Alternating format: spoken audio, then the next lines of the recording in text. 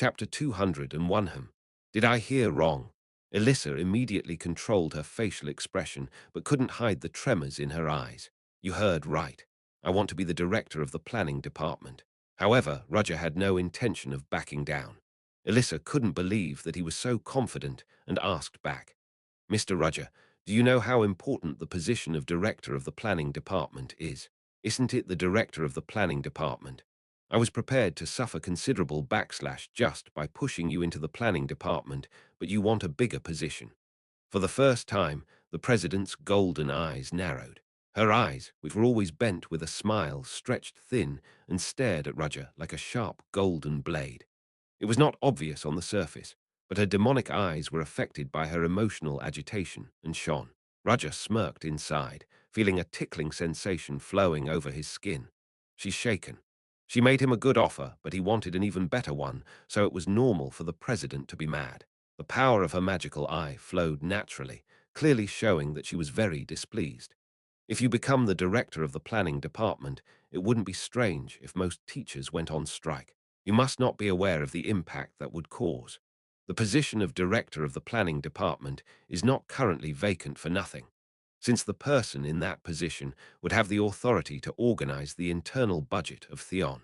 As soon as someone tries to obtain that position, the opposing factions would stop him.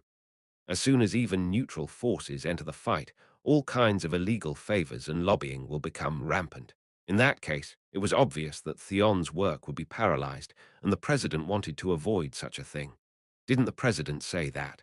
A person needs a position or reward that is worthy of his ability. Does that mean that Mr. Roger has enough skills to take the position of planning director? Roger took a sip of tea without saying a word as the president stared at him. Honestly. Thud. The sound of a teacup crashing into a dish echoed, and Roger opened his mouth. The position of the director of the planning department is not satisfactory either. At those words, President Elissa's eyebrows twitched. Magical power influenced by her emotions began to take over the surrounding space. The table trembled, and there was a big ripple on the calm teacup. Does that mean that you are rejecting my offer? She was the same as usual, but the feeling of intimidation felt quite different. It was like looking up at MT, Tai in the distance. If any teacher were to be brought in front of the president in her current state, they would not even be able to meet her eyes. A weak person won't even breathe properly. However, even in the tension of an active volcano just before the eruption, Roger was calm. It was a strange sight, as if a small boat was sailing leisurely in the center of the open sea where a typhoon was raging. There is no doubt that the president is feared by everyone and is a wizard with great skills. However, he had come too far to be surprised by things like this. Roger has been feeling pressure stronger than the president's for a long time. Didn't I tell you? I appreciate your suggestion. Then why? Do you really think that I, the person you've seen so far, is a danger to Theon? It's a mystery. There's a possibility that all of that might be acting. Your answer makes you look hesitant, unlike your always confident self. Even though it would be hard to breathe due to the density of the mana emitted by the president, Roger replied with an unaffected face. I think I've shown enough faith in the president so far, more than anyone else. Yeah, I admit that. That's why I called you here, and I'm still trying to show that faith. Elissa was right to be angry at Roger's arrogant remarks, but she was also lost in thought. Even though he threatened him with her magic, Roger was not afraid. His tone of voice and the look in his eyes showed that he was confident, so she couldn't help but think that there might be some kind of plan behind his actions. If you give me the position of planning director, you won't regret it. All right. The president sighed softly, and the mana storm from the terrace stopped. However, it is not something that can be given simply because Mr. Roger asked for it. We need arguments that no one will dare to speak against. Yes, I know that. Elissa raised the corners of her eyes as Roger shamelessly nodded. Do you have a way to deal with the people's dissatisfaction? She seemed to ask casually, but she was sure Roger had a plan. What would you do if I did? It won't work the normal way since they'll attack you from everywhere. If you were a planning and evaluation officer, I would be able to protect you somehow. The director position cannot be obtained so easily. Exactly. You're going to be the ruler of a department where you can sway other teachers' evaluations so they will be even more wary. Besides, you haven't even worked here for a year. The vacancy of the planning director position was also a symbol of peace, since the moment someone takes over the balance will collapse. The administration, support, and research departments cannot be ignored, but the planning department is different.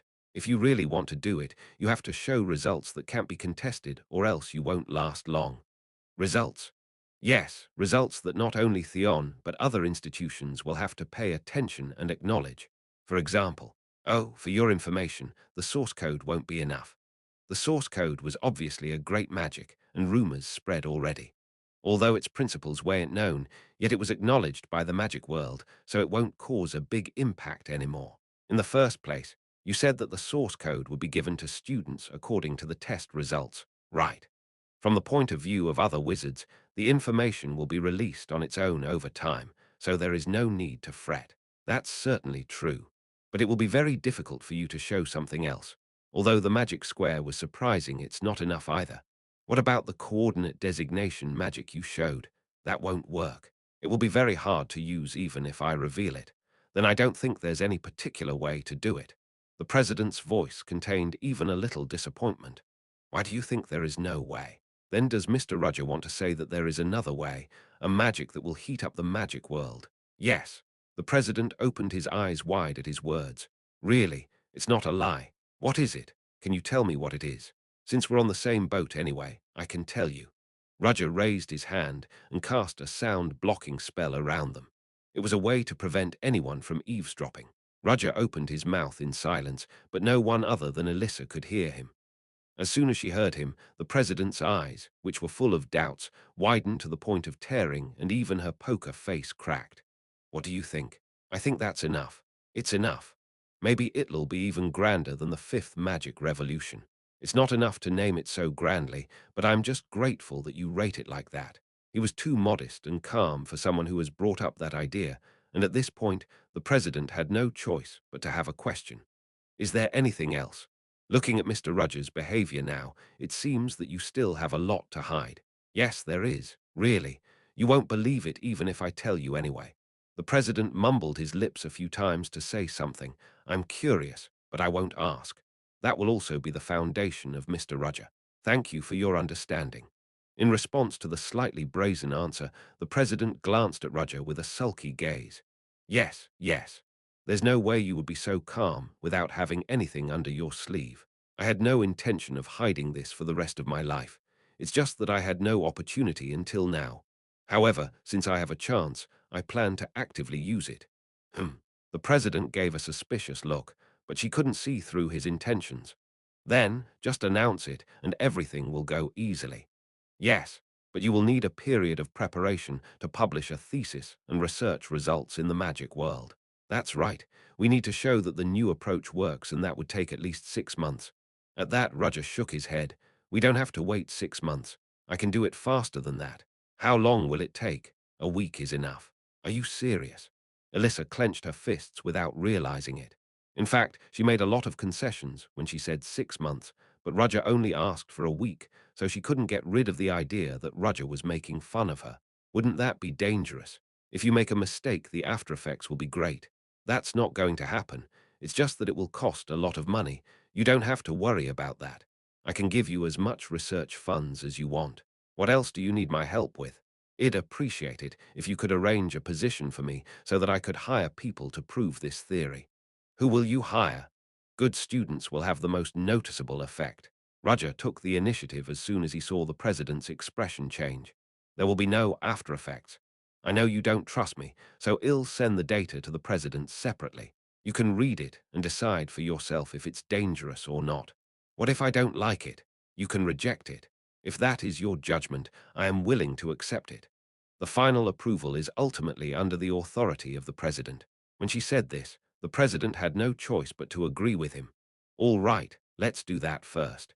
Yes, I will send you the data as soon as possible.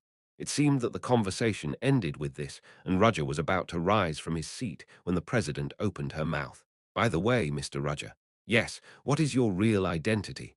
This time she spoke straightforwardly, and Roger replied after a moment of hesitation. I was a prince.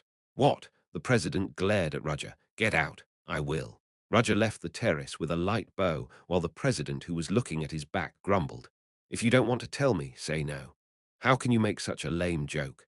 Less than half a day after Rudger's departure, a bundle of data was posted in the president's office. This fast. It was as if he had prepared in advance because he knew it would be like this. The president immediately looked at the material sent by Rudger. Alyssa read the data with eyes of doubt and distrust. As soon as she found any loopholes, she was going to firmly reject it. The handwriting is very neat and clean. It is said that a person's handwriting is influenced by its inclination. But what about Rudger? The president's expression gradually hardened as he read through the material while thinking such silly thoughts. When she turned all the pages and finished the material, the president read the book one more time from cover to review it. Again. After reading it 5 times, she burst into laughter. She laughed so hard that she even had tears in her eyes. And after the laughter died down, the president took out her seal and stamped it on the document. Approved the next morning on the bulletin board in the central hallway, students gathered and were talking about something. Why are they all gathered there? Aidan became interested in the unusually crowded bulletin board today. At this moment, his sensor of intellectual curiosity toward magic responded as if lightning had been plugged in. Aidan managed to squeeze through the students and looked at the bulletin board. He saw a notice that appeared to have just been posted this morning. Announcement to recruit participants for clinical research, clinical trials to assess the effectiveness of maximizing the wizard's mana emission. Anyone over 15 years old. However, the following persons are not allowed to participate. Persons with a history of respiratory, circulatory, endocrine, blood disease, or other chronic diseases. Persons with a history of gastrointestinal surgery that can affect the absorption of drugs. If you participate, you can get a mana checkup without any additional cost, and a large number of compensation fees will be paid. It was a recruitment announcement for a study that would increase mana emission. However, what caught the students' attention the most was the name written under the notice. Contact Roger Chelisai, a second-grade teacher, increasing the amount of mana emitted. Chapter 202, Seat 102, Water and City. 1. Rumors about the clinical research spread quickly among students. Did you hear? They said they were conducting clinical research to increase the amount of mana released. Are you sure that's all right? If it's clinical research, it's still something you do to your body. But I heard Roger Chelisai is doing it. That teacher. There were a lot of stories in Theon about Rudger, so everyone was contemplating whether to participate or not. Anyway, isn't clinical research like that? It's a study that increases the amount of mana released, so it's not as easy as it sounds. That's right. If it worked, other wizards would have already done it. There were many negative reactions, but there were also people who thought positively. It's Mr. Rudger after all. That's right. From source code to the magic square, they were all new magics that never existed before. Maybe it's possible this time, too. People believed in him because he already showed many impressive things, but some were still anxious about participating in a clinical trial. It's not just a paper study, it's a clinical study. Honestly, wouldn't there be side effects? They say that it will increase the amount of mana released, but if it goes wrong, it'll just wait and see who does it. The burden of having side effects gave students hesitation. Roger made great results so far, but there is no guarantee that he will continue to do so in the future. Furthermore, the magic-related side effects are tantamount to a death sentence for a wizard. Success is good, but failure is irreversible, so the students were scared. As expected, there are few applicants even if there are a lot of recruitment notices. Roger swept his chin when he heard Sedna's report. He already guessed that no one would apply immediately anyway. Teacher, will you be okay? At this rate, there will be no applicants before the study starts. It's okay. There won't be applicants. People were concerned for now and thought about risks and returns, but in the end, there will be people who will take risks. It's only a matter of time. The announcement was just posted, but as time passes, applicants will appear. He just had to wait. Besides, there were still 3 days until the recruitment period ended. By the way, Sedna. Yes, sir. When her name was called, a powerful voice responded. Until now, fear had been mixed in her voice, but after learning the truth that day, it disappeared. Rather, her expression was much brighter than before, and she looked livelier. If there are students who come to see the official document, write their names and report to me. Yes, sir. Are you leaving? Yes, I have something to deal with now. Sedna knew that Roger was going to a branch of the Black Dawn Society and had a strange feeling since not until long ago she was a member of the Black Dawn Society. Of course, Sedna has not officially withdrawn from the Black Dawn Society, so she was still nominally a second order of the Black Dawn Society. However, since she had no loyalty left, she didn't feel sorry even if Roger hit them. Rather, she was surprised by her calm appearance. I, surprisingly, was not deeply loyal to the Black Dawn Society.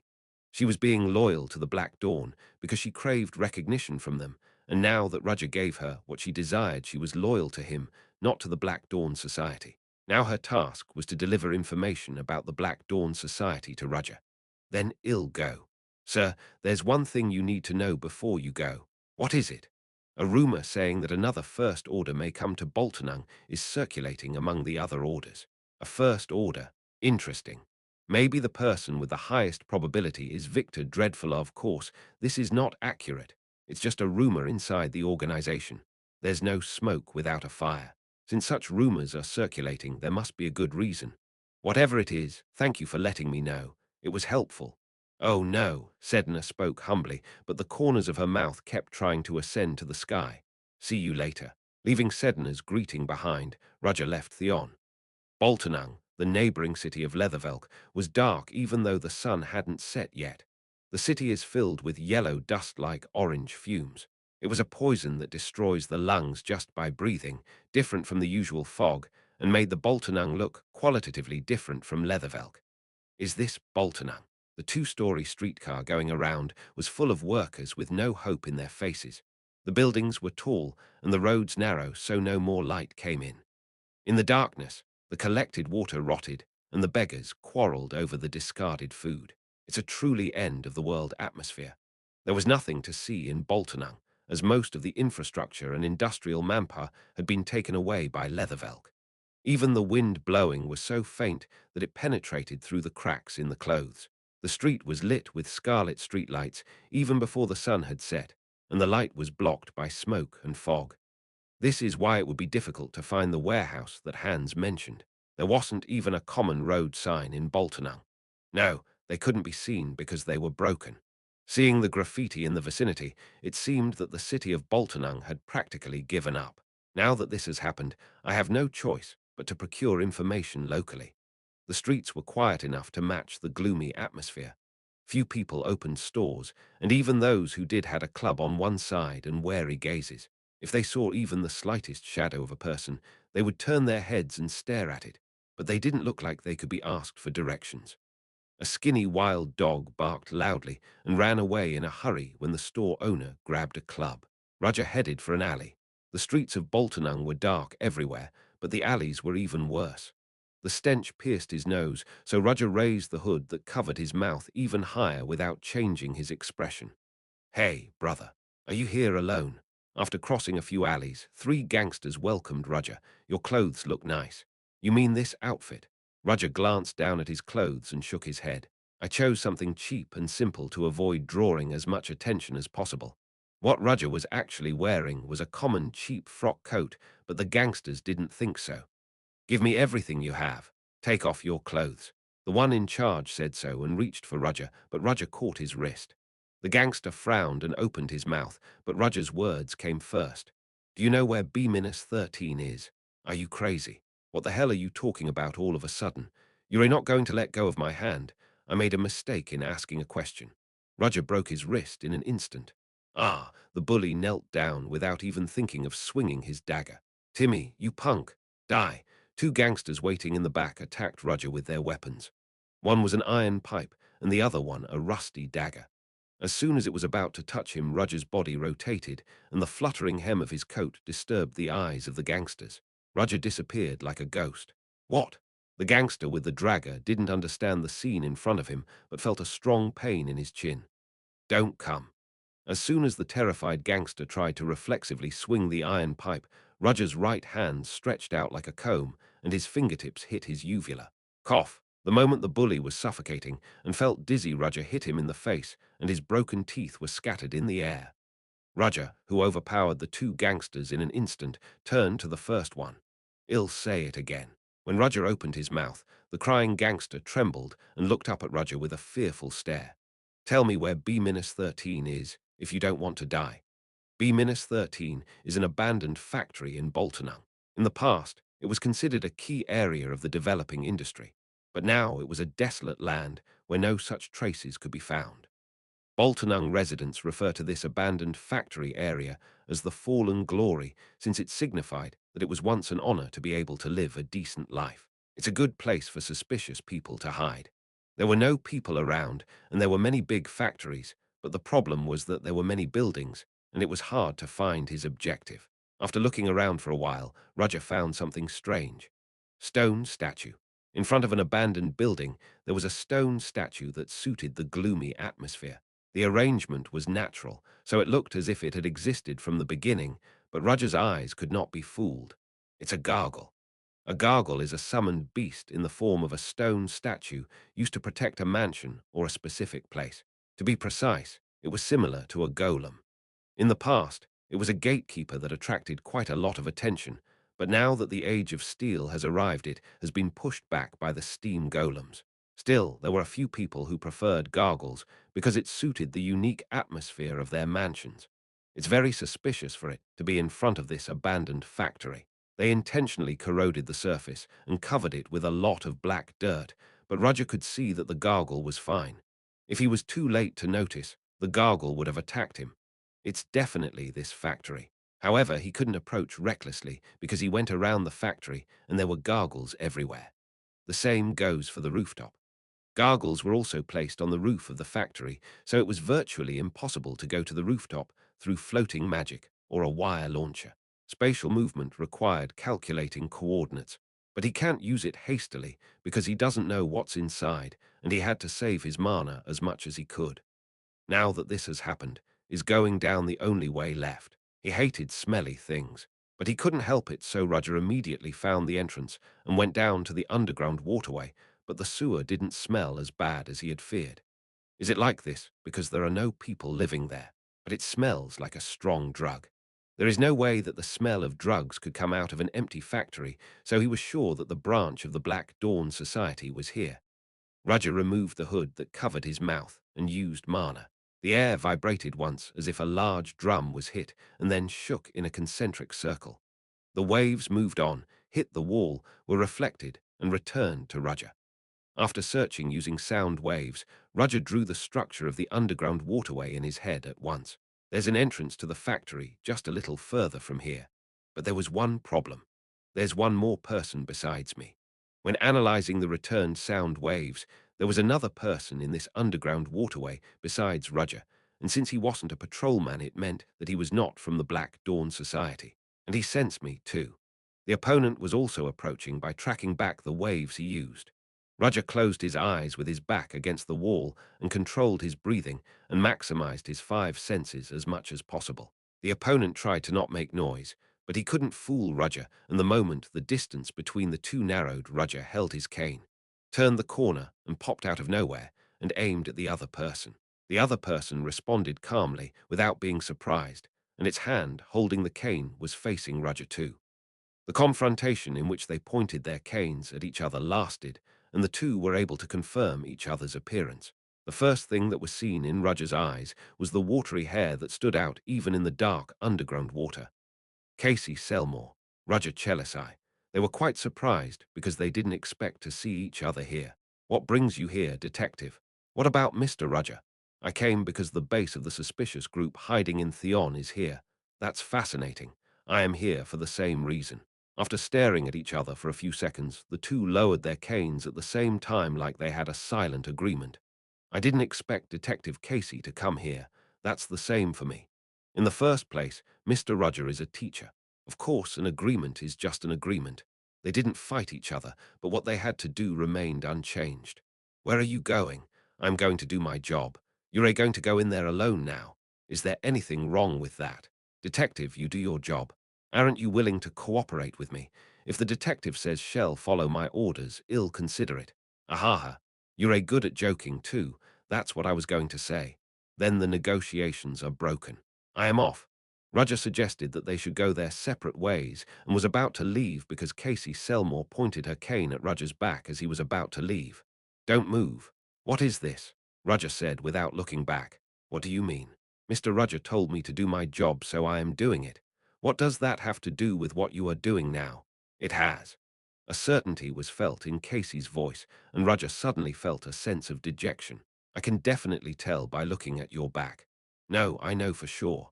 It was a similar situation with what Roger experienced 3 years ago in the kingdom of Delica. It's been a while, hasn't it? How long are you going to pretend? Do I look like a fool? Casey smiled. Or should I call you Professor James Moriarty?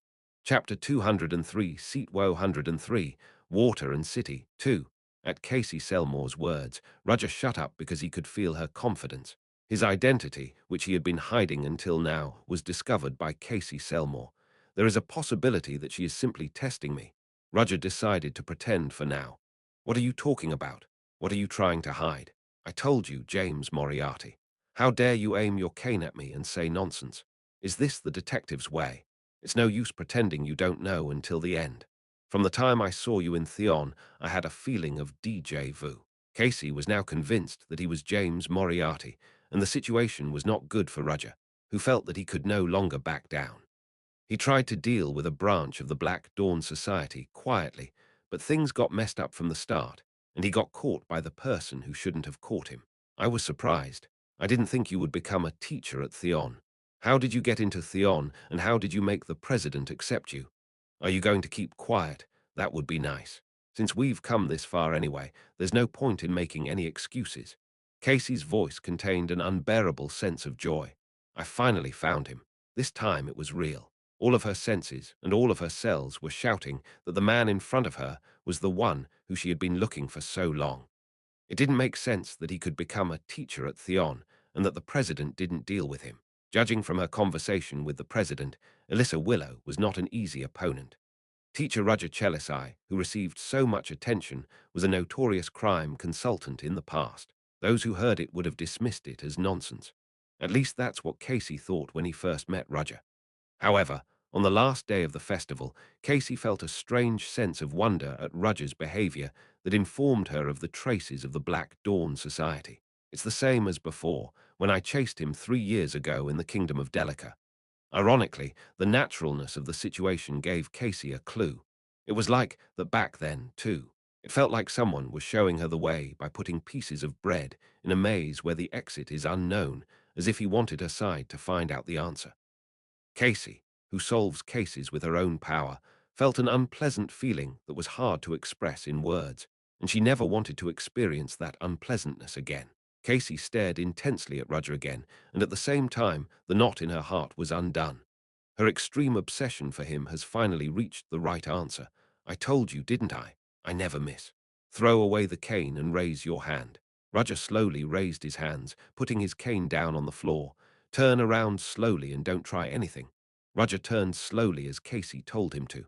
Yeah, go ahead and show that smug face.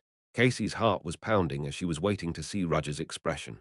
Her fingertips trembled with excessive excitement as the long-cherished event approached her eyes. What expression was he making? Defeat, pain, disgrace. At that moment, Casey's body froze at the sound of a mouse crying from somewhere. It was an instinctive reaction, and in the gap of that moment, Roger's body suddenly moved quickly and attacked Casey.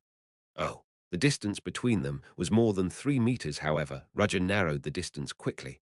Faster. His body was not strengthened by mana, or else she would have noticed right away. Roger moved only using his pure physical ability, and his hand left an afterimage as Casey Kane flew from her hand. Casey belatedly realized that Roger had thrown a dagger he had hidden. Dagger, a wizard. Losing her wand disrupted her judgment, and Roger pushed Casey against the wall. Cuck! Roger's strong right arm grabbed Casey's wrist, and a hidden dagger popped out of the back of his wrist guard, mounted on his left arm, and aimed at Casey's neck. From the moment her cane flew away, she drew water from the underground waterway to create countless spears at the same time that Roger pointed a blade at her neck and surrounded Roger with a window of water. Their eyes intertwined in the air, and Casey said with a grin, "What a man! You're a wizard and you're hiding your skills. Be quiet. If you do anything stupid, you'll get a hole in your neck. Do it. Will you be faster, or will I kill you faster? Your bluffing won't work." Roger and Casey glared at each other, and when the situation was about to reach its limit, a rat cry reverberated through the sewer again. Casey shuddered at the cry, and the spears of water she made trembled a little. Roger looked at Casey, who was sweating, and asked, just in case, "Are you afraid of mice?" Casey clenched her lips at the sharp remark. Her eyes, which were not shaken at all, rolled to the side. "I don't know what you're talking about." He said so, but her body was already responding, and a slight tremor came from her slender wrists. Then, as a rat approached her, Casey's face turned pale. Roger lifted the mouse with his magic and brought him close to Casey. What are you doing? Get rid of it. Get rid of it." Roger was dumbfounded at Casey's scream. She was really afraid of mice. That's why I didn't even want to fight. The brutal atmosphere, in which they seemed to kill each other a little while ago, flowed in a strange direction because of a mouse. "That's lame." Roger said so and received the protruding dagger. He also let go of Casey's wrist. "What are you doing?" asked Casey. Meanwhile, Roger released the mouse that ran away in a hurry. "What are you doing?" The great detective is terrified of a gutter rat. I can't even laugh because I'm speechless. "You," Casey raised her eyes at the words that touched her pride. "I can kill you with just one hand. Do you know that? Try it." "What? Try it?" At Roger's confident eyes, Casey was speechless. "If you can kill me, why don't you do it right away? Use your water magic to kill me. Wasn't that the title you received for that? Shut up, or you can't kill me." What a coward. Death is too merciful for a man like you. You shouldn't speak so confidently when your legs are weak and you can't even stand properly. "Hey, it's just." As soon as she tried to make an excuse, Roger pressed her forehead with his fingertips. Casey slumped, and the spears of water surrounding the area also disappeared. "If you want to catch me, I hope you can grow your courage a little more. The famous detective being afraid of mice discourages me. Are you in such a position to be this confident? If you were caught, you should think about running away first." Casey spoke in a threatening tone, but even that felt like a whining for Roger. "Do you think I can't do it? I can plaster your identity on the front page of tomorrow's newspaper right away." "No, you won't. Why are you so sure? That kind of bravado, because your pride won't allow it." Roger hit the nail on the head, and Casey was speechless. "Wow, don't make me laugh. If you didn't really need your pride, you wouldn't have followed me secretly for 3 years. Casey could have spread the rumor like James Moriarty is alive, and he lives in disguise, but she didn't. Because you're a woman who hates to borrow someone's hand to handle things." The words stabbed into Casey's heart, and she gritted her teeth while stared at Roger with blazing anger in her eyes. "Did you know everything?" "Yes. You knew and you used me. Are you angry that I've been using you? It's funny to argue about that now. In fact, isn't it you who knows better than anyone else? If you really wanted to catch me, you would have casted a spell right away when you had a chance a while ago." But Casey Selmore did not. Was she not paying attention because she was excited about achieving her goal? Roger didn't think so. "Casey Selmore, you didn't chase me purely for the purpose of being a detective." What Roger would say next was clearly pictured in Casey's head. "You chased me with a personal grudge, and your feelings were shallow like a child's." Casey couldn't make any retort while her lips quivered and her gaze was lowered. Was I wrong? She couldn't argue with him because everything Roger said was true. It was a disgrace that the man she hated the most actually understood her better than anyone else. She suddenly remembered what she had said to him before. "Yes, I thought you might understand me."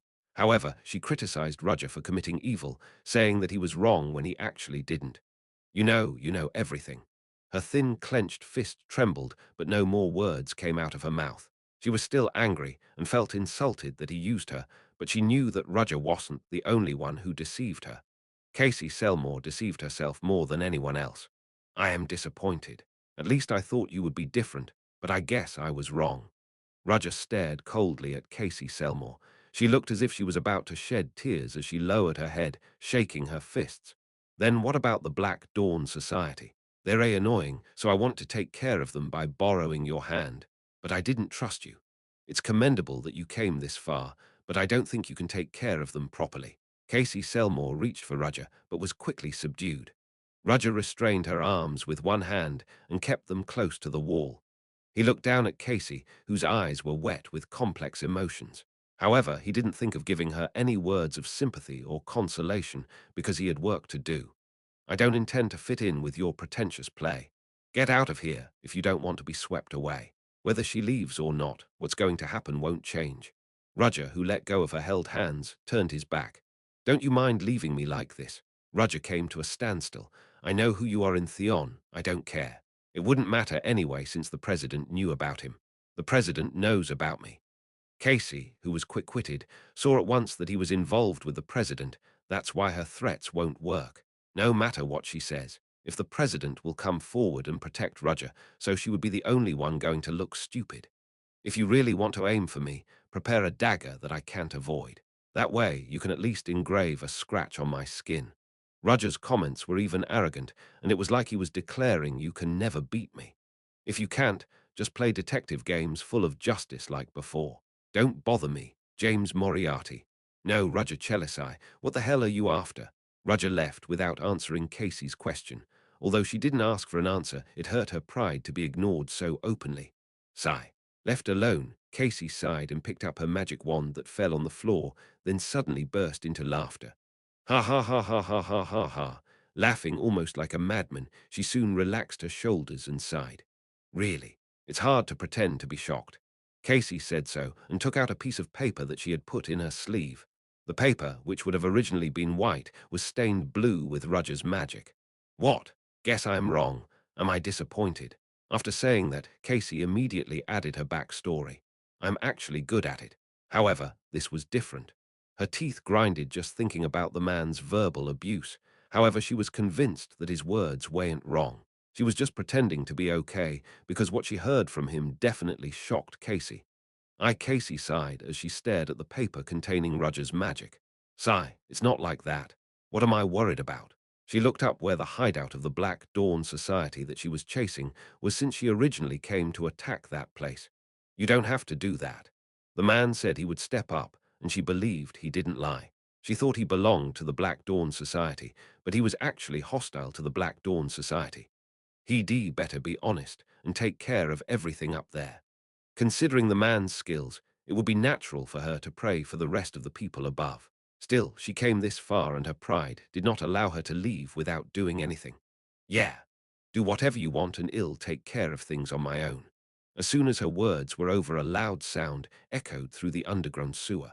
Chapter 204, Seat 104, Water and City, 3. Inside the secret branch of the Black Dawn Society in Boltonung. Quickly stir it. Today it's the deadline. What are you doing there?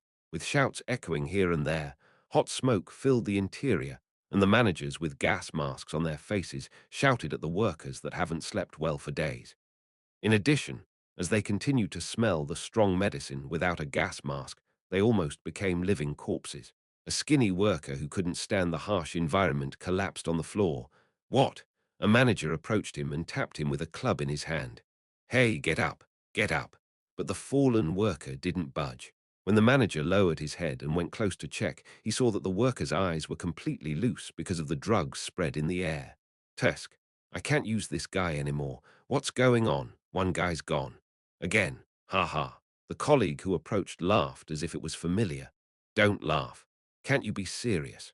There are so many guys like that in this Boltonung anyway, right? We can catch a few guys and bring them back.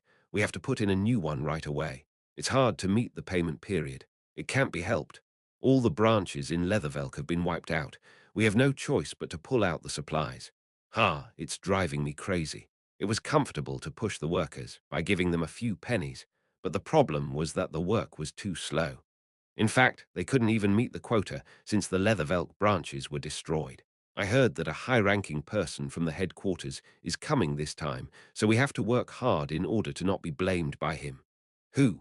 I heard it's a first order. The two managers wearing gas masks were mercenaries who worked as subcontractors for money, not belonging to the Black Dawn Society. Oh, I heard Hell be in charge of the drug business we're running now. Crazy. Where the hell are we going to distribute this many drugs? But this is not just a regular drug. What else is there?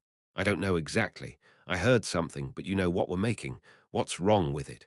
There are rumors that this is the leftovers of a failed experiment. This drug is just a leftover. Then what are they going to make? I don't know. People said black wizards are involved, and the person in charge of overseeing them will come here. Oh, crazy. Then they're in the same category as the management office here. The man trembled as he heard that since he was afraid of getting involved with black wizards. If someone catches, their eyes they'll immediately become a subject on their experiment table. But I don't know. They only say they're a coming, but if you look at the inside atmosphere, it doesn't look that urgent. Is it just a rumor? Something like that. Let's do our job. Do you want to go drink beer after work? How can you drink beer in this smelly city? I don't know, I just drink it.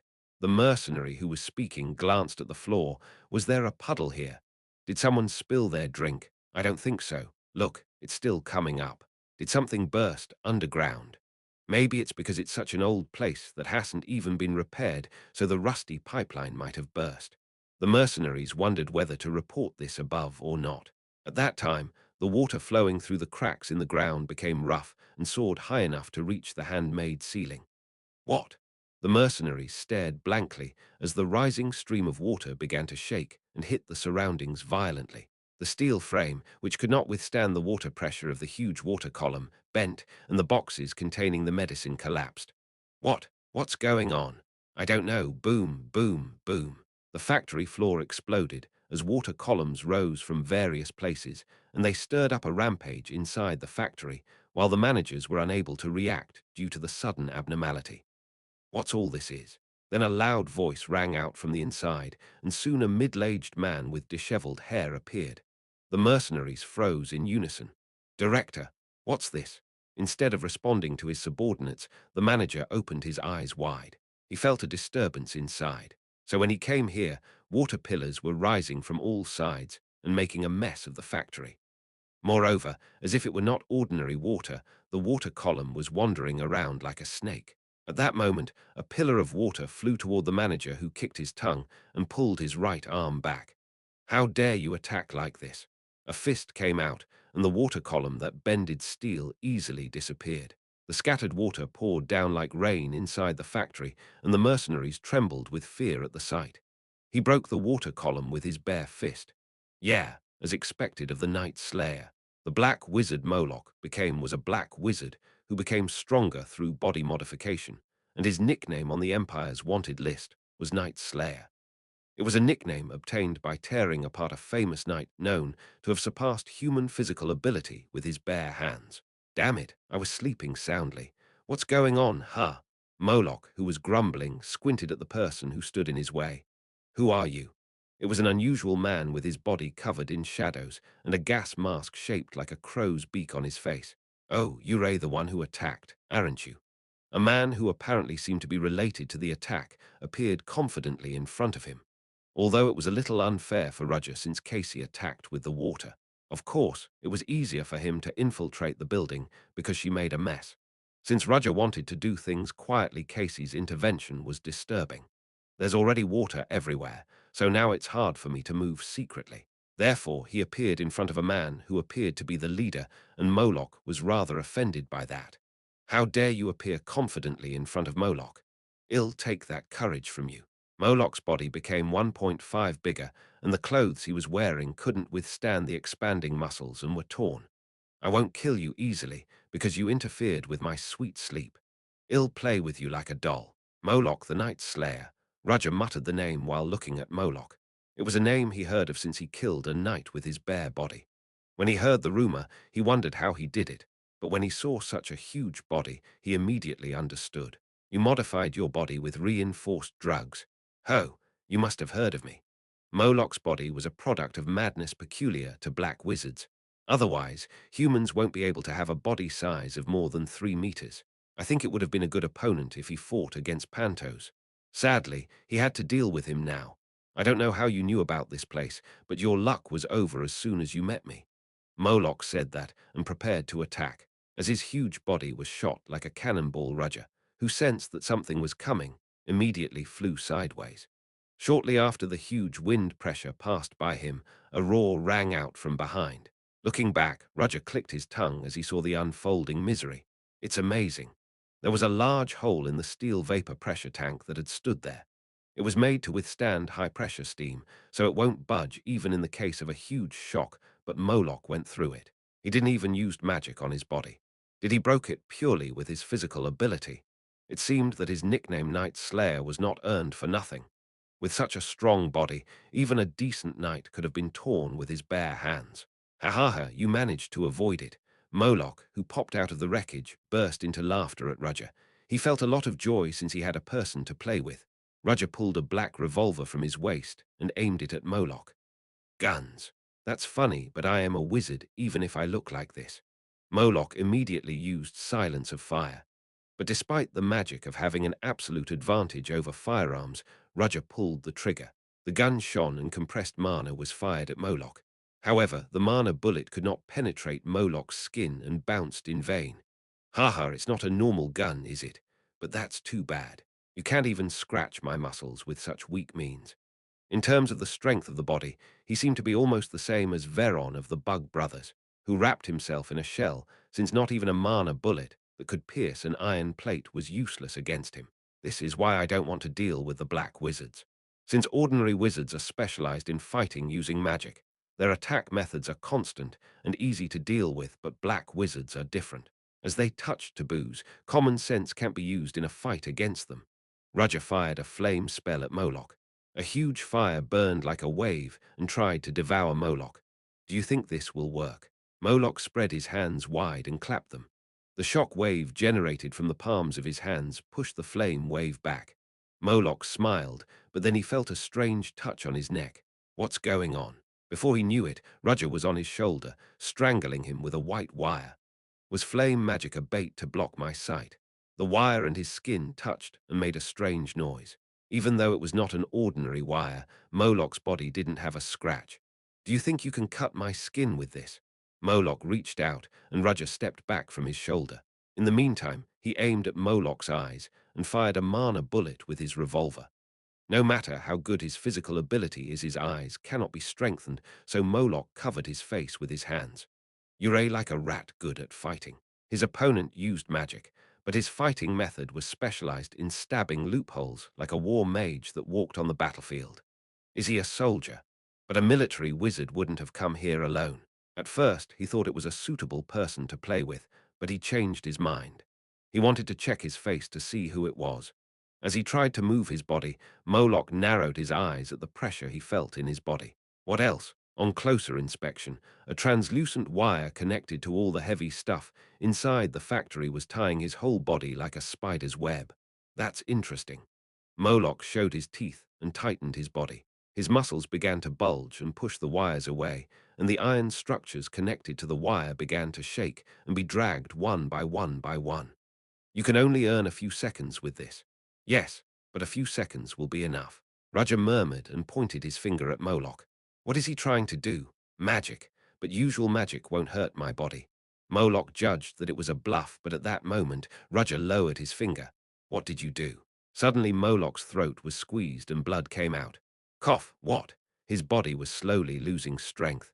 Roger's attack couldn't be seen, but even so his strong body should have prevented all attacks. What the hell how? Moloch, who modified his body, could see what had happened inside his body. It penetrated the heart. The heart is a key human organ that is protected by strong bones and muscles, and thick skin that no one could touch it. But there was a hole in Moloch's heart. Moloch forced his muscles to control his blood flow rate. Thanks to this, he did not die immediately, but there was no way to avoid death as long as there was a hole in his heart, which is the core of life. What the hell did you do? I simply calculated the coordinates. The coordinates, if I can't attack from the outside, I will do it from the inside. After deliberately turning Moloch's attention elsewhere and making him careless, he managed to block him for a few seconds. I couldn't use this method against ordinary wizards or knights because their bodies were surrounded by mana. However, someone like you who strengthened his body with drugs and experiments was easier to catch with your guard down. Moloch opened his eyes wide. He tried to say something, but he couldn't speak because blood flowed out of his open mouth. Arg, his eyes closed, and soon the giant fell forward. It was a very vain end for the notorious black wizard known as the Night Slayer. Well then, just when he was prepared to deal with the other people, what kind of mess is this? At the sudden appearance of a third party's voice, he stopped and turned his head toward it. A man with research goggles on his head appeared. He was a middle-aged man with a bald head and a white gown on his body. It was a typical scientist appearance. I visited in person to see how much work was done, but there were customers who were not invited. It's definitely Roger's first time seeing him, but he knew who he was. Victor Dreadful, a First Order of the Black Dawn Society and a mad scientist who conducted all kinds of experiments. Roger silently aimed his revolver at Victor. Chapter 205, Seat Woe 105. Delica Kingdom 1. Victor smiled bizarrely at the gun pointed at him. Oh, hi, you're a quiet customer. Are you a hit man or something? Roger didn't answer that and pulled the trigger right away. A mana bullet protruding from the gun shot away at Victor's forehead, but was blocked by a gold wall soaring in front of Victor's nose and disappeared. What? Roger narrowed his eyes in the shadows at the wall that suddenly appeared. It was a wall, but its appearance changed, and it soon turned into a round sphere. Apparently, it was a very flexible metal. Ohio. Isn't it amazing? This is one of my masterpieces. Victor opened his arms wide, showing his teeth toward Roger. It's my original liquid golem, which combines alchemy, metal conversion, and all kinds of magic. Victor said golem, but the way it crawled on the floor was like a lump of pure mucus. At that moment, the body of the liquid golem trembled, and countless tentacles shot long at Roger. Roger immediately backed off, tumbling backwards as many spears fell where he was just standing. It's fast and very flexible. Is it fighting by changing its form freely? It means that it is an autonomous golem, since it could move like that when the user didn't give any specific instructions.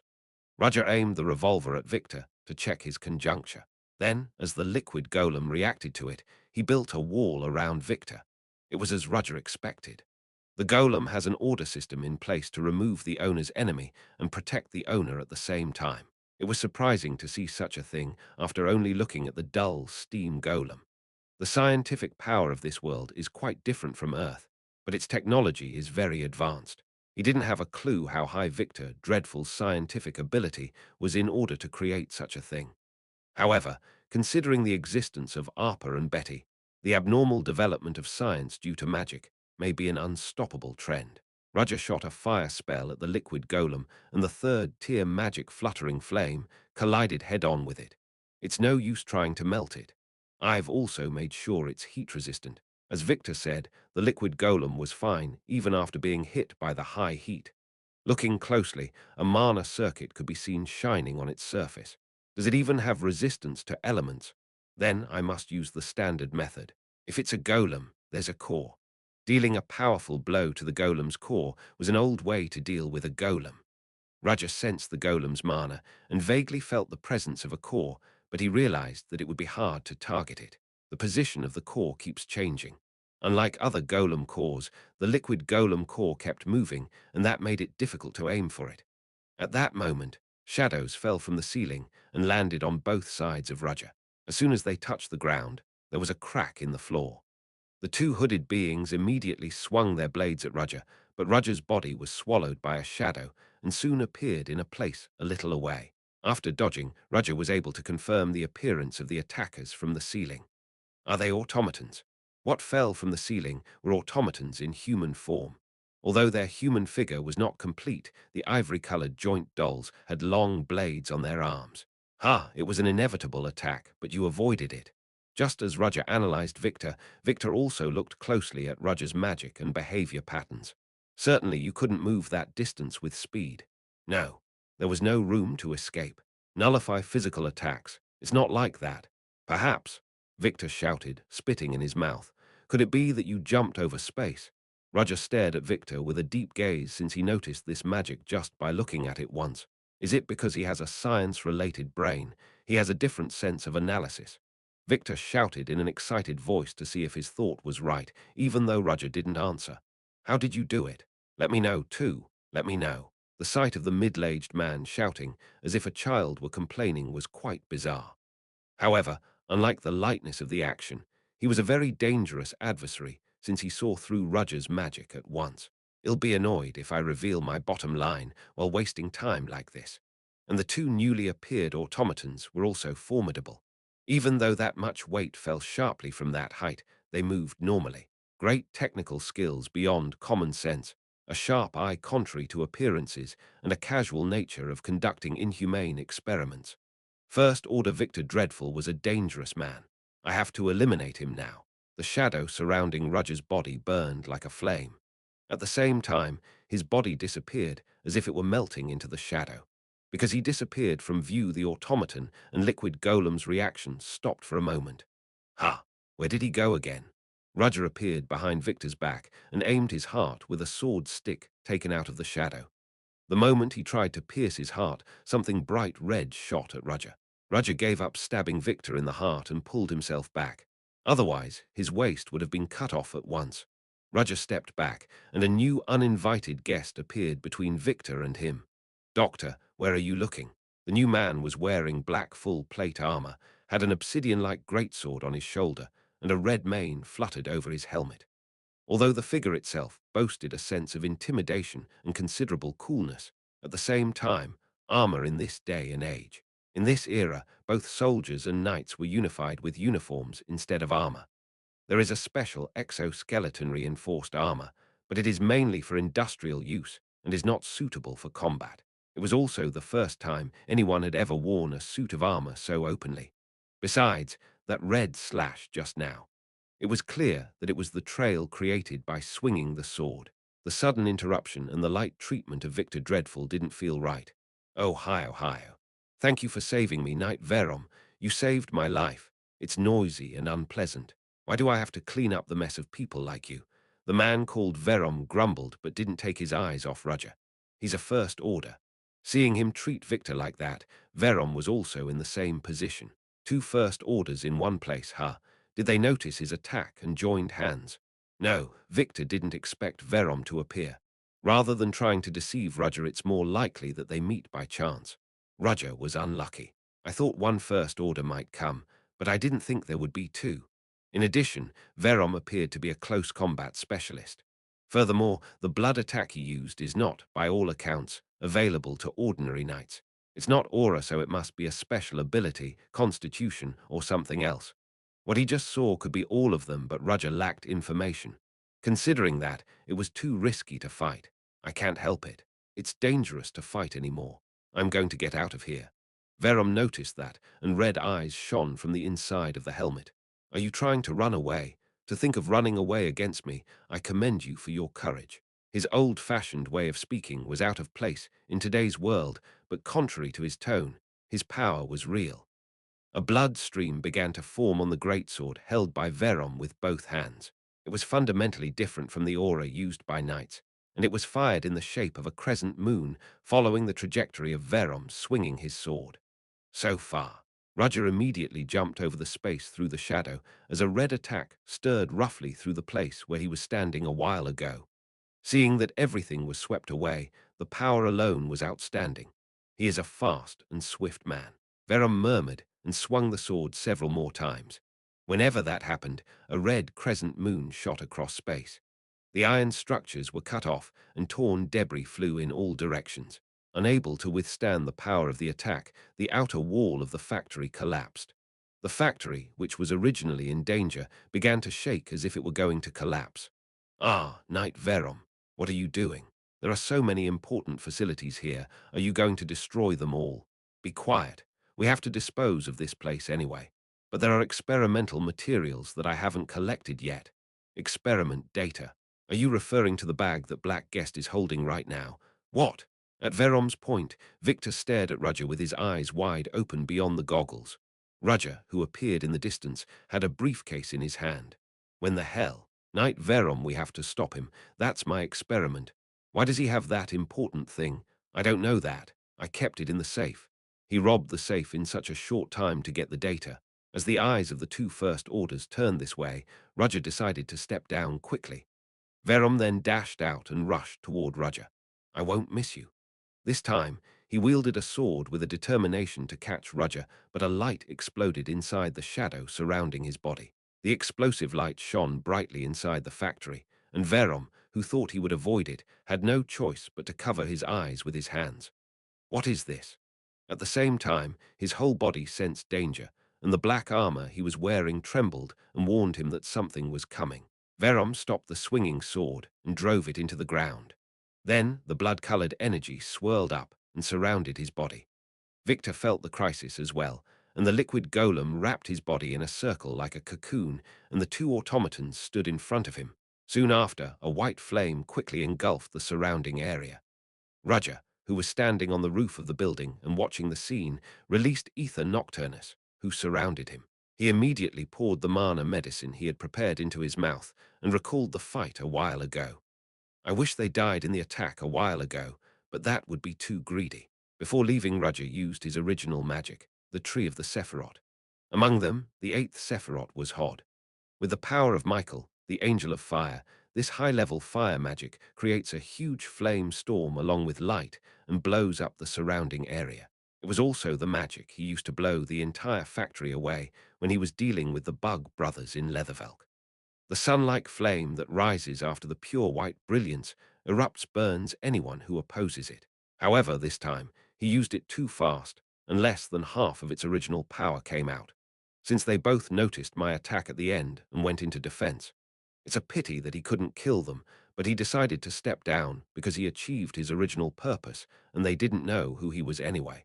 On the contrary, Roger discovered information about another First Order and profited greatly, plus he also stole the experimental data. Roger looked through the experimental data he stole. While avoiding Verom's attack, he went into the place where Moloch came out from and took it. Was I lucky? The urgent data was surprisingly proper. A report on human experiments to manifest the power of beasts in human genes.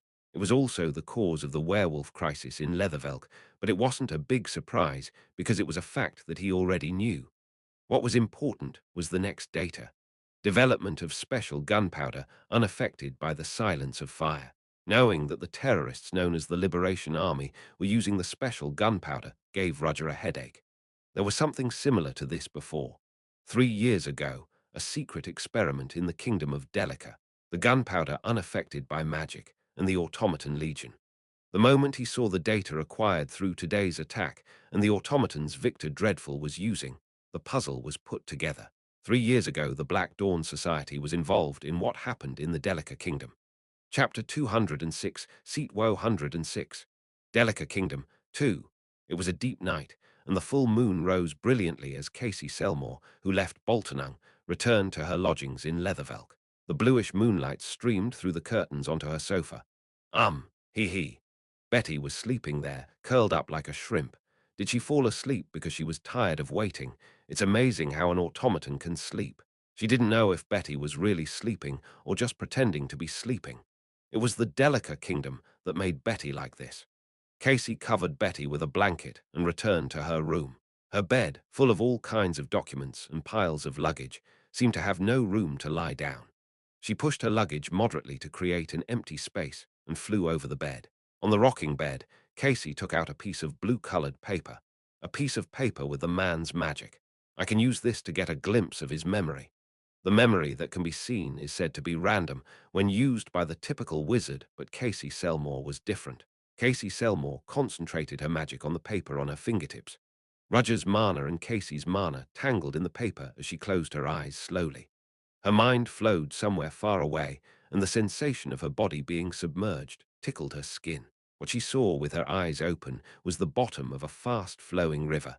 The memory is similar to running water. It's like time from the past to the future. Here others will be eager to resist not to be swept away, but I am different. For Casey, who handles water, dealing with this flow was easier than anyone else. That's why she wasn't swept away in the huge torrent, and she was able to move where she wanted to. Casey went back to the upper reaches of the memory. Images passed by like a panorama in the translucent water of memories, but she had no time to check them. If she got a little distracted, she might be swept away. Casey's goal was memories from the past that were hard to find, but as she continued searching, she discovered something, and she let herself to be swept in the torrent of memory.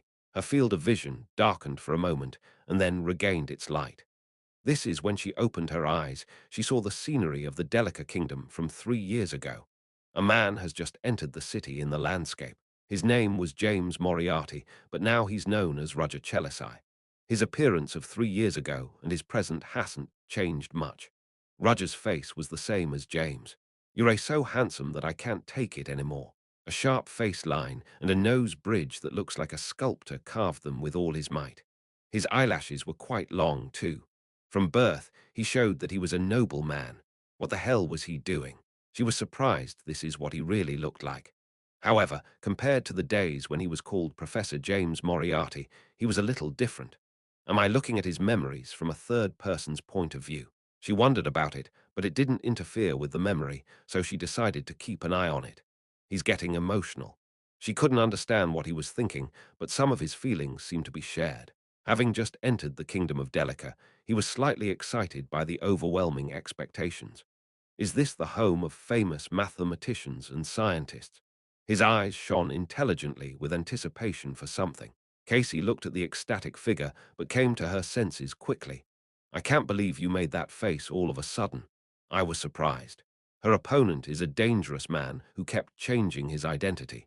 Re-energized, Casey looked closely at Roger's actions so as not to miss anything. Now that she's in a ghostly state, she can't stay away from Roger, but she's not disturbed by anyone.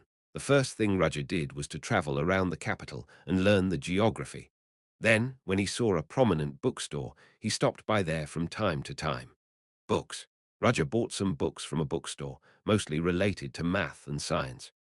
In the Delica Kingdom, there are many major books because the academic society occupies the foundation of the country. But why did he buy them? Is he going to study?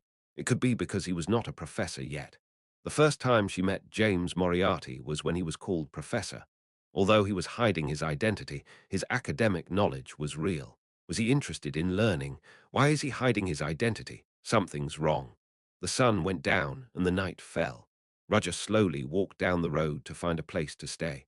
At that time, a small shadow protruding from the alley collided with Roger. What? Oh, it was a boy in his mid-teens wearing a newsboy cap that bumped into him. When the boy saw Roger, he bowed his head in surprise. I am sorry, my lord. Because Roger's well-dressed, noble-style appearance reminded anyone of an aristocrat, the boy was scared since he bumped into him and left black stains on his clothes. That's enough. I am also at fault for not paying attention. Well, but because of me, the stain on the clothes. You mean this? Roger smiled when he saw the stain on his coat. It doesn't matter, clothes can be washed. Boy, are you hurt? The boy opened his mouth wide at Roger's words. Unlike his first impression, he was very gentle. Casey, who was watching, almost shouted, I can't believe it. What is this guy? Why are you so gentlemanly? It was the very opposite reaction from when she first met him, although she spoke a little bitterly at their first meeting. Is that acting too? No, he's not, because now I can feel some of this guy's feelings. When he lied, she could tell at once. Nevertheless, there is no sign of falsehood in his words. Did you always have this personality? A completely unexpected fact made Casey feel like the reality she knew was being denied. I am fine. As the boy said so, he wanted to get out of here as soon as possible, and as soon as he tried, a shout came from the alleyway where the boy popped out from, and soon a man appeared. Finally, I found it. You thief, thief. It was only then that Roger realized that the boy had a book in his arms. Finally found you, thief. Oh no, the boy cried out in a rage. I paid properly. What? It's because you don't want to sell it. HMPH. It must have been stolen money anyway. I was suspicious, so you just left the money, took the book and ran away. Besides, how can a dirty little boy like you read such a difficult book? Roger knew roughly how things were going. The bookstore owner held out his hand at the boy. The boy froze at the sight and closed his eyes tightly. Let's stop here. Roger stood in front of the bookstore owner. Who are you? The bookstore owner retrieved his outstretched hand as he looked at Roger's attire. At first glance, he looked like an aristocrat, so he had no choice but to be careful with his words and actions. It's not very nice to see a grown adult persecuting a child. That's the thief who stole our store's books. What are you talking about? Instead of answering, Roger flicked a coin at the bookstore owner. The owner, who grabbed it reflexively, looked at the golden coin and opened his eyes wide. That much money will be more than enough to pay for a child's book, or should I get the change? The bookstore owner hurriedly left the place in case Roger would tell him to return the money. The boy, who was looking around, bowed to Roger with a shiver. Thank you for your help, but I have no money to pay you, sir. I don't care. What? It's just my pure favor to pay for it. The boy's eyes shined with a warning light. You seem suspicious. I understand. If you really think so, I'll do this. I'm new to this city and I don't know the way. Can you tell me a place with good accommodations? If you do that, I won't take the money for the book I paid for a while ago. Really? A transaction is cleaner than a simple favor. At those words, the boy's complexion brightened. Then leave it to me. The boy led the way, and Roger followed him while Casey was watching them. He's more normal than I thought. Casey thought that Roger would enter in force, but the beginning was trivial. But that boy. Casey felt a sense of indescribability at the sight of the boy guiding Roger. Well, see. That man just hasn't shown his true colors yet, so she was going to keep an eye on him for now. The accommodation the boy guided him to was an inn in a remote place. However, the inside was quite neat and the price was low. That's where I live. Are you here? Just in time, a cute little girl appeared from the inside.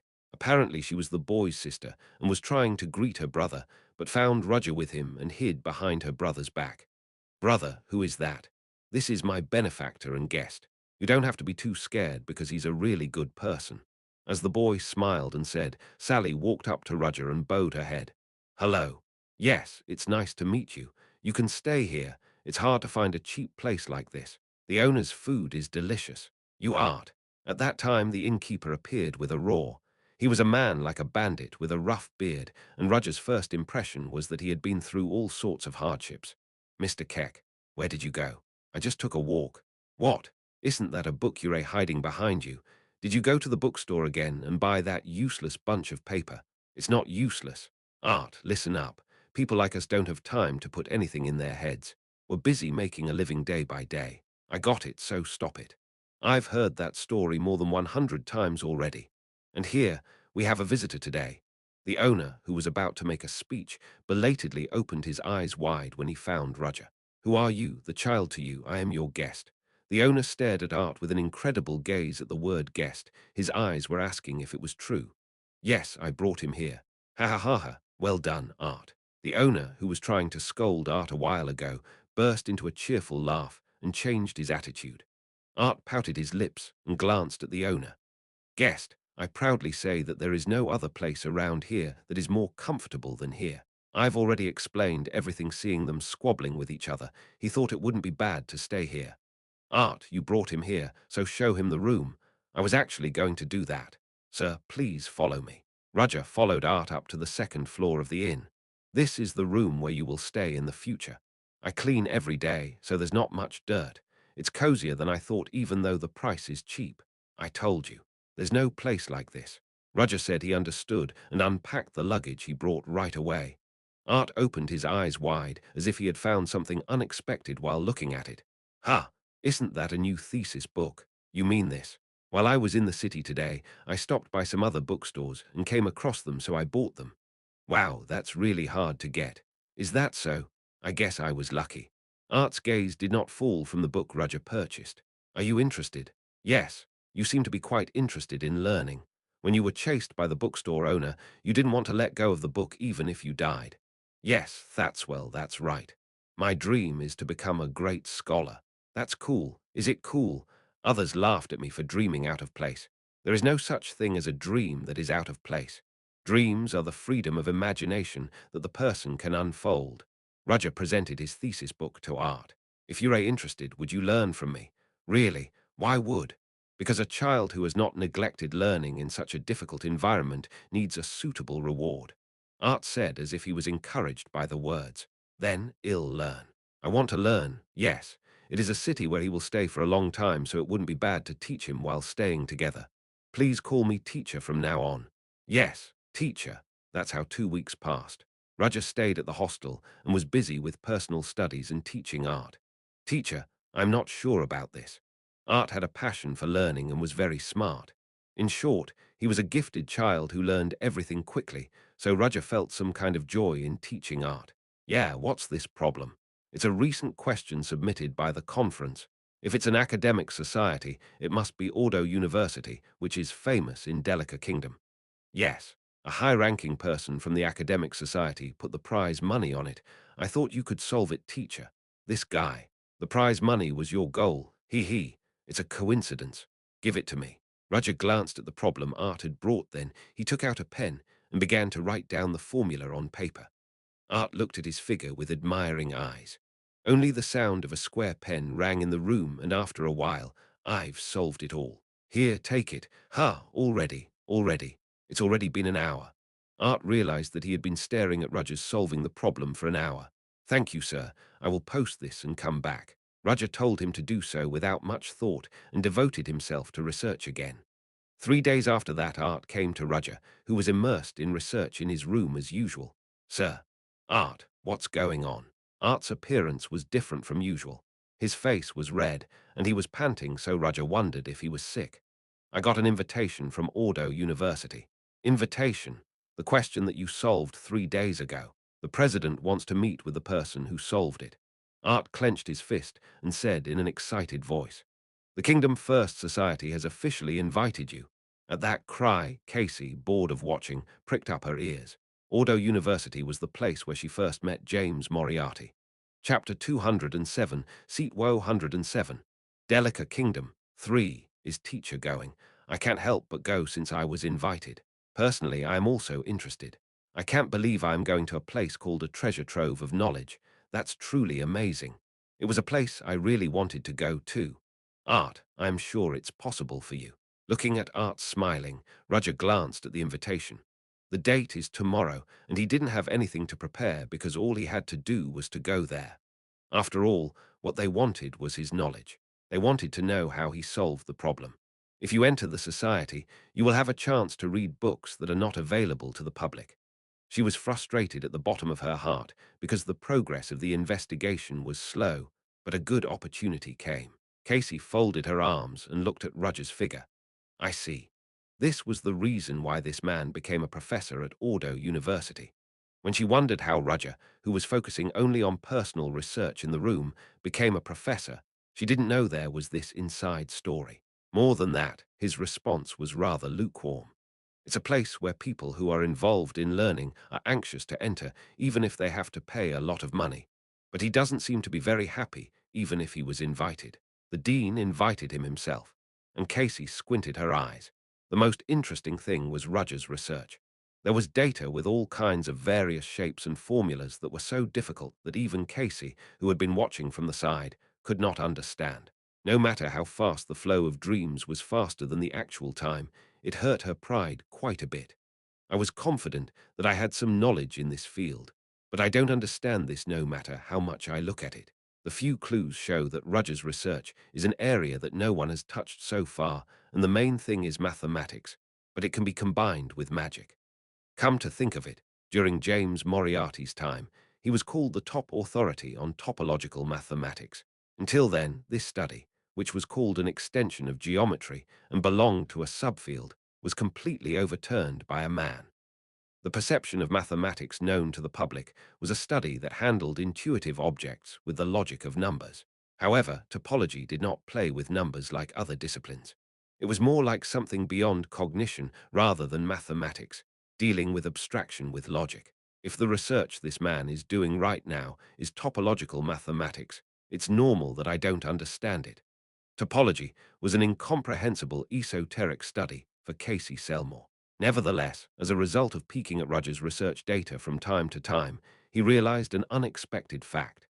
These pictures that I thought were just figures for phase space resemble a magic spell. Geometry dealing with space and further topological mathematics were combined and created the space magic that James Moriarty showed.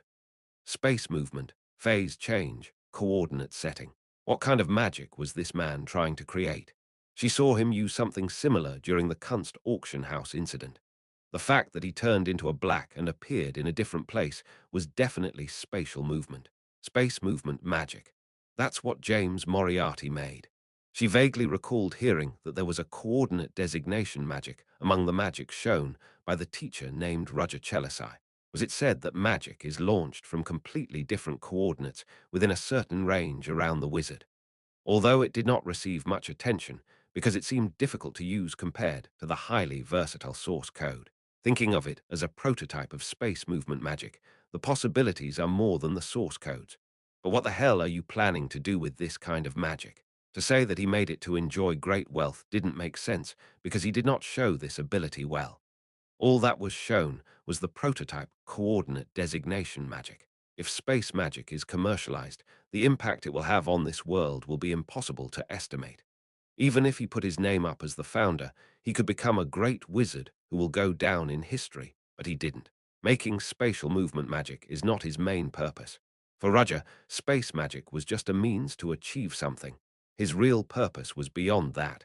What the hell are you planning to do? To think that creating this level of magic was merely a process. She couldn't imagine how huge his ambition would be after that. At start, she simply wanted to look at the past of that day, but she felt like things were going out of control. But let's wait and see.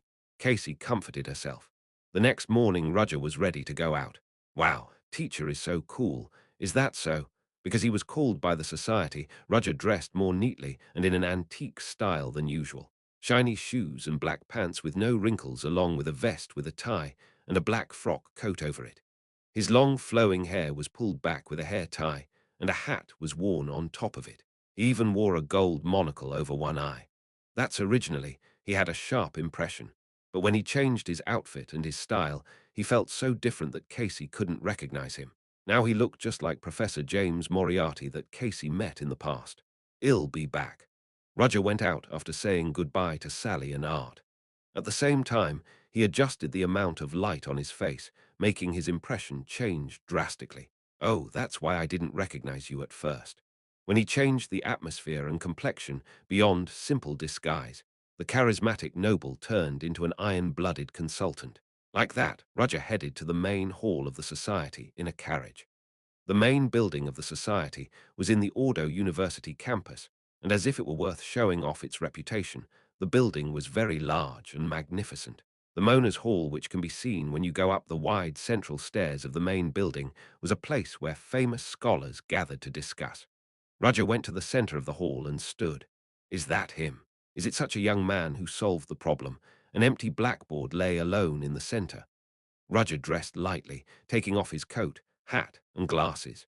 Scholars who were waiting in advance showed various reactions to Roger's relaxed appearance. The atmosphere is extraordinary. Is he an aristocrat? That would have been rumors. Surprise, admiration, interest, irritation were shown. Most were surprised or unhappy that Roger was younger than they thought, since the majority of people gathered here were in their 30s. Quiet, quiet. The dean's words at the top of the Mona's Hall weighed heavily on the inside of the hall. The dean opened his mouth with satisfaction at the sight. Nice to meet you. My name is Gord Himble, the dean of this school. Your name is? I am James Moriarty. Roger naturally gave a false name. Moriarty, that's a family I've never heard of. He must be an emerging aristocrat who bought his position with money. Those unfamiliar with Roger's name had a hunch that he was a nobody, but the dean did not bother to stop them because they spoke in low voices. All right, Mr. Moriarty. Do you know why we invited you all the way here? Yes, to explain the process of solving Nema's equation. Can you show us? As much as you like. White chalk began to fill the prepared blackboard with countless expressions, and the scholars who initially disapproved of Roger began to sit back as he continued to write. Inside the huge, still hall, Roger's low voice and the sound of chalk hitting the blackboard resonated. That's all. After the solving ceremony was completed, Roger, who finished the explanation, glanced at the audience and fixed his eyes on the dean. Old Gord's eyes glistened at the sight of Roger. Excellent. It was a flawless interpretation by Professor Moriarty. The title professor meant that the dean recognized Roger. I am flattered. It is a wonder that such an outstanding man has not been known until now. Do you belong to a private institution? No, I don't. I just studied on my own because I am from a humble family. Ha! It's amazing that you can do this on your own. The heavens helped us meet today. Is there anything else you want? Anything I want. Anything is fine. Oh, of course, I'll give you the prize money, but if there's anything else you want, tell me. I met a great person for the first time in a while, and I want to give you something as a senior who's walking the same path. Dean Gord took advantage of his good impression and smiled softly. Casey looked at it and shook her head. It's obvious what you're up to. You want to keep him. Roger solved the problem that they couldn't solve, so the dean will want him. Although he didn't believe that James Moriarty was self-taught, he was still a brilliant gemstone. If you say you'll give it to me, I won't hesitate. Then there's one thing I'd like to ask. Tell me. I want to enter Ordo University as a professor. A buzz came from the audience at the words. You want to be a professor? Do you think you can just become a professor at Ordo University? Asking for such a position when you don't have a career or a reputation, you're too greedy. Did you become arrogant because you solved one problem? Most thought that Rudger's requirements were excessive. However, Dean Gord stared quietly at Rudger, as if to confirm the authenticity of his words. Rudger also did not shy away from the Dean's gaze. "Are you serious about that?" "Yes." That's nice. When the Dean's words of consent came out, some scholars protested, but the Dean spoke in a solemn voice. "Stop. I told him to tell me what he wanted, and I said I'd do it for him. This is a decision made under the authority of the Dean. But giving him a professor's position just for solving one problem is too much. Too much. Then, is there anyone here who can solve Nemmer equation more neatly than James Moriarty?" His words silenced the crowd. "I believe that this is a great achievement for those like us who walk the path of learning. So don't belittle your opponent by saying that you only solved one problem. Respect his achievements and treat him accordingly," was the underlying meaning of the Dean's words. "Of course, I won't give you the position of a full professor right away. For now, you'll only have a temporary position." When he said so, the other people could not resist, since people in temporary positions could be kicked out if they don't prove their ability. From the beginning, Dean Gord was going to support that man. Rudger is young, capable, and doesn't even have a distinct affiliation. Of course, the Dean would want to recruit such a talented person for the reputation of the society. Rather, the Dean would have thought that this man's suggestion was right, since he was going to offer him a position as a professor anyway. But Rudger said he wanted to become a professor on his own, and the Dean liked it, because he wouldn't have to do something else for him, without knowing it was his trick. In the first place, Rudger's position as a professor was nothing more than a sham. Rudger wanted the authority to read the important papers written in the Central Library of Ordo University, and the position of professor was just a means to it.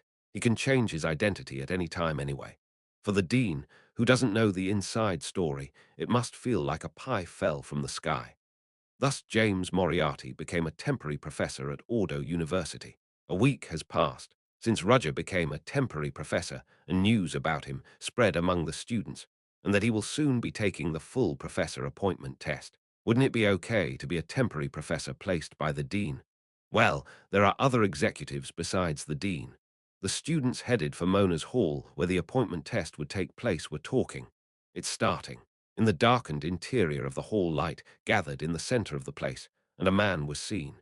He was a steel man who didn't feel any tension, even though there were over 1,000 people watching. "Nice to meet you. James Moriarty, temporary professor." He held a chalk and did a slight salute. "I'll start right away without dragging on. This is a geometry formula that I've been working on recently." He said so, and began to write down some of the contents he was studying on the blackboard. As the people in the hall were watching at first, they thought it was the work of a temporary professor who had no ability, and there were many hyenas waiting to bite if any loopholes were seen. However, as Rudger continued to write down the formula, no one could come forward because there was nothing to point out. Casey, who was watching the situation by Rudger's side, was convinced. That's why. Casey realized again why Rudger, whose identity was unclear, could become a full professor of Ordo. The reason was obvious and so simple. He was just too excellent. He could become Professor James Moriarty because the people of the Ordo University Association longed for the knowledge he had. Knowledge and ability are power. Rudger has won everything on his own ability. It's not just one specific field, but all sorts of different fields. How on earth did such a person hide his identity and lead such a false life, even though he had the ability to be treated well wherever he went? That's all. There was silence in the hall. He just showed some of his knowledge, and everyone had no choice but to admit it. It's great. Dean Gord nodded with a proud face, since the person he supported showed better performance than expected, so he was as happy as if he were flying now. Is there anyone that has doubts? Since the audience responded with silence to Dean Gord's question, he continued with an excited voice. "Congratulations. I wish you well in the future, Professor James Moriarty." This is how the story of the man known as Professor James Moriarty began. Chapter 208, Seat Woe 108, Guest 1. Finally, James Moriarty became a full professor. Casey Selmore's eyes lit up the moment she saw the historic scene. Her heart was pounding in anticipation that James Moriarty's life would finally begin in earnest. I can finally see what he's trying to do. She decided not to miss a single move this time, but just as she thought so, Casey realized that her body was being dragged away strongly by something. What? A question passed through her head at that moment. Come to think of it, how long has she been staying in his memory? Wait a minute. Casey shouted urgently, but it didn't work. Unable to read all the memories contained in the magic, she was kicked out of the flow of memories. It's only just the beginning. For a moment her consciousness was in the dark, and when her eyes opened, Casey Selmore leapt from her bed. Looking around, she saw that it was a deep dawn and the sun had not yet risen. The artifact. The paper in hand lost its blue light and was discolored. The end. This is the end. She thought she could barely trace him. Ah, so annoying. When she couldn't contain her anger and screamed, Betty's cry came from the living room. Casey, what time is it? Be quiet, Delica Kingdom. Back in his private quarters, Roger recalled memories from 3 years ago. He earned the title of Godfather of Crime as James Moriarty, but in fact, everything he did was more like spreading what had originally happened. There were a lot of hidden secret facilities in the Delica Kingdom, preparations for war at the national level, and all the inhumane experiments done for it. Steel Chapel was just a part of it, and there were a few more unknown secret operations. One of them was the development of gunpowder that was not affected by magic. He thought the factory that used to make the gunpowder burned down, but as he expected, there was a separate person who made it. Victor Dreadful developed the gunpowder. He looked up at the night sky outside the window as the bluish moonlight was giving off a strange, warm light. Thanks to this, he could organize his thoughts calmly. Liquid Golem is a high-performance automaton. Considering the person who made it, it is not impossible to make gunpowder that is not affected by magic. And in order to use it to make sure it worked, they contacted the Liberation Army and handed it over to them. People will only be interested in the Liberation Army who carried out the bombing, and they will not know what is behind it. I have eliminated the secret branches in Leathervelk and Boltonung, but they won't disappear completely unless I remove the fundamental buds. It was regrettable that Victor Dreadful could not be killed, but he couldn't help it if he thought about it rationally. He didn't expect another First Order, but thanks to that, I found out information about another First Order. Black Knight Verom is a First Order, and he uses an antique tome and a red-blooded sword. As a result, there are 3 First Orders that are unknown. What ability and strength do the other 3 have? And what is the power of Zero Order that brought them all together? Roger glanced at the ring handed over by Zero Order. Now that he thought about it, it was strange that he gave him this ring. He gave it to me on purpose, to invite me. Zero Order was akin to the president. In a good way, it's bold, and in a bad way, it's a crazy person. Well, he wouldn't be able to do this if he was in his right mind. How will the next meeting with him go? Thinking so, Roger closed his eyes in a chair and fell asleep quietly. The next morning, Roger, who came to work early even though there was no class, found Sedna cleaning his office. So Roger checked his watch. It wasn't time for breakfast yet. Sedna, you came to work early. Yes, I'm working hard not to disturb you when you start the day. Did you eat? Not yet, but it's okay. I brought a lunch box. Sedna said that and showed her packed lunch. When she opened the lid, the inside was filled with fresh blue vegetables and fruits. There's a lot of grass. Yes, it's good for my health and I like it. Oh, by the way, did you eat? No, I haven't. Roger always ate breakfast separately. The lunch was mainly eaten with the other teachers, but even that has become rare since the festival. For now, I am going to eat breakfast in moderation. With that said, Roger took out a large barrel that he had prepared. Inside, there was powder made by grinding all kinds of grains and herbs. It was a processed food called magic wheat eaten by wizards. Sedna asked in a trembling voice, "Are you going to eat only that?" "Yes, does that matter?" Of course there is a problem. When Sedna screamed, Roger flinched without realizing it. After he seriously wondered if he had pressed the wrong switch, Sedna strode up and took away the magic wheat in Roger's hand. Isn't this magic wheat that wizards often eat because they can't eat a real meal? Yes, I tend to use it too. It definitely fills the body and makes meals easy, but unequal nutrients will ruin the body. Ah, well, yes. I'll give you my packed lunch box, so eat it all. Isn't this your breakfast? That's all right. I have one more prepared. As she said that, she took out another lunch box. Due to her unexpected thorough preparation, Roger was stunned and could not find a cause to refuse. Teacher, you must eat vegetables. These ground-up snacks will one day become the main culprit of body damage. Sedna's determined speech that sounded as if she was a mother preaching to a child complaining of side dishes had some strange power. From now on, I'll pack your food every morning and evening. No, you don't have to go that far. No, this is necessary. I'm afraid Yao'll have a hard time. I'm not tired at all. This is what I want to do. If you are so stubborn, I won't stop you. Roger eventually gave up and nodded. Then have this. A lunch box thrust out of the blue. Roger was sure that it was filled with grass, fruits, and vegetables. Is there no meat? Nothing, none. Roger stared at Sedna with a shocked face. Can a person live without meat? Or were the half-elves a meatless race? Looking at Bilaruna, that's not necessarily the case. Bilaruna was a huge meat eater, although she was a pure elf. However, it is absurd that Sedna, a half-elf, does not eat meat. How do you supplement nutrients without meat? This lunch box I prepared contains all the essential nutrients. This plant here has vegetable protein, so it's good to eat. And if you look at this fruit, it's high in fructose and carbohydrates. She was so happy that she told him everything even though Roger didn't ask, and when he heard it all, he realized that the nutrients were unexpectedly balanced. No, I know it has all the nutrients. But isn't it good to have meat? Roger wanted to argue, but he decided not to when he saw Sedna's gaze. He really thought she'd get angry if he said anything. Sedna is usually calm and courteous, but when she is fixed on something, there's no stopping her. Even Roger felt strangely pressured by the tremendous spirit that she showed at the moment. Did I ever feel this pressure from someone other than my teacher? There was Zero Order and Alyssa Willow. Of course, these two have the power to match it. He didn't know Sedna had this side to her. Are you not going to eat it? As Sedna's voice became anxious and her eyes began to sharpen, Roger replied hastily, No, I'll eat it. Sedna sat in a chair and watched him eat. That's weird. She's an assistant and I am a teacher. What was this feeling that the relationship has turned around? Roger, who was eating like that, suddenly remembered the past. What's wrong? Is there anything you don't like about the meal? No, it tastes good. It's better than I thought. Sedna blushed and smiled brightly at his compliment. But why? It just reminded me of the old days. Ah, if it's your old days.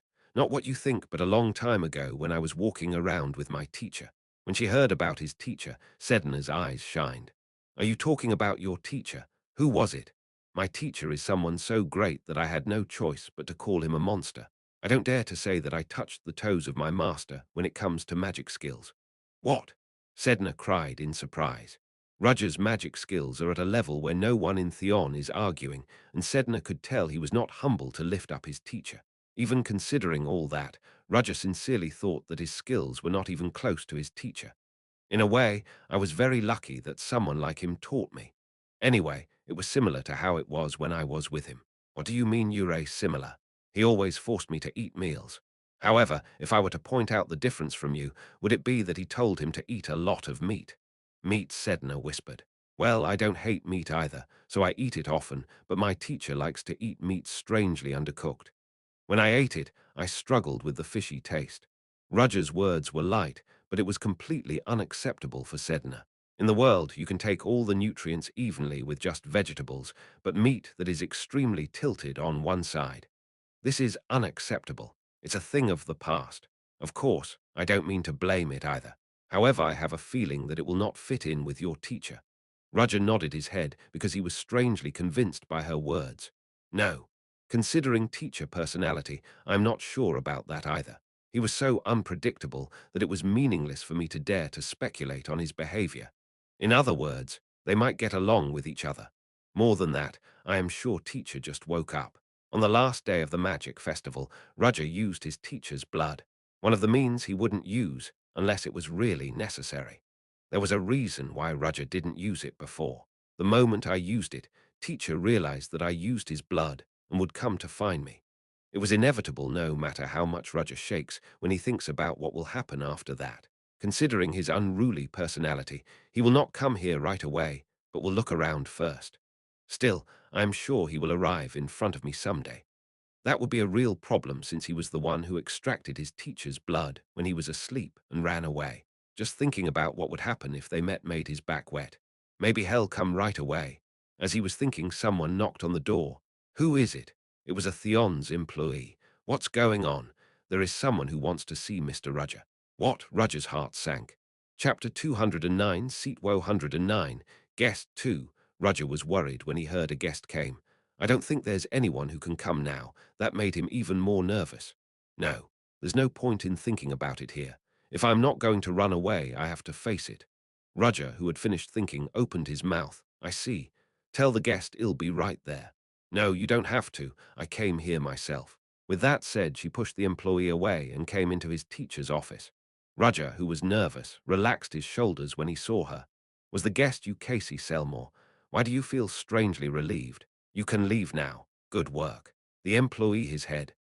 Is this your office? As the employee closed the door and left, Casey slowly looked around the inside of the teacher's office with her hands behind her. Roger frowned at her. Why don't you tell me what you came for? What do we have to have business between us? Between you? It was Sedna who responded to the remark. Casey looked at Sedna and greeted her with a gentle smile. Oh, that's right. There was one more person. Hello, sweet lady. What's your name? Sedna Rosen. Sedna Rosen. Seeing that you're staying here, I think you're his assistant, right? Is the teacher nice to you? Sedna nodded instead of answering, but her gaze towards Casey wasn't friendly, and Roger intervened because he thought there would be a fight at this rate. Sedna, you wait in the assistant office. But sir, it's fine. I have something to talk with the guest. When Roger said so, Sedna was forced to leave for the assistant office. Of course, she didn't forget to stare at Casey once on the way. Oh no, I must be hated. Casey looked at Sedna leaving and shook her head, as if she was disappointed while Roger stared at her. So what business did you come to me for? Are you already being so cold-hearted? You enjoyed our secret meeting last night. Casey winked with a playful smile, but there was no way Roger was ignorant of her intentions, so his reaction was cold. Casey patted her chin. That's weird. People usually like it when I do this. If you call closing an eye a beauty, it'll tell you that you've been wrong for a long time. There's no fool who would get caught in that in the first place. Everyone liked it when I smiled at them. It's because they're stupid. Roger realized that this detective girl was in many ways different from common sense. Her ability was so outstanding that she lacked empathy, and she could not understand other people's feelings. It's funny that you just called it beauty. It was just that her natural appearance was outstanding, so she mistakenly thought that what she did worked well with other people. Are you trying to get revenge on me for what happened last night? Is this the I will confess and punish you? What? Who confesses to whom? I'm glad to hear that. You're not my cup of tea. That's funny. You're not my type either. I thought you were an obsessive person because you secretly stalked me for 3 years. Of course not.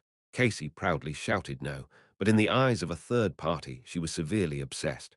Only she didn't realize it. Casey, who had tried to cut Roger out for no reason, stared at him and found a lunch box on his desk. Were you a vegetarian? I thought it would be like that in the future. What do you mean? There is such a thing.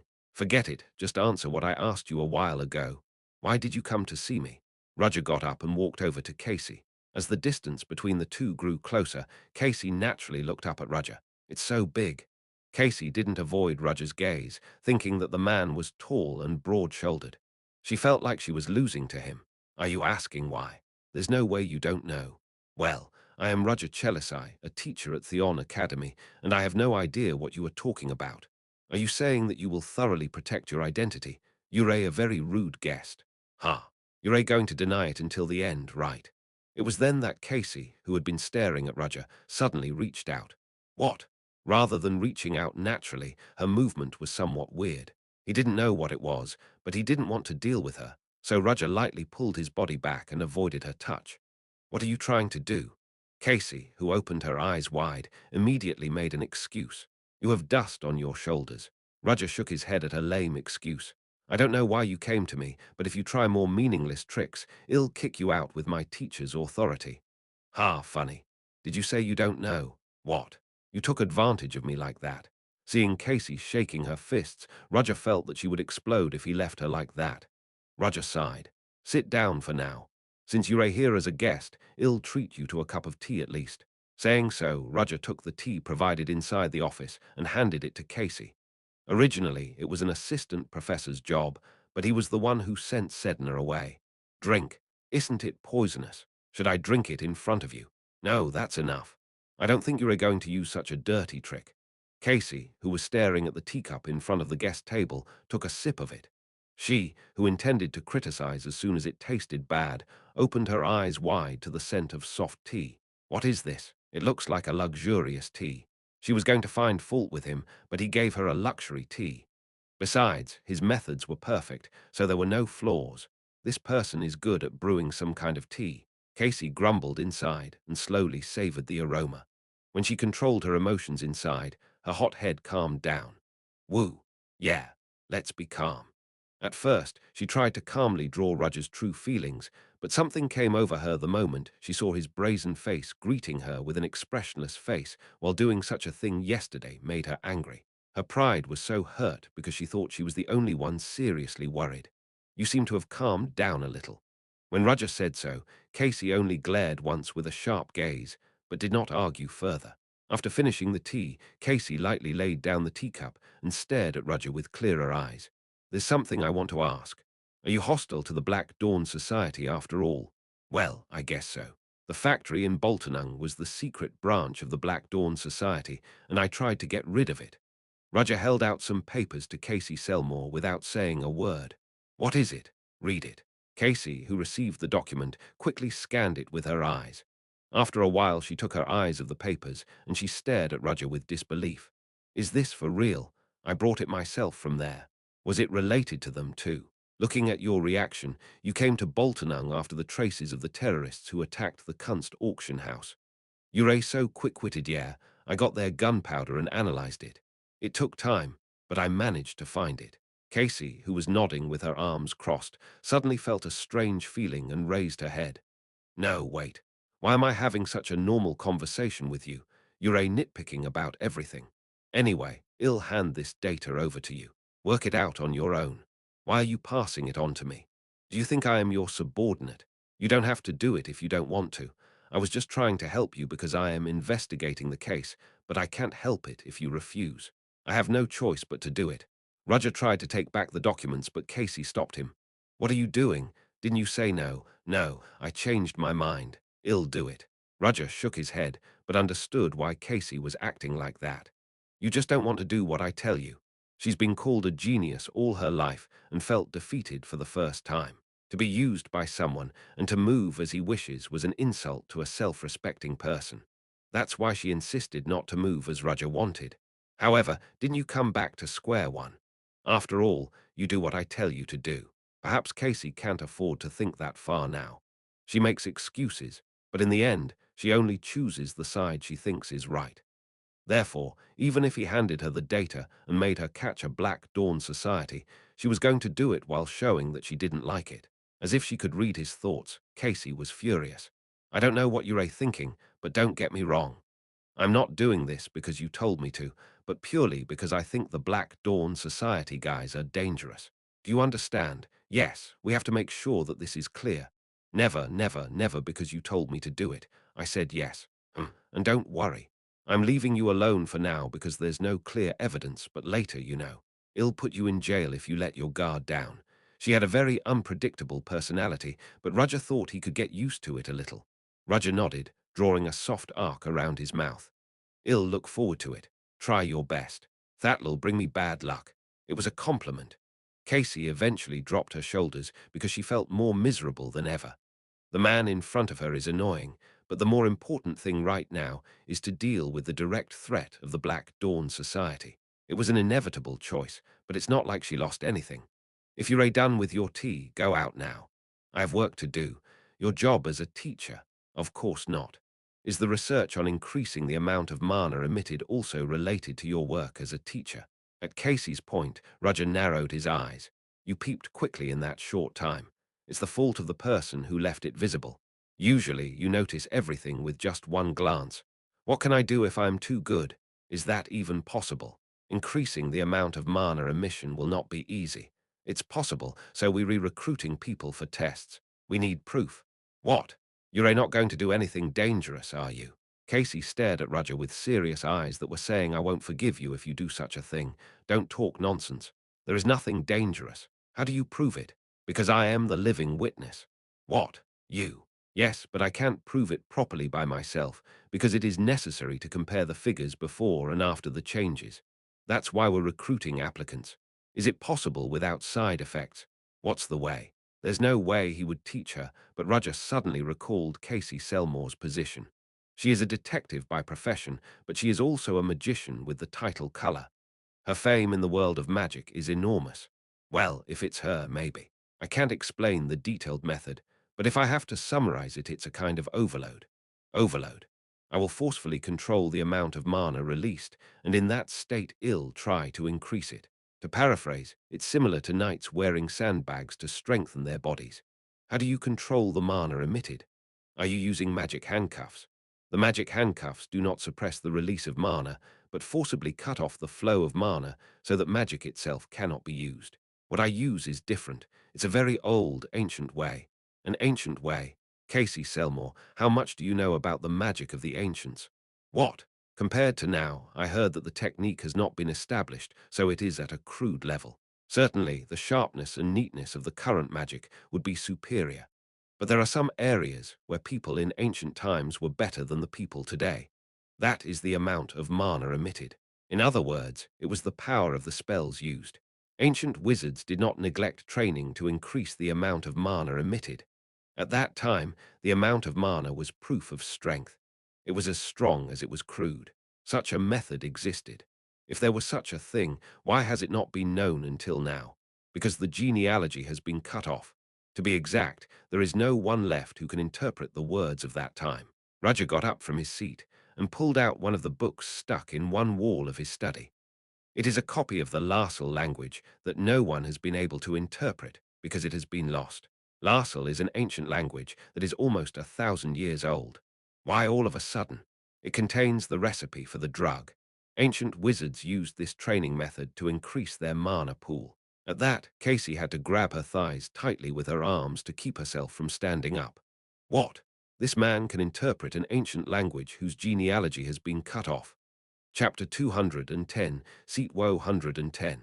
Ancient Language 1. How do you know that? The Larsal language has been challenged by many archaeologists, but they never made any progress in its interpretation. Because I was successful. Casey, shut up. She didn't expect that the word success would come out so lightly. No, wait a minute. Then why didn't you announce it until now? The mere announcement of this can cause a great stir in the archaeological community. Are you stupid? What? You still don't seem to understand my situation very well. Do you think there is a person who will believe that an unidentified person who can interpret Larsal appeared out of nowhere? But if you show me with your skills, the archaeological community is closely related to the ancient magic school of the old tower. In fact, archaeology today is not interested in the cultures of people in the past. They are interested in the origins of relics and the magic that was used in the past. And the old tower is a group whose evils are deeply rooted and do not change easily.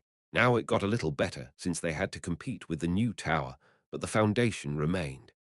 I'd rather bite my tongue than hand my research materials to a place where there are still a lot of dissertation scams.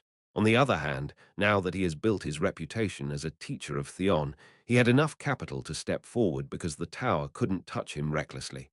Yes, I see the situation. So are you going to publish all of this? What I do is prove through experiments that this method exists and that it is not false. Of course, I have no intention of telling the details. Well, that might be your lifeline. But if you unlock this valuable information, there will be more people aiming for it, right? Increasing the amount of mana emitted is a step forward for wizards like a ray of light that comes down to those that couldn't increase their total amount of mana and their rank. In the world, there are wizards who can no longer develop from their existing skills, so they become corrupt and reach out to black magic. Considering that there are not a few people who have fallen into taboos, the knowledge Roger possesses is very sweet. That's why it's dangerous, because fragrant flowers attract all sorts of flying insects. Are you sure you'll be okay? It's up to me.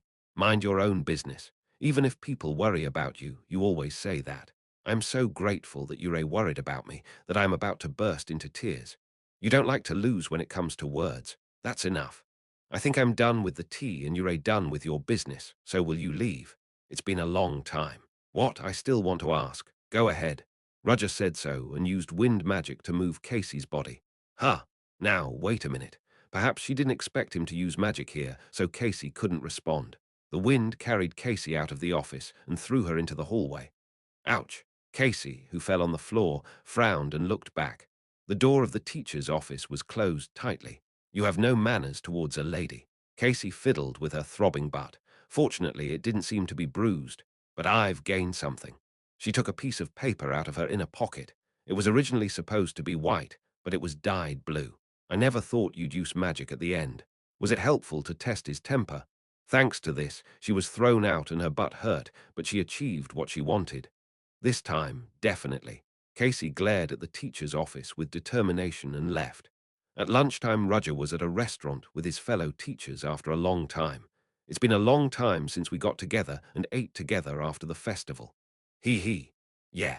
Selina, who sat next to Roger, said so with a warm smile. Roger was also pleased to see such a light atmosphere because it had been a long time.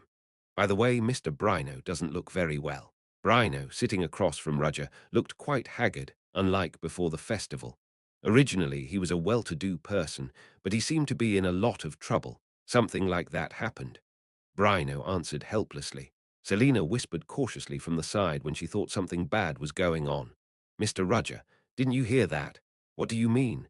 Selina's face flushed when Roger asked, closing his face to hers. What happened to Mr. Brino? Oh no, I mean I heard that Mr. Brino's golem was stolen on the last day of the festival. Ah. As soon as he heard her, Roger could only think of the golem melted down in the fight against Quasimodo that he forgot about since he was so busy. I am sorry, Teacher Brino. Unable to tell the truth, Roger apologized to Brino from the bottom of his heart. I'll give you a present later. Merilda opened her mouth as he thought so. More than that, I think I haven't seen your face because you've been busy lately, Mr. Roger. I've been a little busy. I heard you're preparing a study this time. Merilda said so and winked at Selina, who was spacing out at the intense gaze, and she came to her senses. That's right. I heard it too. Is it a study for a new magic? It's not new magic. However, it is something that quite a few wizards will be enthusiastic about. Oh, I read the official letter. Brino, who was half out of his mind, also reacted. I heard you're doing research to increase the amount of mana emission, is that true? Yes. When Roger nodded his head honestly, exclamations flowed from the other teachers. Is that true? But the amount of mana emissions won't increase easily. It is true that there is a clear limit to the current method. What I am offering is a new path. Do you know any new ways?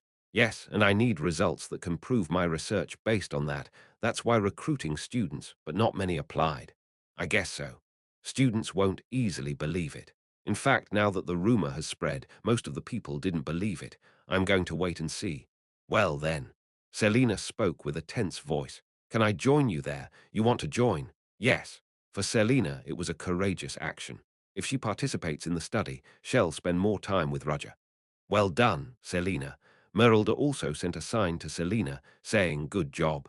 Roger stroked his chin slightly as if he was seriously worried about her suggestion. I appreciate that you said that yourself, but I can't judge recklessly since you're a teacher. I'm thankful for your kind intentions. Roger said it out of consideration for Selina, but Selina felt like she was going to cry. Oh, what do I do, Miss Merilda? Selina gave Merilda a look requesting for help, but she shook her head. Roger was determined in this respect, and it was unlikely that he could be forced here. She has no choice but to look for the next opportunity. I finished my meal, so I'll get up first to see if there are any applicants. Mr. Roger, you only ate meat today, Roger, who was about to get up, nodded indifferently at Selina's point. Yes, well, from now on I think it's going to be hard to eat meat. What? There is such a thing. Then have a good meal. Roger said goodbye and got up from his seat. About 3 days have passed since Roger posted the official letter, but the story, which heated up the students' attention on the first day, seemed to have withered a little on the third day. Most students concluded that this was impossible, even though Roger was the one doing it, but not all of them had that opinion. Flora Lumos felt her brain spin, but she thought Roger wouldn't do that without a reason. If he even posted an official document, surely there must be some way. In addition, the president's permission was stamped on it. Considering her personality, she's not someone who'll just give permission for a full study. Maybe the president has seen something else about Roger's research that others don't know about, and she allowed it because she saw the possibility. There's a good chance. She's been thinking a lot for the past 3 days, but she finally came to a conclusion. It's a loss not to participate, but I'm going because of my curiosity and enthusiasm as a pure wizard, because I got help that day. Yes, that's right. I'm just trying to help you with your research because I got help. There is no personal interest. Flora, standing in front of the teacher's office, calmly knocked. Sir, this is Flora Lumos. I saw the official letter and came to apply. Come in. Flora proudly headed into the teacher's office and saw that there were a lot of applicants inside already. What? She thought she came first, but there were 5 more people who came before her. You came just in time. I'm glad more people applied than I thought. Roger said so and examined the faces of the students. From left to right there were Aidan, Renee, Erendia von Exilian, Julia Plumhart, Freuden Ulberg, and Flora Lumos. They are all extraordinary people. The 6 people gathered in the meeting had similar thoughts. What? Why is he here? What the hell is he? Senior is here too. Among them, Aidan was the most excited one. Wow. As expected, only prominent people came because of Mr. Rudger's research. Aidan's motivation for support is his longing and curiosity for pure magic. Originally, he was going to apply right away on the first day, but Leo stopped him, so he was late to apply secretly on the 3rd day. Since my problem is non-attribute magic, I wonder if I can get a clue about this.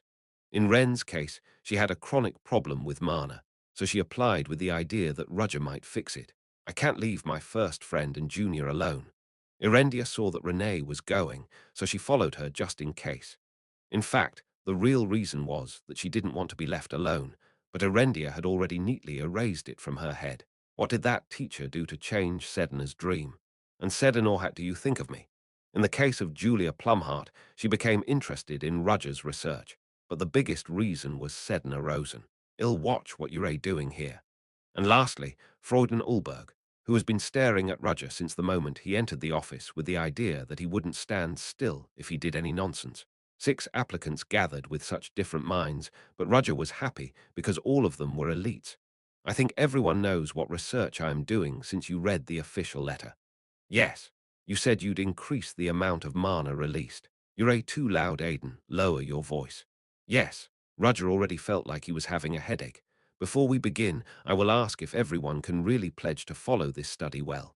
If you can't, you can go out. I have a question before we start. What is it, Erendia? The fact that it increases the amount of mana released. How exactly do you do it? It is a secret. I'll teach you if you want to, but I can't tell you since I haven't received a definite answer yet. However, you can be sure that there are no after effects or problems. Well, you don't have to worry. I'm going to do it. Isn't that right? Yes, me too. The rest were all the same, I see. Then each person should write his or her name on the confidentiality pledge. Sedna. When Rudger called, Sedna, who was waiting in the assistant office, came out and handed out the secret pledges one by one. She showed a little hesitation when handing it out to Julia last, but she eventually handed it out safely and disappeared back to the assistant office. Julia stared at Sedna's back as all the students who received the pledge wrote their names on them. Since it was a pledge with a magical effect, the contract was signed from the moment the name was written. I wrote it down. You can explain it now, right? Rudger, who had checked all the vows, opened his mouth. Once a day y'all take the medicine I make for you. Medicine? I said it was medicine, but it's more like a drink made by grinding all kinds of herbs. What happens if we drink it? Does drinking it permanently increase our mana emissions? If there was such a comfortable way, anyone would have discovered it. It's the other way around. If you drink it, you will have great resistance when you use magic. Erendia squinted at the word resistance. This resistance is quite high, so even the magic that you guys normally use won't come out with more than 3% of your original strength. We will train in that state, training with our mana suppressed. The training itself will start with the very basics: mana operation and release, and mana implementation. It's surprising because it's more basic than I thought. Roger could see that everyone was thinking that way since he used to be like that when he learned from his teacher. It may seem easy just to hear about it, but you'll know when you do it how hard and painful it is. You'll realize it only when you experience it yourself. Although he didn't feel much joy from teaching normally, Roger was sure that he was going to enjoy this. Chapter 211, Seat Woe 111. Ancient Language 2. The next day Roger brought the 6 volunteers to the lab. Starting today, you will undergo a clinical study for a week. The students listened to Roger's words with half expectations and half nervous eyes. Before entering, you made a mana test in advance. Here are the results. Through the mana test, it was clearly recorded how much mana they had and what was their maximum emission. Based on this record, I will measure how much mana has increased over the week and record it in detail. And the president who made this place will help. Hi, guys. President Alyssa Willow waves and speaks softly. The students gathered at the meeting stared at her with a look. Why is the president here? The main reason the 6 students were nervous was her presence on the scene. The president said she wanted to visit in person. We can proceed with the research thanks to the president, so we will welcome her with a happy heart. The students clapped their hands with disconsolate expressions. However, the president was not the only one in the position of an observer. Oh, I can't believe I can see this kind of research myself. Luchek from the new tower, who handed over his business card to Roger on the day of the magic festival. A wizard belonging to the old tower and a wizard from the school association were also present. There were a total of 4 observers, including the president. Luchek looked forward to it, but on the contrary, the old tower wizard and the wizard belonging to the school association were still suspicious. They came when I heard that Roger was conducting clinical research, but honestly, the 2 of them didn't believe it could be done. First of all, before starting the research, let me explain exactly how we're going to proceed. This study will start by suppressing the existing mana. Suppressing means taking the special medicine you mentioned. Aidan raised his hand and asked. Roger, standing in front of the magic board in the lab, nodded. Yes, of course, some people will wonder how that leads to increased mana emissions. So take a good look here.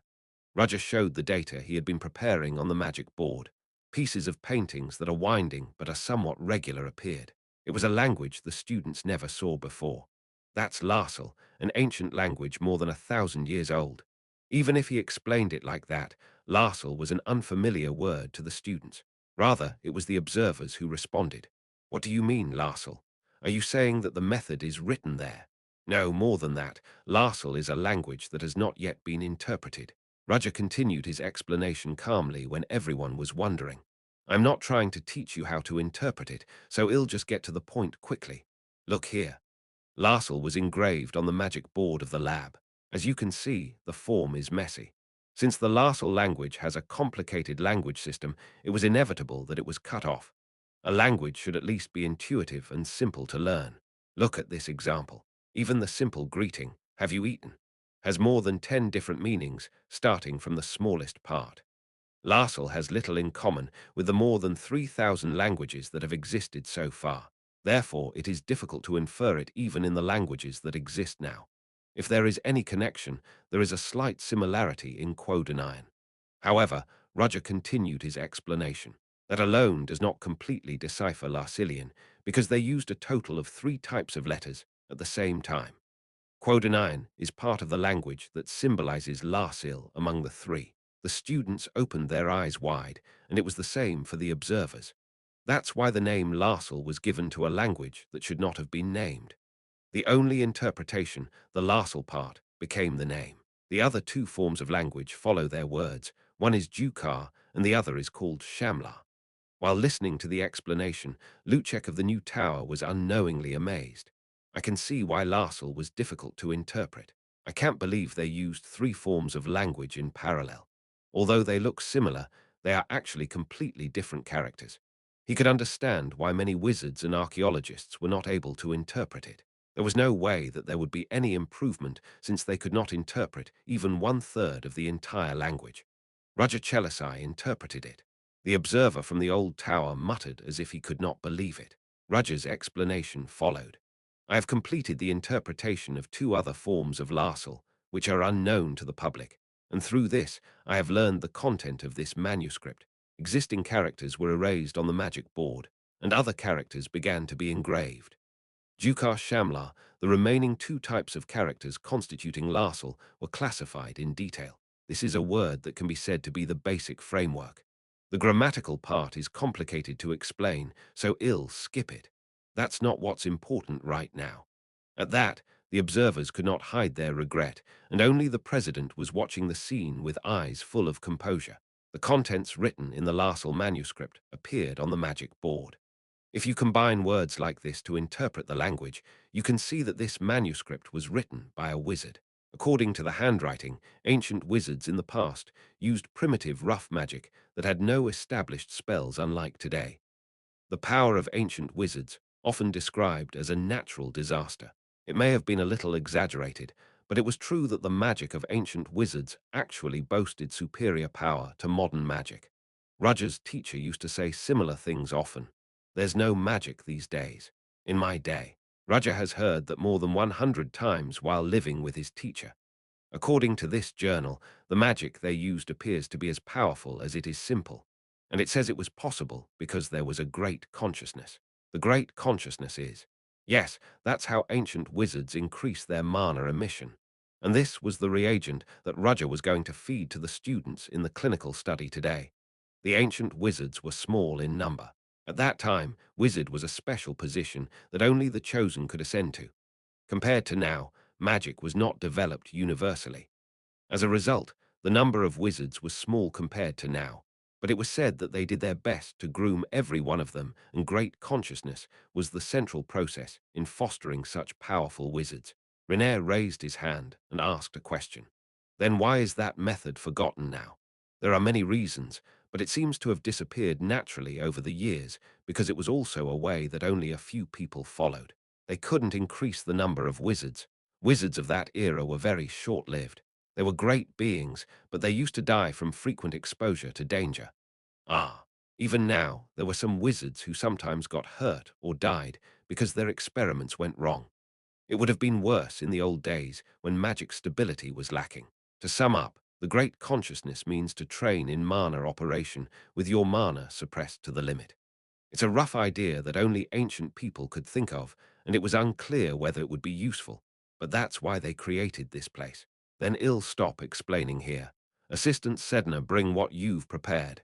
Yes, Sedna moved quickly and brought the bottles she had prepared in advance to each student. This is. The students looked at the bottle in front of them and made surprised expressions. In the bottles was the special drug made by Raja. To be exact, it was a mana inhibitor that ancient wizards drank in the past. The color is unique. There was a visual problem because it looked like sticky purple porridge, and even bubbles were coming up. Everyone, including the observers, felt the same way. Isn't this poison? They looked at Raja with such questionable eyes, but he was determined. Drink it. What? Drink it. What? Drink it. Drink this. Everyone thought they were going to die as soon as they drank it. Hey, the moment when everyone hesitated, René took a sip of purple liquid and opened her eyes wide. What? René, are you okay? It tastes better than I thought. Really? Yes, I am really fine. It's like sweet juice. You should try it too. René said so, and drank the reagent at once to prove that it was not false. Seeing that there was no change in her expression, it seemed to taste really good, contrary to its appearance. Then, shall we drink it? The people who hesitated began to put the reagents in their mouths one by one, and various reactions erupted. Wow, sweet. Some said it was okay, and others frowned at the terrible bitterness. In particular, the most distressed were Erendia and Freuden Ulberg. Oh, I forgot to explain. There will be a difference in the taste that each person feels. Still, it doesn't affect your body, so just endure it and drink it. This man. Freuden stared at Roger with a sharp stare. I am sure he did it on purpose. Roger lightly took Freuden's gaze. Of course, the taste of the reagent varies slightly depending on the person, and he added a lot of sweetness to make it less bitter for obedient students, since the effect would be equal anyway. But Aiden, what the hell is that guy? Aiden is a model student, but honestly, he was also the most elusive, so Roger added a special bitter taste to his reagent. But surprisingly, he drank it without changing his face. Oh, this is the taste of reagents from ancient people. I feel like I've already gotten stronger. Everyone else who had tasted the bitterness looked like they were going to die, but he was the only one who muttered those words with a straight face. You've finished it, so there will be a response soon.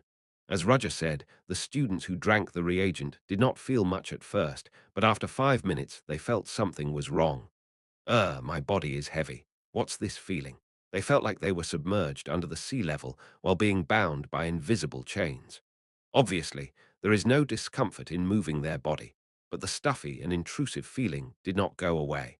Everyone seems to have responded. So this is. As I said earlier, it is the effect of the mana inhibitor. Mana, which you used to handle naturally, is hardened and doesn't move properly. Something's hard. Of course, you're going through the process of learning, but you're definitely a wizard. Now that mana, which has always been with you, doesn't move as you want, so you're no different from a slightly better ordinary person. For a wizard, if mana doesn't move they want, they will feel like one side of their soul has disappeared. Try to move your mana in that state. As Roger instructed, the students concentrated their minds to use magic. The mana, which usually flowed naturally as if breathing, did not move as if it was blocked by something. It felt like a huge dam was built into the flowing river and opened its floodgates a little, so the students had difficulties extracting even 1% of the mana they usually used. After 10 minutes have passed, no students have successfully released their magic and sweat began to flow over their foreheads. Stop. That's enough. When Roger's words fell, the students who were distracted took a breath that they had endured. Who? Roger's heavy voice rang low in the laboratory, where only rough breathing was heard. Everyone must be tired because it's your first time. It's mentally exhausting since the mana that you used to handle naturally doesn't move as you wish. Is this going to continue for a week? When asked by Aiden, Roger replied yes. Today is your first day, so focus on getting used to the feeling of your heavy body now. The full-fledged training will begin tomorrow. How long does the medicine last?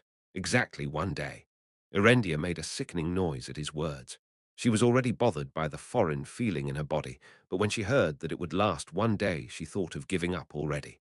To be honest, it would be a lie to say that she didn't underestimate this clinical study. A day will be enough to get used to the feeling, half a day, maybe even shorter, if you have some talent. You should know how to use mana in that state, since the process itself is part of the experiment. Roger looked at the clock. Before the full-scale experiment, he explained the ancient language, and 2 hours passed already. It made him feel like he had another class. This is the end of the day. Since it's the first day, there's nothing to record. If we do this, it's going to be effective, right? Julia asked, wiping the sweat running over her forehead with a handkerchief. She was still doubtful whether it was really possible to increase mana emission in this primitive way. It's possible. However, the answer that came back was determined. I'll show you the evidence. Roger released his magic by saying so. A huge resonance rang around him, and a bluish mist began to flow out, and magical fog that appears when high-density mana is gathered was formed. It was a phenomenon that could only be seen when high-ranking wizards used great magic. This is 50% of my total mana. It's exactly half. That alone filled the lab with a bluish energy. The students swallowed their breath, and the spectators opened their eyes wide at the sight. It took less than 2 seconds to release this amount. It's a figure that far exceeds the wizard's average emissions. Roger's voice had a mysterious echo, as if it were a man walking through a cloud in the sky. Soon the blue mist was drawn back into Roger's body, following his will. If you guys follow my instructions well for the rest of the week. Roger, who appeared from the fog, looked at the students and said, "You can be like this too." There was no answer because they were overwhelmed by Roger's amazing performance. Chapter 212, Seat Woe 112, Dream Invitation 1. Roger, who recovered his mana, looked at the people's reactions. I released the mana to show them, but I should have said it was 90%, not 50%. In fact, the mana he had just pulled out was the maximum mana he could use, excluding the seal control technique. Of course, in terms of the amount emitted, it was more than 90% of his total mana. Roger deliberately said 50% to bluff. Did everyone think it was too little because I said 50%? But it's a shame that I can't correct it now. Fortunately, his maximum mana increased thanks to the elixir given by the school association. Thanks to this, he was able to handle more mana than before, so he didn't show much. It was also because he was a little happy because of his innate lack of mana. When he saw their reactions, he thought it was a little too much. In this case, it would be best to just ignore it. For now, the first day went smoothly. Since there are only students with strong self-esteem, they will try to use their magic without listening to me, even if I tell them to rest well. How long will it take? In terms of talent alone, the children gathered here were better than Roger himself. His only way forward is to follow what someone has already made. Now that they're on their own path, these applicants must be what people call a real talent. I said a day, but it must be shorter than that. He was looking forward to how long it would take. That's it for today. At the same time as Roger uttered the words, the restless observers rose up from their chairs. They wanted to ask Roger as soon as possible how he interpreted the Larsal language and how he made the mana inhibitor. Although he wouldn't let them know, the intense curiosity and the amazing discovery made them look like moths that naturally led them into flames. Roger's research was so attractive. Well, Mr. Roger, as soon as an observer of the old tower with a beard like a goat tried to call Roger, there was a person in front of him, Elissa Willow, president of Theon. She looked at the observers with golden eyes smiling like a crescent moon. Does Mr. Cumatap have anything to do with our Mr. Roger? Well, I remember you made a promise in advance. As an observer, you simply have to testify at a later presentation of the results of our study. That was the original contract, right? You can't break that. Even so, this is such a big discovery. If you don't let everyone know about this, it'll slow down the development of the magic world. Then, why don't you open the secret warehouse of the tower and show it to the world for the development of the magic world? There must be a lot of magic, artifacts, and papers that you hold in your arms. The eyebrows of an angry observer wriggled at the insult of his organization. President, you're talking too much. Are you insulting our tower? Yes, so. The president's words were firm, and her actions were dignified. What? And I'm even thinking of kicking you out if you don't want to respect the contract. The wizard of the old tower, who was trying to argue, had no choice but to shut up since he was only an observer. It's good to ask a little because of curiosity, but you are not allowed to have excessive contact with the other person or to cross the line.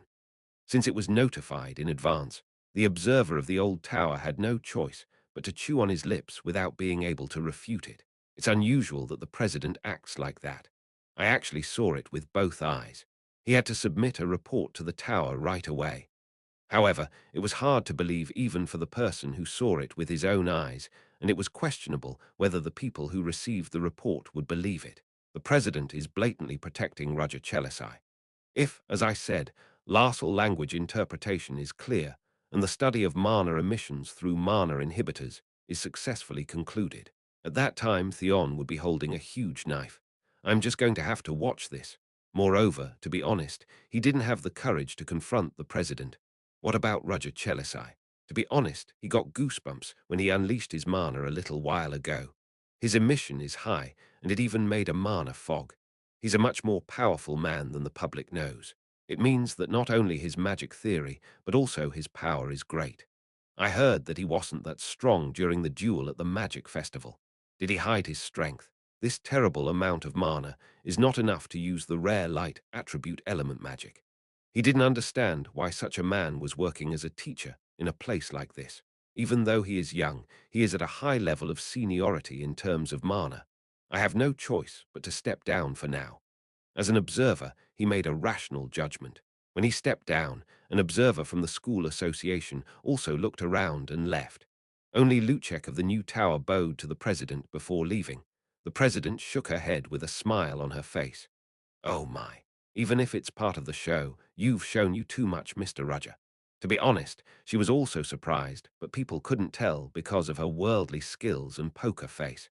If you're going to do this, you should have told me in advance. Elissa glanced at Roger with discontent.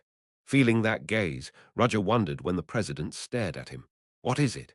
He thought the explanation was successful on the first day, but was there anything lacking? I think I showed you everything you wanted to see.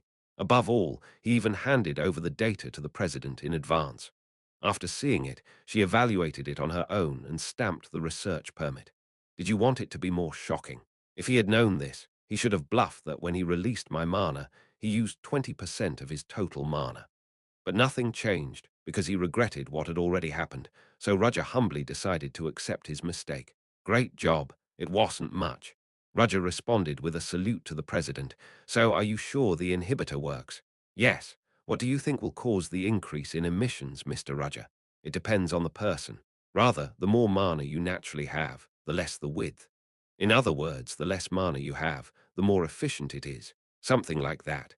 Even if you use 10 out of 100 mana and release 20, it is 20% of the total. Conversely, if you use 5 out of 50 mana and then release 20, it becomes 40% of the total. Even if you can't reverse the amount of innate mana, you can at least make it equal. It was the wisdom of distant ancestors who tried to find a way to overcome the difference in birth. But if this method is true, old people will roll their eyes. You don't have to worry about that. What? Why? It's for the same reason that only students were recruited as volunteers for the study. They will have to increase their emissions through this method, so I used mana inhibitors. Elissa didn't know that either, so she had wrinkles on her fine forehead. Is that true? Yes, it's only a way for young wizards who can still grow. It's no use to those who are already old. Is it really of no use? As I promised beforehand, students can show a big difference in a week. However, if you go beyond your 20s, there is no improvement even if you do it for half a year, and it is safe to say that it is virtually impossible if you do it later than that. In fact, this was a method to foster young talents and had no effect on established wizards. I can't believe the number of people who can feel the effect has narrowed down. That's a bit of a shame. Nevertheless, this method will cause a great stir in the magic world. Older wizards will be sorry, but if they can make a child, they can raise him into a stronger wizard. It was a great help in building up the family's power. President wanted it too. There's no wizard who would refuse to grow. Sadly, the president can't do it. What? Are you saying that I am old? The president's smile cracked and Roger broke out in a cold sweat at the sight. Come to think of it, how old is the president actually? It occurred to him that maybe there was more than it seemed. What I mean is that it won't make much difference if a person as talented as the president tries this method. That's enough. Well, it's encouraging that it works for students, though. Yes, but we can't give the same grace to all students. This is it, right? For me, it doesn't matter if I just let everyone know. At the words, the president stared at Roger's face to distinguish whether the words were simply meant to be humble or sincere. Do you really think so? Personally, I feel that it is not pleasant to give preferential treatment to a few. I guess so. However, if this method is told to everyone, yes, I am sure the aftermath will be formidable. This is the case with the herbal ingredients used in the mana inhibitor reagent. A particular group could have monopolized it and then tried to wield power with it. There is no ideal situation in which everyone can benefit equally. Humans have desires, and those desired will produce far worse outcomes than originally hoped. I also feel uncomfortable about solving this method, but why did you say you'd do it? At least I think the president is a reliable person, and this was also a return for her trust. President Elissa decided to move on without finding fault with him, so he also showed a suitable appearance. However, the president opened her eyes wide, as if Roger's words were quite unexpected. President, what's the matter? No, it's just unexpected. Well, I've been looking forward to it this much, so I'll have to step up for the first time in a while to get the best results. You can do as you please. Even if the president uses it for a little private greed, I won't say anything about it. At that, the president glared at Roger. I won't do that. What do you see me as? Roger did not answer. People have feelings and desires, so she won't do that now, but there was no guarantee that she would continue to stay that way. Some people don't change. However, there were only a few such people, so it was a relief. Considering the appearance of the person named Elissa Willow so far, it seemed that the situation that they were worried about would not happen. I am counting on you to at least try for the kids. No matter what, the result of all these achievements belongs to Mr. Roger. I don't intend to take it away. However, you can exert some influence on those who helped. Yes, to use the knowledge in a good way. On the surface, it seemed like a harmonious relationship. But in reality, it was not because they do not judge people entirely emotionally. Being swept away by the emotions of the moment and looking only at a bright future and ideals is what fools do. Both Elisha and Roger knew that. What makes them believe in each other is not a sincere voice or a heart-to-heart conversation. It was all about giving each other a knife to wield.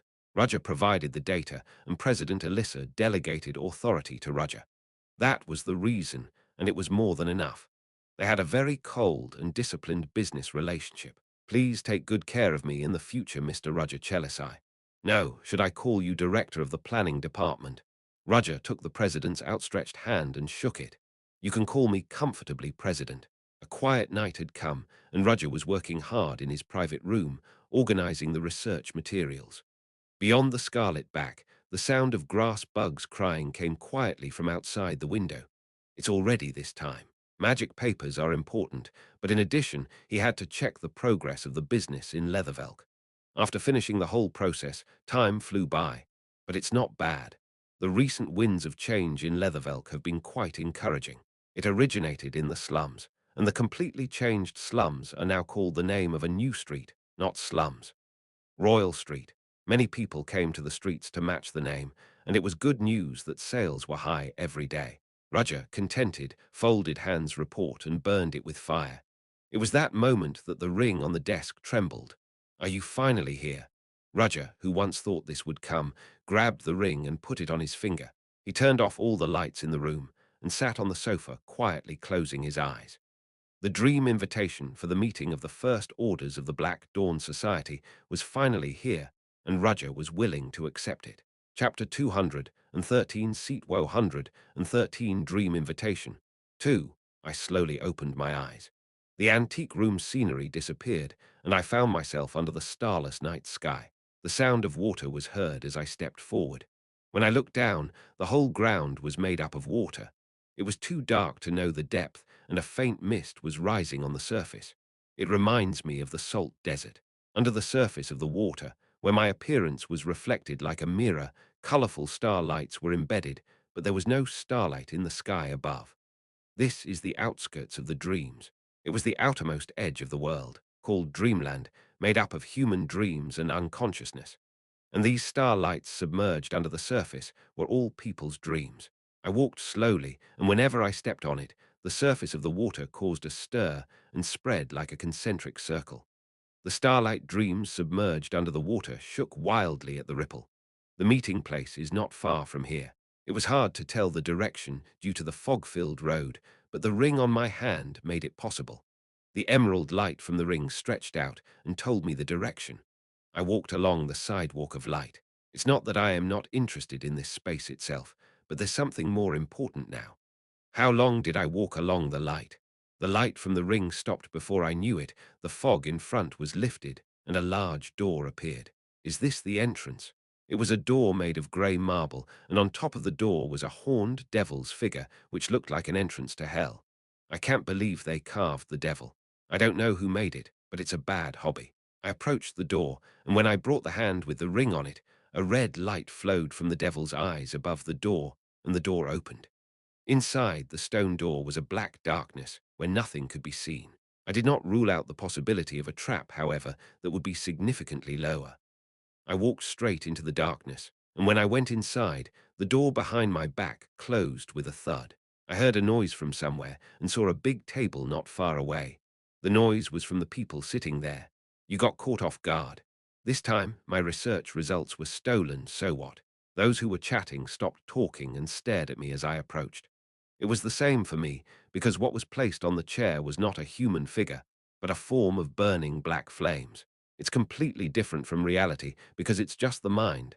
This makes it impossible to distinguish even if I try to see the appearance. On the contrary, is it fortunate for both of us that we won't be caught either? Oh, hi. Who is it? You approach me without saying a word. The black flame talked to me. Even though I didn't see him in person, I was able to guess who he was just by his way of speaking. Victor Dreadful was looking at me now and asking me to identify myself. What do I do?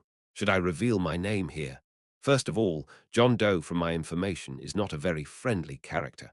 From the reactions of other orders, I infer that they are loyal only to Zero Order and have little interest in others. I naturally sat in an empty seat after making a decision. Oh my. You don't even want to talk, so you seem like John Doe. You're still quiet. Oh, hi. John Doe, you didn't say anything to the same first orders. Why did you talk to me on the train then? Was it because of your disguise? Look at that. You're the only one pretending to be arrogant and acting cocky again. At that time, complaints erupted from the black flame sitting in another seat. It seemed to everyone that they were annoyed because they didn't like my arrogant behavior. Who is it? Knight Verum, don't be so angry. It's not like he wasn't like this before, right? You crazy psychopath. Ohio, that's too much. I can't believe you didn't call me doctor. I feel like I'm going to cry. Shut up. Do you think I call you that because I want to? Damn it. I wish it wasn't a curse. That's Verum. I remembered Verom, whom I met at the Boltonung factory, a knight who shot a red attack with a black cape flying over a black full-plate armor. The First Order, who even used an old-fashioned way of speaking, uses such harsh words and actions. Looking at how he hates the way he talks, is he the real one? The one I saw then must have been drunk for some reason. If so, there was a high possibility that the armor he was wearing was special, like a cursed item or an ancient relic. He got his strength from the armor, but he must have been limited by it. Are all the First Orders I know of here. There were a total of 8 seats on the table. Except for the most senior Zero Order seat, the remaining 7 seats belonged to the First Orders, and there were a total of 4 people sitting at the table, including me. Who the hell is that one? The flames burning quietly all the time were showing no reaction. Seeing that it didn't even look at other members, even when I appeared, it didn't seem to be interested in them. It's hard to know who you are if you're quiet like that. Then a new First Order arrived at the scene. Oh, more than I thought. The newly arrived Flame sat in an empty seat with a friendly tone. Did you hear? I heard Esmeralda collapsed. He naturally brought it up to Verom and Victor. The Witch of Fire. That's why she, who would normally have come early, wasn't here. Oh, I've heard that for sure. Maybe Zero Order will tell you soon. That's unexpected. I didn't think Miss Esmeralda would be the one to suffer anywhere. Well, that's what I think. The First Order, whose words were so vague, stared at me. John Doe, don't you know since you infiltrated Theon together? Naturally, Verom and Vector Dreadful's eyes naturally flew at me. I had already thought about such a question, so I brought up the prepared answer. Zero Order will explain it to you. Listen to him. I naturally passed the issue to Zero Order. When I said so, they didn't ask any more questions. It's quite convenient to sell the name of Zero Order in this area. But his eyes were still on me. What is it? Is it related to John Doe? It's not that I didn't think about naturally mixing words and eliciting information from them. Like I was trying to dig up information, there was a possibility that my opponent would figure something out from my words. Considering the risk of having my identity suspected, it was the best choice to keep quiet. I had to avoid being caught lying as much as I could. When I look at Zero Order, I think he already knows that I am a different guy. Hasn't he told that to the other First Orders yet? Still, it's weird not to tell the executives. I just don't know what's on his mind. For now, I decided to put off concerns related to Zero Order. It was impossible to judge his innermost thoughts, but it was my priority to immediately identify the First Orders gathered here. As I remained silent, the chatty First Order continued his conversation with Victor. Have you heard of recent news? I heard that the Holy Land of Bretis is moving again. Recently, the Paladins have been mobilized. Oh, I heard that too. I can't believe a place that's been quiet for 20 years is suddenly moving. Is there a bad sign?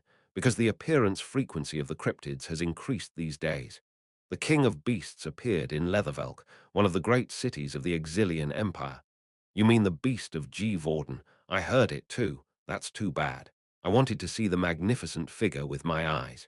It's so sad that it was subjugated, because I wanted to dissect that great cryptid and put it in a formalin bottle. Well, you said he was subjugated, but considering that there were no bodies left, I think he might have run away, but it's fascinating. No matter how big Leathervelk is, there's no place for that giant monster to hide. Maybe it went down in the underground water system. The main talker was the unknown First Order. He made all kinds of topics so that he could say he knew everything, beyond the simple world situation, to trivial things such as who did what, where, and what veins were discovered in which area. You are well informed and know a lot about the world situation. If you're in charge of intelligence, do you belong to a state agency? He might be infiltrating the intelligence agency or something. But I don't think he just came here because he is smart. At least when it comes to force, his ability must not be inferior to the other orders. So, Nikolai, do you have any particularly interesting news these days? I didn't miss the name. Victor spoke like he was passing by. Is his name Nikolai? To be called that name by the same First Order within the organization means that it is at least a name directly related to one's status. The First Orders, including myself, are a total of 5 people. Considering Esmeralda's vacancy, is there only one left? As I was thinking, the last First Order just arrived. You are still the same. Those who talked are still talking, and those who were quiet are still quiet. From the thin, high-pitched voice, I realized it was a woman. I wonder if there was something that made me feel bad when I saw that there were thorns in her words and actions, or it could have been her usual personality. I didn't react because I had an intuition that she would bother me if I was noticed. The first order that came last asked in a curt tone, "So, what about Zero Order? He's not here yet. Zero Order will be here soon. And Miss Bentman is the latest among us. Loud, mad scientist. Don't call me by name. Just hearing it gives me goosebumps." The first order called Bentman verbally abused Victor. Ohio, you're a feisty person. Isn't it time for us to get along? I'd rather hug a maggot than get along with a guy like you. She seemed quite disgusted by him. Indeed, Victor Dreadful does human experiments as if he were eating, and his appearance is also unfavorable. He's a person who you can't get along with in the common sense. Verum also seems to hate to hear him talk. Looking at Victor's behavior, he doesn't seem to care what others say, so he doesn't even care about what others think of him. Victor Dreadful is an innate psychopath who lacks morality and empathy and is doing a human experiment like it's nothing. But the last member's name is Bentman. There was an indescribable antique in her annoying way of speaking. Unlike other informal first orders, I felt it in her unique accent. She's from a good family, but I don't think the Black Dawn Society is a place for aristocrats to come in. Sedna, who is from a giant merchant family, has been discriminated against within the organization just because her family lives well, but this first order is from a noble family. I need to remember. What about Esmeralda? I know she's not usually this late. Ohio. Bentman, haven't you heard the news? Miss Esmeralda can't come anymore. What? That Esmeralda was eliminated. I heard so. I thought it was something to know, but you didn't know it, which is surprising. Noisy. How many times do I have to tell you that I am not that bright about the situation outside in the first place? As they were talking, I felt a vibration that shook the black space itself, and the noisy first orders closed their mouths as someone was approaching from beyond the darkness. He's here. Zero Order, the leader of the Black Dawn Society, and in fact the protagonist of this place. The first orders were nervous at his appearance. Everyone came well without being late. Unlike the first orders that existed in the form of flames, Zero Order took the shape of a normal human being. He wore a white mask over his face and wore black clothes. The mask looked like the devil that I saw at the marble door when I entered here. There was another person next to Zero Order, and he was wearing a hoodie, so it seemed difficult to know his gender, let alone his age. Who is it? Given that he is not seated, he should not be a first order. Is he Zero, a subordinate? Did he sense my gaze?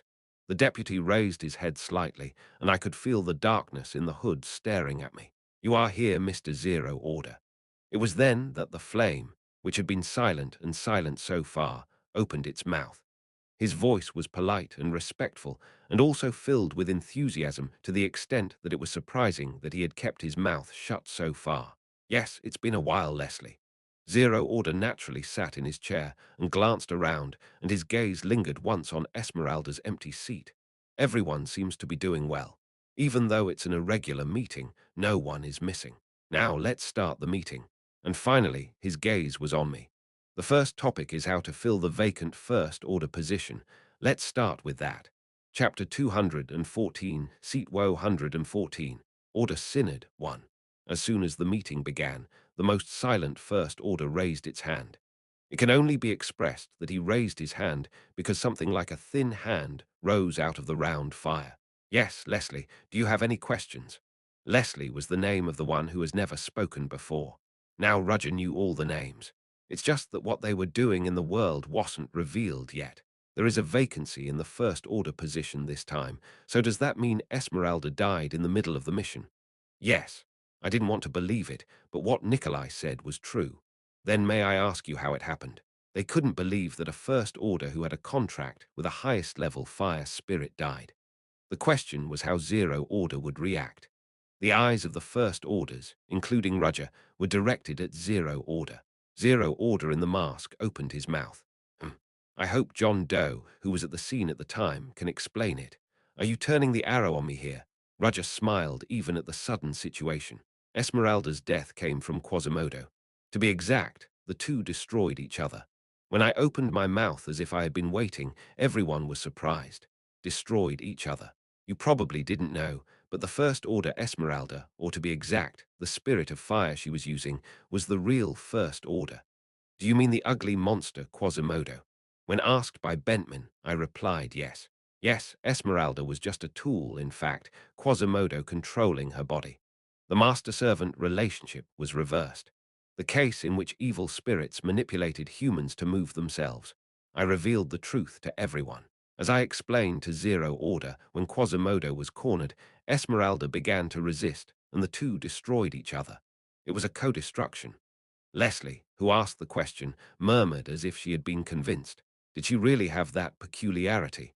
Then Esmeralda may not have actually been fit for the First Order position. It's the end worthy of incomplete power. However, her power was real. I feel sorry for the empty seat. Actually, I wanted to analyze it a little bit.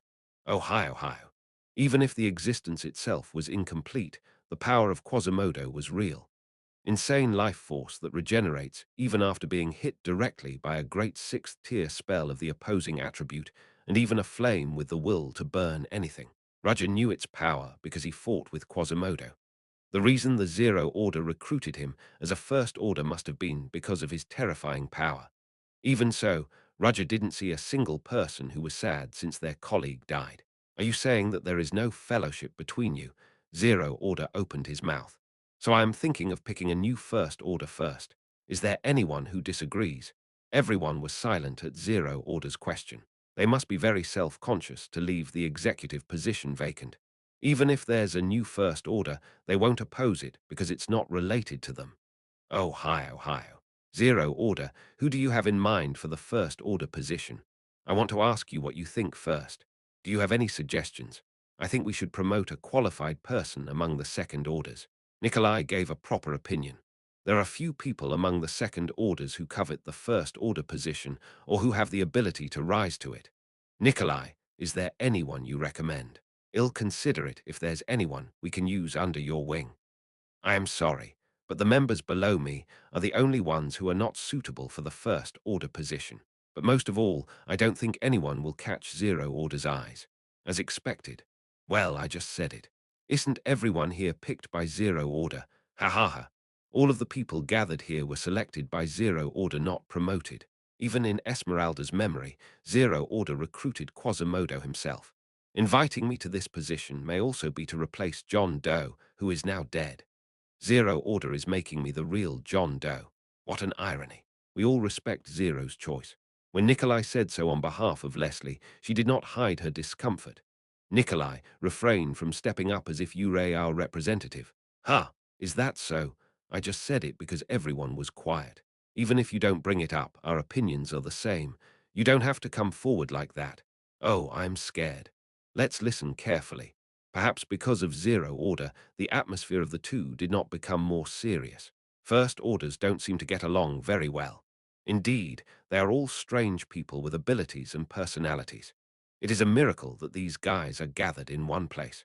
Is it because of the charisma of Zero Order that made it possible? Well, there's nothing for me to do except to bring in someone who fits the First Order position. It won't take long because there are few people who have been eyeing it recently.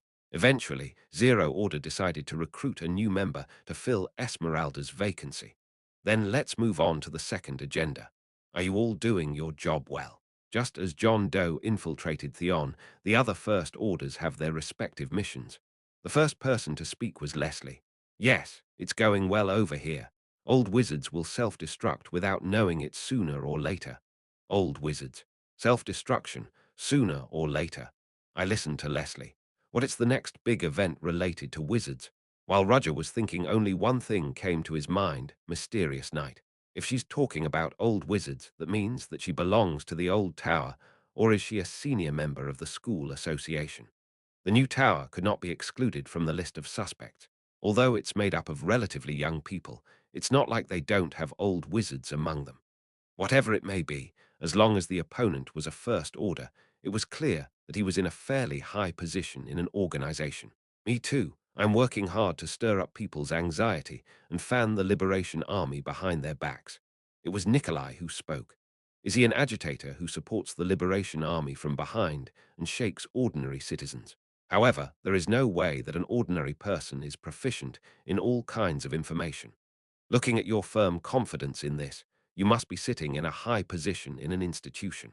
It's possible that he is sitting in a senior position in an intelligence agency, and the intelligence services of the Exilian Empire are no exception. I am also progressing calmly, but there's a little bit of a nuisance. Next to Nikolai was Bentman. The integration is progressing step by step, but we haven't found the missing it yet. So I think it will take some time. Integration and something she's looking for. Integration means that they are separated from each other, but what is there to integrate from the perspective of Bentman, who is noble just by looking at the way she talks? Oh, hi.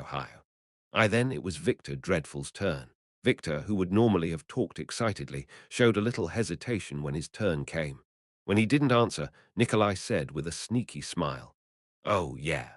Victor said his lab was attacked by someone. This should be the second time it happened, right? What? Is that true? No, Victor, you've always been so careful. What's going on?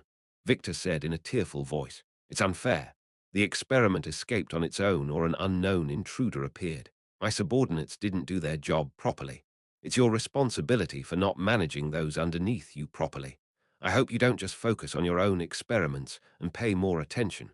Leslie shot back reproachfully. Victor couldn't resist and asked Verom, who sat next to him, for help. Knight Verom, say something. You were there then, damn it. Why are you biting me? It has nothing to do with me.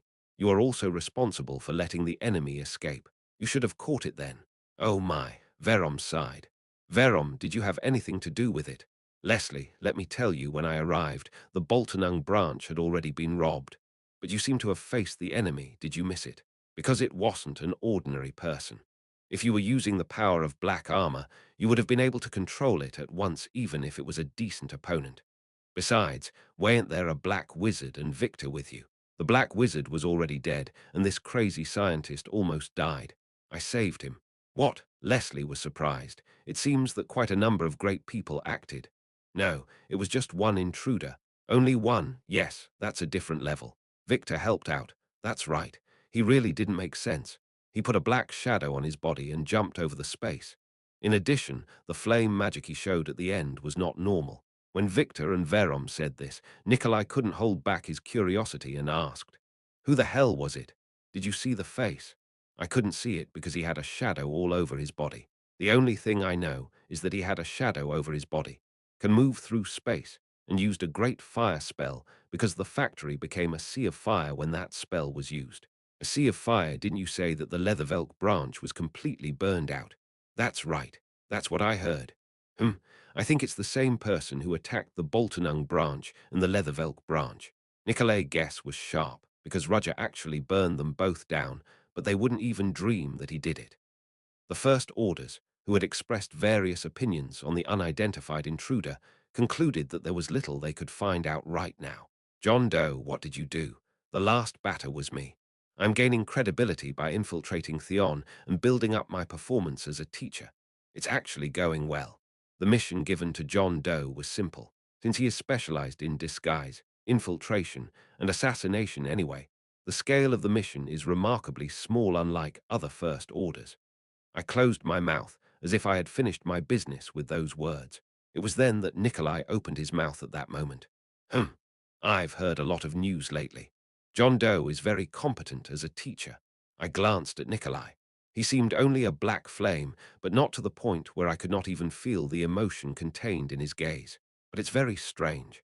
You're making a name for yourself, unlike your usual self. What was in his gaze was doubt. I hear that name often these days. Roger Chelisai created a new magic. Roger Chelisai makes a splendid performance.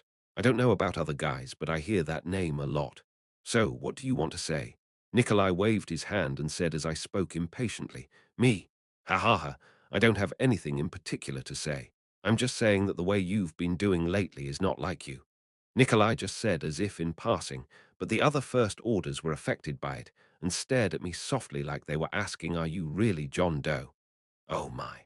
Zero Order is just watching this scene as if it was funny. He had a perfect bystander's attitude of no arbitration or help. It's fun. Are you deliberately keeping your mouth shut? Zero Order's idea was too blatant. If that's the case, I have no choice but to go a little blatantly here. John Doe, why aren't you saying anything? Or maybe something really fishy? Nikolai. I opened my mouth, staring softly at Nikolai. It's hard to keep listening to your nonsense. Why is your tongue so long? Nikolai shut up at my rant, and the atmosphere of the round table turned cold. Chapter 215, Seat Woe 115. Order Synod 2. Rather than branding me as suspicious, Nikolai steered the situation. His words were both natural and sly, proving that he was not acting as an agitator for no reason. He says he had valid doubts, but at the base of that lies his feelings toward John Doe. That's why he's been secretly conscious of Roger since he first came here. But his point is not far-fetched. I am an executive of the Black Dawn Society on the surface, but I wasn't the real John Doe. The steps I have shown as a teacher so far are things I should have never done. Building a reputation for myself when I was a spy was an unacceptable act, and it was natural in a way for Nikolai to point that out. He was probably quite dissatisfied with John Doe, but he must have found an excuse this time. All Nikolai wants is to prove his superiority by making a dent in John Doe credibility, and since his reason is personal, I also hit back without mercy. Zero Order adopted a wait-and-see attitude. The same goes for other First Orders. Someone said they enjoyed my fight with Nikolai, and someone else said it had nothing to do with them. They didn't feel the need or the thought of stopping it. As a result, the situation led to a match between me and Nikolai. Nikolai laughed. John Doe, your words and actions are very fierce. Or do you feel guilty about something? I just don't want to listen to words that aren't worth listening to. Ha, are you confident? So what's the point of making that incredible move? Are you saying that you have an objective? Yes. When I answered shamelessly, Nikolai sighed. I think you've become more brazen than before, John Doe. Brazen. If you feel that way, it means that your information is lacking. Nikolai had considerable pride in knowing a lot. From the time he came here, he was impatient to tell other executives what he knew. I was convinced by his strange, pretentious words and actions. The same was true when he opened his mouth to attack me. From the information he received, he said that I moved too suspiciously. He knows so much, and everything he knows is true. It's probably because he's convinced that his premise can't be wrong. He is confident that he will not be inferior to anyone in his field. But on the contrary, his sources were a weakness that was too obvious. That's why I openly stabbed Nikolai Pride. So what if you know a lot? Your hair is too short to think based on that. Roger tells him he's stupid. Do you want to fight? Did it sound like that? I didn't mean to say it directly, but judging from your reaction, it seems that you have a sense of entitlement deep down inside. Nikolai's point to me was valid. However, I snorted and showed a snobbish attitude, telling him not to point out such trivial things. It was an illogical response to a reasonable opinion, and he was hit by a backlash. But if I insist ignorantly, it'll be right. The more people pretend there is something, the more confusing it is, so it's better to act confidently and brazenly. Other executives who had doubts about me due to my forced attitude were looking at Nikolai. Nikolai said impatiently, "Don't change the subject. You haven't answered my question yet." As the situation went badly, Nikolai refuted his argument. It was the most correct judgment Nikolai could make, but he doesn't know that the right action is sometimes wrong. I replied with a snort. "Didn't I tell you? I don't feel it's worth answering. You're not avoiding the answer on purpose, right? Come to think of it, it's weird. What you're saying now is deliberately distracting the conversation. He's a quick-witted fellow, so I guess he noticed I was doing this on purpose. Well, there's no way a First Order of the Black Dawn Society would let this go without getting an answer. I didn't act thoughtlessly either. I had a goal. Nikolai, the reason why I don't feel worth contradicting your words is because your premise is wrong." "What? What are you talking about? You think you know everything and stand on other people's heads. That's not the case at all. Are you ignoring my intelligence? It's commendable that he obviously knows a lot of things, but he doesn't know everything. Then do you know who blew up the Leathervelk branch? How am I supposed to know a person who is hiding? You didn't even know that, but you pretended to know everything until now. Ha! So John Doe, do you know who the culprit is?" "Yes." Nikolai gasped at my confident answer, and the other executives responded similarly. "You're bluffing. There's nothing more ridiculous than pretending to know without knowing. Why do you think I don't know? Of course. Since you don't know, it's natural that I don't know either. Do you really think so? Nikolai, that's why you can't." "What?" The initiative returned to me, and I was able to end my fight with Nikolai since Zero Order never intervened. It would be better to break the habit of acting as if you know a lot of things with only superficial truths. Ha! Then tell me the truth that you know if you're that good. What? There's nothing I can't say. I slowly told the truth. I am the one who got rid of the Leathervelk laboratory. At my words, silent astonishment spread over the round table, but only Zero Order moved his shoulders with interest. Although Nicolay's face couldn't be seen, he couldn't hide his dumbfounded voice. Now what? The laboratory in Leathervelk. I said I got rid of it. Mr. John Doe, what do you mean by that? Victor, who was watching still, shouted in amazement. He must have been surprised. Mr. John Doe, I used to believe in you. Shut up, Victor. Why are you blaming me? Yes. It was obviously your management mistake that led us to escape the werewolves from the lab in the first place. Then you even asked me for help to catch the werewolves who ran away. Victor shut his mouth when I growled. I tried to help you with your issue, but what was the result? Your poor management led to the escape of the experimental subjects and almost made me expose my identity. How do you think I felt when a werewolf broke into Theon and the traces were placed right in front of the president's nose? Oh, well, that's so I got rid of it with my own hands. Is there anything you want to refute? Well, but the management there is not entirely under my jurisdiction. Yeah, it's the fault of the Black Wizards and Shamsa's school guys who work there. But wasn't it purely your will to join hands with those guys, Victor? I glared at Victor. I would have liked to get rid of you as well, but since we're both first orders, I decided to be generous, but not to the lower ones. Don't tell me you got rid of the Leathervelk laboratory. Yes, I finished with my own hands. No matter how many useless guys there are, they'll hold on to our ankles. In that case, it would have been easier to completely destroy even the evidence. The other executives were silent at my words and were wondering why I did that since it was betrayal. No one would do that except John Doe, who kills his men if he doesn't like them. A guy who only follows orders from Zero Order and doesn't get along with other executives. Since his mission was disturbed and he felt his life threatened, it seemed natural for John Doe to kill all the people involved. His dirty personality was helping Roger now. I don't need useless people, no matter how many of them there are. I'd rather kill him than allow mistakes. Am I wrong? John Doe, are you kidding me? Your behavior was too much. Nikolai stepped up in protest, but I responded to his remark with a snort. Why, shouldn't you be grateful?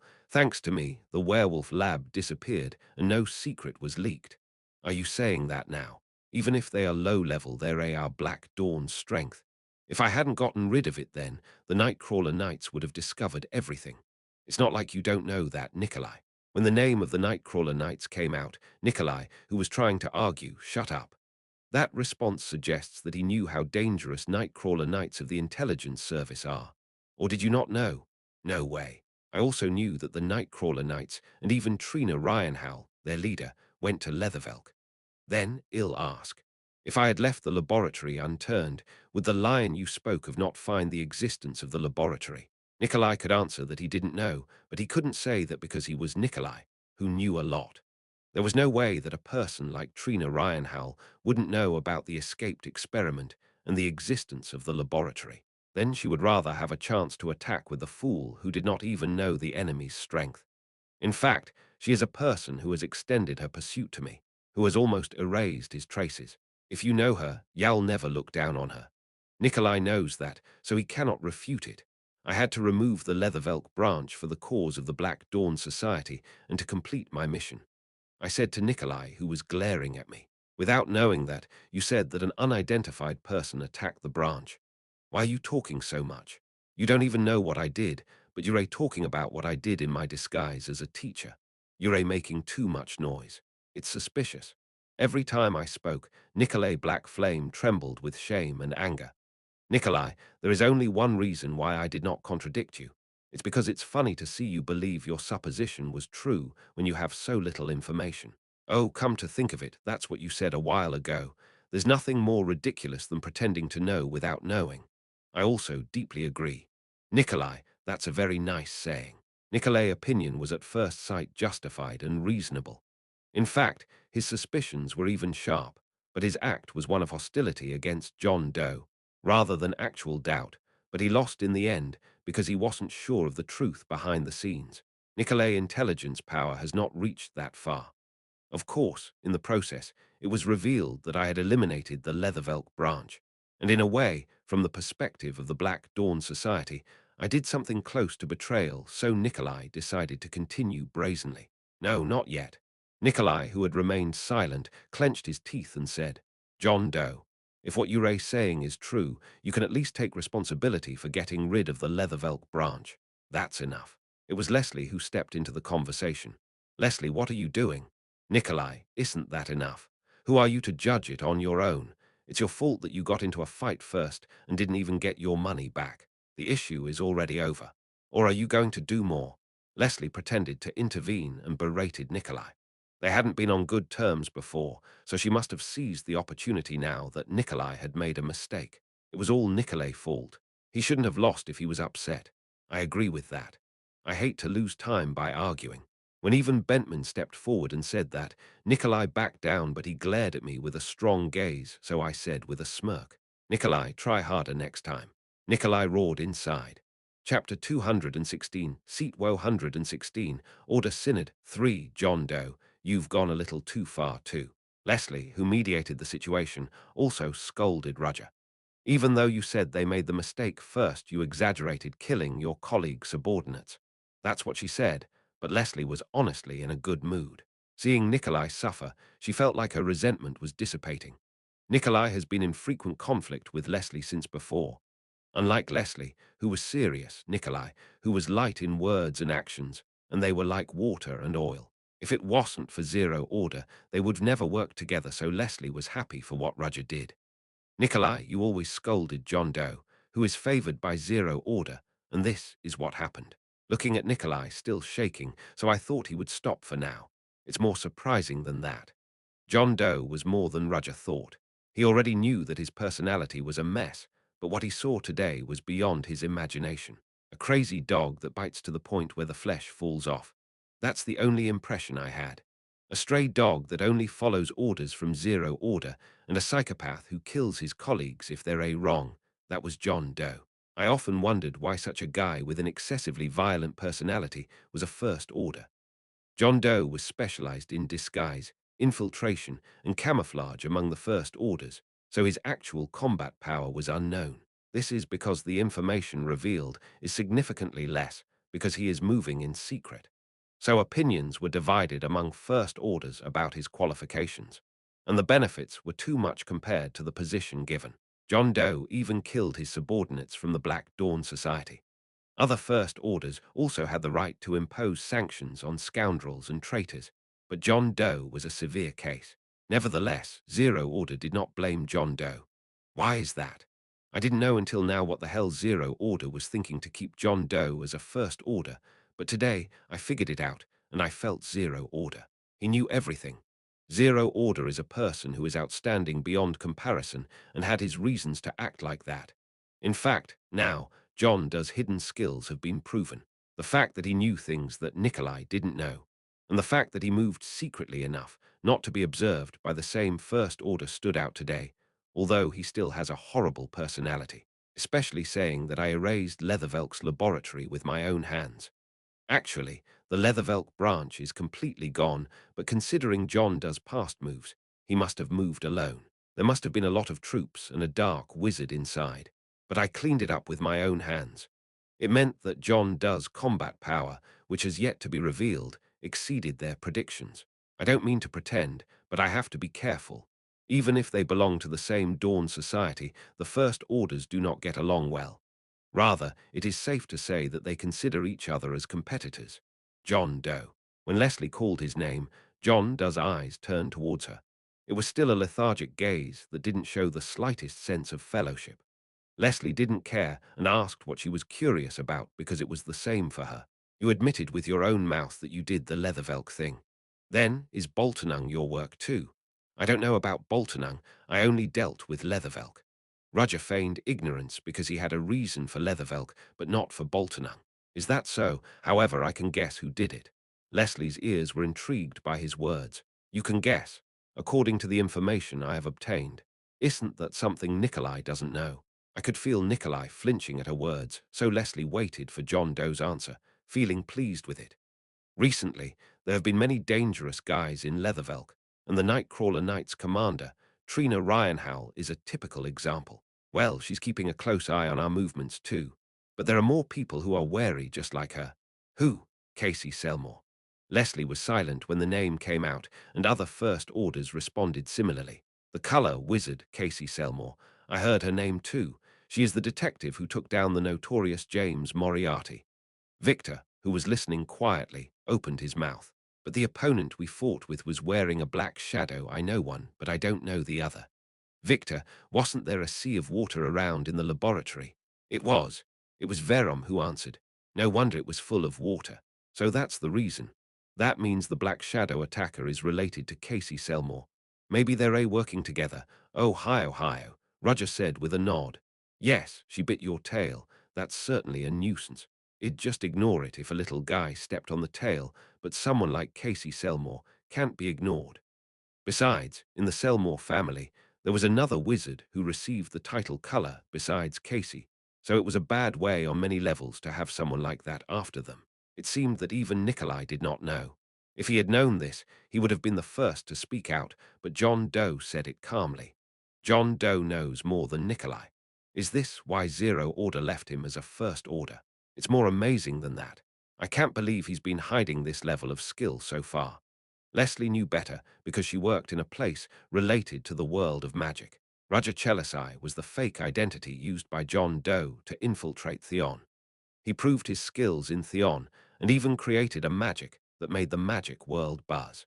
When she first heard the news, she thought it was purely because of Zero Order's help rather than his own strength, but it didn't look like that today.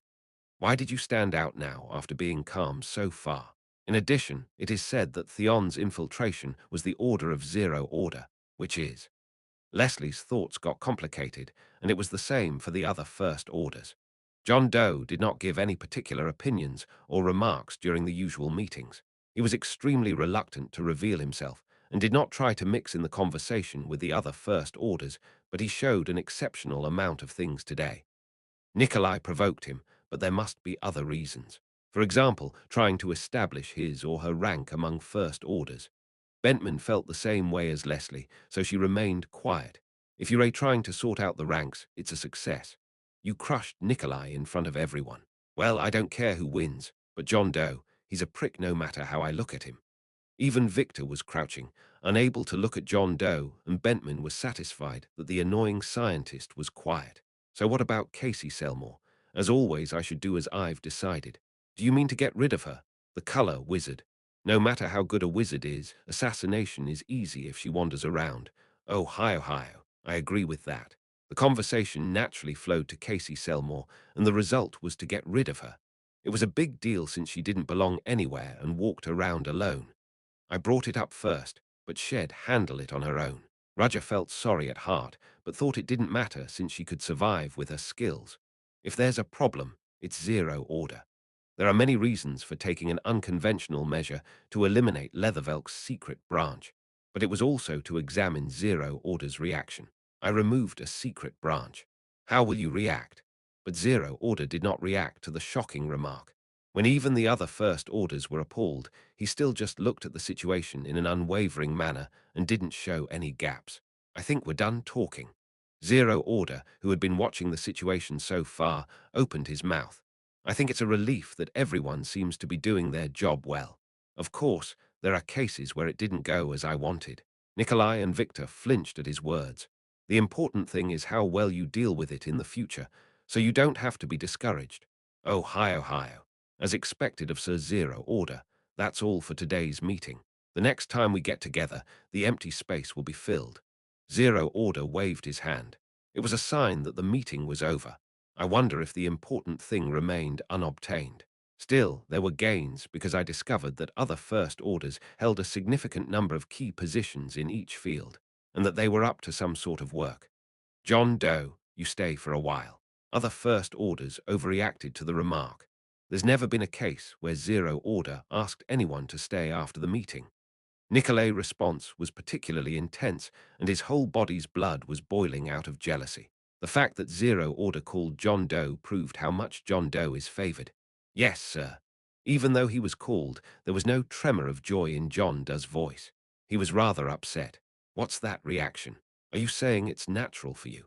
Nikolai managed to hold back the cry from his mouth and hurried out of the meeting because he thought he would not be able to stand it if he stayed here longer.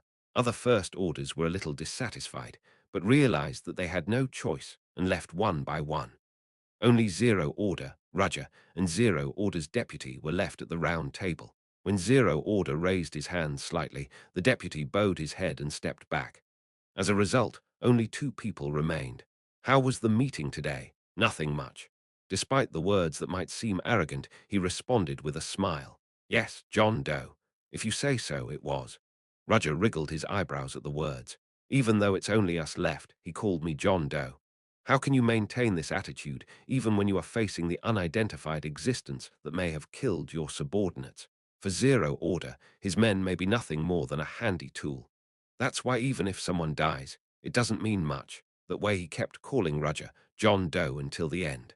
He was treating John Doe as a position, not as a person, and now that the former John Doe is gone, Raja is the new John Doe. Even so, I can't believe he called an unidentified person to a meeting of the executives. I have no idea what's going on. The only thing I can be sure of is that he doesn't have any hostility. Maybe he's crazier than I can imagine, so he's enjoying the situation. If that's the case, I have no choice but to match him. Is there anything else you want from me? Is there anything else you want from me? What do I want? At that, Zero Order patted his chin under the mask. No, if I have to say it, it doesn't matter if you work hard on the mission I gave you. Mission, you mean? Yeah, I can't stay in Theon anymore, so I want you to find it. At that, Roger concentrated on the next words of Zero Order. A person of destiny exists in Theon. You must find him. A person of destiny. At those words, Roger rolled his head. If Zero Order put John Doe in Theon just to find one person, then it must be someone extremely important. Just then someone appeared in Roger's mind. No way. Maybe it was a speculation, since he didn't go through the rational judgment, but just derived the result. René. There is only one person that comes to mind in Roger's head, a user of non-attribute magic, and a studious child, whose mother he killed with his own hand, and even erased her memory. Ren's eyes are still unawakened. There is a saying that when a person of destiny appears, they will get caught in a fateful whirlpool. Others may not believe it is an old legend, but Roger was different. Maybe Zero Order is looking for René. Although it was just a guess, it could also be the right answer, so Roger wanted to ask something to confirm his guess. Are there any characteristics? What do you mean by that? Knowing this will help narrow it down. I can't say with certainty, but the possibility that it's a woman is high. They also say they see things that others can't see. They see things that others can't see. René came to mind when he said it was a woman, but Roger thought of Flora Lumos when Zero Order said they see what others couldn't see. Flora Lumos smells the magic and feels the magic that others can't see with their eyes. Do you have any idea? No, not yet. Roger answered without hesitation. Is that so? I'd like you to tell me if you find it later. Yes. I'm sorry I kept you for a long time. I'll be going now. Roger rose from his seat. After Roger completely disappeared over the stone gate, Zero Order called his subordinate. Setadel. Yes, Mr. Zero Order. There's a place you need to go for a while. Yes, sir. Arit Mountains are a rugged place, but you have to go there. The Arit Mountains were located between the Kingdom of Utor and the Exilian Empire. In the past, it was also the place where Roger assumed John Doe identity. There is someone you have to find. Chapter 217, Seat Woe 117. Mana Path 1. The brightest scenery greeted me as I came out of the conference hall. Unlike before, when it was like a lake at dawn, a white cloud appeared over the blue sky. The sun was rising over the horizon, and the stars were no longer visible under the surface of the water, touching the soles of the feet. The stars in this world are dreams of the people, but it was time for people to wake up from their dreams now that the night was over and dawn was coming. It looks more like a salt desert. The calm water on the floor became a mirror that reflected the sky, dividing the world into top and bottom. In the past, if I could travel abroad, I wanted to go to places like this. It was all in the past, and now I was left with nothing but longing. Alden, what's wrong with your face? Leo, who sat in the classroom, was surprised to see Aiden's expression and asked, Huh, why, no, your eyes. Aiden's face had very thick, dark circles. Aiden, are you sick? You don't look so well. Don't you have to go to the nurse's office? Even the disingenuous Tracy advised with a worried face. Aiden's complexion was not so good, but he smiled awkwardly and scratched his head at the consideration of his friends. Ha ha, it's okay. It's not like I'm sick. But why? Just I couldn't sleep well last night. Is that because of Mr. Rudge's research? Leo, who was quick-witted, immediately recognized the reason. If there's something wrong. No, it's not. It's not like there's a problem. It's just that I overworked myself. You don't have to worry too much. Did you get any results? Yes, I mean. Aiden was about to say something. Ah, well, first of all, Mr. Rudge's research is correct, but I can't say since it's a secret. I'm sorry. Aiden couldn't say more since he signed a contract and immediately shut up. I almost said it. Aiden spent yesterday and the last night training, and his efforts paid off a little. With the mana inhibitor on his body, Aiden is able to move his mana a little. Of course, when it became possible, he didn't get enough sleep because it was already dawn. Although his body was tired, because of the effort his mind was clearer than ever, because of the satisfaction of achieving something. To be honest, he was very excited, to the point where he almost told his friends, even though he signed a contract. I can't wait to finish the class and show everyone the results of my training. What happened to the other applicants? Is there anyone else who succeeded besides me? What else are we doing today? Aiden's eyes glistened. His face was pale, but his eyes were alive, so the teacher who just came into class trembled when he saw Aiden. What is it? Did I enter the wrong lecture room? No matter how the teacher looked at it, it was the right classroom. The teacher conducted the class in a cold sweat as Aiden had a strange smile on his face. Today's class is over. I'm going to go now. Ha, Aiden. Aiden, who wanted to show his results as soon as possible, ran straight to Roger's lab. His friends called him from behind, but he couldn't care less about it. Teacher, I am here. When he opened the laboratory door and entered, Roger, who was reviewing the data from the inside, glanced at him. You're loud, Aiden. If you're going to come in quietly. Yes, I'm sorry. Sit down for now. You came sooner than I thought. Oh, yes, I couldn't wait to come. Looking at your reaction, it seems you realized something yesterday. Yes, that's right. So yesterday, I stop. We'll talk about it later when everyone else gets here. Stay calm for now. In response to Roger's cold, dull reaction, Aiden's emotions that were about to overflow became surprisingly calm. As the tension and excitement were relieved, he felt like he was getting tired. I shouldn't be sleeping. At the moment when Aiden, who sat down and was about to fall asleep, shaking his head without realizing it, a sudden sound was heard, and he raised his head. Before he knew it, Roger was looking down at him closely. What? You have dark circles under your eyes. Did you stay up all night? Aiden hesitated, unable to answer the question, and Roger shook his head because that alone was enough of an answer. Alden, it's quite commendable that you're passionate about this study, but it's not good to try to get results by overworking yourself like that. Oh no, I did it because I liked it. Still, you have to take care of your body more. A good night's sleep is especially necessary. Your health will deteriorate if you miss too much sleep. Roger said so and held out a bottle. Drink it. What's this? It's a remedy for fatigue. At least it'll help blow your sleep away for now. And Aiden, get some sleep early today. Do you understand? Oh, that's all right. Yes, yes. Good. Roger nodded as if he was satisfied with the answer and began to review his data again, while Aiden stared blankly at the water bottle in front of him, then grabbed it and gulped down the contents. Oh, as Roger said, after drinking it, he felt like the fog in his head was disappearing. However, it was nothing more than a delay in time, because it did not remove the fatigue itself that was coming in now, but pushed back for a while. I should rest really early today. He was grateful for Roger's consideration. Come to think of it, Leo, Tracy, and Iona were worried about him too. The expectation and burden of participating in such an important study made him overdo it. I have to reflect on myself. When I meet them later, I'll apologize for making them worry. Meanwhile, the other students arrived one by one. Were here. All the students sat down.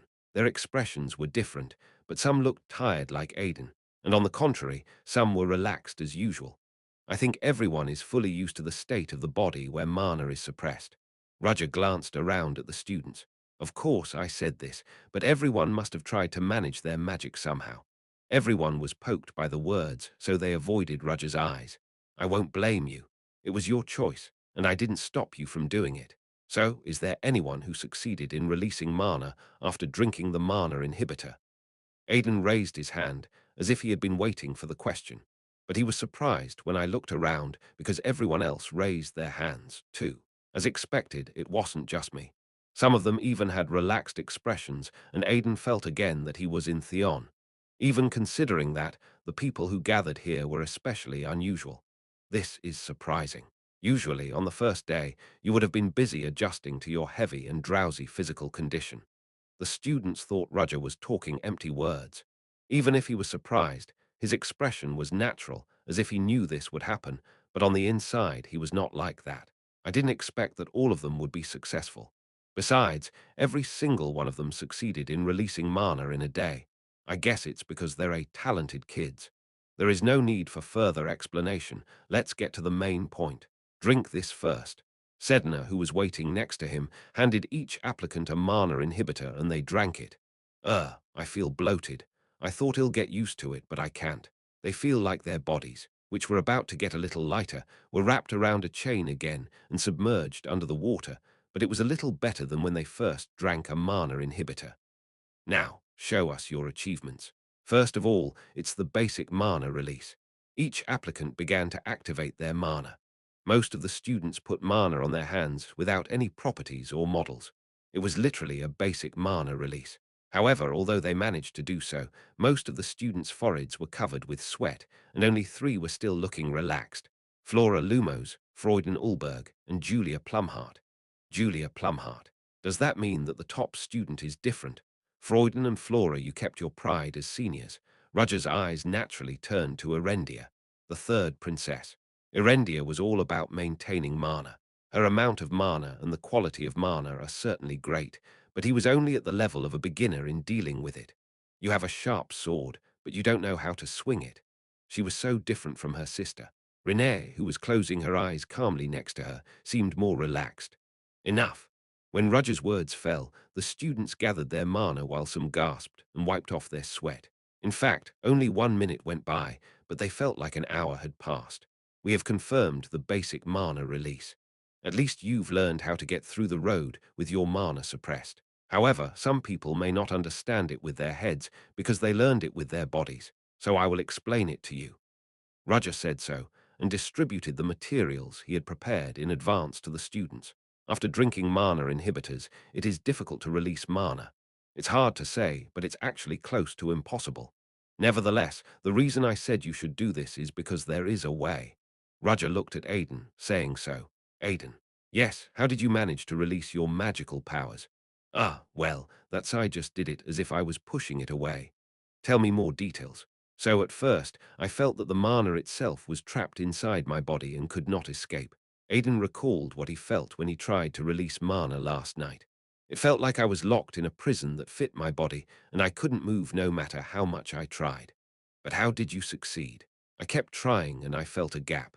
Aidan couldn't think of anything other than that word. Renee, how about you? Me, I felt the same way. I was trying to squeeze out mana through the gap as much as I could. As a result, something that was originally narrow gradually opened up and the path became larger. Is it the same for the rest? When Roger asked, the rest of the students all nodded. Aidan breathed a sigh of relief at the sight, thinking, I wasn't the only one. Everyone must have felt the same way. Actually, mana inhibitors literally block your mana. Nevertheless, you have forged a way through the oppression. Roger said so and floated a picture on the magic board. It was a painting of a man with blue lines drawn over his body. Each wizard's body has its own optimal route. Route. Yes, in other words, it's called path. Are you saying that's the way? But that's a taboo. Yeah. It's like the magic circuit that black wizards forcefully carve and widen through surgery. But this is different from that since it's not made through artificial procedures, but it exists from birth. The students looked suspicious at his words because no one has felt the magic circuit in their body so far. Everyone seems surprised. I understand that feeling. It's something that you didn't realize because you usually handle magic naturally. It's like recognizing how to breathe. Breathing is natural, and so it's using your body. There is no overdoing it, and of course they wouldn't realize it's uncomfortable. But what if the whole process is suppressed for some reason? What if it's hard to breathe? What if it's hard to even walk normally? Then people would change their mind and would search for a way instead of taking it for granted. When there is a problem, people try to solve it and find the most efficient way through many attempts. The knights learn how to use their body during training. Anyone can swing a sword, however, it would take a lot of effort and time to wield the sword in the best way without exerting as much force as possible. The optimal path and method are completed through the process of trimming and sharpening. The gap you found is the optimal mana path that you have always had, but have not been aware of until now. And the role of this mana inhibitor was to make the hidden mana paths recognizable by the body. Chapter 218, Seat 118, Mana Path 2. Does that make sense? Erendia stepped forward, asking so. Erendia, can you fold and unfold your arms? Yeah, that's easy. Erendia did as Raja ordered. Which muscles did you use while doing that? Well, it's an arm muscle, right? Do you know the exact name of the muscle you use to bend your arms? At his words, Erendia was perplexed. That's the point. What do you mean by this? People are not interested in the body parts they usually use. I just do it because it's a given. If someone is asked to move their arm, they do it because it's something they usually do, but if they're told to focus on their forearm and biceps, they won't know what to do. The same goes for the mana path. There is no need to use magic while mana is suppressed, so no one will notice it. Magic can be activated without the mana path. The students responded to his words with half mistrust. They didn't say anything, but they were not sure if it was true. It's funny that the mana path exists, but you can't believe that you found the mana path that no one has ever found in this ignorant way. Modern wizards focused on the study of magic, such as more optimal magic and simpler magic. How can I use magic faster? How can I refine the magic to reduce mana consumption? What should I do? What else can I do to make it more efficient? Magic has always been the target of an endless process of exploration, research, and challenge. On the other side, the ancient wizards were the opposite, since what they were aiming for was always the self. Instead of refining and developing magic, they chose their own bodies so that they could unleash stronger magic. At that time, most people thought so, and believed that they should be stronger to use more powerful magic. That's the way it is. A man cannot lift anything heavier than his limit. That's why a tool called a crane was created. If you can't do something due to your body's limitations, you invent a tool, but the old wizards didn't. You can't lift heavy things. It's because you're weak. You just need to train your body enough to lift something heavy. It was a stupid thing to do, but such a tight-knit mentality has surprisingly created a path, the way to use mana in the best way and with the best efficiency. A miracle that was possible because this is a world where magic exists. If there was such a way, why didn't the wizards knew it until now? I wondered who asked, and it was Freuden. He waited with a keen stare for me to answer. They can't help but not know. The interpretation of the language became impossible, and the genealogy was completely cut off. Even so, wouldn't that method have been handed down by word of mouth? Even if it was told, many have dismissed it as superstition. The way to make a mana inhibitor is hard to pass on by word of mouth, but the other way is what wizards now call a barbaric method. And the most fundamental problem is the external no, let's not say this. They won't understand if I say it anyway. The way we put too much emphasis on efficiency has ironically resulted in the exclusion of all other paths. As a result, they denied the existence of other shortcuts in places they did not know. So we were wrong and the ancestors were right. It's not unreasonable to think so, but it's not unconditionally. According to the ancient wizards' notes, they also suffered countless failures and trials and errors. In fact, I've seen a lot of ridiculous cases. A wizard tied to a stone to develop the power of water magic and sank down the river in order to increase his water affinity. And unfortunately, the wizard never came up to the surface. Could the people of today believe that this was one of the many ways in the past? As they tried to be strong by putting a load on the body, the old people tried all kinds of strange ways and suffered many failures. Many died, but they didn't stop exploring. Increasing mana emissions through mana inhibitors was completed because people in the past did countless trials and errors. It was a very silly thing to do with the wizards acting like clowns, but it was fun to watch. That's what my teacher told me when I was young. In the first place, it was teacher who taught me how to interpret Larsel and trained me to increase my mana emissions. Throw away the stereotype that the ancestors are more stupid than the present-day people. On the contrary, they might know a better way than now. Just by looking at relics, unprecedented items that we don't know who, where, or how were made. Only the fact that relics are related to the ancient people spread like a rumor among academics. Then this research that we're doing now, it's simply a great discovery. Renée said with her eyes shining. That's true in a way, but I didn't think so. It's not a great discovery. It's nothing more than restoring the forgotten way. But it's amazing. Yes, the effect is great, but what's truly amazing is the wisdom of the old saint who first came up with the method. I don't intend to take credit for that great discovery. I just have to pay my heartfelt respect to it. Don't forget the path you found. Then what are we going to do in the future? Julia, who was just listening, asked. If you've opened the road, now you have to widen it. You've just recognized the existence of the mana path, and the mana you can move through that path will be very weak. Mana path doesn't mean you can just let it go just because you pierced it once. If left alone, it fades again and is forgotten. But on the contrary, the more you use it, the bigger and stronger it becomes. The mana path shows better growth only when you try to grow it as much as possible while your mana is suppressed. That's why I gave you guys a week. The students were amazed at what I said. Of course, it is correct that I set it for about a week to produce visible effects as soon as possible. Increasing mana emissions by just 10% is a salivating achievement in academia. Still, I was going to teach them one by one if they didn't find the pass, but I didn't know they would all come through in a day. Thanks to you, I'll waste less time explaining. It was inevitable that I had a strange regret. Since I explained about the mana path, try releasing your mana once again, but this time use the mana path consciously. At my words, the students started to pay attention again. That's fascinating. Julia Plumhart channeled her mana through her mana path and watched Roger with her half-open eyes. To think there was something like an optimal path in my body that I didn't even know existed. It was as if I had found a small pebble that was invisible in broad daylight, but only shimmered when night came. It was like the dream magic that I handled, so it was somewhat dreamy. But I can feel something strange about Mr. Roger Chelisai. If it's not an illusion, that's definitely a sign of a dream magic. She could feel it clearly because she was the most talented person in the dream school. From the traces, it seems that teacher did not use dream magic. Is it related to a senior from another school? But there was something more intriguing than that, and that's Roger's dream, which had not been seen before, began to appear faintly. The dream of a person who doesn't dream. Is that something else than a dream? Perhaps it was a path that hadn't existed until he contacted something through dream magic last night, like how he taught them about the mana path now.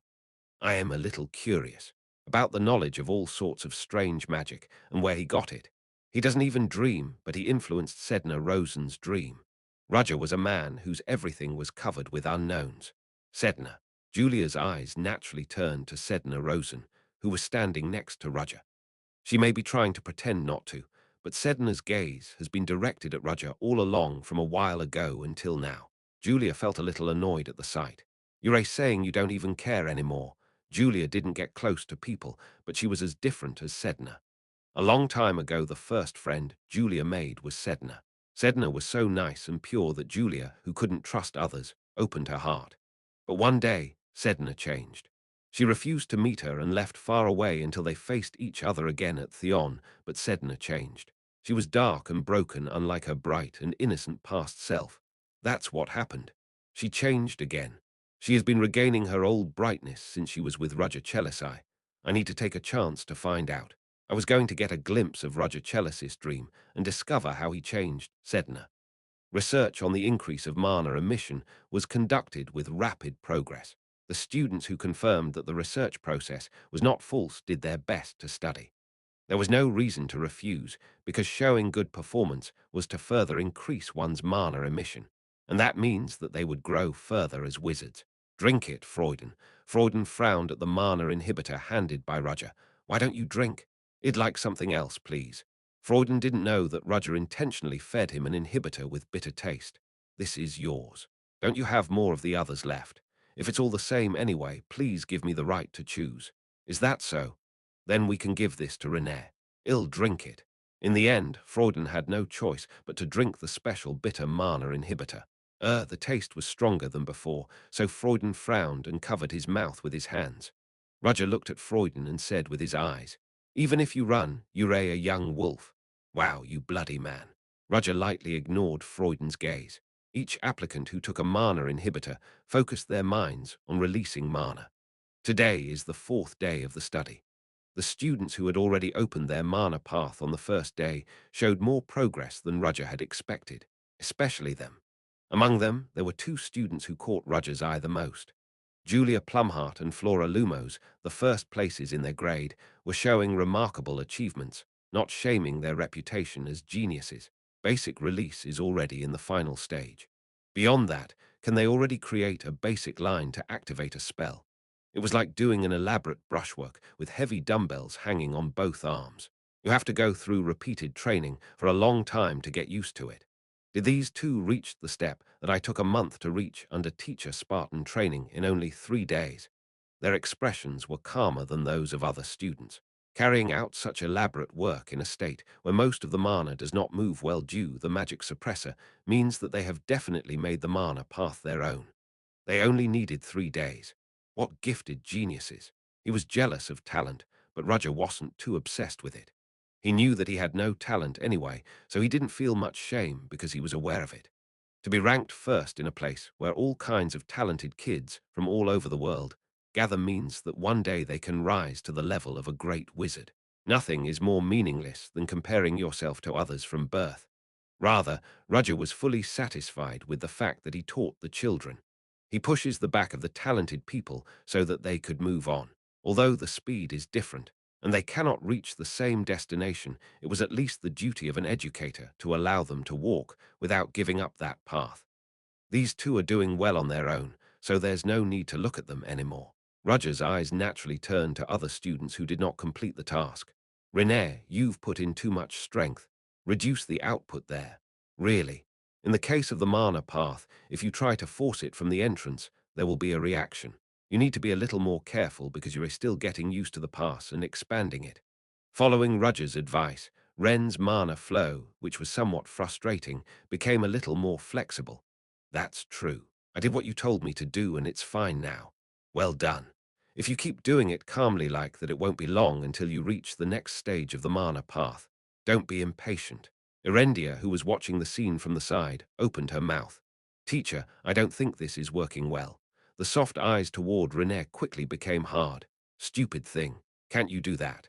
You don't know how to handle mana because you have too much. Erendia was stunned because Roger's reaction was the opposite compared to when he was talking to Renee. Why is there such a big difference between me and Junior Renee? Renee is a commoner and Erendia is a princess, but of course in front of Roger their status is meaningless. Erendia herself was also extremely reluctant to be treated according to her status. Even so, wasn't this difference too big? Teacher, aren't you being mean to me? What are you talking about? I treated everyone the same way. Sir, I have one more question. Is it okay? Of course, Renee. What are you curious about? Any questions are welcome. Everyone can tell it's different. Roger looked at her with irritation as Erendia shouted, "What's the problem, Erendia? The difference, it's huge. Anyone can see it." Erendia shouted, and Roger looked at her with an annoyed gaze. Erendia, you are a senior who has been learning here for an extra year. Why are you complaining because I treated a freshman a little better? A little bit. Isn't everyone else doing well except you in the first place? Look at Julia, she's a junior to you, but she's much better. She's the top student of her grade. Then look at Aiden. He's working hard by himself and doesn't even try to ask me bothersome questions. Oh me. I have some questions too. Erendia, do you still think your behavior is so honorable? Excuse me, Mr. Roger. Erendia bit his lip. No matter how much she thought about it, she was at a disadvantage. If you know, try to do something. If it doesn't work out, I can give you some advice. So annoying. Erendia, who was completely defeated by logic, had nothing to do but grit her teeth inside. Teacher, I have a question. Then someone called Roger. He wondered who it was, and Flora Lumos was staring at him. What's going on? Suddenly, the magic line became unstable, so the implementation is not going well. I saw that you were doing well just now, but suddenly you can't. Roger was suspicious, but although Flora shuddered inside, she didn't change her expression. Can you tell me what to do, sir? Chapter 219, Seat Woe 119. Research results. 1. Flora thought that Rudger's research was not as difficult as she believed by her standards, but the other students were sweating profusely. Even the noble Freuden had a little crease on his forehead. There's nothing more to see here, my only competitor. Flora glanced at Julia, whose face showed no emotion. Was she the top student among freshmen? Just looking at her made Flora instinctively feel that she was the same as her. However, she didn't feel like a competitor. Flora wasn't interested in a student like Julia in the first place. Her eyes were on Rudger. Rudger also glanced at her results and nodded, as if he had felt her gaze, but that was all. What is this? Flora was unhappy about it. Can't you at least compliment me? Flora was a genius, so she didn't have to spend much time trying to do something because everything was easy. She only reduced her break time and managed to expand the mana path and was thoroughly prepared for the next stage. Flora made an effort that she wouldn't usually do to look good because she wanted to be praised by Rudger. But was it because Rudger's expectations for her were too high that he took Flora's achievements for granted? Is it because I am too good? I can't do this. Flora had mixed feelings whether to be pleased with this or not. She understood with her head that it was an evaluation she received because she was good, but her heart didn't do that at all, and she was annoyed for no reason. Then, after seeing that Rudger was seen being kind to Renee and calmly answering her questions, "What? You don't treat me like that." Rudger was pretending not to be, but Flora could tell that compared to others, Rudger was only being nice to the kid named Renee, and her pride was hurt. Appearance Flora was confident, but put it on hold because Renee was also pretty. Her family is better, but considering the treatment she receives, it was not something to brag about, so she put it on hold. Yeah, magic skills. If you're a strong student, you have to win with your magic skills. Flora was better at magic, and although Renee was trying hard, she was not comparable to her. She was the winner when it comes to magic, but she got less attention. It's not fair. Flora looked at the mana line she had created. It was so precise and clean that she could admire it even if she made it herself, but she boldly erased it, then she raised her hand. "Teacher, I have a question." At that, Rudger turned around. Was it surprising that she had a question? There is a hint of doubt in his gaze. Flora was stabbed inwardly, but since this happened, she decided to shamelessly go all out. "Can you tell me what to do, sir?" "I see." Rudger said so and came close to her. Flora shouted in her mind that she had done it, but her face began to heat up as Rudger got closer. "So, what exactly doesn't work?" "Ah, your face is red. Are you not feeling well?" "Yes, yes, me. Oh no, I'm not sick." "Do you have a fever?" Rudger raised his hand and placed it on her forehead as Flora's heart jumped and her rational thinking stopped. I don't think you have a fever. First, show me the mana line." "Yes." As a result, Flora naturally created a mana line as Rudger instructed, and at the same time as her instincts told her. "Perfect. I don't think there's a problem." "What?" Flora realized her mistake. "Oh, I should have made a mistake on purpose." She regretted it, but it was too late. "I think it's good. I'll go now." Rudger left her as Flora screamed inside. A week has passed since the study began, and the research has come to an end. The students who had been drinking mana inhibitors and wearing sandbags for a week finally became free. I feel very light. It's only been a week, but I feel something has changed. Renee looked at her physical condition and was in awe. It hasn't been that long since her mana was suppressed, but she felt new. Above all, the pressure that suppressed her body disappeared, so she felt like she was flying. "Everyone come over here and measure the amount of mana emitted." Under Rudger's instructions, the students began measuring their mana emissions. A large disc was laid on the floor, and an artifact that looked like a crystal ball was placed in the center of the disc. The measuring method was simple. They just had to put their hands on the crystal ball and let your mana flow inside as much as possible. The mana, which flowed into a large disc through the crystal ball, circulates inside, and the amount is measured. The testing time is 3 seconds because they had to measure the instantaneous amount of emission. In this way, 6 people took turns and finished all the measurements. The results are out. Rudger's words made all the students swallow their saliva. Even Julia, who was always relaxed, could not hide her nervousness. The average value of your mana emissions measured a week ago is about 12%. I've already told you that, so you remember it. And now it was time to see the results after a week of training. The average mana emission of the six of you is 36%, 24% more than before. There might be an error depending on the individual, but it is roughly 3 times more. 3 times more. The students were surprised, and the staff in the measurement room opened their eyes wide at the figures. It was the same with the reaction of the spectators, since they had never imagined that the results would be so good. What do you mean 36%? How can such figures come out? It's not like there was an error in the measurement, right? Because they had suspicions the measures were repeated, but the results were the same, 12% before training and 36% after training. Oh my God, I can't believe it's tripled. I feel like I'm energized, but was it that much? Aidan, Renee and Arendia were purely happy while Flora, Julia and Freuden didn't show it, but they were also inwardly admiring their changes. He really did it. Flora stared at Roger with awe. His face was the same after seeing the result, unlike everyone else who was shocked. He didn't feel any joy like he was about to achieve his goal. Rather, it was surprising because he was calm. Was he sure it would be like this? She knew that Roger himself had become stronger through this method, but there was no guarantee that it would work for anyone else. Nevertheless, Roger gathered people, did the research and showed results. How can he do that? How can a person be so strong? How can he not have any doubts about his way? I thought it wouldn't work. Roger was relieved to see a successful outcome. He was worried that some variables might produce bad results. Fortunately, the results were more than he expected. As he was thinking, the wizard from the old tower among the observers stood in front of the mana measuring tool himself. I can't believe it's changed this much in a week. It's weird no matter how I look at it. The meter may be wrong. The observer from the school association also nodded at his words. He was not speaking, but his innermost thoughts were no different from the wizard of the old tower. The wizard of the old tower tested the measuring instrument himself.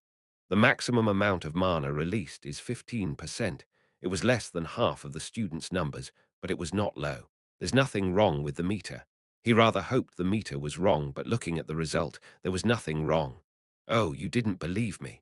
As soon as the president's voice crossed his ears, the observer of the old tower trembled.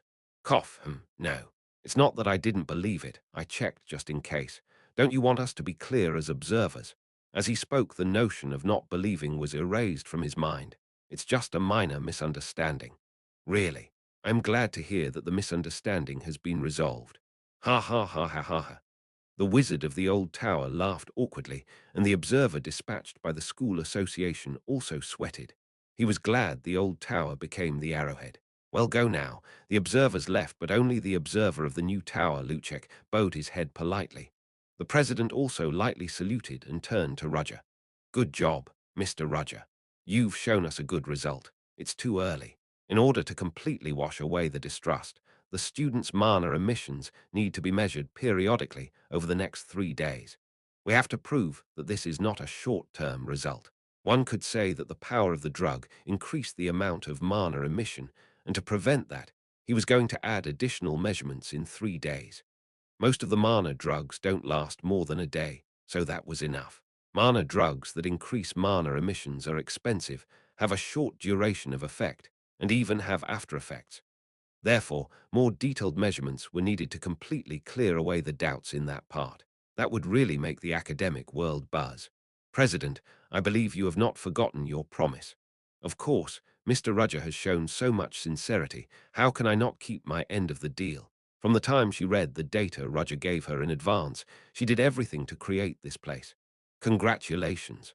Many people will soon find out about Mr. Roger's great discovery. Is that so? That's not a very pleasant reaction. What's the problem? No, nothing. Roger glossed over. Now, there's really no turning back. In the next few days after the news spreads, it will really be irreversible. Now that I have spread the method you have taught me, I can't really hide anywhere. He will not disclose how to make the mana inhibitors, but will that be enough? The process was necessary, but the aftermath was frightening to imagine. It doesn't matter if people bother him, but teacher is different. They must have woken up when Roger used their blood and noticed what he did while sneaking off. When we meet, should I apologize first? Maybe he'll really die. Roger might not be killed because it's their students, but one can grasp his teacher's personality. The president's eyes shone when Roger had such an idea with an expressionless face. He doesn't care even after producing these results. He's more fun than I expected. She knew the name and status of Roger Chelisai were fake, but seeing how capable he was, she wondered what his real identity was and what was his purpose for visiting Theon. He didn't appear to be trying to take anything from Theon. Rather, looking at what he is showing now, he seems impatient because he can't show everyone what he has. A more teacher-like person than a teacher, that's how Roger appeared in the eyes of President Alyssa. I wonder who this man really is. As time passes, will the day come when he tells her who he really is? Chapter 220 Seatwo 120, Research Results 2. Hey, did you hear that? You mean the Mana emission study? Yes, I found out that it was true. Rumors spread in Theon that the research to increase mana emissions ended with successful results. Originally, no one should know until the results of the study were published, but the reason it was known in Theon was because someone leaked the results. There were people at the monitoring station, beside the observers who saw the results of the increase in mana emission, and they couldn't stop everyone from speaking. Those who went as observers will also testify what they saw after returning, so it was a set procedure anyway. It was only pulled forward a little. The students who heard the news naturally responded enthusiastically. I should have done it if I knew this would happen. I can't believe it was real. The students who did not apply for Roger's research regretted their choices. Of course, even if they said so, their judgment at that moment was definitely right, because the purpose of the study itself was absurd. But who knew it would actually succeed? However, it was too late for regrets, so the students' interest shifted to the other side. If they couldn't participate in Roger's research, shouldn't they ask the students who participated in it? As many as 6 applicants participated in the study, and they might be able to get information from them, but they didn't approach anyone. First of all, there were people whom they couldn't talk to, like Flora Lumos, the second-grade genius and the daughter of Duke Lumos, Erendia von Exilian, the third princess and the eldest son of Duke Ulberg, Freuden Ulberg. They were all people with prominent families, and above all, extremely unfriendly relationships with others. If Erendia had heard it, she would have cried out why she was on that list, but that was what most of Theon's students thought. As a result, their target was narrowed down to first-year students.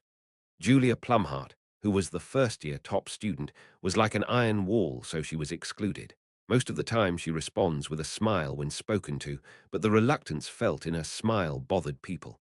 As a result, Aidan and Line became the easiest targets.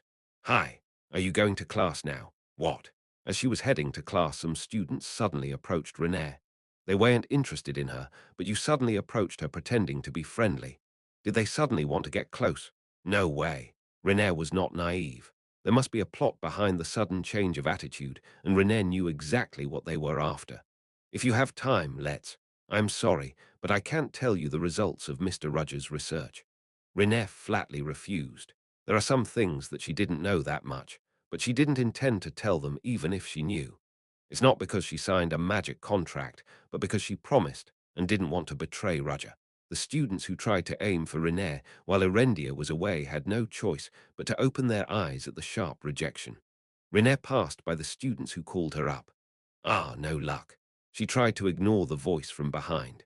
Rather, the eyes of other students who were interested in this were sharp. Now that rumors were already rampant, and they wanted to find the secret of increasing mana emissions from Renee somehow. Go to the classroom. As soon as Ren's steps were about to get faster, someone blocked her path. Are you a freshman? She looked at the name tag and it was a third-grade student. I want to talk with you. Follow me. I don't want to. It was not a subtle suggestion, but an order to follow. Renan naturally backed away, but his opponent wouldn't tolerate it. Look at this guy. Are you talking back? When did I? This is why commoners don't do it. You can't understand if I say it nicely. When did you ever say good things? Renee tried to argue, but the opponent strode up first. She did not panic, but rather stared at her opponent strongly, and the third-grade aristocrat didn't like it. What's with your eyes? How dare you look up to the aristocracy when you are a commoner? What? I wonder if you can keep that attitude going after this. It was then that a third party intervened. I am curious about that too. What's going on? Annoyed by the sudden interruption, the third-grade nobleman stared at where his voice was heard, and when he saw the person standing there, he froze. Roger Chelisai. You call a teacher's name recklessly when you ray a student. The third-grade aristocratic students froze, perhaps because they didn't know they would face Roger in a place like this. Roger looked at the frightened René and the frozen seniors with a knife-edge stare. It was easy to see how the situation was going without needing an explanation. I can't believe third-grade students are doing this since early morning. What are you talking about? We haven't done anything. You didn't? Yes. We just talked to the junior here for a while. It was just an attempt anyway. What are you going to do if it's nothing? The other two naturally nodded at the words. That's right. The teacher misunderstood. It's just a joke, a joke. Roger squinted at them. You are joking.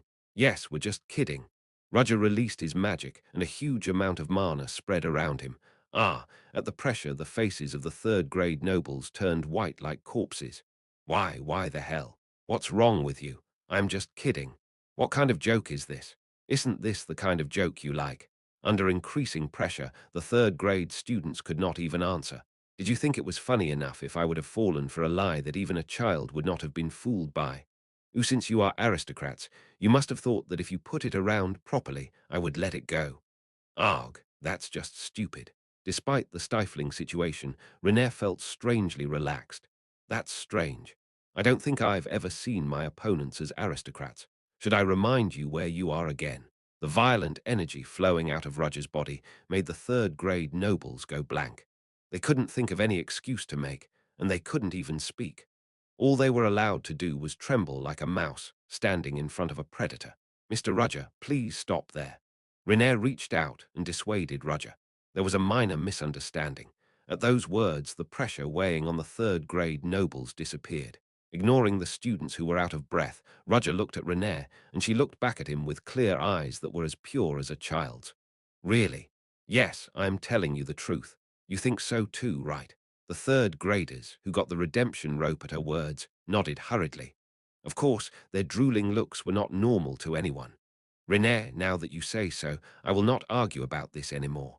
Thank you, sir. Even so, you don't know the future. If anything happens later, come to me. René opened her eyes wide. What? It's okay. You don't have to do that. Although it was purely your will to participate in the study, it's also my duty as a teacher to help you if you have troubles. René opened her mouth at the words and soon smiled. Yes, sir, I will. You'll be late for class. Follow me. What about those seniors? Leave them alone, they will recover on their own. René didn't defend the seniors anymore. They made a mistake first and paid the price for it. Follow me, you were going to my class, weren't you? Ah yes, I was, so let's go together. Yeah. For a moment, René thought that her ears weren't working properly. Aidan was also targeted by other students. Aidan, did you eat? Do you want to eat with me? Aidan, why don't we go to the study room together? Aidan. His name was called everywhere, and Aidan was dizzy for the first after hearing his name being called a lot. At first, he was happy to think that he would make a pure new friend, but his thoughts quickly changed.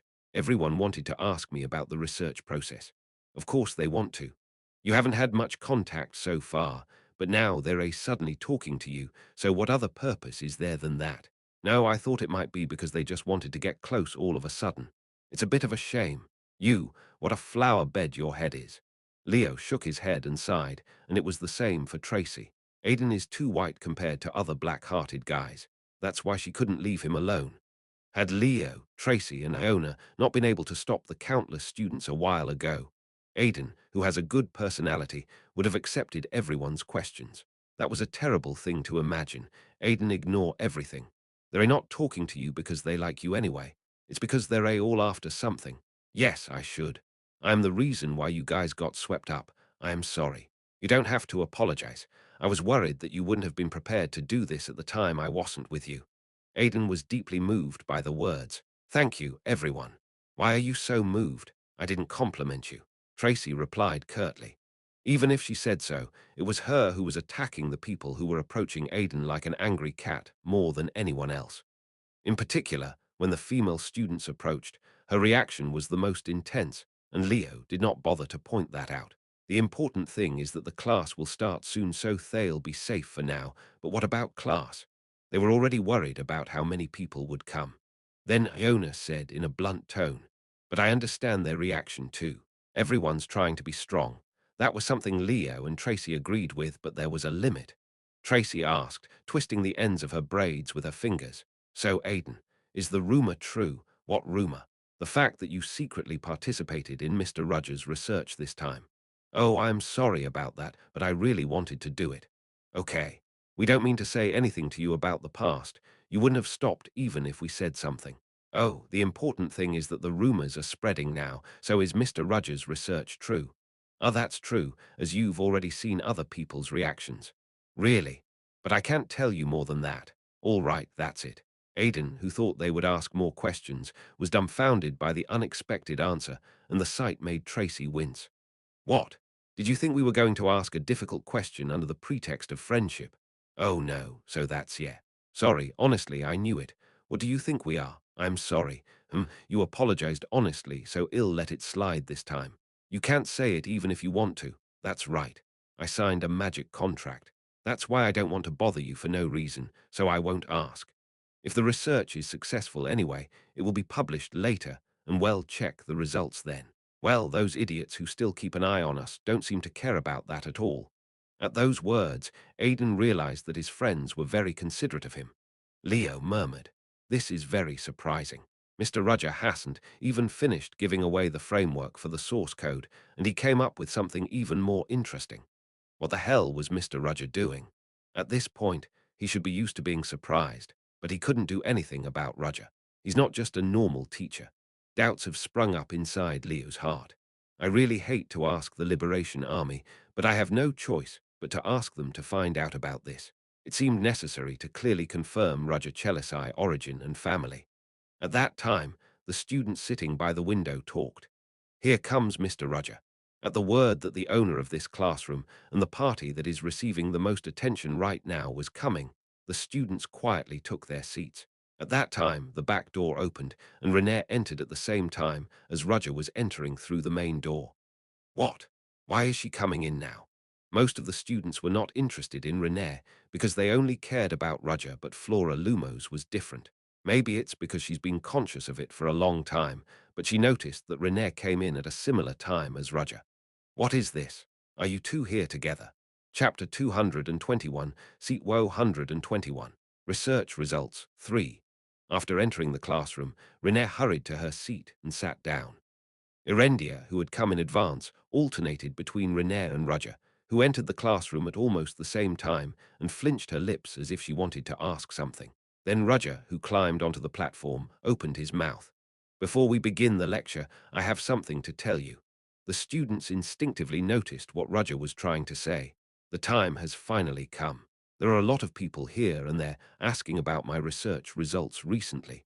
Today I found out that someone tried to blackmail an applicant without even asking me first. How cheeky. The students who were stabbed by the words talked among themselves. It was surprising that there was someone who would go so far. I am very annoyed. His voice was cold, and they could even feel a subtle anger in his tone. The students in the classroom gulped down as they thought that Rudger might take it out on them. However, there's no point in getting angry here. Fortunately, Rudger didn't go any further. But let me tell you, if this happens again, then I will deal with the perpetrator myself. The ones that get caught won't step in Theon again, so try hard not to get caught. It was rare for Rudger to speak so openly. He would usually warn the students in an abstract tone, but this time it was different, since making them unable to step into Theon meant more than just suspension. And let me add that, no matter how much you bother the 6 applicants, you won't get anything. I kept it strictly secret about how to increase mana emissions, and they just benefited. The students did not understand his words, since they were contradictory, but Rudger wasn't wrong. In order to increase the mana emission, the body's mana path must be found and strengthened, but the only way to do it was to train while using mana inhibitors. So basically, unless they know how to make a mana inhibitor, people won't even be able to find the mana path. And Rudger was the only one who knew how to make the inhibitor. No matter how much you pry, there is no other way to know than to hear it directly from me. So, throw away those useless thoughts and focus on your studies. Of course, not everyone believed his words, but Rudger only spoke so that bothering the 6 applicants became a risk. That was enough. Okay, let's start the class, because the 3rd test is not far away. Maybe it's because Rudger's warning worked, but after class, no students bothered Aidan and René. In addition, it was hard to approach René, because Erendia was with her and Aidan had friends. Students in other classrooms who did not hear the warning sometimes talked to them, but it was much better than before. I was so tired that I was going to die. Renee managed to relax after having a hard time since people were bothering her. She was rather relieved that it was over, although people around her were still watching her, but that was all. No one approached or talked to her as openly as before. Thanks to this, Renee was able to take classes comfortably. Spells are divided into ranks. The higher the rank, the more complicated and difficult the spell becomes, and more mana is needed. As a wizard, it's quite difficult to get to the top. She was taking a liberal arts class related to magical history that was also famous for its good grades compared to the difficulty of the class. The wizard has no name until the 4th rank, but from the 5th rank it's named. As you all know, the 5th ranked wizard is called Amnuki. Why is that? Does anyone know? Isn't it the name of a wizard who achieved the 5th rank for the first time? You only got half right. It is true that the 5th rank is called Amnuki, but he did not become the first 5th rank. That's the same for the 6th rank. What's the name of the 6th rank? It's Lexa. Yes, it's named after Lexa, a great wizard and adventurer, but Lexa isn't that old. He's closer to the modern times. Who was the first 6th rank wizard? The students realized something too. The name given to the rank, it's not the name of the wizard to achieve that stage. The name given to the rank is not the name of the first wizard to reach that rank, but it's because he established the hierarchy. There was a 5th rank wizard before Amnuki, but no one had ever thoroughly analyzed and organized the 5th rank magic. The same goes for Lexa. Then, are you saying that there have been people who have achieved a high rank in the distant past? That's right. In fact, if you look at the power of the ancient wizards in the ancient books, they've gone beyond the 6th rank of the 5th rank to the 7th rank. The students thought it was a fake. Their common opinion was that in the ancient times, when magic less developed in magic than now, wizards couldn't reach that level. There may be an exaggeration in that part, but I wouldn't be wrong. In fact, starting from the 7th rank, it is like that. Isn't the 7th rank called Impera? That's right, everyone. Do you know who the wizard Impera? Is that the first person to reach the 7th rank? All of the previous ranks were named after those who established the hierarchy, but it's different from Impera, right? What? It's because the ranks are different from the 7th rank, but the student didn't bother to say the obvious. Wizards who reached the 6th rank were also treated with great respect, but the 7th rank was of course even greater than that. They were few in number, even on the continent. It takes a very strong talent to get to the 6th rank, but to reach the 7th rank, something else beyond talent was needed. Since the level of magic used was different, there was no need to establish the hierarchy. That's why the 7th rank is named after the first person who reached it.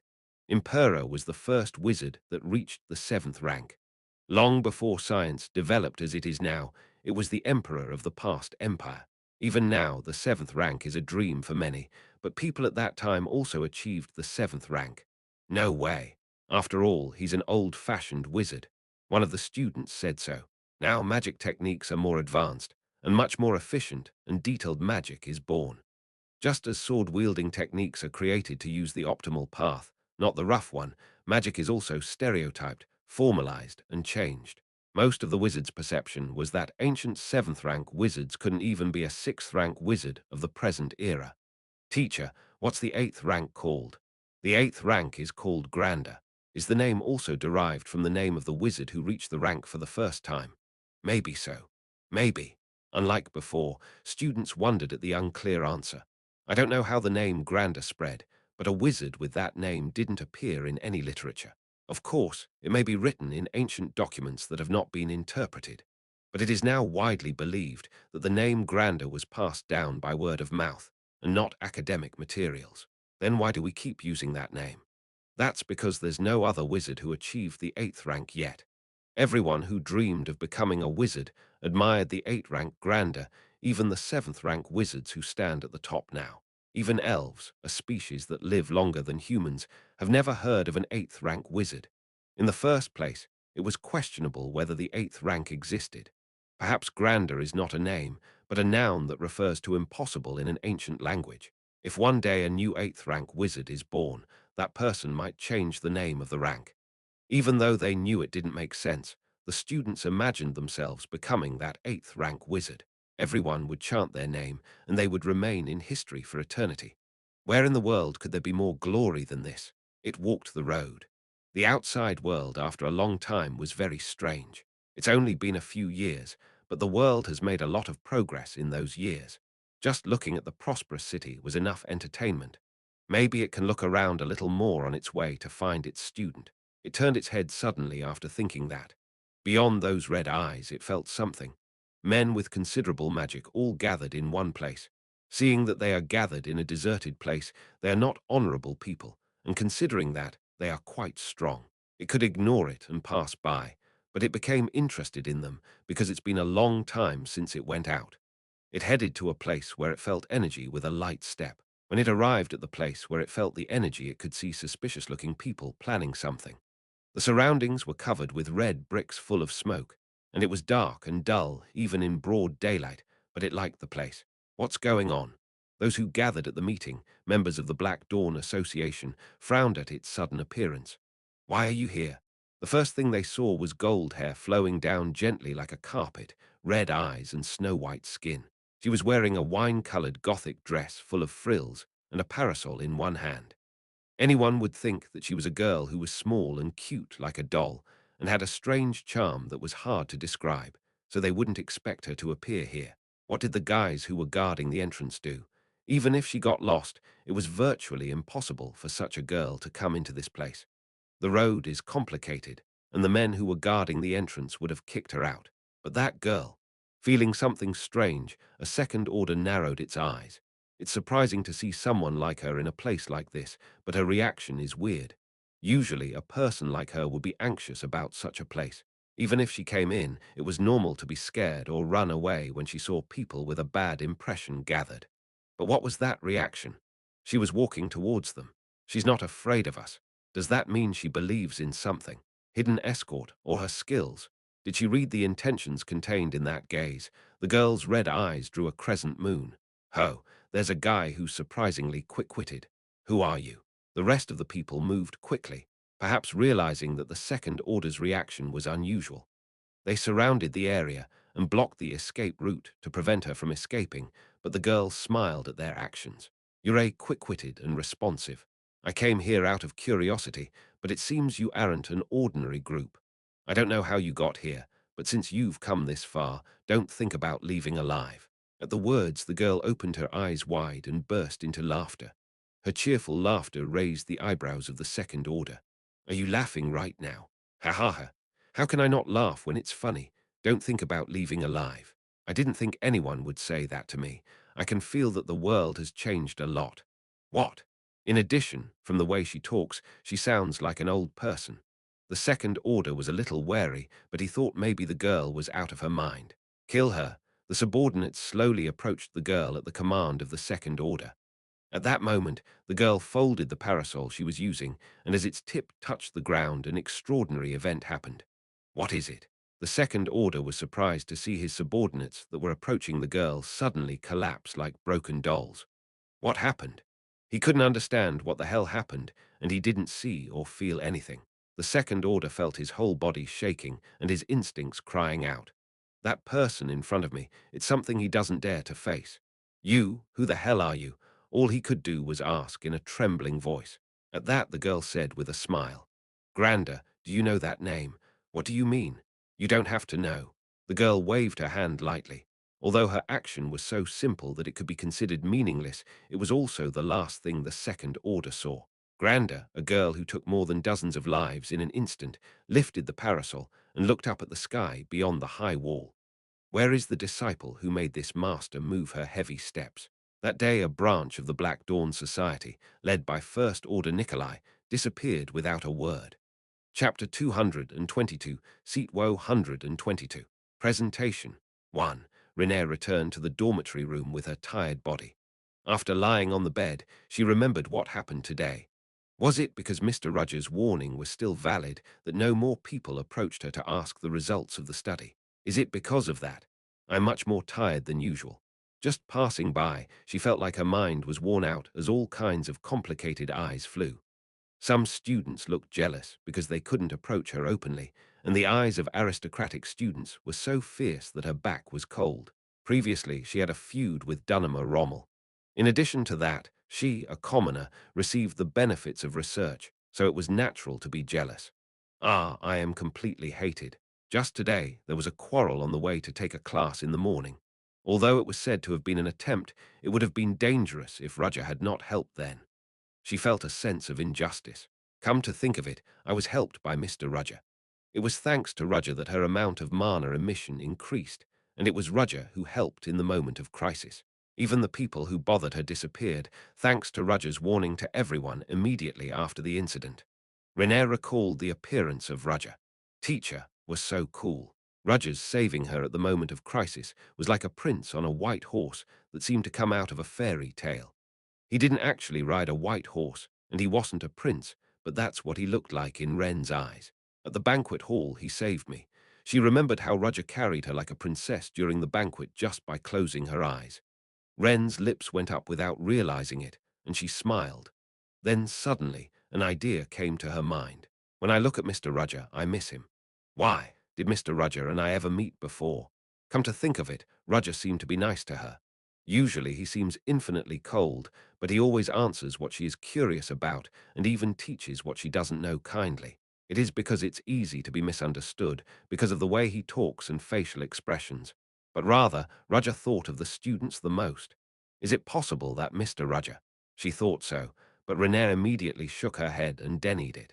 No, it can't be. There's no way that a cool person like him would like a commoner who doesn't have much to show like me. It was probably because she was a student who took his lecture, or maybe it was because she was born with a rare constitution. Besides, if he's like a teacher, there's nothing strange about meeting someone who's much prettier and greater than me. One had to live within one's means. She had to meet with the right person and only imagine what was right for her. That's what it is. What should I do now? After the existing problem was solved, a new problem suddenly came to mind. In recent lectures, the proportion of group classes conducted in pairs has been increasing. Originally, at the beginning of the semester, they didn't do much because they didn't have a chance to get close to each other. But now that the second test and the festival are over, things are slowly proceeding. But there's a problem because Renee hasn't gotten close to anyone yet. Since she had been involved in various incidents and accidents since the beginning of the semester, everyone was reluctant to get close to her. Erendia and Freuden are the only ones who are talking to her right now. I can't get help from senior Erendia forever. As a freshman, she couldn't keep up with Erendia, and there were very few classes that overlapped with hers, a sophomore. She needed to make friends that were in the same grade. In addition, making friends in Theon was quite good for the future. When she graduated from Theon and went into the society, the friendships she made at this time would be helpful. Therefore, Renee felt the need to form a relationship with people. But I don't know what to do. This was the worst part. She was already hated by the aristocratic students, and other commoner students were keeping away from her because they feared the aristocrats. She was anxious to think that she would not make a proper friend for the rest of her life. She knows what happens to people who get along without friends, since she was acquainted with such a person. I am sorry, Senior Erendia. It was hard to suppress the guilt that came up just by thinking about her, but what could she do? But I don't want to be like you. First, let's check out the clubs on Akashic Record. There are many clubs in Theon, and it is said that it is good to join a club to meet people. While thinking about finding a club inside the Akashic Records, Renee found one strange thing. Random matching. What's this? Akashic Records is an integrated magical exchange field that can only be used inside Theon. Both students and teachers could use it, and anonymity was guaranteed, so there were many cases of exchanging information with each other. Of course, false information and useless fights were widespread. I haven't been able to use it because I've been so busy, but I didn't know there was something like this. Random matching probably means that you can exchange direct conversations with random people. Renee was intrigued. In the past, when I was learning under my teacher, I used to write and send letters to my teacher. Of course, I was scolded by my teacher, but it was a good memory. Thinking that maybe this would help her, Renee immediately tried random matching. Soon after, a matching was given with a ringing sound. They greeted each other by writing letters with magic. Hello. After a while, the reply came back. Hello. Oh, that's interesting. How did you end up here? After finishing all the busy things, I had time, so I came here out of curiosity. I didn't know there was something like this, but it's fascinating. Oh, it's the same as me. I was like that too. When I saw the reply coming back, she didn't think it was a strange person. What class are you taking here? Oh, should I not ask this? That's right. I think keeping secrets is one of the main purposes of this space. What should I call you? I don't know your name. When I asked such a question, the answer came back after a little time. Just call me John Smith. What is this? If you're going to use an alias, use something more sincere. What about you? Oh, me, Renee answered with a grin after thinking. Honestly, it's my first time doing this, so I don't know. Can you give me a name? Judy, Judy. Yeah, Judy is nice. Judy, Judy. Having called the name out of her mouth a few times, Renee thought it was quite good. Good. Judy like that. Renee lost track of time and continued to exchange conversations with the other person. Oh, it's already this time. I should go now. That's true. It's been a long time. Smith, can we talk again next time? I don't care then at this time. All right, that's how Renee finished random matching, but she suddenly wondered who the person she talked to was. Looking at the way Smith talked, he looked older than her. He's not a teacher, is he? Roger finished random matching and placed the Akashic record plate on the table. Teachers also tried it out of curiosity, but they fell into it without realizing it. Well, it wasn't a bad feeling. It was like using a messenger app when I lived on Earth, so it was not bad because I could feel the nostalgia of that time. In addition, the person whom I had a conversation with was strangely friendly, so I was also excited, and we had a long conversation.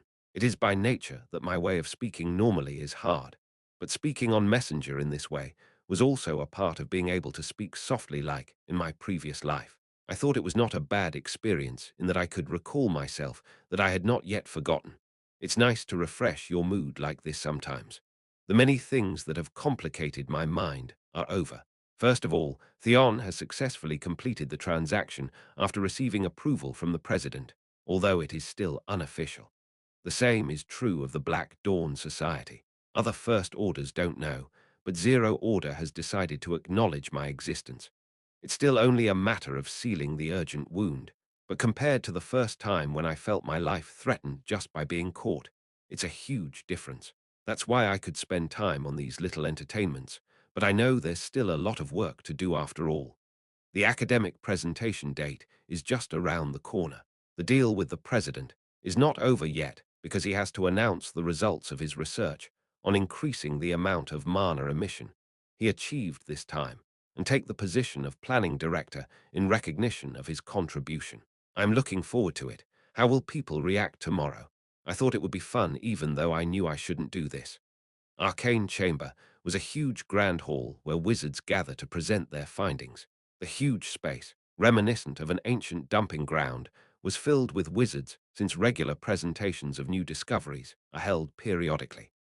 However, the seats that would not have been half full normally were especially full today since all the wizards gathered here heard some rumors. Is it true that they are publishing a study related to increased mana emissions? I don't know, but according to rumors, yes. It's just that there are a lot of other people gathered. It was clear that all the people gathered here had heard the rumor. And look over there. A wizard pointed to the air. The arcane chamber basically consists of a dome that resembles a huge stadium, and all the seats are arranged like a circle around this huge space. Nevertheless, there is an individual space for the special people floating in the air. A huge octagonal metal plate embedded with mana stones was floating in the air. There was a person sitting there who wouldn't normally be present to this kind of event. Is that August, one of the three wonders of the old tower? That's right, and there's a representative of the new tower over there. I heard that they have great skills at a young age. They've come here because of Theon's president, so she must be the one who arranged the seats. In the top seats, there were wizards who have built fame throughout the continent sitting, and only at least 6 ranks could climb there. Then some wizards were forced to make another fuss. Look, Sir Clinton, the great wizard of the imperial family. Oh my God, the 7th rank wizard is here. Clinton Rothschild, one of the few 7th rank Impera wizards in the world. He was an old man, but he looked so clean that people didn't think so at all just by looking at his appearance. After sweeping the white beard that came down to his chest once, he sat down in his seat as if he didn't care about the eyes around him. In addition, a wizard named with the title color was also present at the scene. Oh my, why did I come here? It was Casey Selmore. She was assigned a top seat, but she refused and sat in a moderately back seat. Originally, she had no intention of coming, but she came because Theon sent her an invitation directly. But now she wasn't in a very good mood. I need to read that person's memories as soon as possible. Since she was kicked out of Rudger's teacher's office that day, she has been looking for opportunities to obtain his mana and continue to see his memories. She was busy because of a series of things that happened one after another. Since her position of detective was not a hoax, the police in Leathervelk asked her for help. Because she was busy, she couldn't find time to obtain Rajamana, but that was just an excuse. The reason why she delayed was because of her internal hesitation and the pressure of finding out the truth that no one knows. Even she felt a little fear as to whether or not she could accept and handle the truth that she would see. After hesitating and delaying it, she came all the way here. Is it a thesis presentation? I didn't know that the research data I saw in his office would really come this far.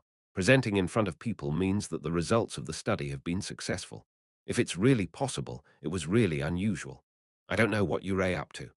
Casey, who was agonizing with her arms crossed, sighed because even if she thought about it, she won't get an answer, so she'll have to wait and see. As soon as she thought so, the lighting began to get dark. The arcane chamber is literally made up of huge domes, and by reducing the light a little, it was possible to create a dark atmosphere even in broad daylight. But there was also a place that got as bright as the rest of the space got dark. The center of the arcane chamber was lit to show those who presented their papers and proved their achievements and values. The wizards who were talking among themselves were silent. It was an amazing sight to see the place where thousands of people gathered so quiet that not even a breath could be heard. They all know that the future announcements, big or small, will bring a storm to the magic world. It's starting. The 136th Magic Thesis presentation has begun. Chapter 223, Seat Woe 123. Presentation 2. Contrary to what the wizards expected, the first presentation was not Rudger's. Since it was not a presentation given for individuals, of course. Several wizards were supposed to take turns and show their discoveries. But there was a problem, because this presentation was receiving much more attention than usual. The wizard, who was the first to reach the podium, stuttered because he could not continue his words properly at the gazes pouring on him like arrows. Even though they had prepared a lot, the number of people was higher than expected. The voice shrank and the explanation slowed, but the more that happened, the more cold the eyes that touched the skin became. Why are so many people here at the time of my presentation?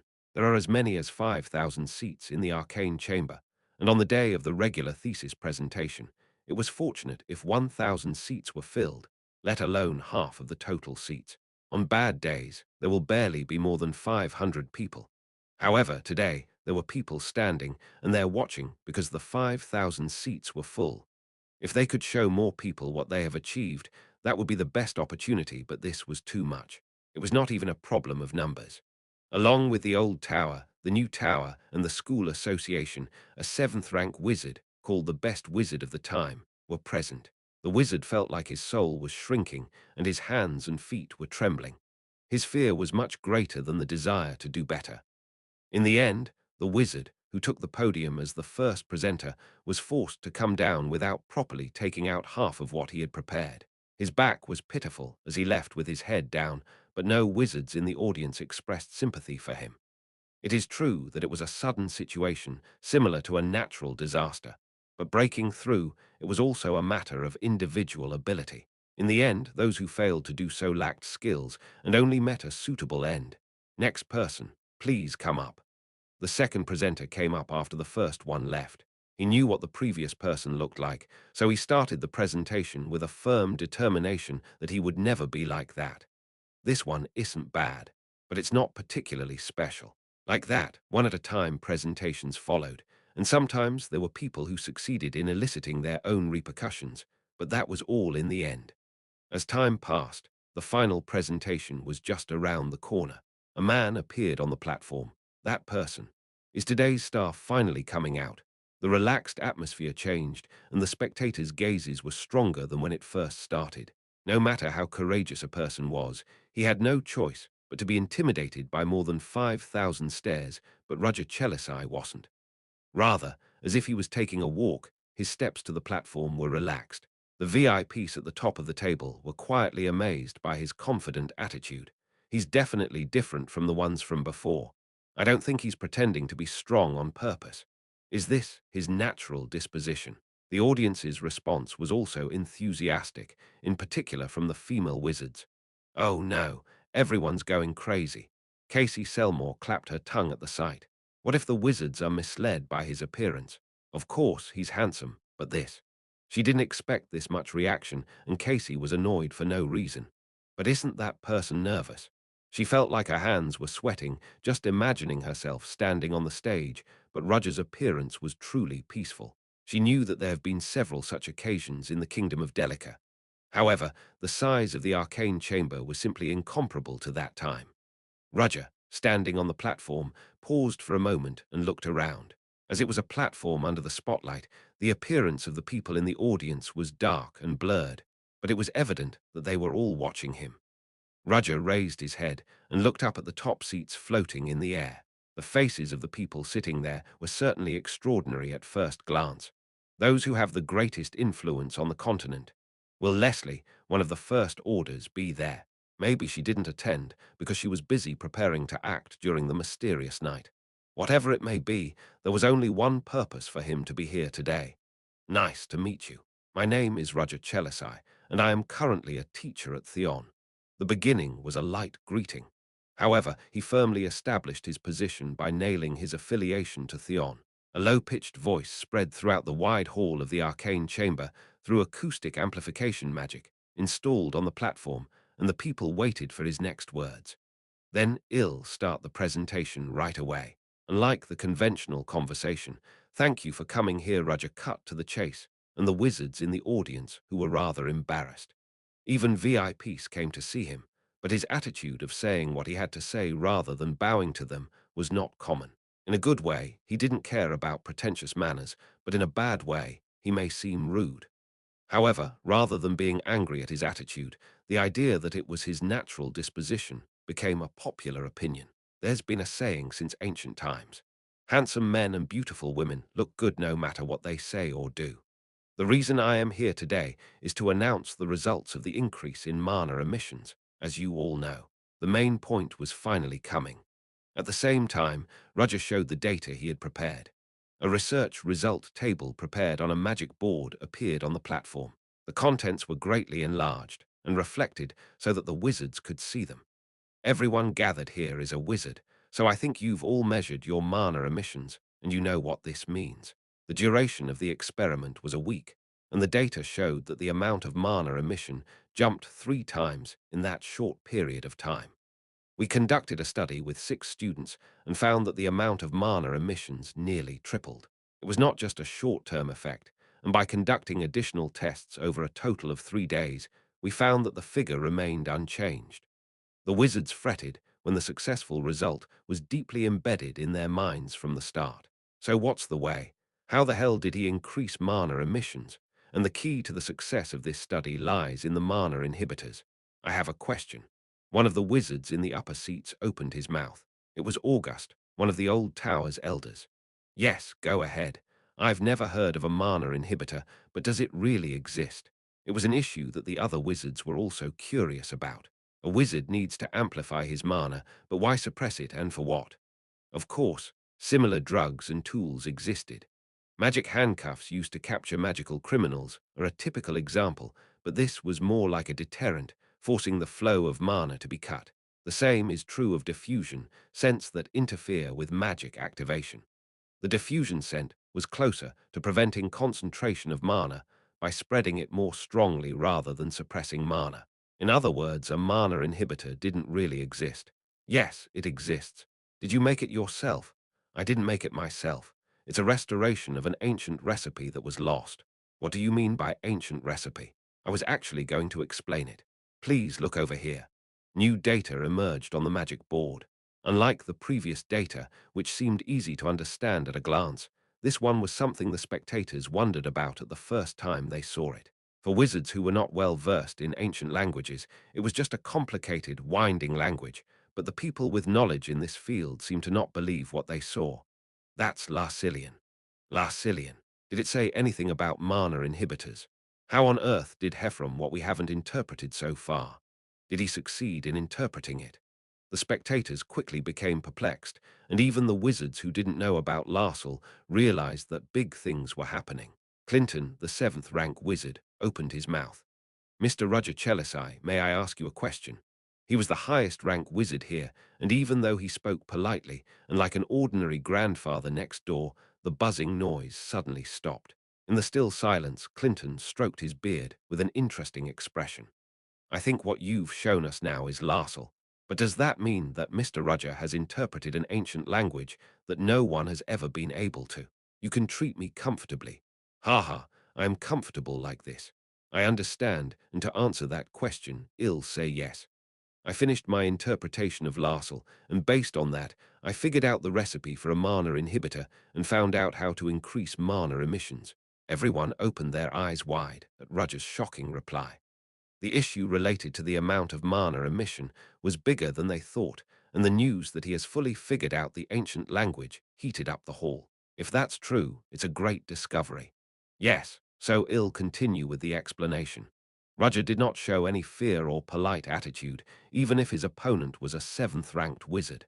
Clinton was interested after seeing his actions, since most wizards freeze when they face him and can't even speak properly. Hierarchy among wizards is a measure of power and a class that measures the level of the opponents. In particular, his seventh rank was the highest rank on the continent. Anyone can't help but freeze when they face him, and when they mix the conversation, they feel sorry, but Roger was different. Theon's teacher, I heard he's a fourth-ranked wizard.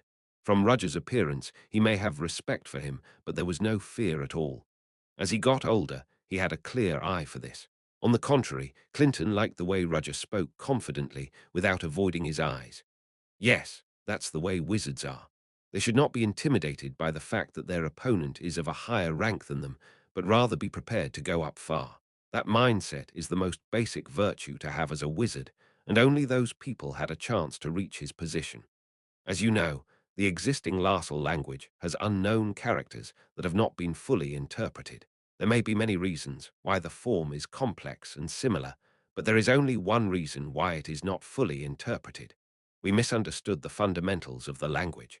He came out to announce the results of the mana emission, but before they knew it, the presentation flowed to the interpretation of ancient languages, but none of the wizards in the audience pointed that out. Unless they're fools, they can't not know that it's related to that, and the subject that he's talking about now must have been a great discovery. Roger went on to explain. It was the same explanation he gave the observers and students on the first day of the trials, but he showed more neatly organized data and told more people what he said that day. Larsal is not actually made up of one character, but it uses a total of 3 characters, and even the fact that the remaining 2 characters can be interpreted completely. Ha! They used 3 characters in one language. Furthermore, all 3 look similar, so it must have been natural that we couldn't tell the difference. How did he find out about it? When everyone was wondering, again someone raised their hand for a question. The man who couldn't sit in the top seat, but took the front seat of the audience, and it was a familiar face for Roger, too. I have a question. Yes, go ahead. Altigo Dantes, one of the old tower elders, and an old man who was insulted by Roger at the banquet held for new teachers. Altigo sighed and cleared his throat. It was a moment, but Roger did not miss the disturbing light in his gaze. The research data. Are you sure you discovered it? Chapter 224, Seat 124. Presentation 3. Altigo's remarks were also quite rude. It was like asking if he really thought of it alone in a public place with thousands of people watching. Was he helped by others, but he only attributed the achievement to himself. In fact, Altigo was asking that. August in the top seat stared at Altigo. What Altigo did was an unexpected act that August did not hear of beforehand. August is a member of the same senior council, but he wondered whether to stop Altigo's unexpected behavior, since Altigo is 1 grade lower than him. If he's this confident, he must know something. August realized that the action was based on some calculation and decided to stay still. Even if it wasn't him, the reaction of the wizards around him was loud. Is it okay for an elder of the old tower to say that? He wouldn't say that for no reason. Has he discovered something? Whatever it is, things have become interesting, Roger asked, staring at Altigo. Senior Altigo, what is the intent of your question? It's exactly what you heard. Is the result of this study purely your merit? Why are you asking me that? No, it's just because it's amazing. A language that countless archaeologists and wizards have tried to decode so far was completely interpreted by a rank 4 wizard. Do you think I would believe that? Some wizards accepted Altigo's logical point. That's true. If you think about it, something's wrong. A Theon teacher might be amazing, but it doesn't make sense to produce this kind of results. No matter how much of a genius he is, I am also suspicious that a fourth-rank wizard suddenly did what no one has ever done. Doubts began to spread throughout the hall, and Altigo smiled inwardly as the situation was flowing as he intended. Let's see if you can answer the question properly, you cheeky little brat. Altigo didn't think Roger really figured all this out. Even if he invented a new magic, this was completely different from understanding and interpreting a lost language system. It's great to achieve just one thing, but he mastered a whole different field. Altigo was a narrow-minded wizard, but nevertheless, he had a solid basis for judging something, and the main reason was his own experience. He is a man who has lived for a long time, even if he looks like this, and one of the wizards who achieved a high rank. He saw and experienced a lot of things as he came up to his current position and also accumulated a lot of knowledge. In most of the cases, it worked well in light of his experience, so Altigo based his judgment on statistics. Roger Chelisai would never have conducted that study alone. There have been some wizards who have stood out in one field so far. I admit you the sort. Creating a new magic is certainly commendable, but exploring other areas is quite different. Similar precedents were not absent in his memory, like the great wizard, Clinton Rothschild, sitting in the top seat right now and watching the situation with interest. He is a genius who has made a lot of waves in the world since he was young. That is why it has been able to reach the highest level that mankind can reach, the 7th rank. However, another case like Clinton's was hard to find. In the first place, there are few wizards in the 7th rank, even if you look at the entire continent, and it didn't occur to him that Roger Chelisai would have that possibility. In Altigo's opinion, Roger was a genius, but not a monstrous genius. I am sure there are people who helped carry out that study. I don't know if you're hiding it because you want to or purposely to steal the credit. Personally, I hope it's the latter. However, there was something on his mind. Roger's attitude was too calm even though the situation was going against him. Altigo squinted his eyes. You don't panic in this situation. I don't know if you're serious or if you're desperately trying to act calm. Roger's reaction made Altigo anxious and even a little annoyed. Mr. Roger, the research you showed us is certainly interesting, but that's my question. Is this something you can find out by yourself? There's nothing that can't be figured out. Then why hasn't anyone figured it out so far? Are you saying that they lacked ability? Roger frowned weakly at Altigo's persistent bite. You're trying to find fault with me somehow. Just by looking at the reactions of the spectators, about half of them were swept away by Altigo's opinion and wondered. He understood that it was unbelievable for such a young person to achieve something that even an older person could not do. It could be called a narrow mindset. But on the contrary, it also meant that Roger did something too unconventional. Probably, he attacked me with confidence in that Roger glanced away and looked at the president's seat. Sitting on one of the top seats, she was staring at him. She wasn't expressing her emotions because she was managing her facial expressions as usual, but her eyes were asking, "Can you do it?" He guessed she would be worried if he pretended he couldn't do it. I was expecting something similar to happen anyway. In the first place, he didn't think everyone would be happy to clap their hands when he announced the results of this study. Most of the members of a wizard's family are immersed in research, so they have an insidious corner. Some will be purely amazed at the great discovery made, while others might point out even minor things or force themselves to undermine his performance somehow. Since Elder Altigo of the Old Tower is so curious, I will also answer as a presenter. This is the result of my research, and Larsel's interpretation has been achieved only by my own power. How can we be sure of that? If you insist that my research results are not purely mine, you have to prove it first. Altigo grinned, as if he had only waited for that. Then you mean you can answer anything I ask in detail about this matter? Yes, you can ask me as much as you like. Roger noticed from Altigo's words and actions that he had prepared something. Seeing that he is drawing attention and speaking with conviction, he must be confident that he can send a sharp question. and the person who asked that question would not be himself, but an expert in this field. As Roger guessed, the person sitting quietly next to Altigo rose from his seat, and a beam of light from the dome's ceiling naturally shone on him. "Nice to meet you. My name is Marloso Greborg." It was a tall, skinny man. Because of his curly brown hair and nose glasses on his face, he had a strong impression of a scholar and a poisonous snake that could bite his opponent anytime. "I am involved in ancient languages and archaeology, and I am confident that I know the language better than anyone else because I've been exploring it until recently." Some wizards recognized him, and Roger did not miss their response. From that reaction, it's clear that he's actually a person with a name in his field. Above all, it was clear that he was preparing for this moment, considering that he had studied the Larsal language among ancient languages. "Were you sure I'd talk about Larsal?" The wizard of the old tower, who came as an observer, must have leaked the information. Marloso was greeting the people around him with courtesy, but his eyes beyond the glasses peeking at Roger fiercely. Roger felt hostility, even though it was the first time he met him, but the exact emotion contained in his gaze was jealousy. "You've brought a hungry hound." At first glance, it was clear that he had lost his credit because Roger analyzed Larsal. Marloso raised one corner of his mouth toward Roger. The ridicule soon conveyed his willingness to bite his neck. Roger did not respond to the provocation. He just looked at Marloso like he was a clown.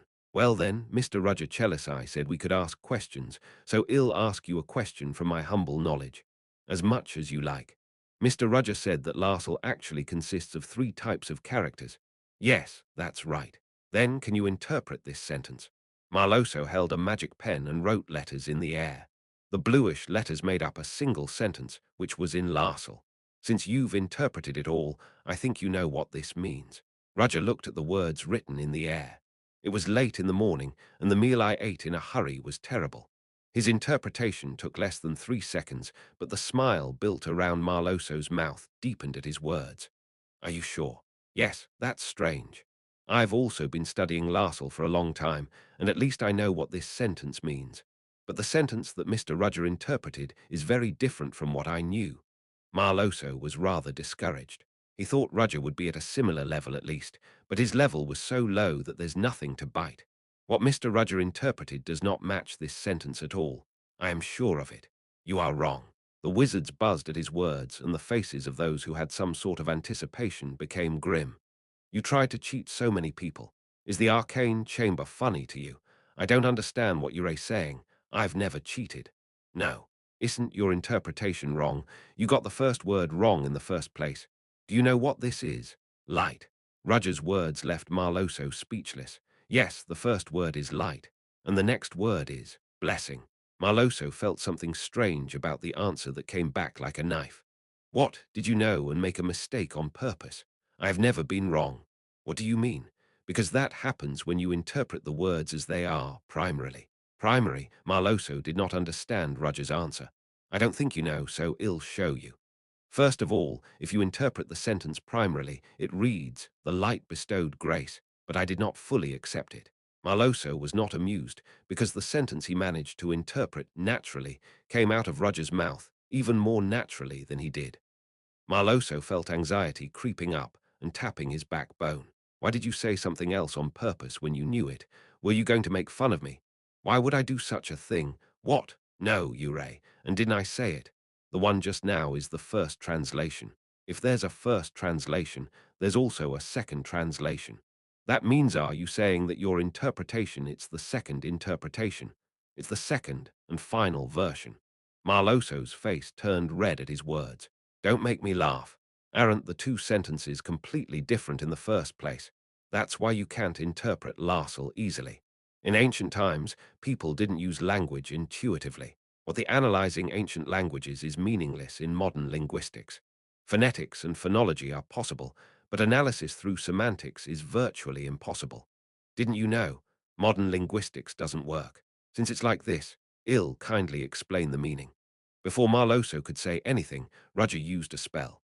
Just now, the Larsal sentence written by Marloso with a magic pen appeared over Roger's head in a much more neat and elegant style. In the past, people believed that texts have mysterious power, So they made changes twice when writing down their usual conversations to make them more mysterious and beautiful. Ancient people called this change of consent. Have you heard of it? Well, that's yes, you haven't heard of it. Otherwise, you wouldn't have made a stupid statement that the right interpretation was wrong. Marloso swallowed his words as if he had been stabbed in the chest by something sharp. In this sentence, light means the sun in the morning. Even the same word is followed by grace, so light here is not literally light, but light that gives grace. For the people of that time, it means the sun, and its grace means the food to eat on that day. The words in the air moved, and the sentences began to change. Basically, if he refused on his own, he would have said that he threw grace out of his will. The reason why I couldn't accept it was because it said that the food was not good, so he skipped the meal. The only copy of Larsel recorded in the first place is a wizard's handwriting. There are things like the culture and behavior of those days, and the mindset that you should have as a wizard. On the contrary, even some small daily issues of the wizard who wrote down the notes might be among them. That's ridiculous. Marloso turned pale when he realized that the sentence he had interpreted meant that someone skipped breakfast. It was the same with Altigo, who enjoyed watching the situation from the side.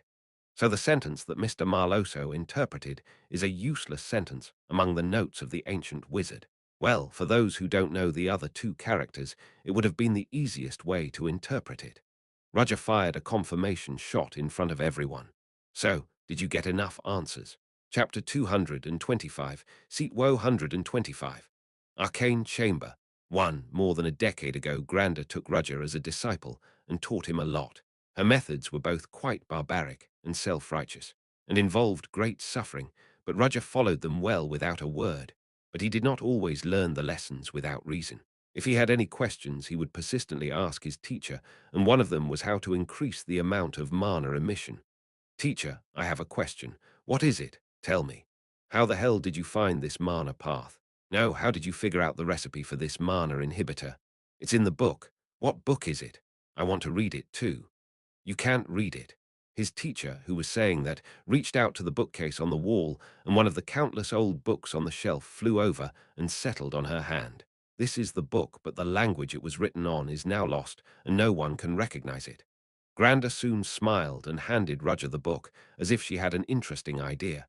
But my student is curious, so let him read it. This is the book with what you were curious about. Read it. Do you have a translation? Why would I need it? Can't you read it? I can. Then you can interpret it for me. I'm lazy. Why do you have to rip out readable things one by one and come up with an interpretation? Cheap zombie. You must miss your teacher's love rod for the first time in a while. Anyway, I understand that you don't intend to let me know. I'll do it by myself. When Roger, who received the book, said he would interpret it himself, his teacher called him from behind. My student, why are you calling me? Are you really going to interpret it yourself? Yeah, I think so. You won't be able to. I'll know if I try. I'm saying this knowingly. Do you think ancient languages are easy? It's possible because it's me, but you are not good enough. This is what the 8th rank wizard said, so Roger couldn't refute even though he was annoyed. The difference between his teacher and his talent was just like the sun and fireflies. Well, if you do, I can show you mercy as a teacher. The language, seemingly all similar, is actually made up of 3 characters. Be aware of that. Is that all? Yeah, that's all. What's left is up to you. Granda had no particular reason for telling him that the language was made of 3 characters, but she believed that her student could not do it, so she thought it wouldn't matter if she said this much. Interpreting an ancient language consisting of 3 characters was not something a boy in his early to mid-teens could do. He would get tired soon and ask for help. I see. However, Roger, who did not know his teacher's playful inner thoughts, entered his room with the information about the 3 characters in his head, along with a book written in Larsel. Hell come out soon anyway. Granda thought her disciple had a strong pride and expressed his emotions only a little, but he was not an idiot who blindly sticks to the impossible. She believed that he would crawl out of his room in half a day at best, and she would be waiting for him smilingly. He is a great student, but he is also prideful, so he will hesitate to ask for help. She was excited just imagining the scene of Roger asking for help and using that as an excuse. She was going to take that opportunity to fix his bad habits. She waited with anticipation for half a day, but her disciple didn't come out yet. You're holding out quite a bit. But how long will it last? Another half a day passed, and Roger still didn't come out of the room. Well, I guess you fell asleep. I'll wait until tomorrow. The next day Roger still hasn't come out. No, seeing that the breakfast table was set, he must have come out and cooked as soon as the sun rose. She didn't realize it because she slept a lot. Granda grumbled as she nibbled at the rice her student had prepared. She should have gotten up a little earlier, however. It hurt her pride to call him again now, so Granda decided to wait again. Then the day passed again. This guy, he's very determined this time. Another day passed with that thought in mind, and it's been 3 days since Roger locked himself in his room. The door opened around the time she thought he might not come out again today, and Roger appeared. You've been hanging in there for quite a while. Yeah. Did you come here to ask because you didn't know? Show your respect for this teacher first. I'm done with the interpretation. Roger said so with a tired face, as if he had not slept well for 3 days and nights. What? Did I hear something wrong? What do you mean? I said I'm done with the interpretation. You're trying to make fun of this sky-like teacher. Why would I try to make fun of my teacher? There you go. I'll check it out myself. If what you said is false, I'll give you a hard time. Granda said so and entered Roger's room. She was about to ask how well did he finish the interpretation when she froze after seeing a wall in Roger's room. What? A sigh of admiration comes out of her mouth. Countless pieces of paper that filled one wall, and on each paper the sentences written in the Larsel book were scattered like puzzles, breaking up into pieces of text beyond words. The scattered pieces gathered together to form various forms and eventually appeared properly in a complete sense. Really, you did it. I thought you were lying. She only gave him a small hint, but he did it in 3 days. In 3 days, the 3 characters of Larsel were dismantled to the skeleton, analyzed, and had their meaning found. Roger, who came into the room afterwards, said in a heartless voice, "Teacher told me it's made of 3 characters. It's all thanks to you. Thanks to that. Are you serious?" "Yes. Is there a problem?"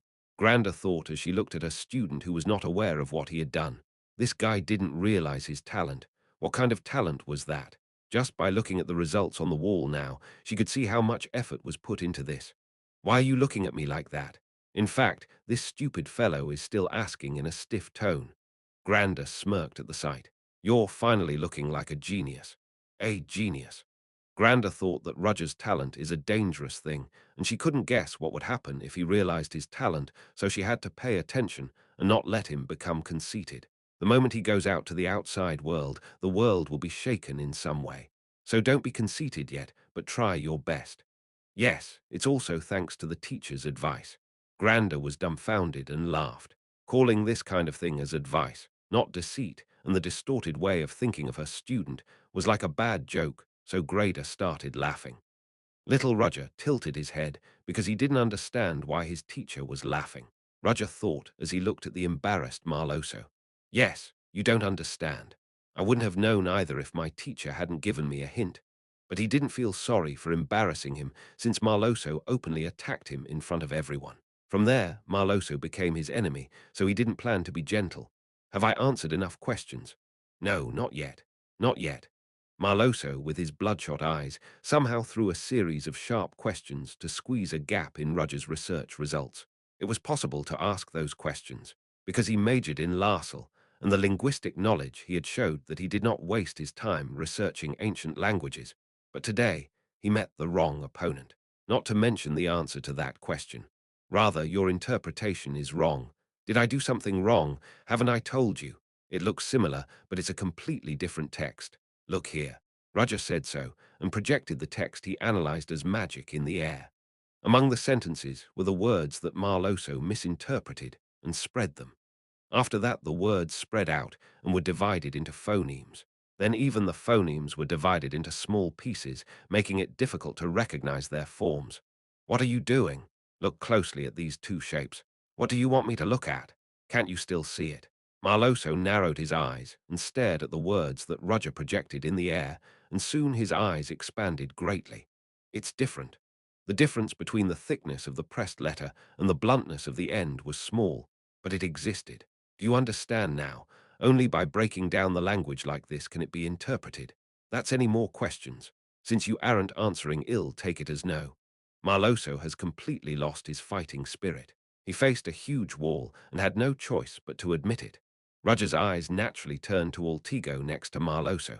Senior Altigo, is this enough to prove that all these results are mine? Aye, aye. As soon as Altigo tried to argue, a sneer erupted from the top seats as Altigo's face, full of tendons, turned upward, and the moment he saw the other person, Altigo's face was mercilessly wrinkled, because Alyssa Willow, who had a feud with him, was looking down at him proudly. Senior Altigo, it's good to be suspicious, but I didn't expect you to speak so confidently in front of everyone, even though you were wrong about your suspicions. She should have been polite, but she spoke without hiding her joy. As soon as he heard that, Altigo felt his spine cold. He doubted Roger's findings in front of everyone now, but Roger explained everything, and the mistake came back to him like a boomerang. You must be prepared to pay the price, right? This doesn't make sense. Honestly, he didn't know this would happen. Does that make sense? Altigo thought of 50,000 things, but there was nothing he could say. He knew that whatever he says here will be nothing more than an excuse. His common sense has been completely broken here, and he had to ask for help. Altigo's mournful gaze was directed at August, an elder of the old tower like himself. He asked for help with his eyes. Sir August, help, don't we belong to the same old tower? August, however, ignored Altigo's gaze. You're the one who caused the problem, so you should fix it accordingly. August drew a line openly, even though they belonged to the same old tower. Altigo looked around. In addition to August, there were other people from the old tower here. However, most of them ignored Altigo's gaze, and some of them reproached his behavior. Seeing that no one was on his side, Altigo felt an unbearable sense of shame. Damn it! In the end, Altigo had no choice but to leave the audience with his head bowed. Altigo Dantes will receive a fair punishment for maliciously accusing his opponent in the sacred arcane chamber. Okay, then. When Roger opened his mouth, everyone's eyes naturally turned to him. If you have any further questions, feel free to ask. He'll answer anything. No one opened their mouths to his words. Chapter 226, Seat Woe 126. Arcane Chamber 2. The crowd was quiet, and the wizards who were questioning Roger's findings also closed their mouths as if they had never done so. The atmosphere at the scene went back to the beginning. Anyway, they're like people without pride. Casey, who was watching the scene, clicked her tongue inside as she saw the wizards changing their attitudes, like turning their hands upside down. The guys who were suspicious of Roger just now suddenly believed him, and he seemed to know this would happen. How can you say that he took someone else's achievements with such detailed research results? In the past, when Roger was James Moriarty, he was able to do it because of how smart he was, and Casey knew it. Casey watched Roger's memories and saw that he was doing a lot of research in the field of mathematics and science even before he was called Professor Moriarty in the Delica Kingdom. Naturally, she had no choice but to think that the interpretation of the ancient language that came out now was a result of his achievement. He never cheated on academic knowledge, if nothing else. The difference in information created a gap between the other wizards and Casey. But when did he learn the ancient language? Casey's pride was hurt. She was nervous because the person she thought was a kind of competitor kept showing her new things. Considering that, she didn't intend to agree with Altigo Dantes, but it wasn't that she couldn't fully understand his mind. If anyone showed great performance in one field, they would be vulnerable in another field. If everyone could do well in every field, why would each person still have a major? Each person has their own path to learning and magic, and it is also difficult for ordinary people to choose one path and climb from there to a high position. But that man did it so easily. The wizards gathered here would not know that although Roger created the source code and interpreted this ancient language, he already did many great things in the past. Rather, it was Casey who knew it, so she was able to accept the research results that Roger was presenting now. Really, I shouldn't admit this. In the end, Roger was a criminal who hid his identity and caused stirs under various aliases, and the name Roger Chelisai, which people know, is also an alias. Everything about him is veiled, and everything he shows is false. The only thing that's real is his handsomeness that makes people admire it. No, but the more I see it, the more I don't understand it. With that level of skill, you can live an easy life wherever you go, right? She didn't want to admit it, but Roger was more of a genius than she was. She was born with the talent of reasoning and analysis, but she couldn't count the areas Roger explored with one hand. Anyone who was this extraordinary would be recognized everywhere, and there was no need to hide their identity. To be honest, he seemed to be able to make a living with his face alone. Nevertheless, he was hiding his identity. Is there a reason why he shouldn't be caught? Then what's the reason? It would have been rather difficult to know if Roger was a half-baked person because there were so many cases. However, if a man of that level tries to hide his identity, then he can cut off all the odds. He's hiding his identity, but he's not hiding his abilities. Like an awl in my pocket, he's so good that he can't help but stand out no matter what he does. Roger also didn't bother to hide his power. What's the reason why a person like that can keep hiding his identity? It's not arbitrary. He must be forced to hide it because of external factors, and usually in that case, it will be dangerous if he gets caught. Casey's unconscious expanded greatly and began to reason. For a man with natural charisma, outstanding appearance, and even noble dignity like Roger, there must be only one reason for hiding his identity. He must be an aristocrat somewhere, but also an unwelcome being. Was he the son of a concubine? Then he ran away because his life was threatened. But if he ran away and persistently concealed his identity, it must be because there are people who come to kill or catch him as soon as he reveals his identity. There's no way he'll keep changing his identity if not for that. If so, it means that Rogers is not part of an ordinary aristocratic family. If it's an aristocratic family, there's no way to catch Roger if he ran away to another country. If you have to hide your identity so that you don't get caught even if you wander around the world, it means that your family can affect the entire continent. Casey, who crossed her arms, tapped them with her fingers. Then it's not a noble family. It must be at least royalty, and a country so influential that can touch other countries even over the entire continent. No way. Casey shook her head to thwart her reasoning when she reached that point. And there's another strange thing. He's not hiding his skills even though he shouldn't be caught. Why? He must have another important purpose other than hiding his identity. A goal worth risking for, and all kinds of research material she saw in his memories. I don't know. Unless something has been completely revealed, the results cannot be reached only by psychological evidence. Is it almost over? Starting with increasing the amount of mana emissions, the mana inhibitors, and further to the full interpretation of Larsel. By the time the explanation was completely over, the wizards in the audience were completely amazed. Mr. Roger, I have a question. Do you intend to publish a revised version of the complete interpretation of Larsel? How do you make mana inhibitors? They knew they shouldn't ask, but they couldn't suppress their overflowing curiosity. Even though they were questions that did not have to be answered, Roger answered calmly. If you have any questions, please ask one by one. Mr. Roger, my name is Edwin from the New Martyr. Yes, Mr. Edwin, speak. Are you willing to reveal the recipe for the mana inhibitor? No, Roger said flatly. There was a buzz everywhere. But no one openly questioned Roger's reason because the mana inhibitor recipe was invented by Roger, and intellectual ownership was in his hands. Of course, there were people who couldn't bear to accept it even if they understood it in their heads. Wait, isn't that too much? The person who spoke this time was a wizard sitting in the upper seats, not in the audience. Sitting on a chair made to the size of an adult was a little kid. She was a doll-like little girl with red-brown hair tied in two braids, and Roger recalled a similar presence the moment she saw her.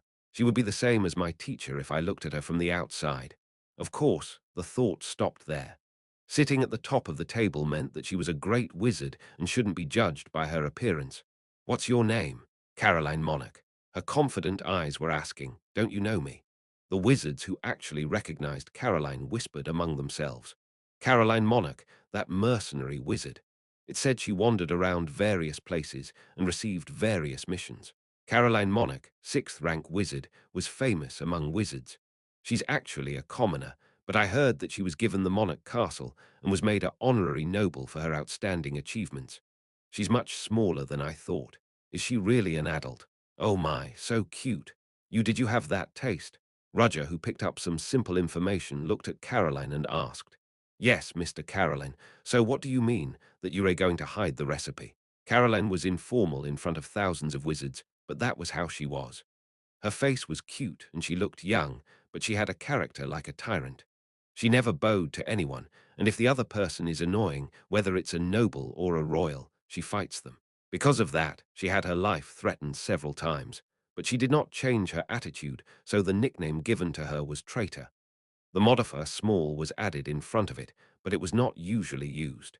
The moment that word went into Caroline's ears, not many couldn't handle what was going to happen. I am older than you, so can I speak informally? I don't care. Caroline is over 30 years old, and her skills are close to the top of the sixth rank. In terms of age and experience, she was definitely higher than Roger. The name Caroline Monarch, I remember hearing it somewhere. They were the ones I encountered in the Kingdom of Utah. Her direct mercenary corps, Monarch, the living legends of the mercenary world, consisting entirely of wizards, known for their combat power. Although their reputation has decreased a little recently due to the existence of Machiavelli, who ended the civil war of the Kingdom of Utah, Caroline and her mercenary corps were still referred to as one of the leading mercenary groups. I was involved with the monarch mercenaries there.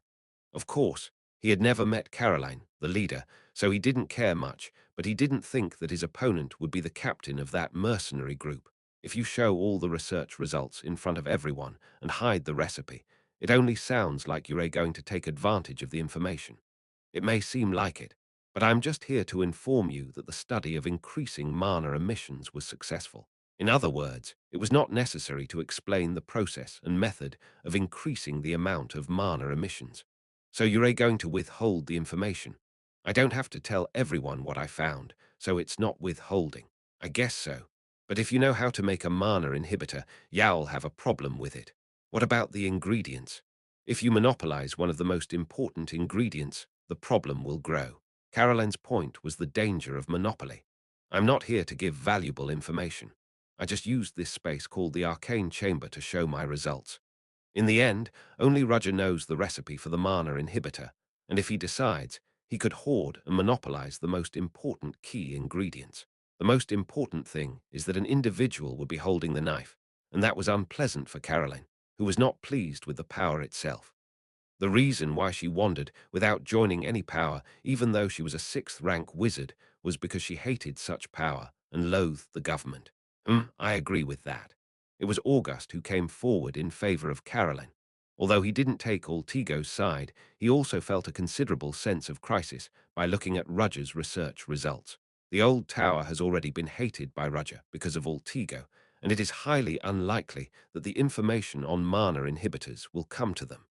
Ure also mean. Wasn't it the wizard's individual freedom to show their achievements in the arcane chamber? Alyssa Willow defended Roger. President Alyssa, that is not the case this time. A research that can cause such a big stir like now is not something that can be simply hidden. If it was an ambiguous research data, it would have been okay not to disclose it. But the increase in mana emissions was a different story. Alyssa Willow, you're taking care of him because he's your academy teacher. You think I don't know? Oh, Caroline, were you here too? I couldn't see you because you are too small. What? Do you want to fight with me? Caroline's pigtails shook violently at Alyssa's words that touched her nerves. President Alyssa, who looked calm and mature, and Caroline, who was small and fiery, were completely opposite in personality and appearance. Even so, I don't think it's right for many to persecute and take away individual research results. Then another voice came out of the top seat. It was a wizard with a mask on his face who opened his mouth. It's Roteran, one of the pillars of the new tower. Why is he wearing that mask on his face? He wore clothes comfortable to work in, but his mask was quite unusual, but he expressed his opinion as if he did not care about the reaction of others at all. Since when has the arcane chamber put pressure on someone for their research results? Roteran, this time it's a different case. Do you want to make an exception? Who decides the threshold for exceptions? The old tower. It was the same with the other wizards who sat in the high seats. That's right. She was a female wizard with long bangs and blind eyes. Apparently timid, she spoke in a small voice that suited her appearance. Well, isn't it too risky to have an individual to monopolize this kind of information, no matter how you look at it?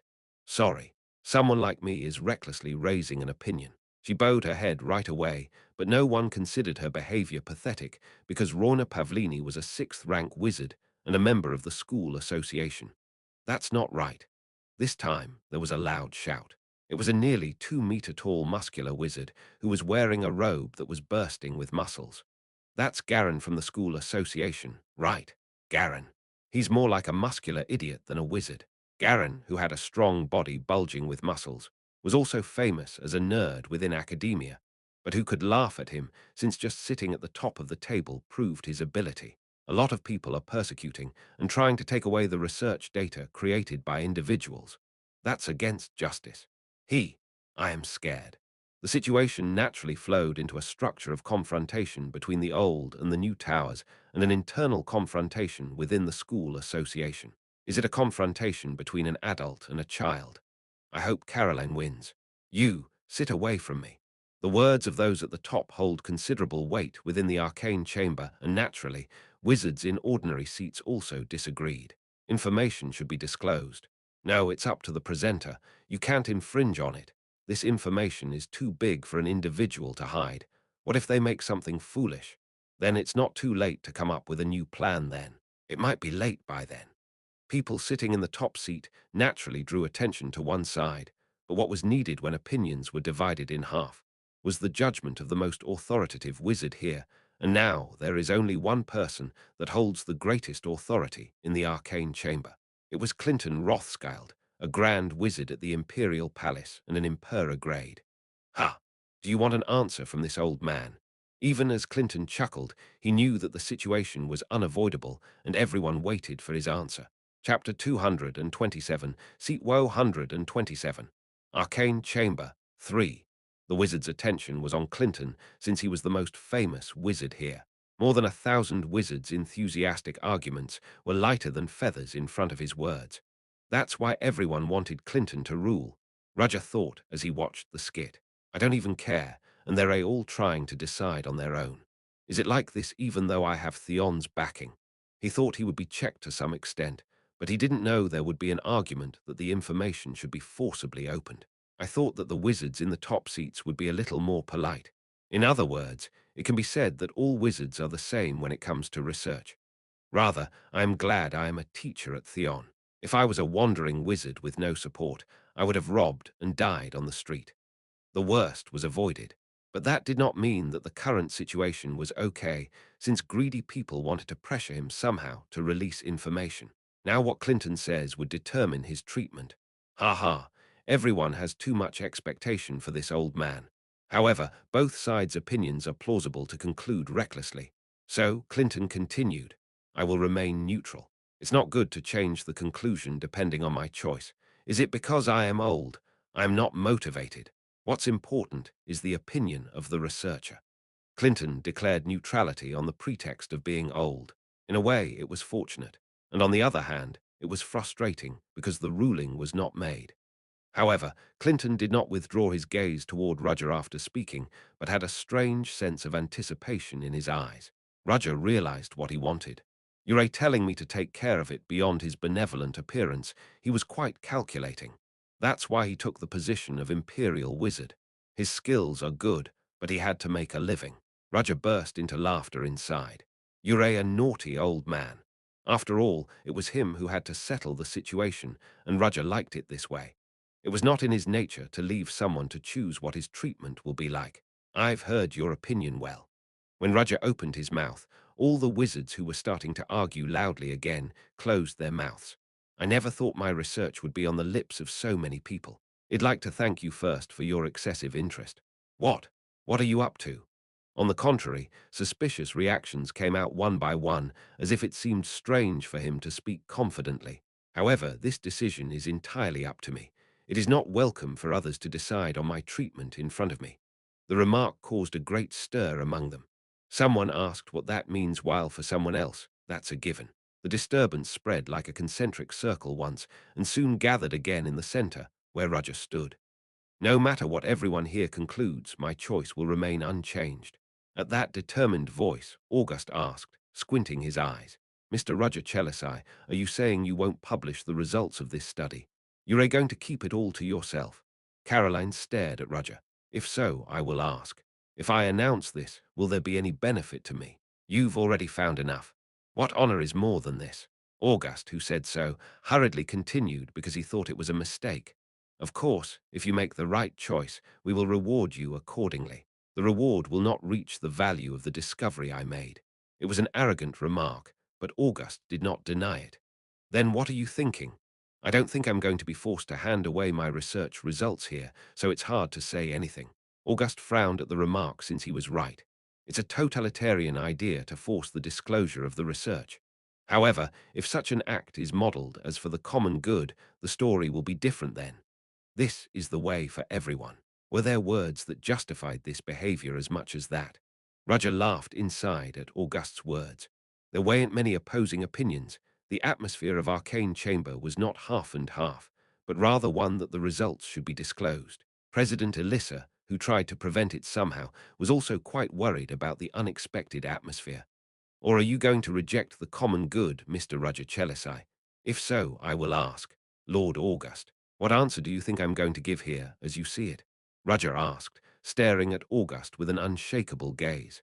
August shut up at the question, what kind of answer do I think I'll give? An ordinary wizard will have no choice but to look around and say yes, but Roger asked, what do you think I'm going to do? Roger's gaze moved to Royna from August to Caroline. Tell me, what do you think I'll answer? Everyone was silent at the words as the faces of the people at the top of the table stiffened. Roger's unyielding attitude seemed to be saying that he would fight right away. Was he trying to do it in front of everyone? The spectators were flustered and nervous at Roger's attitude. August opened his mouth in a crucible of confusion mixed with those emotions. That means you're going to reject the demand until the end.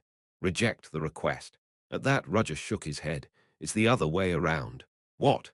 I don't know why you said that, but I won't say it twice, so please listen carefully. What is that now? Let me release the data. As soon as they heard that, the people on the scene did not understand what Roger was saying, and after about 3 seconds, a great surprise filled the arcane chamber. This choice is not forced by anyone, but my thoughts, so the consequences and responsibilities are all mine. It's not the honor you guys throw as if you're a generous, but the honor I win. It is not taken away by your coercion, but by my mercy. The choice is mine. Are you serious? Caroline asked with her eyes wide open. There was still a deep feeling of distrust in her eyes. Yes. Didn't you press me because you wanted to hear this? No, it's not. Even so, she didn't know he would say yes so easily. Didn't he look like he was willing to fight a little while ago? Why did he suddenly change his attitude? August, Caroline, and Royna, who insisted on disclosing the information, were also embarrassed. The others who tried to protect him were also embarrassed. Really? You're going to reveal it? I said I'd do it, so I'll do it crazy. I can't believe he is going to share that great information with everyone. I wouldn't do it if I were him. A murmur of voices was heard, but the only one remaining calm in a magical abyss of emotion was Clinton. He held back his desire to burst into laughter. Ha ha, how interesting. Clinton noticed what Roger was thinking the moment he brought that up. I was going to reveal it from the beginning. As soon as the wizards gathered here saw Roger's research results, they could not escape the shock. Moreover, since only the results were mentioned, and the most important processes were deliberately passed by, they naturally thought that Roger was hiding the information. In fact, Roger had always maintained an attitude of never giving up, but then he suddenly said that he would disclose the information. Since this is being disclosed for the public interest, there is no need for the arcane chamber to give me a reward. Are you saying you really don't need it? This is completely my own choice, not coercion due to threats or conciliation. How can I get paid for doing good? Roger said so, and created letters in the air with magic. This is how you make the mana inhibitor. And the moment he saw it, August realized something was wrong. Oh my, he got them. August's purpose in pressuring Roger was to prevent him from monopolizing important information, and if he made the choice to disclose it, he was going to coax him appropriately to give the information to the old tower first. Other organizations wouldn't just play around, but it didn't matter either because the factional fight, which has been fixed, was going to change. But Roger suddenly opened it up to all over 5,000 wizards present here. The wizards in the audience were wide-eyed, but did not stop writing the recipe Roger unfolded. This is unstoppable. Although his desired purpose of not making an individual monopolize has been achieved, his next purpose was thwarted by Roger's unexpected action. Of the more than 5,000 wizards gathered, how many independent wizards are present? Now that they've all learned this information, they'll have the mana inhibitors made by tomorrow. The chance of the old tower, new tower and school association to step up was gone, and at the same time, everyone will be praising Roger's name. No way, you're aiming for this. Since he couldn't prevent the disclosure of information anyway, he rather gave it to everyone. I think you've checked everything, so ill erase it now. No one was sorry, because the people who needed to see it did it already. Although I have worked hard to discover this over the years, I am willing to sacrifice myself for the development of the magic world and for future juniors who will learn magic. The calm, murmuring words burst into thunderous applause and shouts from the audience. Oh my God, I can't believe he gave this to everyone. It wouldn't have been easy to make this resolution. Isn't he a living saint? Roger Chelisai. Roger Chelisai. Some even shed tears, saying they were moved, and it was the same with Caroline, who was sitting next to August. That guy was a good guy, wasn't he? I didn't even know. Even Caroline, who initially suspected Roger, has already fallen for Roger's trick. August finally realized that even though what he held in his hand was taken away, the winner of this argument was Roger. I'd like to thank everyone who came here today, and I'll take my leave now. Roger bowed politely, and the spotlight, which was pouring down from the ceiling, snapped out. The regular academic presentation at the arcane chamber ended, but even though it was all over, there were no wizards standing up. There was still a lingering feeling of emotion in their hearts. After leaving the presentation hall, Roger walked down the hall, joining the president. The president asked Roger, "Why did you do that? What do you mean? You didn't have to reveal the information. Can you improvise like that?" "I didn't do it spontaneously. I had an idea. You were thinking about throwing away all the advantages from the beginning. Information is bound to be released sooner or later anyway. The benefits that can be taken in the meantime are not that much. Rather, I am in my situation due to antipathy, and I am bound to be isolated. It's because the ingredients needed to make the mana inhibitor are very common, so they're easy to get. The price of ingredients will soar right away, but they'll find out eventually that the mana inhibitor works only on young wizards anyway, that the demand is not big compared to the supply. President Alyssa was also convinced to some extent. However, you should have given me a warning. Do you know how surprised I was? I'm sorry if I surprised you, but no one could know about this. I needed to lead the atmosphere. Originally, it is much bigger to give it when people don't think you'll give it than to give it out naturally. To do so, perfect acting was needed, and even our allies needed to be deceived. Alyssa grumbled in a sulky tone. You won the hearts of many people with that push and pull. You expected that. I don't know, because I don't care about that. Even so, it's a bummer. It's kind of refreshing, but a bit disappointing at the same time. At least there are some benefits to it. You don't have to worry. Why? Even if they know how to make inhibitors, they won't get the results they want. What do you mean? Just because they know the ingredients and the combination, they can't make it. Now they're excited and are going to try to make a mana inhibitor somehow. But they'll realize soon enough that something important is missing in the process of making mana inhibitors. Once again, you don't have to worry. I originally didn't intend to do that, but I don't think I can because of someone. Is that so? Rather, we should greet the guest first. Guest. Only then did Alyssa realize that someone was blocking their path, and after seeing that it was Caroline, Monarch, her expression hardened. Chapter 228, Seat 128. Caroline Monarch, what are you doing here? Alyssa spoke coldly when she saw Caroline. It was a natural reaction, since they just had a confrontation in the arcane chamber. Alyssa Willow. Caroline frowned at Alyssa standing next to Roger. From there, their personalities were clearly revealed. Alyssa Willow takes care of her expression and is polite even though she is annoyed and displeased, while Caroline Monarch, who is honest with her feelings and expresses her dislikes openly. Their personalities couldn't mix together like water and oil. Answer me. It has nothing to do with you. You're here to see Mr. Roger, aren't you? Then, of course, I am involved since he's our Theon teacher. What kind of babysitter are you? It's an abuse of power to go that far because you're the president. Don't interrupt and get out of my way.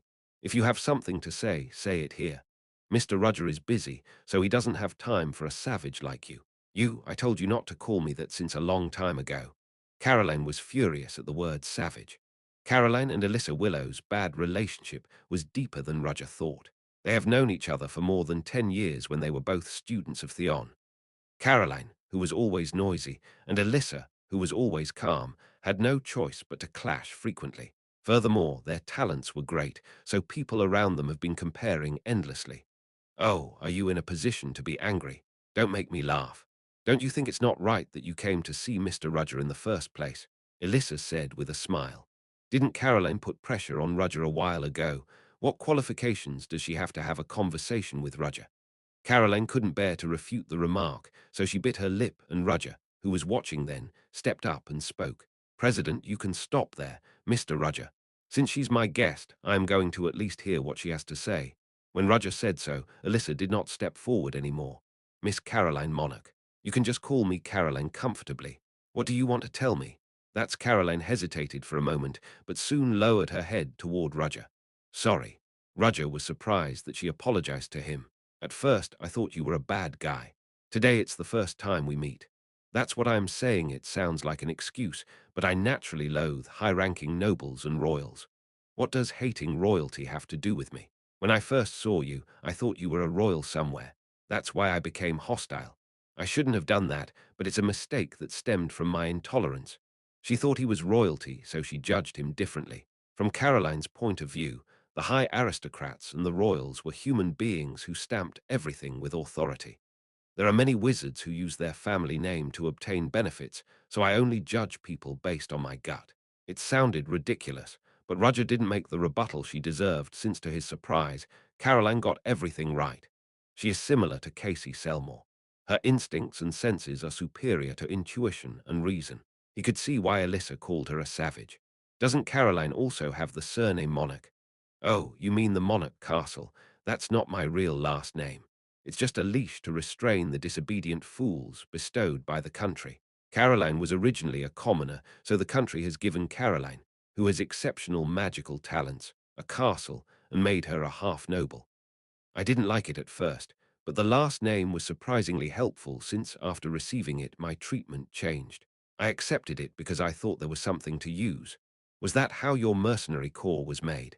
Yes, the Monarch Mercenaries. It's my own mercenary unit named after the castle. The castle, given only to those who hold high positions in society, was used to make a mercenary corps. It was an outrageous disgrace to the eyes of other nobles, since they were not an honorable knighthood made by a noble castle, but an act of tarnishing their reputation, since Caroline's hatred for nobles was deeply rooted. But you were different. You didn't show authority like the others and weren't conscious of other people's eyes. In addition, you casually disclosed such a great discovery. Caroline knew that Roger didn't have to give in because he was pushed back, but he made that choice because he wanted to. It didn't matter if he was a real aristocrat and a royal, since his decision would be respected regardless of his status. I apologize again. I am sorry. Knowing that her judgment was wrong, Caroline apologized frankly, and Alyssa sarcastically put her head down on Caroline's head. It is very comfortable. Every time you bite hard, you're trying to hit me with an apology. Caroline didn't have anything to say in that part, so she stayed still without raising her head. Alyssa clicked her tongue at Caroline's response, and her eyes naturally turned to Roger, asking what to do now. Raise your head. It doesn't look good. Are you accepting my apology? I didn't do anything to deserve an apology in the first place, and the same goes for Caroline. You don't have to feel guilty about me. Caroline raised her head and looked up at Roger, asking what he meant. The arcane chamber is a place where wizards test and collide with the knowledge they have honed. It is a battlefield where any amount of disagreement, large or small, can occur. I took all that into account from the moment I stood there. Even if Caroline didn't speak, someone else would have said the same thing. But I did it in the end, and I am the one who has to take responsibility for that. I don't need you to comfort me. If so, I will ask. Is Miss Caroline grateful or annoyed to see the sun rise in the east? He didn't think so, because that's a given and no one would be annoyed by it. It's the same. Someone makes a rebuttal opinion while someone makes a reasonable point. That's natural. It's something that needs to happen. That's why I don't care. I threw everything that happened a while ago away from the moment I left the place. Rather, Roger only thanked Caroline, since it was because she led the way that the wizards pressed him strongly to disclose the information like he originally intended to. Even if she didn't intend it, she made the board as he wanted, so she became Roger's biggest helper. Caroline, however, did not know this, so she was moved by how easily Roger forgave her. If it were other guys in this situation, they would have tried to rip me off somehow. You were such a great fellow. That's also an undeserved assessment. Okay, I won't bother you anymore, but it doesn't suit my taste to leave while being in debt. Caroline said so and handed Roger a business card. Take it. It's a business card for our special VIPs of the Monarch Mercenaries. Call me whenever you need help later. I'll make sure to carry out any request. Any request. Yeah, I'm not saying it carelessly. I'm sure I'll take any requests. I see. Unable to refuse, Roger put it in his pocket. Elissa, who was watching from the side, opened her eyes wide, unlike the usual. That proud Caroline gave Roger the Monarch Mercenaries VIP card. It's a business card that even the Emperor of the Exilian Empire did not receive. It was questionable whether it existed because she heard that there were only a few people who received it so far, but she witnessed it before her eyes. I'm done talking, so I'll go now. Let's meet again when we have a chance. And Elissa, screw you. I saw wrinkles around your eyes. Looking at Caroline's back, who disappeared like an arrow after speaking, Roger thought she was a strange person. He thought she'd make friends with him on the pretext of an apology. But she really disappeared after apologizing, and in the meantime, she didn't forget to say mean words to President Elissa. Elissa pressed her forehead with her fingertips as if she was tired.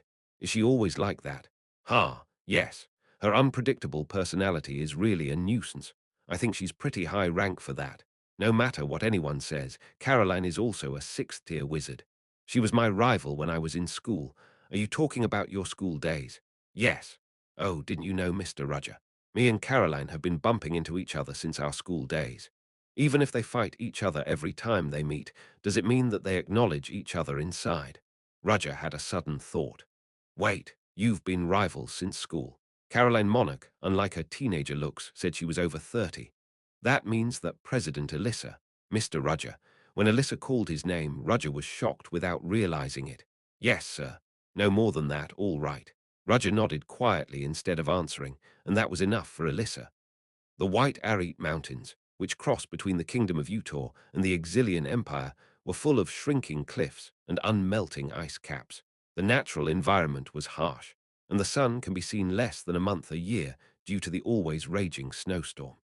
Setadel of the Black Dawn Society walked alone in the Arete Mountains without any cold protection equipment. Wearing a black robe, he was not affected by the blizzard. He stopped, and when he looked up there was still a strong snowstorm. The place where he stands is a deep canyon between the mountains. Setadel reached out and touched the snow. He came looking for someone, but there's no sign of it in the snow. Even the footprints he made will be erased by the falling snow in 10 minutes. Furthermore, there was no way to see traces that were made months with the naked eye. Setadel chose the other way instead. Taking a small golden bell out of his arms, he shook it lightly and the blizzard shrank. A whitish energy popped out of the snow field and flew in one direction. That's it. Setadel walked in the direction the energy was going and soon found a cave under the cliff. Setadel went into the cold cave without hesitation. Inside, there were traces of someone alive, but they were weak. When he reached the end, Setadel found the image of a man lying down with a cold body with burned firewood and ashes spread around him. John Doe, did you crawl all the way here without dying right away, even though you fell from that cliff? However, John Doe, who was living in the cave, eventually died because he had no way to ask for help. It was a harsh environment where food was not available, and even his body had many wounds here and there. In the end, he couldn't hold out and starved to death. The real John Doe, who should have infiltrated Theon, was here, but Setadel wasn't surprised to see him dead. He took out the golden bell he had just used. Open your eyes, sleeping soul. Raise your head and spit out your voice. With a shake of the bell, the body of the dead John Doe wriggled once, and soon a white airstream flowed over the top of his head. It moved slowly and eventually took the shape of John Doe. Where are we? John Doe, do you know who I am? Setadel, Zero's deputy, you remember it well. Why am I here? No more than that, why are you here? No more boring gossip, I'll get to the point first. John Doe, you're a dead. Dead, me. John Doe's soul still didn't seem to understand the situation. Maybe it's because you just awakened so your memory is a bit foggy. John Doe, what was your purpose? Think about it. My purpose was to infiltrate Theon as Zero ordered. To do so, I was playing the role of Roger Chelisai. Yes, I remember now. What happened after that? Riding the magic train, talking with the passengers, and something happened. The train was attacked, and the moment I tried to subdue one of the raiders and ask him who he was, he blew himself up. Well, that's what it is. You who couldn't prepare for it, so you were thrown off the train.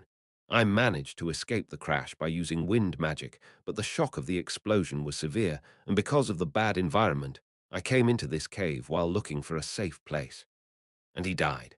John Doe was disappointed by the fact, but suddenly he had a question. Mission. What happened to the mission given by Zero?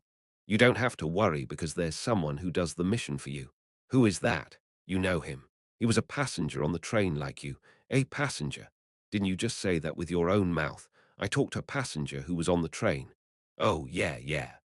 John Doe's voice became clearer, as if the memory of that time was revived, and Settle narrowed his eyes. Something's off. If it were you, you would have only talked to regular passengers, just a normal passenger. No, he was never a normal person. Not an ordinary person, yes, I could tell. He was hiding his appearance and identity, but I could tell at a glance who he was. Who the hell is he? A person who wanders around the continent wearing a mask, a shadow without a name. You talked to him, even though you knew he was such a suspicious person. Why is that? John Doe closed his mouth, and Settle showed his annoyance. John Doe, answer me. What are you hiding now? That's you cannot refuse my orders because your soul has already answered my call. So go ahead and answer me. Why did you contact him? What was the purpose? At Settle's urging, John Doe finally couldn't bear it and opened his mouth. It's because I've always admired him. I was a fan. Chapter 229, Seat 129. Tangled Truth. 1. I am curious how many of you saw that coming. I for one didn't expect that to be the reason. Settle had a headache. John Doe, I didn't know you were such a good joker until you died. That's too bad. I wish we were close. What are you talking about? You just talked to a person who's hiding his identity because you're a fan. Even during the mission too. Can't I do that? And he's not a person who hid his identity. John Doe said in a fit of rage, and Settle was dumbfounded by the emotional response he wouldn't usually see. No. Come to think of it, you're right that he's not an ordinary person.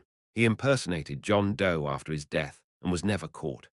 Of course, Zero Order quickly noticed, but to Settle's surprise, he accepted the fake John Doe as if he were real. If Zero Order evaluated him like that, he's definitely not an ordinary person. What was his behavior during the Order's synod? He was obviously a fake.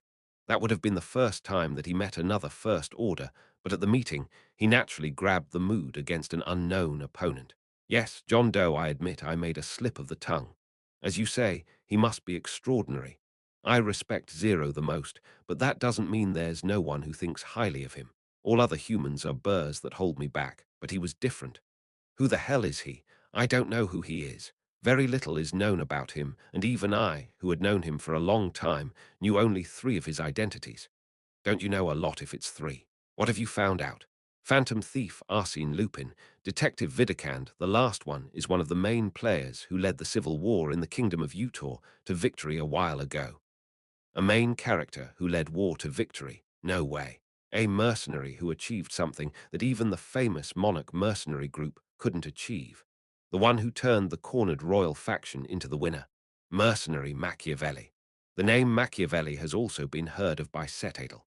A mercenary suddenly appeared in the Utor kingdom where a civil war broke out one day.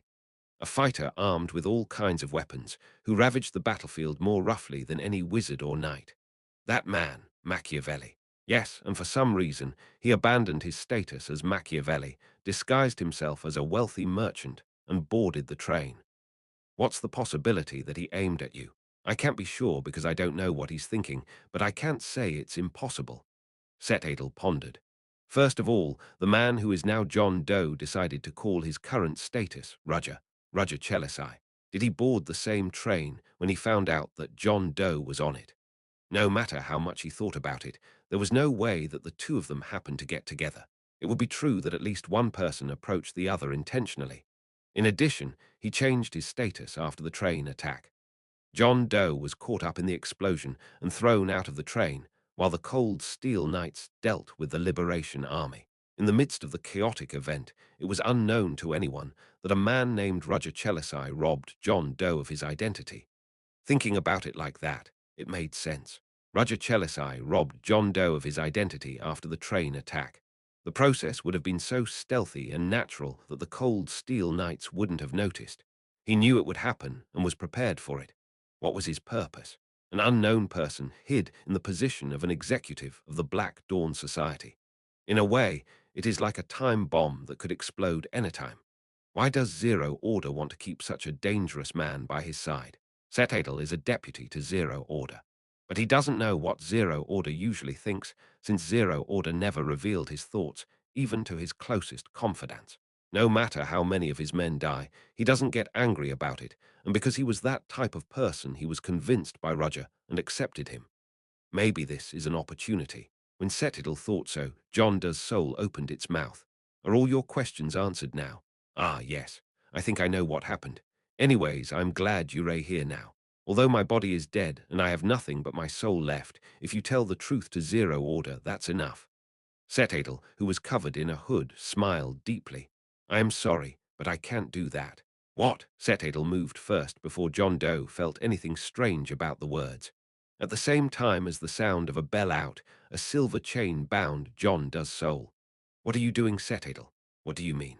You're asking the obvious. I do what I have to do. What? Zero Order's order to me was to come here and find you who died. After that, he didn't tell me what to do. What are you talking about? I don't want to explain the reason for everything. Simply put, you are not needed anymore. John Doe opened his eyes wide. However, no matter how hard he tried, his soul could not escape from the chain. It's no use resisting. The chain that binds the soul is not that easy to escape. Setadal, you've done a great job so far, John Doe. Take a good rest now. Setadal waved the bell and the silver chain disappeared along with John Doe's soul. After watching the scene to the end, Setidal soon came out of the cave. The blizzard stopped, and a stream of light poured through the cracks of the splitting clouds. Whatever the identity of Roger Chelisai is, his existence is not bad for me. Esmeralda, who hid in Theon, was also likely to have been handled by him. The enemy of my enemy is my ally. Please, mysterious man. Setadal murmured as he walked slowly through the snow. Please, kill Zero Order. It bothers me. It really bothers me. Nikolai, a young man sitting inside a fancy office, tapped his forearm with his fingers and his arms crossed. He recalled the order synod not long ago. The shame of that day was so deep in his mind that he couldn't forget it, even if he tried to, and he clenched his fist when he thought of the insult he suffered from John Doe that day. Why the hell didn't he die? Was that not enough? When John Doe boarded the train from the Utor Kingdom to the Exilian Empire, Nikolai secretly leaked the information to the Liberation Army. At the same time, spies were planted to help the Liberation Army enter the train easily and to help it invade from the inside. Through a sudden attack, I was planning to remove John Doe, who had been annoying for a long time, but his plan failed. John Doe was not killed, and the train raid did not produce any significant results. The Knights of Cold Steel should have reached the train a while after the attack. Nevertheless, it failed. Was the Liberation Army more useless than I thought? It couldn't be, since there were a few wizards who attacked the train. There was even a guy who threw his life and took stimulants to commit suicide bombing. And yet, he failed to kill John Doe. John Doe was much stronger than I thought. He thought he was a First Order just because he was good at disguising. John Doe has frequently avoided combat while on duty, but he showed his ability during the train attack. He wanted to hide it, but Nikolai's eyes couldn't be fooled. I was going to prepare as much as possible and make getting rid of him an accident. But John Doe was not dead. Instead, he was hiding his skills. He thought he had been thoroughly prepared, but there was a mistake in his calculation. You loach. Were all the moves you've shown so far to deceive others? Nikolai didn't think he'd intentionally hide his power and reveal it only at an inevitable moment.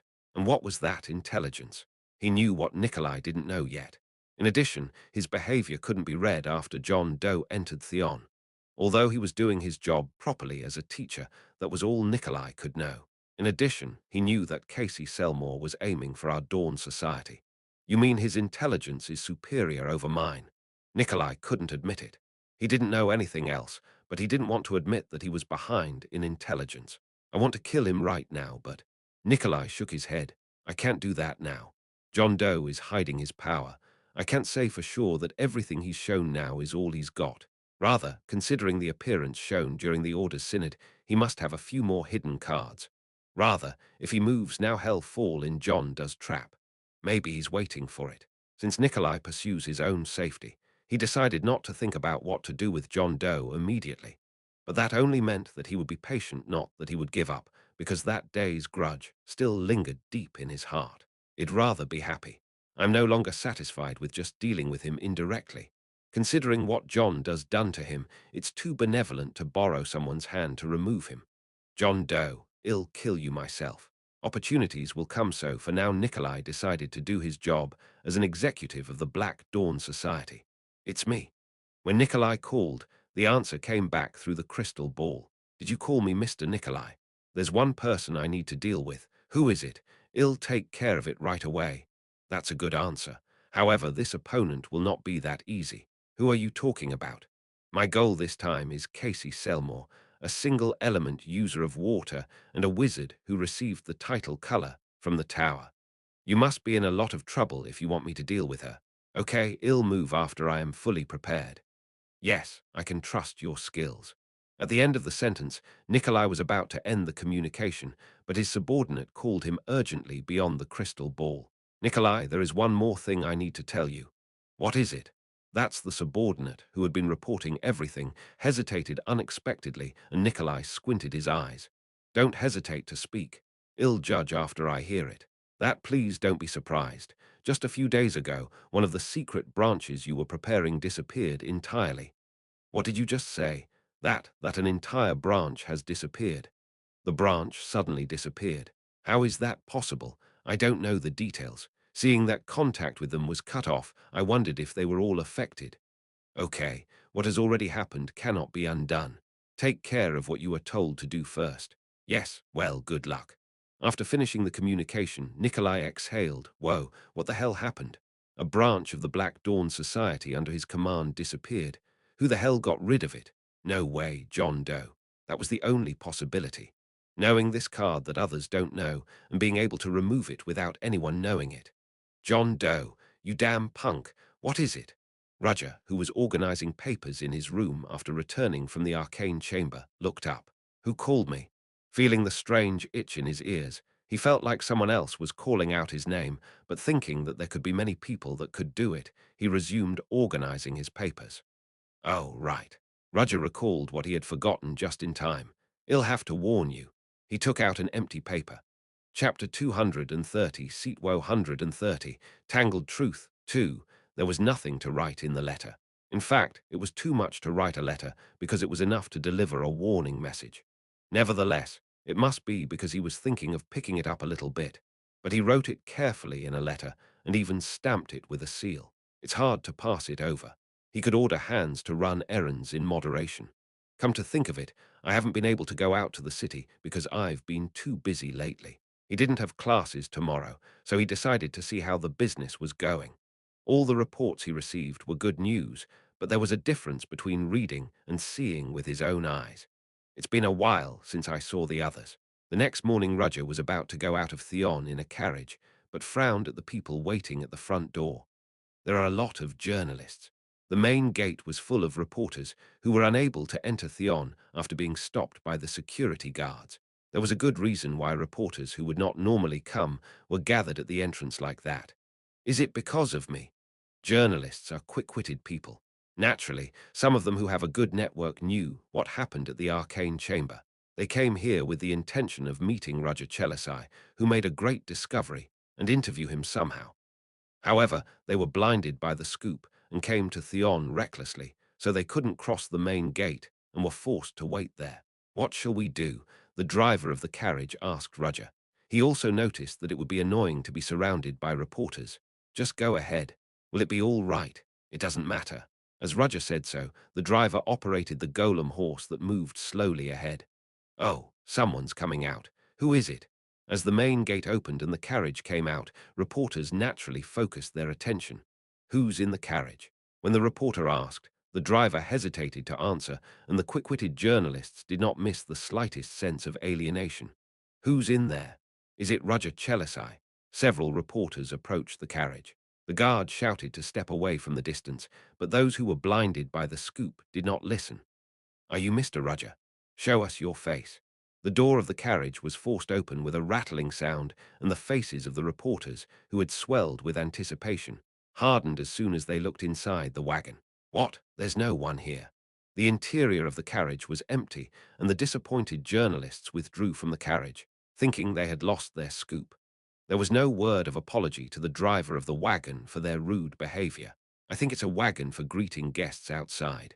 Oh no, it's a waste after all. Seeing the reporters stepping down, the driver left with the carriage and after a while spoke. No one is following me. Good job. As the driver spoke, Roger's voice came from the empty carriage. In time, Roger appeared like a mirage in a place where there was nothing. How did you do that? Is that magic too? It's magic using the principle of light. By distorting the light a little, he made himself invisible to the reporters. That's amazing. It's only useful against ordinary people who can't use magic, but it's nothing more than a child's prank that would have been seen through if the opponent was a wizard. Isn't it amazing that you're so popular with ordinary people? The driver thought so, but Roger really didn't think it was a big deal. In the first place, light attribute magic itself is a rare attribute because very few people could use it. I don't know what the geniuses think. The employee drove the wagon thinking so, and arriving in Leathervelk, the carriage stopped at one side of the street. We've arrived. Good job. I'll go in now. Yes, thank you. The carriage left, and Roger headed toward the slums. The streets where few people would normally be were particularly busy. As he got closer to the slum, the number of people increased, and as soon as he entered the street, there were so many people that it was like a market. The slums were no longer called by the name of the past. Their new name was Royal Street. The completely transformed street has become the most famous innovation street in Leathervelk, and it was crowded every day. I hoped it would work out, but I am so dizzy.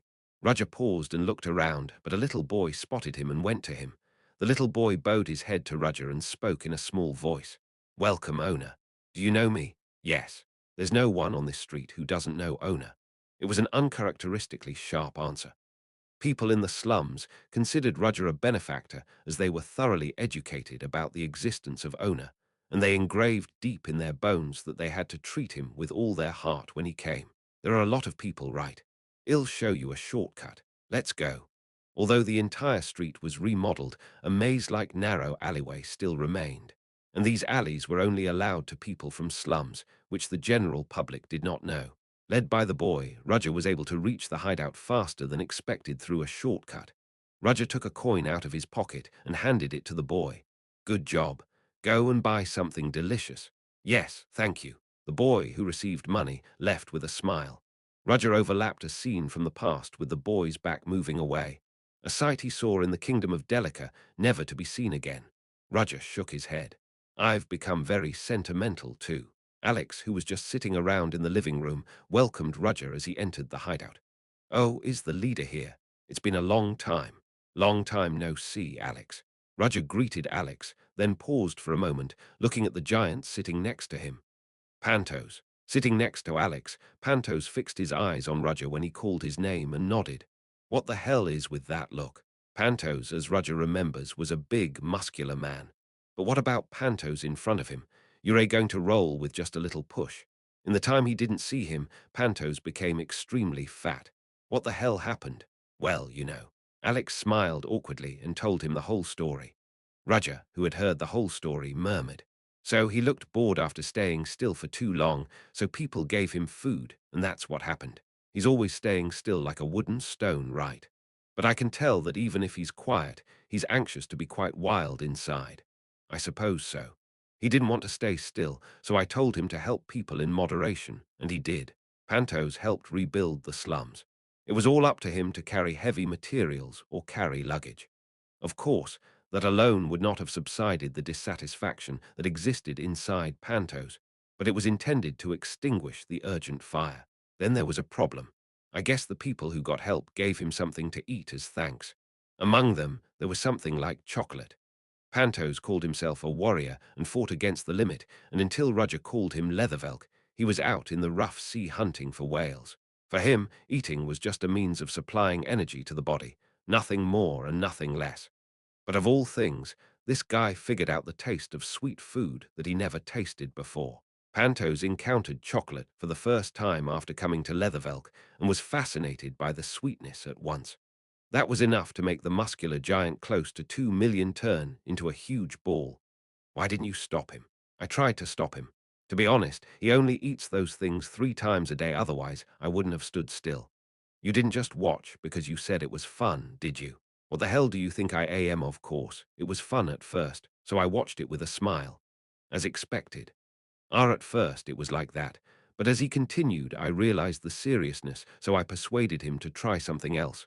But well, he's too stubborn and wouldn't listen to me. In fact, Alex dissuaded Pantos from gaining weight over and over again.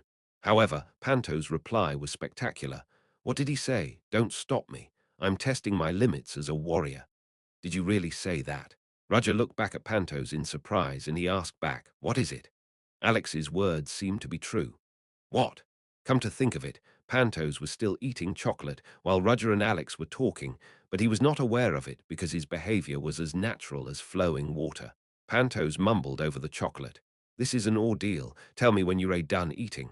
Gulp. This is an ordeal. What on earth is an ordeal? The temptation of this black snack. I mean chocolate. Yes, chocolate. You didn't even know the name of the snack you were eating. Roger and Alex looked at each other with absurd eyes while Pantos spoke. It tastes like a heavenly persimmon, the ultimate beauty that I have never tasted before. This is the ordeal of fate for me, who is walking the path of a great warrior. No, but why would you eat that ordeal? Shouldn't I face this ordeal? Alex was speechless when Pantos asked, with a face that he didn't understand what he was talking about. Warriors don't shy away from trials but fight back. That's what it is. No, this is him not saying that you're afraid of sweets, so don't eat until you finish it. I don't give in to trials. Although my body lost its form and became heavier than before. You know, you've gained weight. He who walks on the path of a great warrior can overcome this kind of ordeal quickly. He put a chocolate in his mouth again. Alex shook his head as if he was fed up with it. Did you see that, leader? I told you so. He'll have to make a place for Pantos soon. Pantos, who always pushed himself to the limit to overcome the wall, became that shape, and Roger realized that a part of the responsibility was his. At this rate, he might be the first of his species to die of diabetes, so it seemed necessary to plan for Pantos to move soon. What happened to you, leader? Why aren't you busy these days? The work has been sorted out, so I came here because I have something to tell you. There were a lot of people out there. Did you see it on the way here? I was surprised, too. I didn't expect this to happen. Where is Hans? He's on the second floor. Should I call him? He'll go up. You don't have to call someone else. All right. Roger approached the second floor where Hans worked and knocked on the door. Come in. At Hans' voice, Roger opened the door and went inside. Hans was sitting in a chair, struggling with the documents. Brother, when did you get here? A while ago. Oh, if you're going to come, tell me you're going to come. Roger sat in an empty chair, glanced at the scenery inside Hans' room, and when he found something he had not seen before, his eyes shone. Are you raising a new crow? Oh, that guy. Hans looked at the crow sitting still at the open window and said, My ability has been getting stronger lately. In the past, only mice could be called, but one day, suddenly a crow listened to me. That's convincing. In fact, crows are intelligent animals. The quiet crow had been staring at Roger since he entered the room. Brother, be careful. He's so cruel that might peck you with his beak if you approach him the wrong way. Hearing Hans' warning, Roger reached out to the crow, and the crow, who was still, spread its wings and rushed toward Roger. Hans, who watched the scene, was surprised and tried to shout something. But as soon as he saw the crow sitting quietly on the back of Roger's hand, he closed his mouth. What a surprise. He doesn't approach people like that for the first time. It looks calm. Maybe it's because I am in front of you. Roger put his finger on it, and the crow rubbed his head. For a big guy, he had a lot of eggio, cute display of affection. Hans. Yes, brother, this guy can look into the palace. Chapter 231, Seat Woe 131. The Marks of Fire, 1. Hans didn't try to answer Roger's words, but soon nodded. A crow flying in the sky would be more comfortable than a mouse crawling on the ground. Furthermore, no one is wary of birds. Roger patted the crow's head gently, and the crow opened its beak and crowed. It meant he was in a good mood. If we collaborate with Sedna, we'll be able to find the relic location quickly. Keek, with that kid. Why, you don't like it? No, it's not that I don't like it. She is a poor child that has nowhere to lean on, and she even hung on me who might kill her. That's how desperate she was. Hans sighed at Roger's words. Okay, I got it, so stop talking. Are you doing this on purpose, because you know I'm weak to this king of things? I'll do as brother tells me, so stop. Yeah, You're a senior, so you should set an example as a senior. Still, Hans felt more comfortable when he was praised as a senior. It was because at least Roger seemed to admit he was higher in rank. What if we locate Relic? Are you going to steal it? What do you think I should do? You didn't mean to use that identity. Are you talking about Arsene Lupin? If I rob the palace with that status, it'll make a lot of noise. However, I intend to leave it as a last resort. Can't you just go through the shadows? It's not that easy to use. If I don't know the exact coordinates, I may go into the ground. That's what I and the kid need to check. And there are more problems. The Imperial Palace is the most heavily guarded place in the Empire. In particular, such an important place is painted with all kinds of magical protections. The ability to move through shadows is also new, but in the end, it's magic. If there is an obstacle in the middle, it will be dangerous. I mean, the conditions are very demanding. Well, it wouldn't have made sense if it hadn't been for that kind of magic. No, does it still not make sense enough? That's why I have to remove all the protective magic to steal, but it takes too long. We have no choice but to take another way. Hans also nodded, as if he was finally convinced. Of course, there was one more thing Roger didn't say there. If I robbed the royal family as Arsene Lupin, she might really kill me this time. Nightcrawler Knight's commander, Trina Ryanhowl, the protector of the Empire. In the past, she was a great knight, but now she's beyond the level of master, so Roger must avoid fighting her. More than that, brother, when will you stop by the capital? There's one thing that will come up about that. What is it? Theon is planning a field trip. Hans wondered and nodded as if he was convinced. Even students have a problem with staying inside the academy. That's right. Students are still solving a lot of things in Leathervelk through the commission board, but that's not enough. Wizards are basically people who are locked up in a corner of the room and immersed in research. It was like that in the past, but it has become much more serious these days. Theon was concerned about that, so they organized an educational curriculum to make students periodically roam outside, and field trips were one of them. Collaborating with the schools that support Theon and the Imperial Magic Society, we will let the students see the city and meet other peers. I've heard of it. Was it called Mentor and Mentee? Yes. They will meet various wizards working in other fields, listen to their stories, and find the way that suits them. The intent itself is very good. That's the purpose, but most students are busy looking around the city. Even considering that, it wasn't ineffective. At that time, I will also go to the capital as a guidance teacher, so when I meet the Imperial Magic Society, I will be able to look for an opportunity somehow. Then I'm glad you got a chance. Oh, and Hans, what else? If you're able to control a crow, I think you've become more capable than before. Is there anything you can guess? If Hans, who could only use mice before, suddenly became able to use crows, there must be a reason. Right now, it's just one, but it could increase to several later. Aha. I don't know. I just suddenly woke up and it worked. It's natural. Yes, well, did you have any dreams? Dreams. Hans scratched his head and seemed to be pondering something. Soon he shook his head. People who ask me about dreams don't know me well. I forget everything when I wake up. But why did you think it was a dream? It feels like it. I can't believe it. I don't know anything else, but I can guess why your ability has become stronger. Oh, really? Roger said, putting a feed in the crow's mouth. Its teeth. Teeth. Are you talking about those teeth? Yes. The beast of Gvorden can control other animals. Maybe it was because of your transformation at the Kunst auction house that day. Well, there has been no change so far, but it is probably because your constitution was strengthened. Then what's bad about it? If you can't suppress the ever-increasing wildness, then you will lose control. Hans' face hardened in an instant, and a memory that he didn't want to remember came to his mind. If this continues, he may be eaten up by his constitution and lose his human identity. That alone was enough to scare him. But there is a solution. You mean the neutralizer you gave me? The neutralizer only inhibits your constitution and does not cure it completely. Besides, I don't know how to make a cure. Your case, it's the first and it's unprecedented. Even if I make a cure, I can't guarantee how long it will take. Then there's no point, not necessarily. It depends on your decision. Me? Hans asked with his eyes wide open. What am I supposed to do? Poison can be a medicine if you use it well. Hans, do you understand what I mean? Are you saying that depending on how I use this ability, a better path will open up? You've improved your senses a lot, and your constitution is the first of its kind. Do you know what it means to be the first? Hans pondered for a moment and came up with the answer. Isn't it amazing? That's the result. Then what's the answer? I can't think of anything. There is only one thing that the first one means: infinite possibilities. You have a myriad of ways you can choose from. Hans shut up at Rudger's words.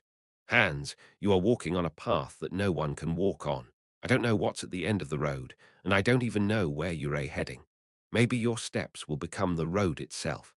Hans felt that Rudger's words were being said to him as well as himself. Depending on where and how you go, you can be a great person or you can be reduced to a mere beast. All of that depends on your will. It will be okay now, but one day you will have to make a choice. What choice you make then is purely your will. Take your time, but don't be complacent. It's not bad to prepare an answer in advance. Keep it in mind. There's nothing to lose by listening to you. But honestly, I can't guarantee that it will work. Don't worry, that's enough for now. So what are you going to do now? I came out for now, but there's nothing I have to do. Hans started laughing at Rudger's words. It's unlike you to move without a plan. Sometimes it's good to have no plans. I've been so busy lately, so I have to rest when I have time like now. Well, it's understandable that you say so. It was not long ago that you announced the research results in the arcane chamber. It's time to cool off. I came out to rest, but I'm worried about what to do first. Hans thought the remark was unexpected, but he smiled as if it was funny. It was out of place to see a person like Rudger wandering around. Why don't you go shopping, since you made a lot of money? Most of it disappeared after the investments. Ignore the investments for now. Go eat delicious food or buy new clothes. Isn't that what life is all about? You talk as if you've lived longer than me. At least I can be confident that I know more things to enjoy than you do. Rudger smirked at Hans' generosity. Okay, it's been a while, so there's no harm in getting new clothes. Would you like to go to a store run by Violetta? I'd like to ask for customized clothes. The store is so famous now that there's a waiting line, but if it's brother, you can just go right away. Let's go. Did you meet them? Yes. I'm going to make him go on a diet soon. Don't worry too much.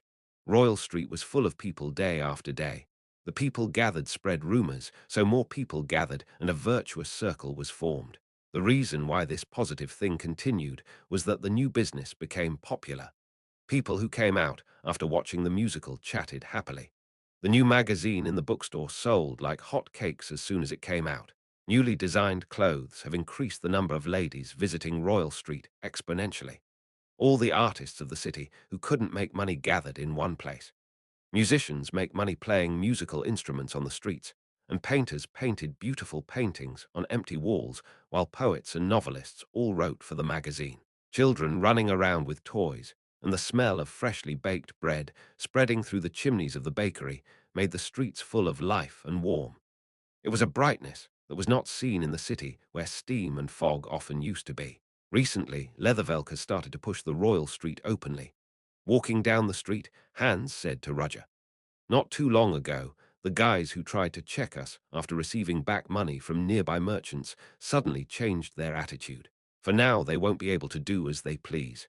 That's the same, but they may have been careful because they don't know much about the owner. I think they're trying to contact you somehow.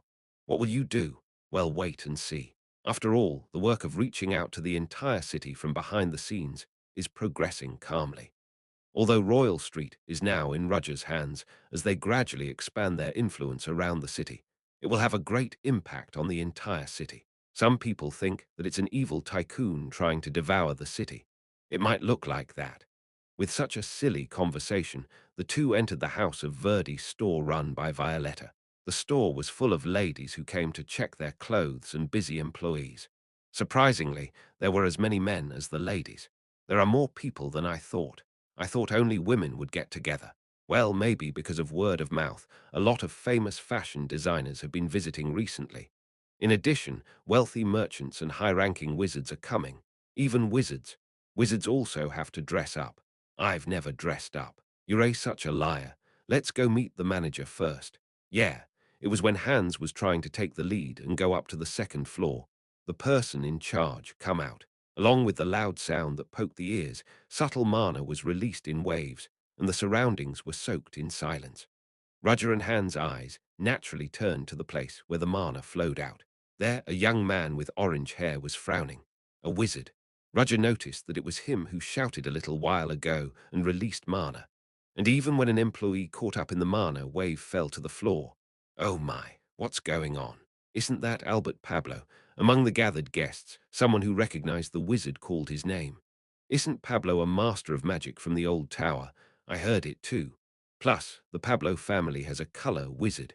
It's Albert's brother. Since he was annoyed, Albert yelled again. I can't see the person in charge. When no one was able to stop him, Violetta appeared from the second floor. Violetta, who came down to see what was going on, looked at Albert's face and her expression immediately hardened. On the contrary, Albert recognized Violetta and twisted her mouth. So it was really you, Violetta. Chapter 232, Seat 132. The Marks of Fire 2. Facing Albert, Violetta suddenly put her hand on her face. The burn marks have now disappeared, but the spot throbbed like a fire. Violetta took a deep breath and calmed down.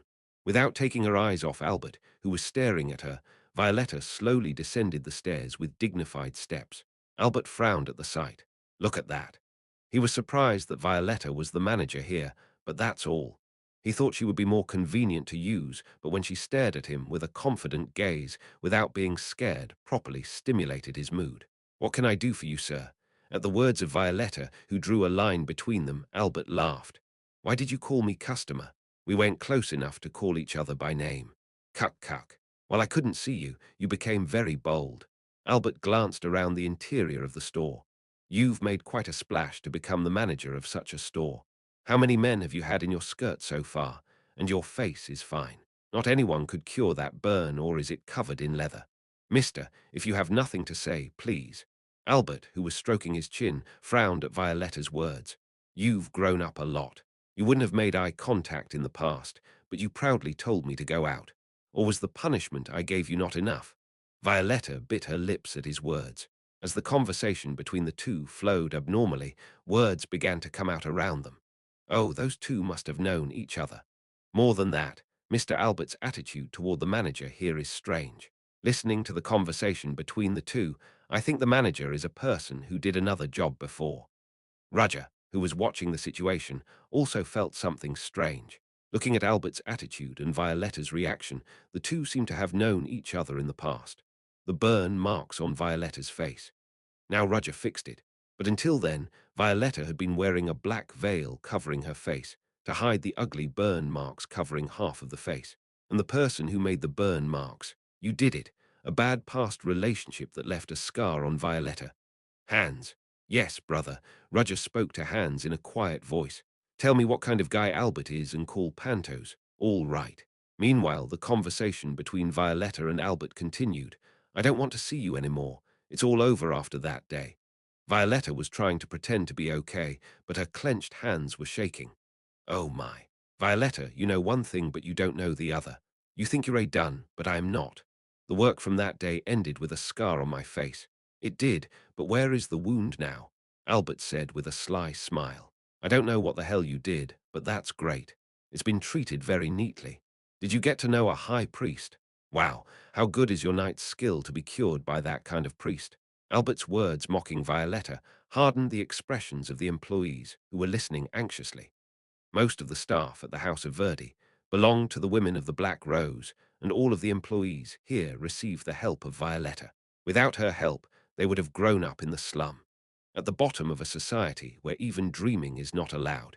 It was the owner and Violetta who helped them live like human beings. Now that Violetta was now being insulted, the atmosphere quickly turned ugly. Even the quick-witted ladies noticed that the air in the store had changed and stopped talking. If you're going to keep talking, let's do it in a quiet place. Why? Violetta tried to move, but Albert refused. Just talk here. Oh, I can't do that. It shouldn't be revealed that the owner of the good dress shop was a body seller. You. Violetta was angry at Albert's words, but looked at the surrounding reactions. Although Violetta now works as manager of a prestigious dress salon on Royal Street, her job was a prostitute. If the rich ladies discover that the store they visit is run by a former prostitute, she will definitely be affected, so sales will decrease and rumors will spread and adversely affect others. Albert thought that some ladies would be shocked by his words and make a fuss, but something was wrong with their reaction. What is this? It's quiet. They were watching, but they couldn't hear their conversation. No, it was so quiet that he couldn't even hear their breathing. What's this? Magic. Albert realized that magic was spreading around him and Violetta when as she used this magic. What surprised Albert most was that he did not notice even after this magic was completely unfolded. No way. Albert thought that Violetta had used magic, but after seeing her reaction, he noticed that she didn't. It was a different person who used magic. Then who the hell is it? Albert, who was looking around, found a man approaching them. Who are you? Albert frowned and glared at the masked man and instinctively realized that he had used this magic. Do you have any business at our store? Roger said so, while snapping his fingers, and the sound-blocking magic installed around was lifted at once. Who is that? Since when has he been here? When customers were wondering, all employees who recognized Roger bowed their heads to Roger at the same time. Owner. Having said that, it was impossible not to know his identity. Is that the owner, the one who revived Royal Street? Violetta also recognized Roger and opened her eyes wide. Oh, sir, what's going on here? Albert, who heard Violetta's murmur, smirked at the owner. Oh, you're the owner of this Royal Street, aren't you? Albert heard about it too. Recently, there was a ridiculous rumor that Royal Street, a hot street in Leathervelk, was rebuilt by only one man. The person who covered his face with a mask and did not reveal his identity was someone who even the city-leading figures wanted to meet. He had heard that he was thoroughly hiding his identity and could not be found even if someone tried to find him, but he never thought he would show up in a place like this. Everyone. When Roger opened his mouth, the staff responded in unison. I don't think it's possible to keep the store open anymore today, so take the guests outside. Yes. Customers complained as the staff moved at Roger's orders. No, wait a minute. That's right. We're definitely here as customers. I'm sorry to the customers, but the situation is not good right now. Instead, as an apology, we will give the guests who are here will have top priority at Verdi's new products. Their words melted the lady's displeasure. It is true that this situation itself is very interesting as gossip, but if they could get new clothes earlier than other people just by leaving the store. After all, there were many other places to see Royal Street than this shop. In addition, it also played a part in that they would not be bothered if they were caught up in the mess of Albert. Oh my God. Then there's nothing I can do. It's a shame, but today isn't the only day. The guests left, and there were only a few people left in the shop. Oh my. Albert kicked his tongue as this series of situations was ridiculous, and on his left and right, two guards from the family stood as if they were protecting him. You're crazy. What do you mean? Did you think he'd be scared if you let the guests out? You know who I am, Albert Pablo. Albert's forehead was wrinkled, a cheeky fellow. If you know me, it's not enough to take off your mask and kneel. The second child of the wizard Pablo family. His natural magical talent itself is not bad, but he's a fool who can't compare to his older brother. Albert frowned at Roger's words. More than 10 cases of drunken assault alone, and the most serious thing is his relationship with women. Nearly 30 women were sent to the hospital with sadistic tendencies. However, thanks to the Pablo family's power, it did not appear in the newspaper. What are you? Did you dig into my background? Once he got in trouble for touching the Baron's daughter and then went around the brothels since prostitutes couldn't do anything even if he bullied and destroyed them. They must have looked like the right prey for him. He uses his brother's halo, but he is jealous of him more than anyone else. He doesn't want to work hard, but only finds people who are weaker than him and bullied them to relieve his inferiority complex. He's a lowly human being. Albert's eyes were on fire. Bring that bastard to me. Albert gave orders to the escort who followed him. Hurry up. Albert shouted, and the two escorts slowly approached Roger while Roger warned the two escorts. Stay still if you don't want to get hurt. What? Upon hearing this, the escorts were dumbfounded. No matter how foolish he is definitely a member of the Pablo family. It was a position where a commoner who knew his identity could not dare to say this and that. I warned you. The two escorts ignored the words and tried to move, but couldn't. It was because their bodies did not move forward even if they moved their legs. The two realized belatedly that someone was pulling up the nape of their clothes. What? The vassals who escort Albert were former knights. Of course, they had superior physical ability and were taller than the average person, but now these two people looked like children compared to the fat, grey-haired man behind them. What is this guy? What kind of big? He was so huge that even the knight had to look up at him. And what about strength? Each of them, who weighed 90 kilograms, were lifted with one hand. Pantos, who had a ridiculous appearance, stared at the two escorts in his hands with a disinterested gaze. I came here in a hurry because I heard I had something to do, but there ain't nothing special. What? Now insulting the vassal of the Pablo family. Go to sleep. Pantos clashed the heads of the two escorts. Albert crumpled his face when he saw the escort who fainted and fell down. You're her, really? How dare you touch someone from the Pablo family? Do you think you'll be safe like this? With Albert's cry, mana was released, causing strong wind pressure around him, but the mana pressure flying toward Roger and Violetta easily disappeared with Panto's light stir. Pantos turned his head and stared at Roger, and Roger shook his head when he asked what he should do with his eyes. I will take care of him. Pantos nodded and stepped back, while Albert's face became livid at the sight of the two people who were treating him as a disobedient kid. Don't ignore me. Albert took out his cane and used magic. He formed a sphere of flame, but when he was about to launch it at Roger, a bundle of light flew through the flame and hit Albert's stomach. Cough. The flame fizzled out, and Albert knelt down after grasping his solar plexus. Was that shining stone? Albert was confused by the fact that shining stone, a very basic magic, destroyed his magic. Moreover, what confused him was the masked man who used the magic called Ona. I knew he was a wizard, but how? No matter how simple the magic was, Ona didn't have a cane. In addition, it was him that used magic first, but he was the one defeated, so he couldn't understand what happened. Roger slowly approached Albert, and Albert raised his head and looked up at Roger. Who the hell are you? I told you I am the owner of this place. Don't come any closer. Why? If you touch me, the Pablo family will never. With a sound, Albert's head snapped to the side. Albert did not understand for a moment what had happened. Then he felt a burning pain in his cheek. Did you hit me? Me, the descendant of the Pablo family. Roger held Albert's hair roughly and fixed his gaze, then spoke with a cold voice. You still don't understand the situation.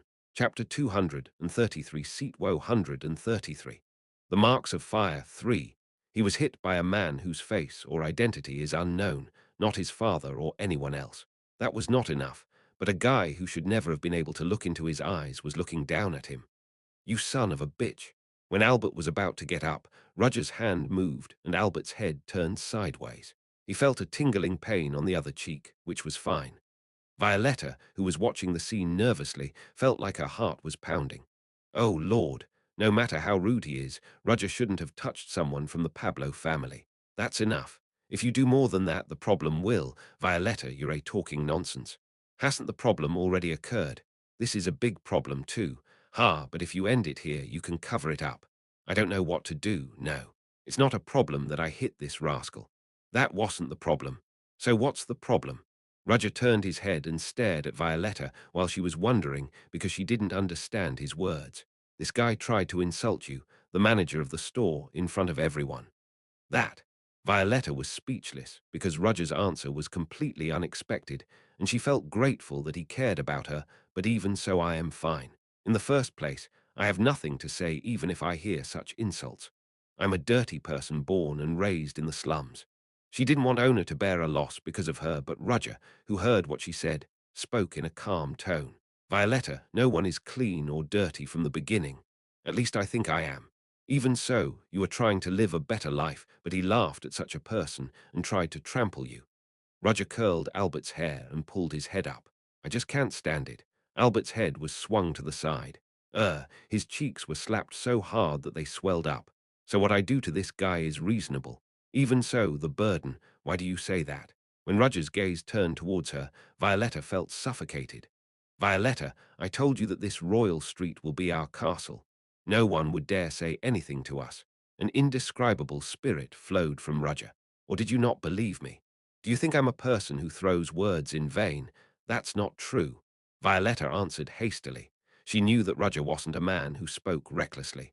He is a man who has made even absurd remarks that others would not believe into reality. Wasn't he the one who transformed the slums into the most fashionable street in the city? If you know, don't forget. Roger looked at Albert after ending Violetta's anxiety. Albert Pablo. Oh, answer.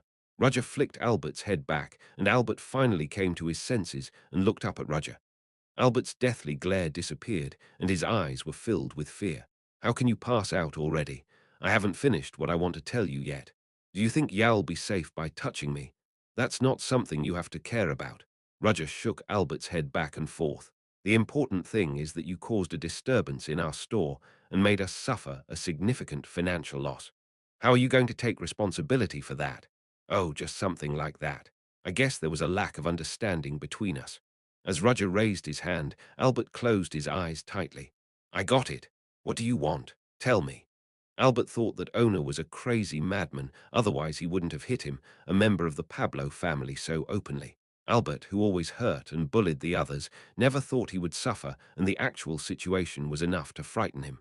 I don't want to get hit again, was the only thought that came to Albert's head. Tell me what you want. Listen. That's a good answer. Roger lowered his raised hand and tapped Albert on the shoulder, and Albert waited for Roger's next remark, feeling fortunate that he was right. There's nothing easier than to pay with money. His family is rich, so no matter how much the other party asked for, they could pay. The important thing is after the payment. You thought you could make me look like this and get away with it, right? As long as I get back safe, I'll kill all of you. When that time comes, I will remove that hideous mask covering your face and burn your whole body. Albert was able to put up with the humiliation at the moment. I'll tell you the terms. Roger moved aside so that Albert could see Violetta. Kneel down politely and apologize to our manager who you insulted. Then I'll let this slide. What? We will not claim financial damages. You have to do a simple thing and all these problems will be solved. Albert opened his eyes wide, apologized to Violetta. Albert's lips trembled in humiliation. At this moment, he had no fear of being hit by Roger. The only thing that remained was anger. You damn thing, do you think it's funny? Me, apologize to her. Do you mean you don't want to? Me, who is an aristocratic wizard, kneel to the woman who sold her body. You've really lost your mind. Albert, who said his background, screamed loudly. I'm going to kill all of you here. I don't care anymore. All of them, if anyone has anything to do with you, I'll get rid of them with my family's power. And you, Albert glared at Violetta. I don't know what other big fish you asked to remove the burns from that day, but I'll be sure to take care of you. Violetta's complexion hardened coldly as Albert's screaming appearance overlapped her nightmares of the past. I'll give you a lasting imprint. Rejoice, it's proof that you lay in my hands. The scene of that day when he laughed at her screaming in pain was still vivid. I'll crush your face so that you can't raise your head anywhere in the future. Let's see if hell be able to fix you again. Albert, who erupted in anger, uttered words he was not supposed to say. I'll carve a stigma that will follow you for the rest of your life. At that moment, the temperature around them dropped sharply. What? Violetta shuddered at the chill. She thought someone had used magic, but that wasn't it.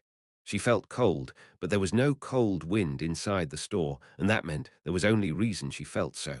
It was because of Roger. Ona. She could only see Roger's back, but Violetta could feel that he was angry like never before. This was the second time she had seen him so angry since the day when Theon was injured by the Silver Sun. Did you say a stigma? What? Albert felt the seriousness of the situation as well. Roger was wearing a mask, but Albert's complexion turned pale at the formidable spirit emanating from his body. That's a good idea. What? Roger's hand covered Albert's face before Albert could ask anything back, and he used his magic. The flames from Roger's palm covered Albert's face. Ararog. When Roger let go of his hand, Albert rolled on the floor. Roger watched the scene quietly, and the flames soon went out. Albert touched his face with trembling hands and was horrified by what he saw in the mirror set up inside the store. My face, my face. His face, which had no blemishes, was covered with terrible burns, and Albert couldn't believe that it was really him in the mirror. Ah, how could you do this to me? What's wrong? Didn't you do it because you liked it? Priests, call the priest. Hurry, if burns are not treated quickly. Albert held onto Roger's leg and begged, while Roger stretched out his arm again toward Albert. His hand seemed to flash a warm light, and Albert's scream stopped as the pain he felt on his face disappeared. What? Albert smoothed his face with his hands, and the moment he looked in the mirror again, he was horrified. The burn disappeared. Albert looked back at Roger with horror. Who are you? Who the hell are you? Burns are hard to fix, unless you are a high priest, but Roger fixed it on the spot, in the blink of an eye. Hallucination. No, the terrible pain of burning his face was never a hallucination or a dream.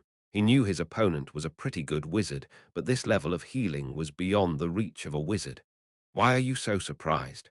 What? It's just the beginning. Albert's complexion turned pale, and he suddenly felt anxious. What are you talking about? How many people have you burned so far? When Albert heard it, he realized what Roger was going to do. It must be hard to count correctly, but I'm sure it's over 10. No. So feel the same way. Albert tried to resist, but his hands and feet were fixed with a mana chain. Roger's touch touched Albert's face again. Flames rose again with the scream. Oh, my head, what the hell happened? Albert's fainted escorts came to their senses. They got up with their bumpy head in their hands, recalled Albert, and hurriedly looked around, finding Albert lying on the floor. Master, wake up. The guards who examined Albert's condition were at a loss when they saw him. There were no visible wounds, but his appearance of fainting with his eyes open made it clear that he went through something. Are you up? The guard's gaze headed to the place where the sound was heard. A masked Roger sat on the sofa prepared for the guests, and next to him stood Pantos and Violetta, who were watching the situation. The guards broke out in a cold sweat as the momentum flowed from Roger, and felt an instinctive sense of crisis. They had no choice but to wait for Roger's next words with a nervous heart. Get that rascal and get out of here. The Lord will know this. The escort surrounded Albert and warned Roger. It was because the Pablo family's pride did not allow them to leave recklessly. Roger replied with a smirk as he stood up. I wouldn't have done this if I was afraid of such things. Get lost. The guards glared at Roger and left the store while he watched the scene silently. Is it okay? What do you mean? Looks like they're never going to let this go, I guess. They'll probably put official pressure on us, or if that doesn't work, they'll act behind the scenes. Is it still okay? Didn't you want this? Pantos did not deny Roger's words. A chance to fight is always welcome. That's what it is. Besides, I needed to show you once. Why are you showing me? To let everyone know that there's no use trying to persecute us with power and prestige. Above all, the Pablo family will not be able to take their anger out on them officially, since there was not a single wound on Albert's body. If the Pablo family had to choose, they'd probably secretly send someone to deal with them. Rather, the city of Leathervelk would warn them not to interfere in their affairs. There will be a dog fight without a referee. Pantos, you can do it, right? At the word, the beast's ears jolted. His expression still remained unchanged, but Roger could fully see that he was very tempted now. Following you was a great choice. I'll take it as a compliment. Violetta. Yes, owner. It's been delayed a lot because of one loser. We still have a lot of time left, so let's open the store and start operating again. Roger took off his mask, while the employees who were keeping people outside came back inside. The House of Verdi began to become lively again with customers visiting, and in the meantime, Roger headed to the manager's room on the second floor. What brings you here? It's been a long time since I had a holiday, so I want to get a new outfit. Upon hearing that, Violetta opened her eyes wide and soon smiled. What's wrong? If you had just ordered it, I would have made it myself and sent it to you, but I was just amazed that you came to see me. I wanted to see how well it was going while I was here. So, can you make me clothes that look good on me? Of course. Actually, I've been thinking about clothes for owner for a long time, since before. Violetta said so and opened one of the closets. Inside, there were all kinds of luxurious-looking men's clothes. It's all what I made. These are the things that would suit owner. There are a lot of clothes. I piled them up like this just in case I had a chance, but fortunately, that opportunity came. Roger realized that Violetta's eyes had turned somewhat dangerous. I think you're busy now, so I'll come later. Where are you going? Do you want to try this on first? Roger's attempt to escape was foiled. Chapter 234, Seat 134, Chance Encounter, 1. It was almost 2 hours later that Roger came down from the second floor. Hans, who was waiting with his arms folded below, grumbled when he found Roger coming down with a trudging step. Why are you so late? I thought I was dying while waiting. I'm not late because I want to be late. This was even the result of somehow reducing the time, otherwise it would have taken longer. I don't know what the hell happened up there, but you dressed up nicely. Hans glanced at Roger's clothes. Roger is usually well dressed in luxurious clothes, but this time he felt that he put more effort into it. Garments decorated with finely crafted silver in black-based material. The combination of only two colors, black and silver, rather than looking boring, created extreme antiquity through moderation. The embroidery was colourful, and from the colour, it even suited the character of Roger Chelisai. He wasn't aware of it, but the guests who had already gathered around were admiring Roger's appearance. Who is that?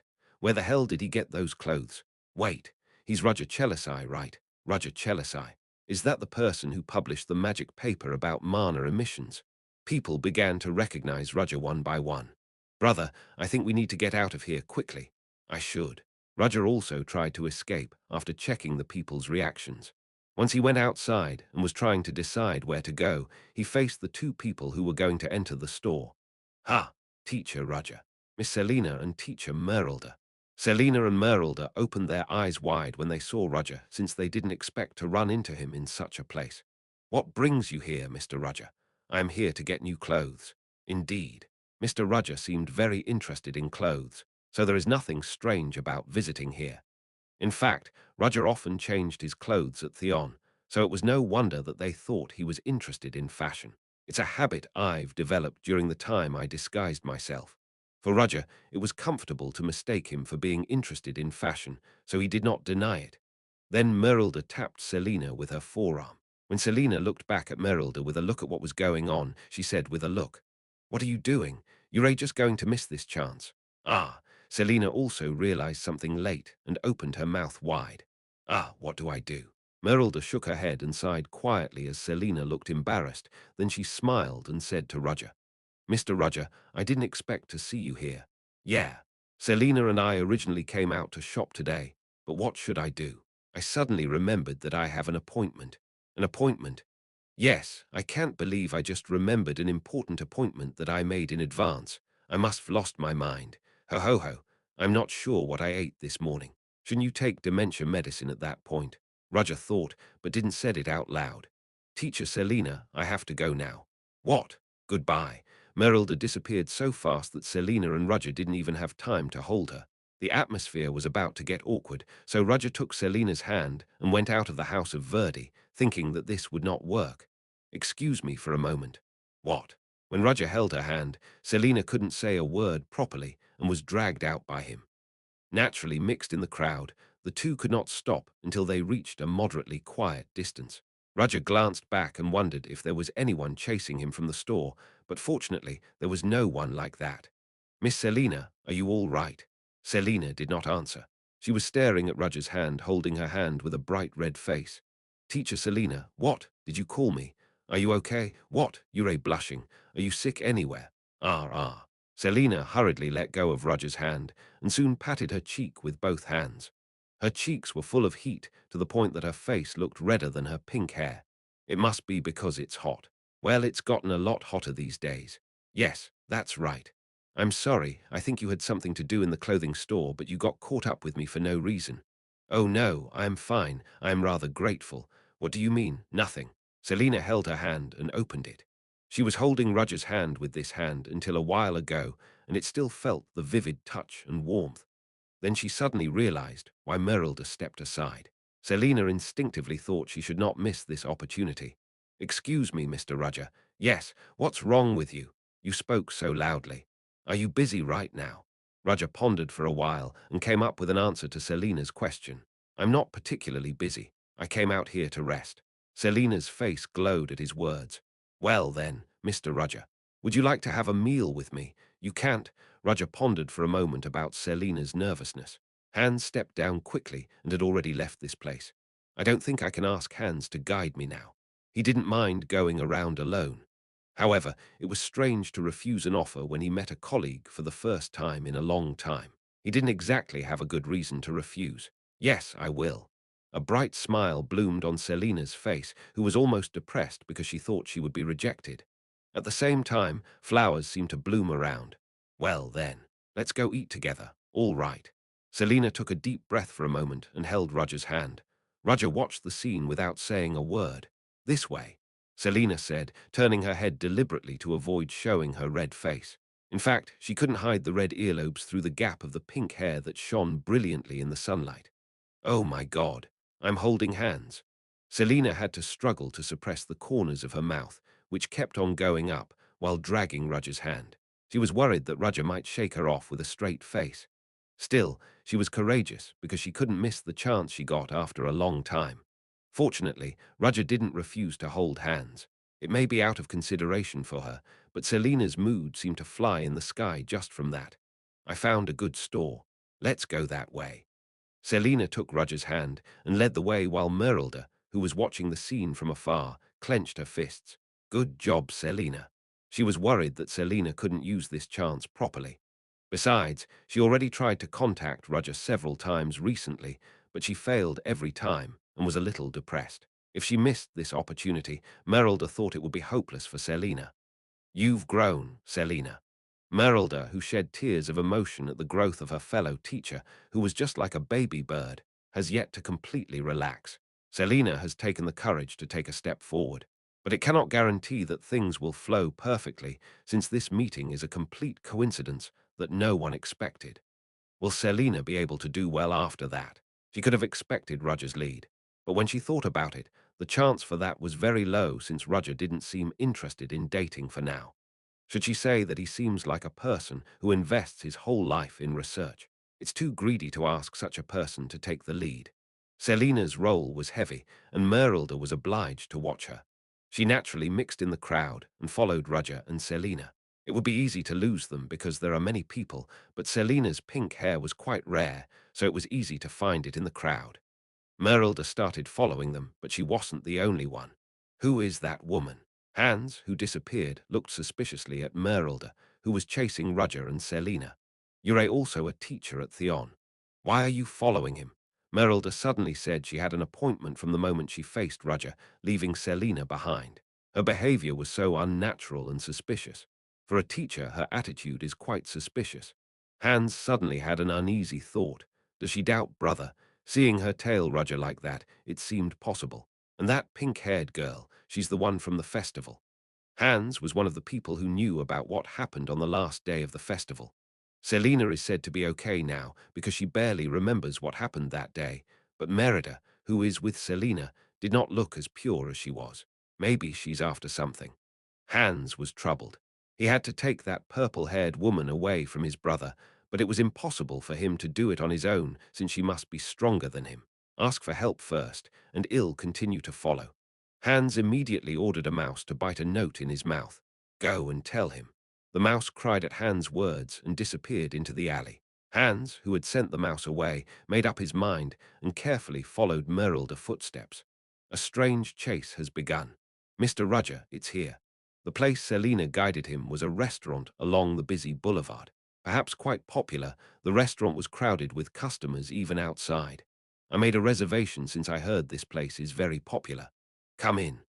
Selina, who was going to quickly show the benefits of the restaurant she found out, faced an unexpected big problem. What? What do you mean there's no reservation? Your reservation is today correct. Yes, it's lunchtime today. Let's see. Is Miss Merylda here? Selina was stunned when she saw the booking was made under Merylda's name. Well, I am here because I am her companion. I am sorry. According to the store regulations, the person who is on the reservation list must be present. Then how long does it take to get inside? There are more than 30 parties waiting outside. I think I'll have to wait at least 2 hours. Oh my God. Selina felt like the sky was falling. If it weren't for Roger, she would really have slumped to the floor. Is there a problem, Mr. Roger? Oh my God. When Roger stepped up and asked about the situation, the store clerk, who recognized Roger, opened his eyes. Please wait a moment. He hurried inside immediately, talked to the chef, and came to Roger and Selina panting. Miss Ure lucky, a spot was just freed. What? Until a while ago, all the seats were occupied. Just now some customers cancelled their reservations. Ure really lucky. This is a rare opportunity. Wow, really. Selina was purely happy, but Roger knew that the answer changed, because the employee saw his face. Maybe he brought an empty table from the supply room of the restaurant. No matter how much he thought about it, it was clear that the employee recognized him. In fact, there were some other employees besides him who were actually guarding the entrance. You don't have to do that. Still, Selina was pleased with it, so it may be a good thing in the end. Guests, have a nice meal. Roger tapped the shoulder of the employee who bowed his head as he entered the store to tell him that he did well. The employee opened his eyes wide at the sight and soon bowed his head even more. Mr. Roger, I'm so glad there's a vacancy left. I think I'm really lucky today. Selina had a feeling that today was the day. He'll use this momentum today and show you for sure. Be prepared. Oh, yes. Was it a promise? Don't you usually say look forward to it? Selina was not aware of her slip of the tongue and was in high spirits, so Roger decided to just shut up. Chapter 235, Seat Woe 135. Chance Encounter 2. Merylda glanced inside the restaurant with her back to the street lamp. She even wore a wide-brimmed hat to avoid being identified. It was embarrassing enough to be called a disguise, but at least Merylda watched Selina and Roger's date believing she was disguised. Good job, Selina. You made it to the restaurant safely. There was a disturbance at the entrance for a while, so she wondered what had happened. But fortunately, it didn't seem like it was something serious, but she couldn't be relieved yet. The real problem starts after the meal, and in Merylda's eyes, Selina had no choice but to think of her next plan during the meal, while Hans watched Merylda from a little distance. Hans, leaning his back against the wall, was pretending to read the newspaper and staring at Merylda. She's sneaking a peek at brother in disguise. He didn't know what she was up to, but he was going to keep an eye on her so that things don't go her way. Roger and Selina ordered the menu recommended by the chef and waited for the food to come out. As the two faced each other, Selina only smiled, as if she was happy about the situation, while Roger was uncomfortable to sit still, so he carefully opened his mouth. You look very happy. What, is that so? Yes. It's good that you're on vacation after a long time, but I was worried that I might have taken up your time for no reason, but I am glad. No, you don't have to. I am rather glad I met Mr. Roger. It's nice of you to say that. The food they ordered came just in time. When various dishes were laid on the table, Selina admired and opened her eyes wide as if wondering. Oh, I didn't order this.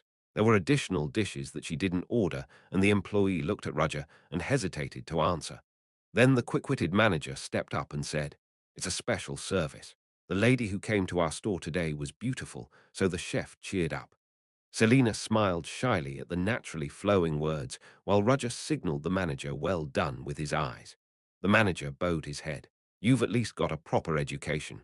Roger was satisfied and lifted the tableware. The food itself was quite delicious because the chef did his best to cook it for owner. More than that, how did Miss Selina come to Royal Street? Oh, didn't Mr. Roger know? This place is very famous these days. Famous? Yes, it's a street for the youths. The students often came here, and after hearing about it from them, I decided to visit too. Selina answered, and was happy to have a topic to talk about. The clothes on Royal Street are said to be much more wearable and more beautiful in design than traditional clothes. In fact, there are rumors that a famous designer in the capital praised House of Verdi's dresses. So that's what happened. Come to think of it, isn't the outfit that Mr. Roger is wearing new? Do you mean this? Roger looked at his clothes and nodded. In fact, it was made by Violetta, the manager of House of Verdi, so she was not wrong. It was a custom-made product, but he didn't need to say that. Yes, that's right. Wow, that's great. I heard that men's clothes are also very competitive, so they are only made on a reservation basis. I was lucky. I can see you became famous by looking at the clothes. Your outfit is really nice. Oh, of course, that doesn't mean that Mr. Roger is lacking. I know. Have you heard anything else about Royal Street? Roger wanted to hear how his Royal Street was evaluated from a third party's point of view. First of all, it is famous as a fashion street, but we can't ignore other parts, can we? The most famous one is called musical. Musical. Roger remembered Pinion and knew that he was working hard, but work and effort is usually not proportional to performance. However, rumors say that the musical was well received, and that played a role in attracting people. In fact, even among other teachers, people are envious of those who get tickets for musicals. It's surprising that it's popular even among teachers. Oh, and it's worth seeing the streets of culture and art. Was it said that the street itself was a painting? I heard that students often come to watch. Roger nodded and suddenly questioned. Students come often. They didn't recognize him, did they? Cheryl Wagner walked lightly along the street lit by the warm sun. Now, before summer came completely, it was the most suitable weather to go around outside, so she couldn't go around like this unless it was at this time. Cheryl visited Royal Street, which is said to be popular among students recently. Originally, I wanted to come out with Flora, but she couldn't. The reason was that she rejected Cheryl's offer at once because Flora didn't like to go around outside Theon. Cheryl came out on her own, feeling sorry, but she couldn't help it. Yeah, well, I am going to enjoy myself and go back. It is also true that she is worried about Flora, who is left alone even if she says so. Flora is a child who pretends to be blunt on the outside, but is soft on the inside, so she probably thinks about Cheryl, who went out alone. I'm going to buy a souvenir for Flora on my way back. Cheryl, who was walking on the street with that thought, stopped walking because she found a familiar person on the street where many people walked around. Teacher Merilda. Cheryl recognized Merilda at once. As a second-year student, she had no contact with a first-year teacher like Merilda, but she couldn't help but know because Cheryl listens to all the stories inside Theon. Merilda, wearing a hat, was staring somewhere, hiding herself under the street lamp. No matter how much Cheryl looked at her, she stood out. What the hell are you looking at? Cheryl followed Merilda's gaze and saw the inside of a restaurant crowded with customers. She was familiar with two of them, and her pupils dilated. Wow, it's Mr. Rudger and teacher Selina, right? There are many teachers in Theon, and there is always a big debate when asked to pick a famous person among them. There were many prominent teachers, however.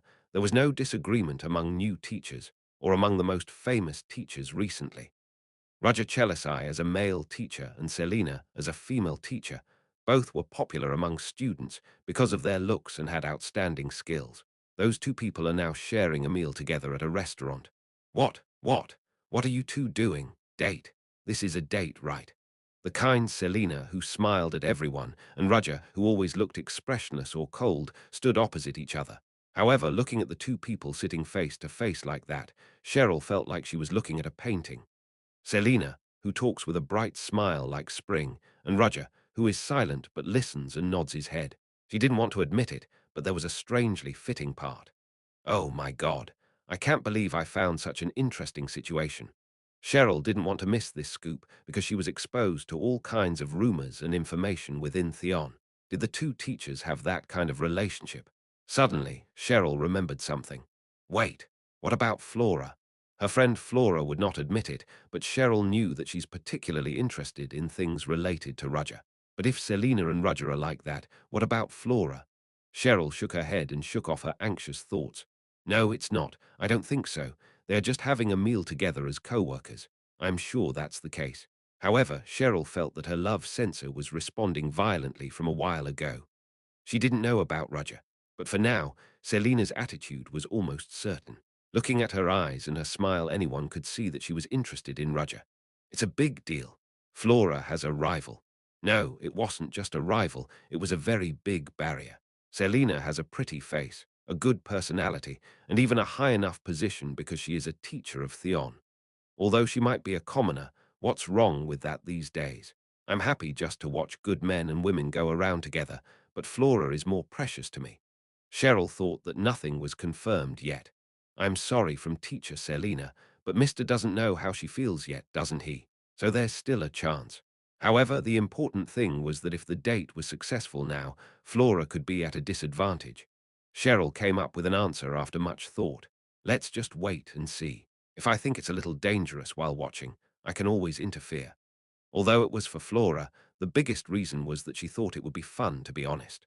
Cheryl immediately went into a nearby store and bought some clothes, then changed into them to hide her identity and even wore sunglasses on her face.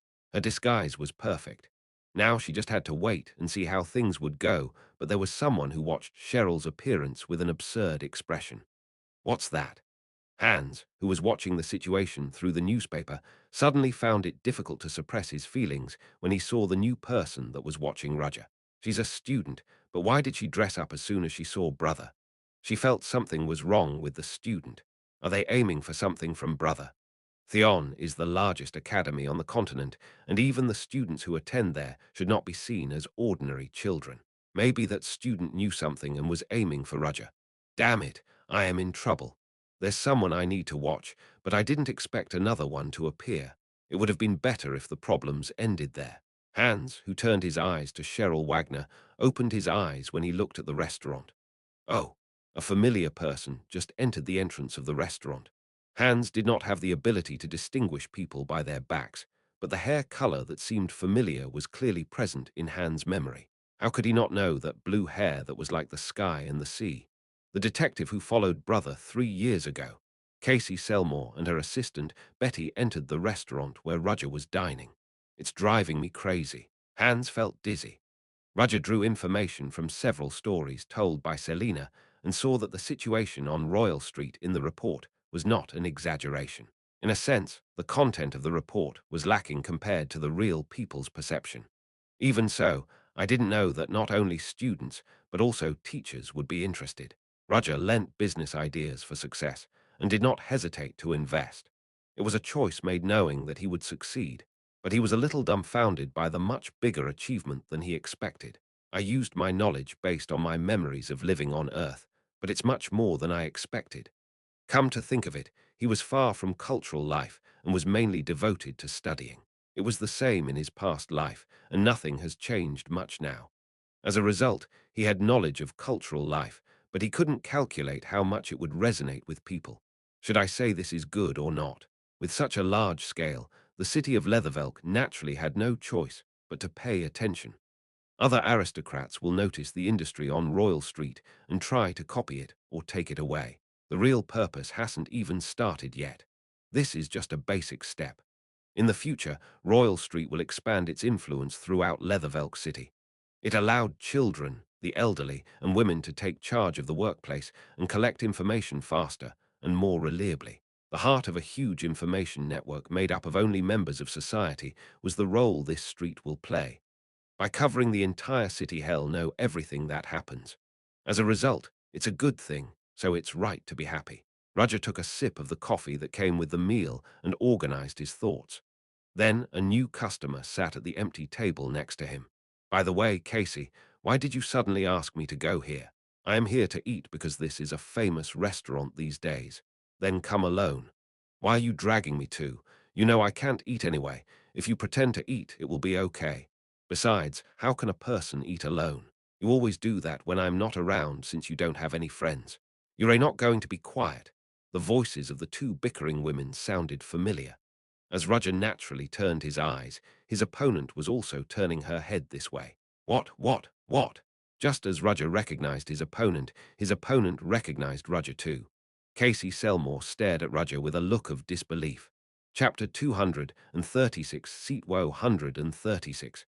Chance Encounter 3. Why are you here? That's what I was going to say. Casey Selmore stares at Roger in disbelief since she didn't expect to meet Roger in a place like this, but neither did Roger. No way did you follow me. At Casey's words, Roger frowned. I think you're mistaking something, but it's me that came here first and was eating. If I had to argue, you are the one that followed me. Ha, funny, me. For what? Casey sighed and replied. Selina, who was still listening to the conversation between the two, opened her mouth. Do you know her? There was a tension in her voice. Selina felt a sense of crisis the moment she saw Casey Selmore, an acquaintance of Mr. Roger. Maybe it's just an acquaintance, but looking at him talking to her, they seem to be quite close. If the two had heard it, they would have denied it, but that was how Selina felt. In addition, Casey Selmore was a beauty. Casey opened her eyes wide to see Selina's appearance. She was the teacher from back then, right? Selina may not remember, but Casey knew Selina. In fact, all Casey knew was that she was the teacher that Roger saved from the burning warehouse on the last day of the festival. However, as soon as she saw the two people meeting and eating like this, Casey thought so without realizing it. Date. What? Selina reacted furiously to Casey's muttering. In fact, it was more of an exclamation of half joy. Don't be mistaken. I just ran into teacher Selina and we shared a meal together. Then Roger stepped up and corrected Casey's misunderstanding. Selina was sullen at the words, but Casey wondered on the contrary. Do you usually come to eat together because you ran into each other? This is a famous restaurant where reservations are hard to make. However, Roger's confident behavior meant he told the truth. No, you never know. Maybe this vicious man is trying to seduce an innocent female teacher and do something behind her back. Roger felt Casey's disturbing gaze, but he didn't feel the need to correct that. I don't know what you're thinking, but if you came to eat, it would be nice to just eat quietly and go. What? It was pure coincidence that we encountered each other in the first place. Nothing would change if we talk about it. What? Above all, it is a nuisance to other customers. Are you going to make a lot of noise in public? Casey shut up at Rudger's blow and her clenched fist trembled. Rudger's words were certainly irrefutable. It's really unfair. Am I supposed to hear this from James Moriarty? Would it feel like this when the criminal of the century scolds her for throwing trash on the street? Casey, sit down. Betty, who came with her, also nagged Casey. There were no allies here who stood by her. The rational judgment was right to sit quietly, however, there was one problem. I don't want to listen to him. Casey knew in her head that it was enough to sit still, eat, and leave, but her heart refused to listen. She felt like she would lose something if she listened to Rudger. Normally, she wouldn't have done that, but when she was involved with Rudger, her rational judgment was blurred. Even though she knew it, it was hard to extinguish her simmering sense of competition. When Casey was worried about this, and that, Betty, who couldn't watch, grabbed Casey's hand. Sit down. As a special automaton, her strength is far higher than that of ordinary people, and Casey was forced to sit down by Betty, but she did not forget to stare at Rudger with a glare of frustration. I sat down because I wanted to sit down. I didn't sit down because you told me to sit down. Who said that? He didn't know what's wrong with her, but Rudger agreed and decided to move on. He had a hunch that if he didn't, he might be swept away by more troublesome things. Betty frowned at Casey's behavior, but bowed to Rudger and Selina. I'm sorry. Casey is not very sociable, so I apologize for her. Who's bad at socializing? Who do you think it is? Rudger ignored the two who started bickering and decided to focus on the meal. His gaze stayed on Betty, who bowed to him for a moment, but it was only for a moment, so no one noticed him. HMPH. Casey ignored him and glanced discontentedly at Rudger eating his meal. Meeting today was pure coincidence. There was nothing strange about dismissing it as an unexpected incident and moving over it. She wanted to ignore it, but she kept worrying about it since seeing Rudger eating with Selina made her feel sick. Her fingers kept tapping on the table because she felt stuffy inside. Casey was mad because she was having a hard time, while Rudger was enjoying a date with a pretty female teacher. You don't deserve it. Why are you so nonchalant after all that? Why are you so relaxed when you're still fighting the Black Dawn Society? Now she couldn't tell whether Rudger's appearance was fake or real. To be honest, she didn't know. Casey admitted for the first time that she didn't know anything and raised the white flag for the first time. Casey, what's wrong with your face? What? You keep groaning like a dog. Dog. Why don't you just cool off if you want to swear? Oh my, when did I do that? I think that's what you meant. Betty hurriedly excused herself as Casey opened her eyes and glanced helplessly. More than that, I am worried about Casey. Of course, Casey's usual behavior is so extraordinary that it's comfortable for me to stay still. You talk like a mother who brought out a child who doesn't listen to her, but Casey's doing well. Is that so? I'm starting to feel anxious that something bigger might explode. A tendon sprang up over Casey's forehead. Still, she thought that Betty was worried about her, but she was rather anxious. How are you looking at me like that? When asked so while suppressing her boiling anger, Betty countered as if she had something to say this time. Casey, you don't even remember what you did to me, do you? What? Look at that. That attitude. I think he'll go crazy because such a person suddenly closes her mouth. From Betty's point of view, it would have been better if Casey had a fling as usual. She resented herself for adapting to such a weirdo, but what could she do? She may think it's annoying, but at least she could think of her as her usual self. But Casey, who is so depressed, doesn't fit. Casey's lips twitched at Betty's words. However, she soon nodded. I see. That wasn't like me. Casey smirked at her remark and felt like her complicated head was getting clearer. What on earth was I so worried about? I just have to act like my usual self. When Casey's expression brightened, Betty was relieved by her appearance. After that, he suddenly felt uneasy. Wait, did I press the wrong switch? Unfortunately, Betty's anxiety has become reality. Casey stood up straight from her seat and began to cast a spell. The overflowing water moved the table and stuck it next to Rudger's table.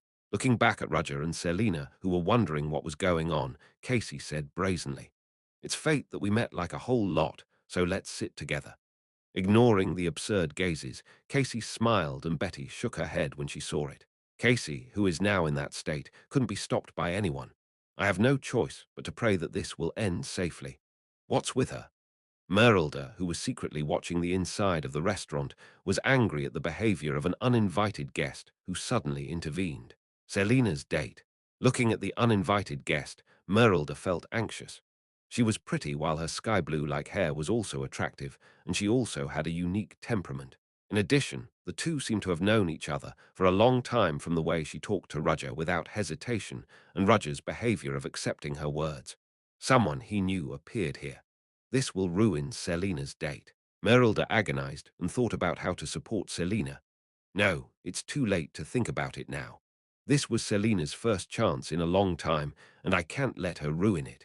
Merylda realized that she had to break into the scene herself and made up her mind, but at the moment when she pulled herself away from the street lamp and approached the restaurant. Oh my, Merylda.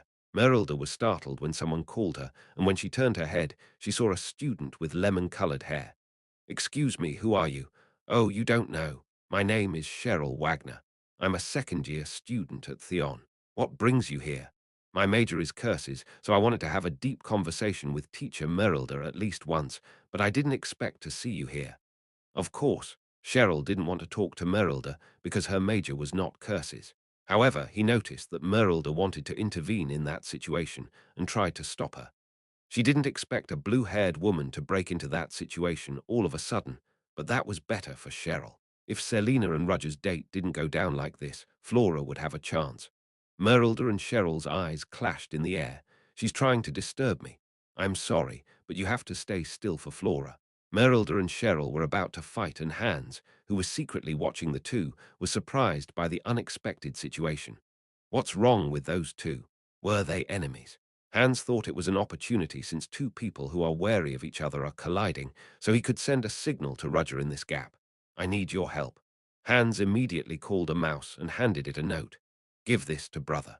The content of the note was a warning because a suspicious person was following him.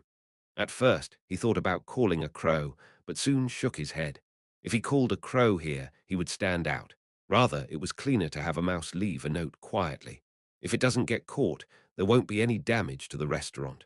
With that in mind, Hans sent a mouse to the restaurant. It was a simple matter, since it just had to deliver a note anyway. A mouse with a note in its mouth ran toward the restaurant through the crowd, and after a while, Kayera! A huge water blast erupted from one side of the restaurant. Hans stared blankly at the scene. Chapter 237, Seat 137. Chance Encounter. 4. So how did you two meet? What's your relationship? Casey immediately asked Selina a question after joining their tables together. Selina, who was trying to question what she was doing, answered as if she was caught up in the baptism of questions, flying like a rapid firearm. Well, Mr. Roger and I are teachers of the same year. Wow, really? May I ask what your major is? Spiritual studies. Oh, that's cool, spirits. Usually, people say that it's hard to learn that unless you're born with an affinity. Right. Originally, she was supposed to be angry, but she was swept away by Casey's words because Selina was weak. Roger looked at Casey's behavior with disapproval, but Casey ignored Roger's gaze and naturally continued the conversation. So what brings you here with Mr. Roger? It's a date, right? Oh no, what do you mean a date? It's not like that. Casey felt as if she had been stabbed by a needle at Selina's violent reaction. Selina seemed to like Roger, but Casey felt sorry for her. Such a pretty girl fell for such a bad man. In fact, Roger's behavior was nothing more than his attitude toward his co-workers, but she made it like an unrequited love. Furthermore, Roger's real identity was not as demure as he seemed. I can't do this. I'm going to help you. Casey was going to interrupt Roger's date passionately, as if she were saving a person. Then Selina couldn't resist her curiosity and asked, well, how did you two get to know each other? Selina sensed that there was something between Roger and Casey. Casey's behavior of recognizing Roger and talking to him naturally was the same, but she didn't show her feelings normally, so she showed off that she didn't like Roger. It's not an ordinary relationship, since Mr. Roger responded like that. Although Roger's reaction was no different from irritation, Selina felt that it was similar to the behavior shown between close friends. It's probably an illusion, right? It's an illusion. Casey prayed earnestly. Oh, you mean this guy, right? We just came across it by chance. Of course, we're not that close. That's about it. You don't have to worry too much because you're a useless person who only bothers me. Casey was furious at Roger's reply. What? No, wait. Isn't that a little too much to say? I just said the obvious thing. I agree with that. Betty, who was still listening, also helped Roger. It's funny. You're a worse than an inconvenience. Isn't that your personal opinion? Selina's complexion darkened when she saw the two squabbling. You two are very close. Selina's eyes turned to the fork in her hand. What is this? Casey trembled at the sudden chill, and she just felt that her life was threatened. Casey looked at Selina. It may be an illusion, but her eyes looked empty as if she had a moment of darkness. It's probably not right. It's an illusion, right? When Casey thought so, Roger looked down and saw that Small Mouse was looking up with a note in his mouth. Hands. Roger naturally accepted the note from the mouse, just in case others would see it. The inside of the note contained a warning message. Did someone follow me? Roger deliberately pretended not to know anything and acted naturally. If he shows it here, the person following him may notice something strange. Roger handed a nut to the mouse that brought the note, saying, "Good job." The mouse bit it with its front teeth and quickly backed away. The mouse, trying to escape the public's gaze and return to its owner, moved under the table but brushed Casey Selmore's ankle. Casey shuddered at the touch of her ankle, and her head didn't understand what happened now. The mouse that she hates so much touched her body, and her instinct recognized it. In a very instant at the same time, she also acted. Casey used her mana, and the moisture in the atmosphere quickly began to gather around her as a large spray of water spewed out to the outside of the restaurant. The tableware flew away, and the table flipped over. It was a bolt out of the blue for the people inside the restaurant, and people walking through the streets outside stopped and watched the scene. What's going on? Did the sewer burst? As people's eyes turned to one place, a wet mouse crossed the street and returned to Hans. The mouse proudly showed the nuts he was biting and raised his front feet as if to be praised by Hans. Hans felt something was wrong. Oh.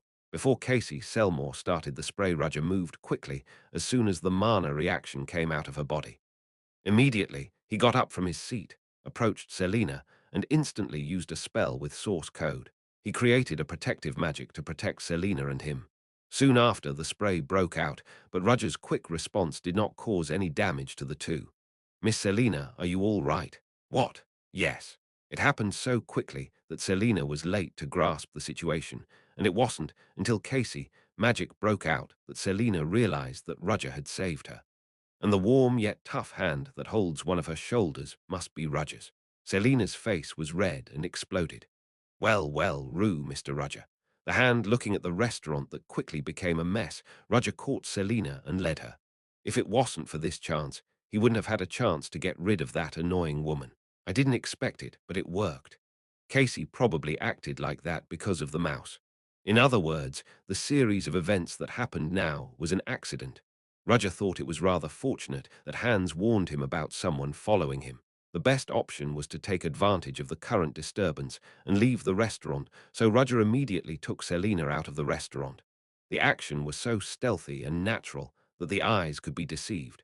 Wait a minute. Casey immediately tried to catch Roger, who disappeared with Selina, but the situation was not on her side. What the hell is going on here? Casey, who detonated a water bomb inside the store, was embarrassed by the eyes of those who rebuked her. Oh no, so the mouse. What? What do you mean? What do you mean, mouse, when our restaurant is so clean? Are you sure you saw it right? No, I didn't see it, but I acted reflexively. So you did this without any conviction. Casey had nothing to say, even with 10 mouths. Obviously, it felt like a mouse that passed by her feet. However, the mouse had already disappeared, and now it was unclear whether it was a real mouse. No way. This guy. Casey immediately recalled Roger's face. The idea that Roger might have played a trick to get rid of her was crazy. However, no one could listen to her voice, even if she complained of injustice immediately. The guests who had their meal interrupted were staring at Casey with cold eyes. Betty, help me. Eventually, she asked Betty for help, but there was no reply from her either. Betty. Looking closely, Betty was stiff in her posture, and Casey felt sick the moment she saw it. She got water in her body. Betty is an automaton composed of very precise machines. It is said that she is waterproof, but the effect is not that good since she couldn't withstand the water spray. Betty's body, which had stopped, tilted to the side and fell to the floor. The manager of the restaurant, who saw the scene, hurried up to Betty, examined her condition, and shouted in surprise. She's dead. She's not dead. She doesn't breathe, so she's dead. That's true. Casey was stunned. What? A person died. Is it murder? Oh my God, murder in broad daylight. The atmosphere of the store was unusual. People who checked what happened outside also heard the news and rumors began to intensify. Oh my God, a murder in a restaurant. Murder in such broad daylight. Just how much she hated the other person. It's not like that. Casey protested, but no one believed her. Arg, Roger Chelisai. There was nothing she could do but shout the man's name out loud as she watched Roger disappear with Selena. Selena thought she was dreaming.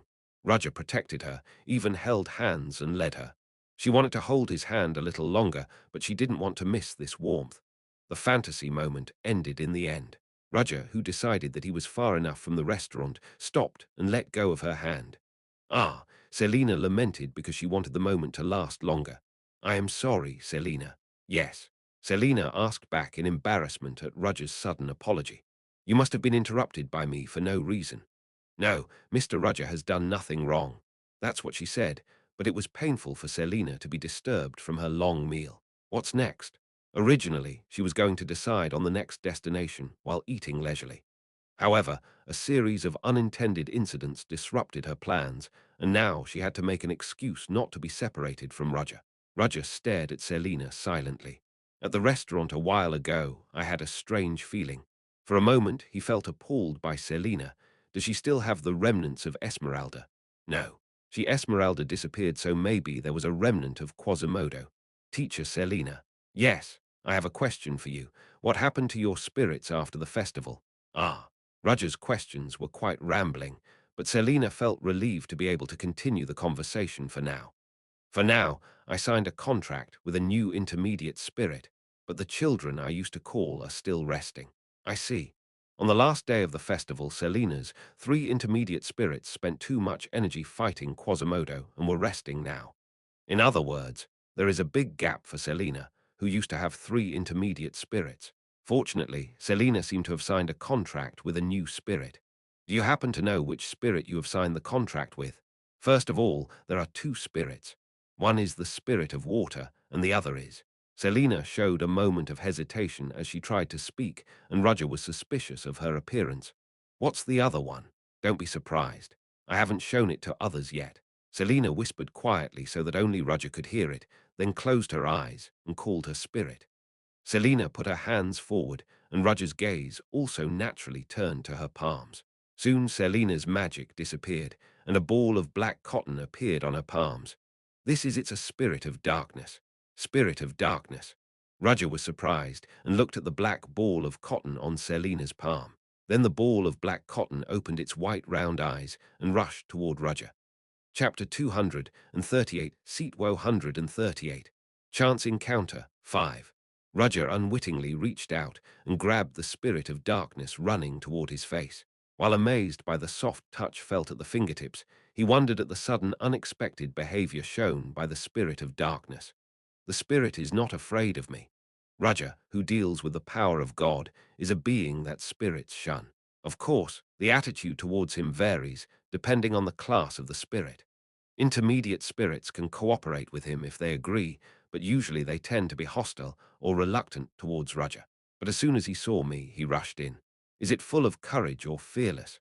Or, unlike its appearance, it might be a fairly high-level spirit. Oh my. When Selena saw her spirit spring on Roger, screamed when she realized it was caught in one hand. Mr. Roger, are you okay? Yes. Roger held out the spirit in his hand. Even at the moment when Roger's hand held him, it was staring at him all the time. Selena accepted the ball of black cotton and clasped it in her arms. You can't run wild. The spirit showed a disapproving expression, but Selena held it with a stern look on her face. It was like a mother scolding her child no matter how Roger looked at it. It's amazing. I didn't expect it to be a spirit of darkness. Oh yes, I've only heard of it, but this is the first time I've ever seen it. What are the reactions of other spirits' teachers? You're the first person to see it, Mr. Roger. Oh. Roger patted his chin and examined the spirit of darkness. That's incredible. The scarcity and value of a spirit of darkness, at least within his knowledge, could not be guessed. However, Selena did not seem to know much about the rareness of this spirit. It would be better to tell her in advance now so that she wouldn't be surprised later. Teacher Selena, do you know what kind of spirit the spirit of darkness is? What? Looking at her reaction, he didn't think she knew it well. Isn't the spirit of darkness just a rare spirit? It's not so simple. Teacher Selina, what do you think darkness is? Or do I have to answer now? Selina was embarrassed by Roger's sudden showing off his teacher side, as if some switch was flipped. What do you think? Selina seriously pondered and came up with the answer because it was an atmosphere where she had to answer. The darkness is literally black with nothing. Isn't it the opposite of light? People usually think so, but... From Roger's reaction, Selina felt sullen because she seemed wrong. Teacher Selina, what would it be like if there was nothing in this world? Nothing, yes, grass, trees, land, wind, water, and even light. A complete blankness and emptiness without any of it. What do you think that is? That is Selina's eyes were on the spirit in her arms without realizing it. No way, this kid. That's right, it's the darkness. Roger pointed to the narrow street where Selina was standing, at the shadows cast on the road, to be exact. A state of absence where there is nothing, that's what darkness is. The opposite of light is not darkness. The absence of light and everything else is darkness. Then the fundamental significance of the element of darkness is that it is much larger and vaster than you think. For example, there is night after sunset, but there is no complete darkness in the dark. Even in the dark forest where there is no light, there is something visible. This is because the starlight and moonlight in the sky are present in very weak amounts, but light exists.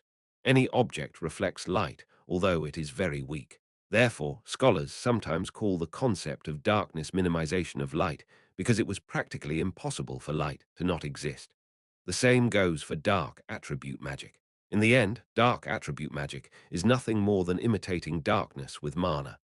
The same is true in the case of Roger's magic beast, Ether Nocturnus.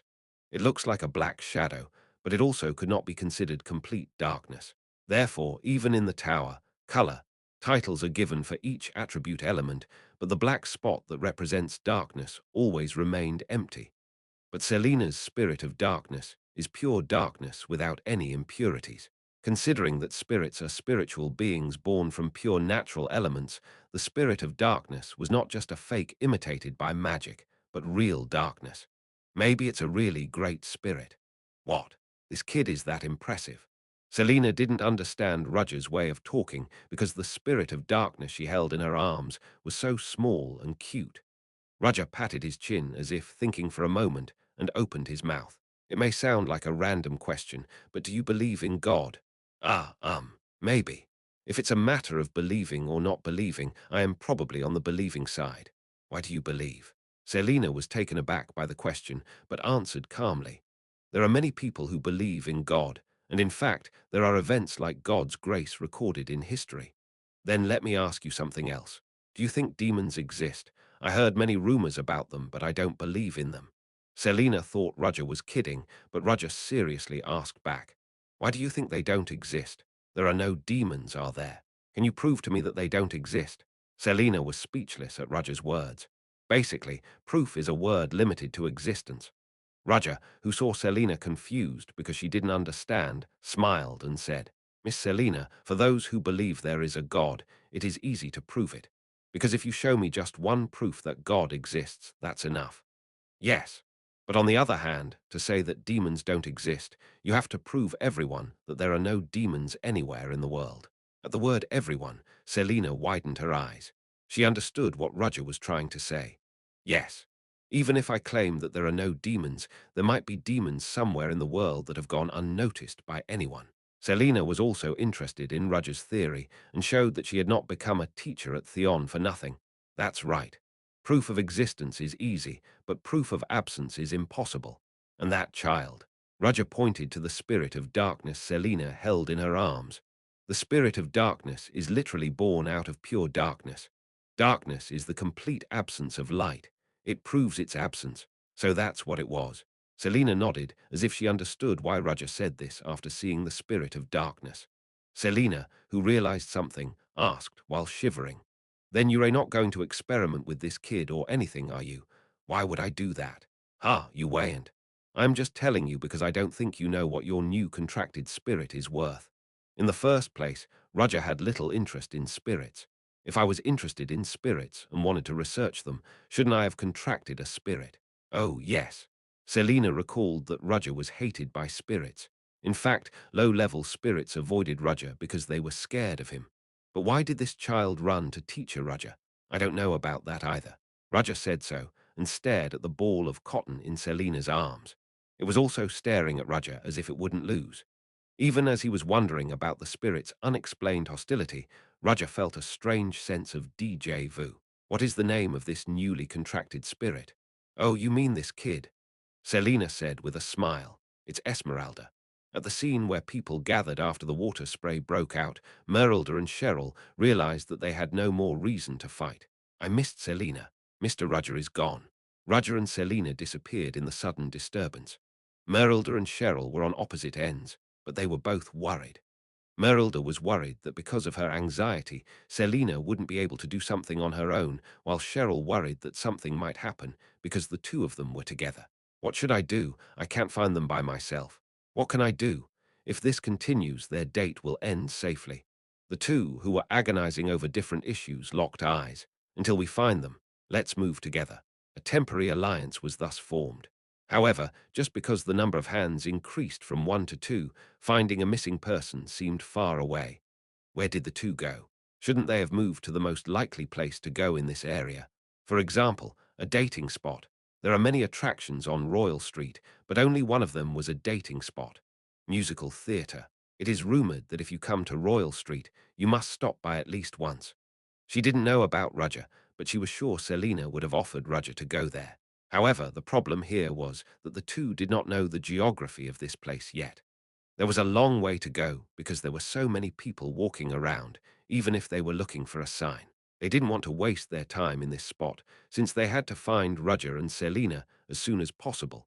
Thus they had to find someone who knew the geography of this place well. However, no matter how much they looked around the street, they could only see people from the outside. Ill miss it like this. Merylda and Cheryl saw a man, the sign of a beautiful woman who is in trouble. The beautiful blonde man with exotic skin looked relaxed, as if he had come out for a walk. No matter how they looked at him, they had no choice but to regard him as a resident living here, but the problem was his unique frivolity. I think he'll get tired if I get involved.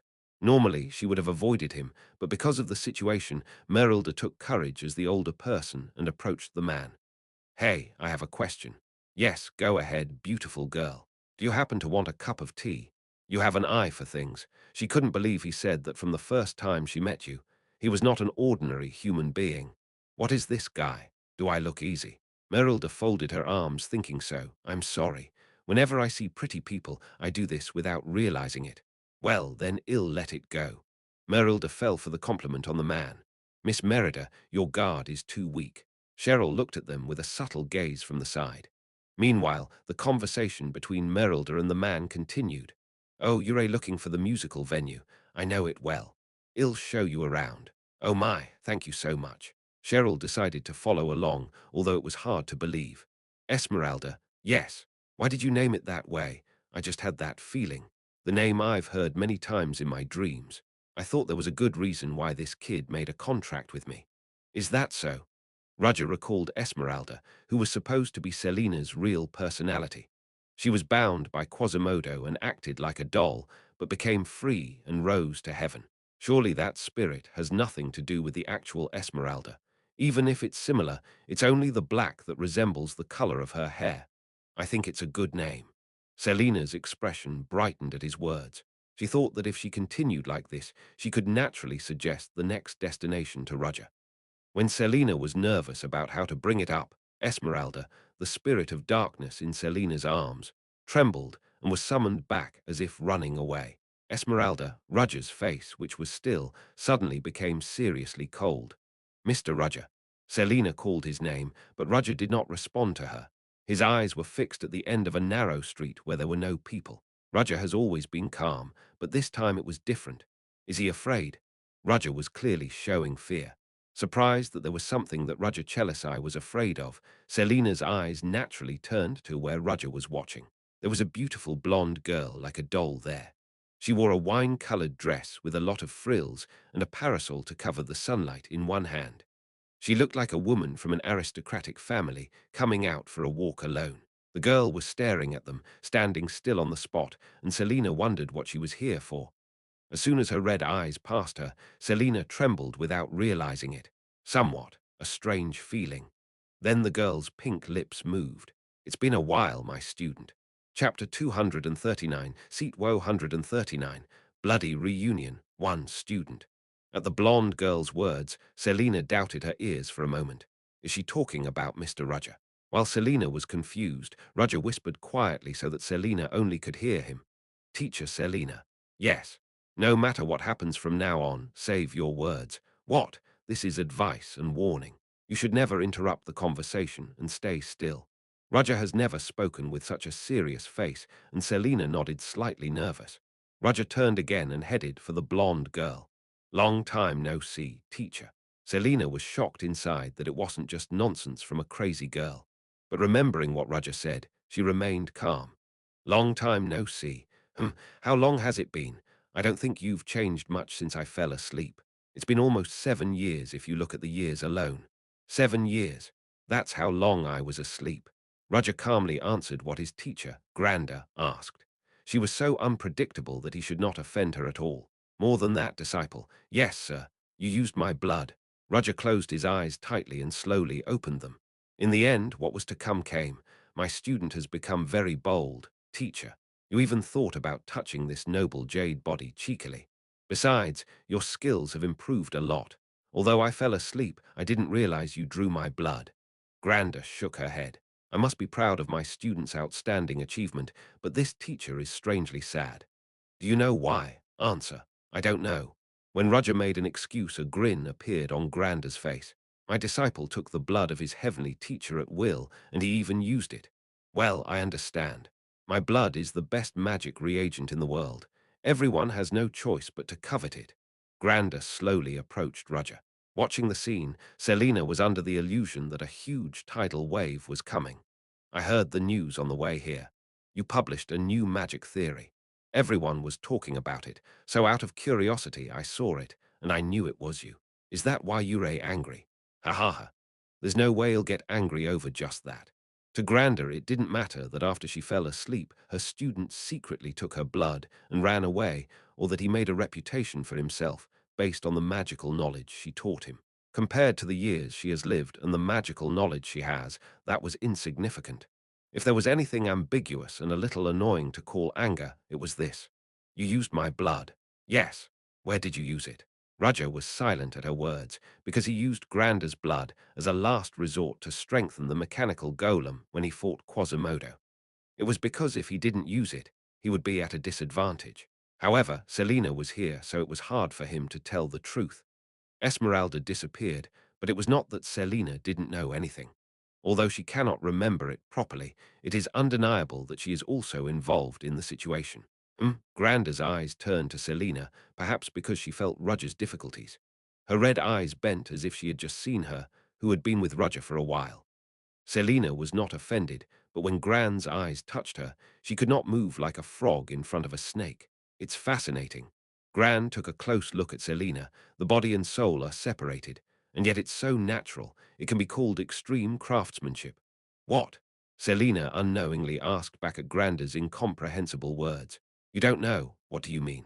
Well, I don't mean to explain it kindly, but since I've seen something strange for the first time in a long time, I'll show you mercy. It was the moment when Granda was going to say something. Rudger moved quickly and touched Selina's neck, and her eyes closed gently as he caught her falling body. What are you doing, my student? She can't know more than that, teacher. Ho, I thought she knew everything, but were you keeping it a secret? That's amazing. I thought she was the kid you took with you. She's a co-worker. Co-worker. Granda put her index finger on the tip of her chin at the word and soon exclaimed, Ah, yes. Now you are using the alias Rudger Chelisai. What did they say? Did they say that he is a teacher at Theon Academy and the most famous person recently? I am flattered. It's not a compliment. You silly asshole. Yeah, well, I can see that she's a clueless person. That's still amazing. A spirit mimicking a human being. Granda saw through Selina's strangeness at once, even though she only looked with her eyes. Artificial spirits. Even though they are not the real masters of the body, they seem more real than the real ones. Besides, is this energy pure darkness? She even signed a contract with a spirit of darkness. It's the first time I've seen teacher so amazed. Of course, it's amazing. The soul of a man-made spirit with a human body, much less a contract with a spirit of darkness.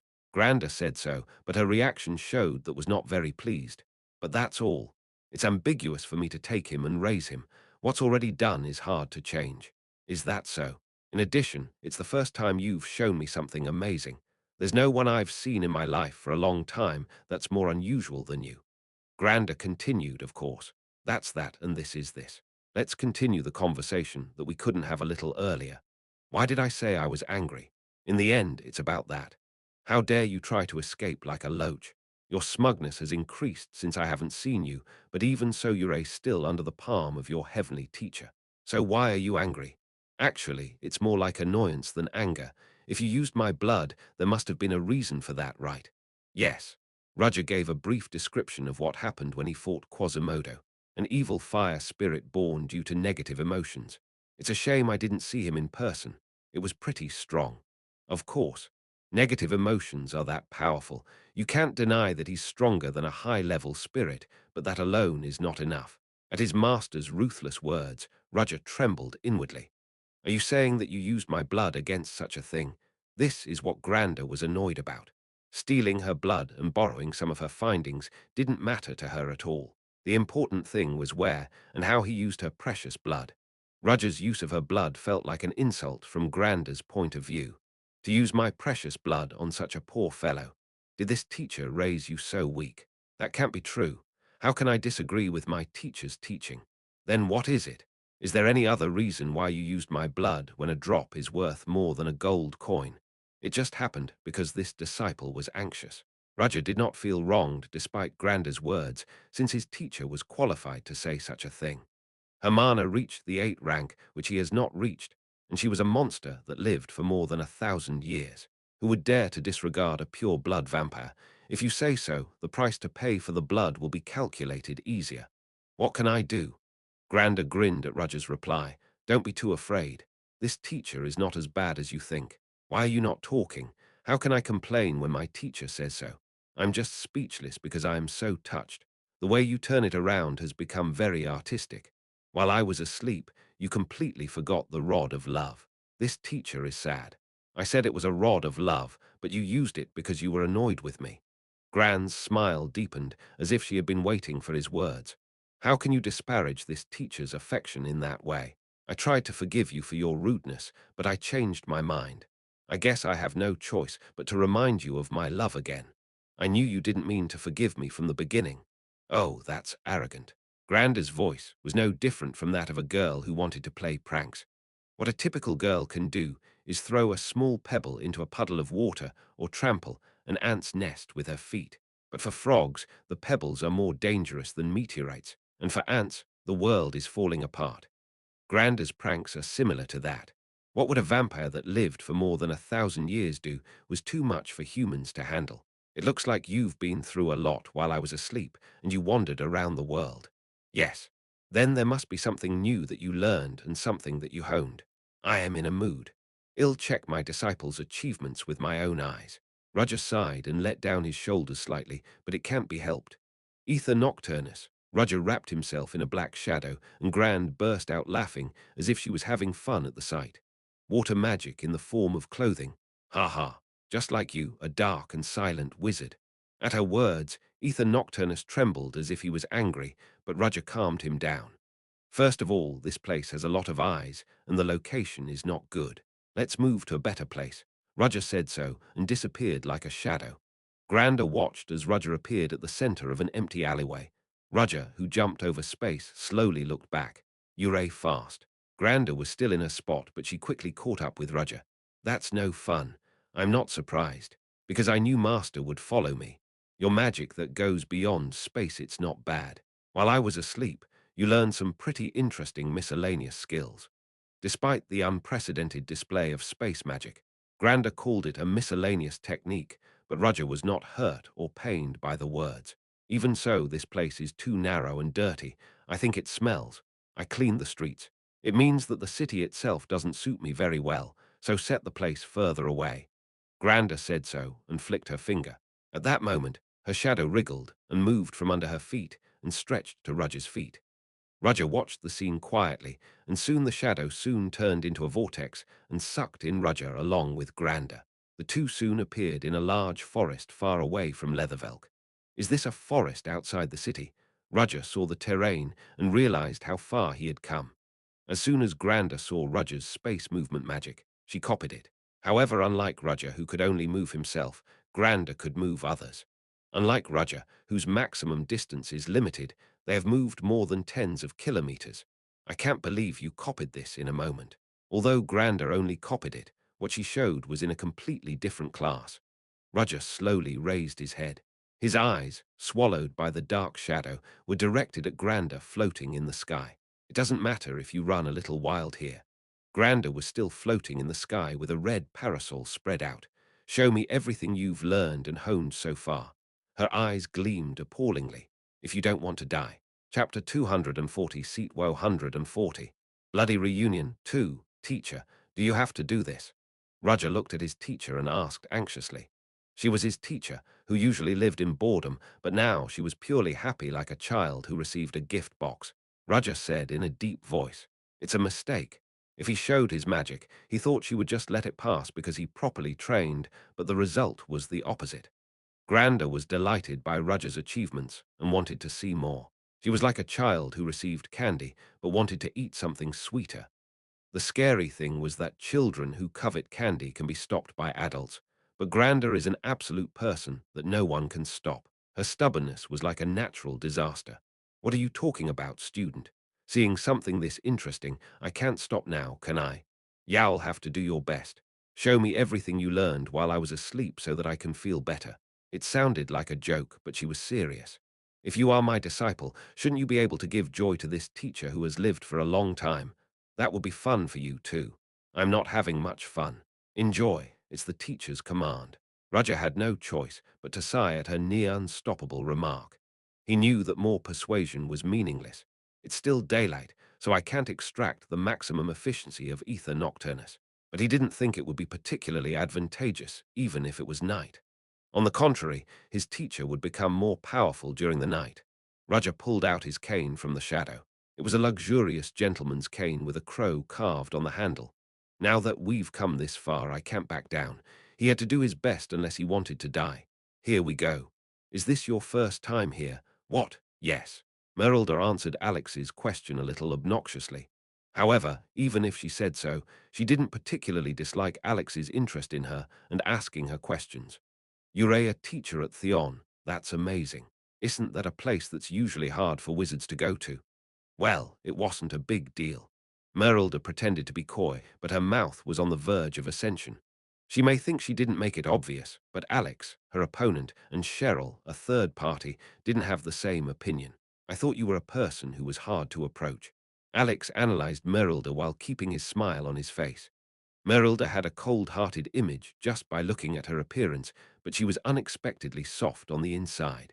Contrary to the atmosphere that seemed like she met many men, the impression she gave wasn't so.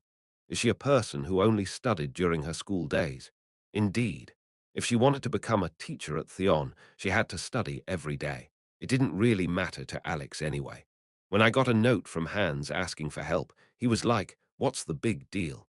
Someone followed Roger, so he approached her pretending to be a coincidence, but when he talked to her, she was not a dangerous person. I don't think I have to bother with her, but just in case, I'll have to fulfill my duties faithfully. Alex thought so, and naturally led Merylda and Cheryl in different directions. The two may think that he was guiding them to the musical venue, but the reality was the opposite. Alex was leading them somewhere else. Well, the girl over there is quick-witted, so this won't last long either. At the very least, it would be able to delay them until Roger left, and if he got caught, he could just cover it up with a smile. Rather than that, what is Leader doing right now? Alex couldn't believe such cute and pretty girls were chasing him around. I envy the life of a popular person. Alex smiled inwardly and continued to lead the way. He wanted to live like Roger. Here we go. Roger attacked first, since Grander had a strong tendency to yield the first attack, because of her position as an absolute powerhouse. So Roger tried his best to make the most of it, as his teacher taught him. His spell was completed quickly due to source code. As Roger stretched out his cane, countless colorful spears of light appeared and shot at Grander. Ho, it's the magic that you showed me back then.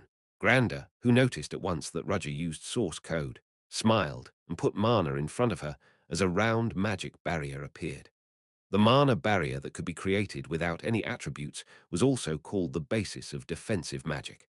However, if the 8th rank wizard unfolds it, the story is different. A red mana shield that is much stronger than a normal barrier appeared and blocked the myriad spells that clashed into it without suffering even a scratch. I am sure he doesn't know that either. She always added the adjective dumb in front of the name of her disciple, but Granda didn't actually think Roger was stupid. She wouldn't even look at him if he was a real idiot. In other words, this magic itself is a trick. He must have another objective. It was just as she thought, since a sudden mana fluctuation appeared on her sides. Magic appeared inside the magic barrier. Granda noticed at once that the magic Roger used transcended space as a big explosion of light happened. Granda's vision was blocked by the white light, and Roger aimed at that gap. The mana barrier remained in place, but Roger, who wore a shadow around his body, emerged from Gran's immediate vicinity using space movement. The handle of the crow's wand turned half a turn, and he pulled out a pure white sword from the inside. Roger swung his sword stick at the slender neck of his master. It was a blow with the determination to kill, and Granda, who had her eyes closed, could not resist as her head was cut off. The red mana shield disappeared, and Granda's body in the air crashed to the ground. Blood flowed over the ground, and there was a moment of silence. Roger, who landed on the ground, stared at Granda without a word, and Granda's body, which fell on the grass, suddenly jumped up. Despite the incredible sight, Roger did not panic since he saw it many times in the past. In the cross-section of the severed neck, bright red aura shimmered like a haze, and eventually the head regenerated. Fine features, fair skin, and brilliant blonde hair appeared. Granda, who had completely regenerated herself, stood up while shaking her neck slightly. It was a good try, disciple, but it's still not enough. Saying that, Granda stretched out the parasol in her hand and aimed it at Roger as a spell was casted. The shadow of Ether Nocturnus exploded and formed huge arms that tried to block Granger's attack. A blood-red column was fired at Roger. The shadow and the bloody magic collided, creating a huge roar in the surroundings. Roger was pushed back with a huge explosion. He lifted his arms and looked at the surrounding landscape. Are you thinking of killing me? A huge scar was carved on the ground, starting from the point where the two spells collided, and the land that was devastated as if it had been hit by countless bombs. It was absolutely nothing like the horrors caused by ordinary wizards. What do you mean you're going to die? You blocked it. Now, next. The sky turned red as soon as Granda smiled and Roger raised his head. Gran's blood mana was overflowing over the sky, which was red as if the sunset appeared in broad daylight. A pure mist of blood was formed, and part of it clumped together and turned into more than 1,000 spears of blood. The fact that such a large amount of magic was created on the spot showed how high Granda's standard was. Teacher's blood magic. The blood magic used by Granda is a magic that belongs to an unusual series when it comes to the classification of magic. However, blood magic was the most flawed magic among the unique series of magic. Mana must be mixed with the blood of the magic user, which is not feasible in practice. Blood magic is so strong that its power and destructive force are different from ordinary magic. However, the amount of blood required increased along with the power of the magic. If an ordinary human uses blood magic, he or she would die due to excessive bleeding. Although blood magic is a unique magic, it was for this reason that it was regarded as black magic. Blood magic is a devil's magic that uses countless lives. However, there are no such restrictions on teachers' blood magic. Blood-handling vampires were not bound by that since even a drop of their blood is more effective than any magic reagent, even more so considering that she was a pure blood vampire. Granda did something ridiculous and spread the vast mana mixed with her blood to obtain both power and quantity at once. Even the natural side effects that should have occurred in the process were suppressed by the power of an 8th-rank wizard. To think that she would use so much blood magic considering that it is much more powerful than normal magic. Granda did not have any restraint. Even if Roger dies because he can't block it properly, it's his fault. That was Granda's way of teaching. Roger immediately poured a magical potion into his mouth and swallowed it in one gulp. He began to handle the rapidly rising mana with unbelievable grasping power and discharged it outwards. Grander beckoned and red spears rained down from the sky as if it was revenge for Rudger's wild magic a moment ago. Rudger immediately gave orders to Ether Nocturnus, and upon receiving his master's command, Ether Nocturnus reacted immediately. The black crow-like wings spread wide behind his back, wrapped around Rudger's body, and rotated fiercely. The falling spears of blood bounced as they collided with the black whirlpool, and Grander burst into laughter at the sight. Ha ha ha! Deflecting the attack by distorting space through the shadow, if you know the coordinates and can send magic there. But you also can, on the contrary, add a distortion point to the existing coordinates, causing the space itself to bend slightly. To do so, shadows, a medium of space movement, are needed, and a huge amount of mana is consumed, but Rudger made up for it with medicine. Even if he would be hit by all the spears, they wouldn't be able to break through that defense. However, in that case, your weakness is that you have to stay still. The bloody spears that bounced off the shadow collapsed, as if ice melted, and the red magic immediately surrounded the black shadow, protecting Rudger. You can deflect all the falling spears, but how will it defend against wide-range attacks? Grander reached out for the shadow and clasped her open hand. The bloody magic surrounding Rudger in the form of a ring turned into a giant beast's mouth and swallowed the surrounding area at once. A huge flash of light exploded and tore the blood beast apart.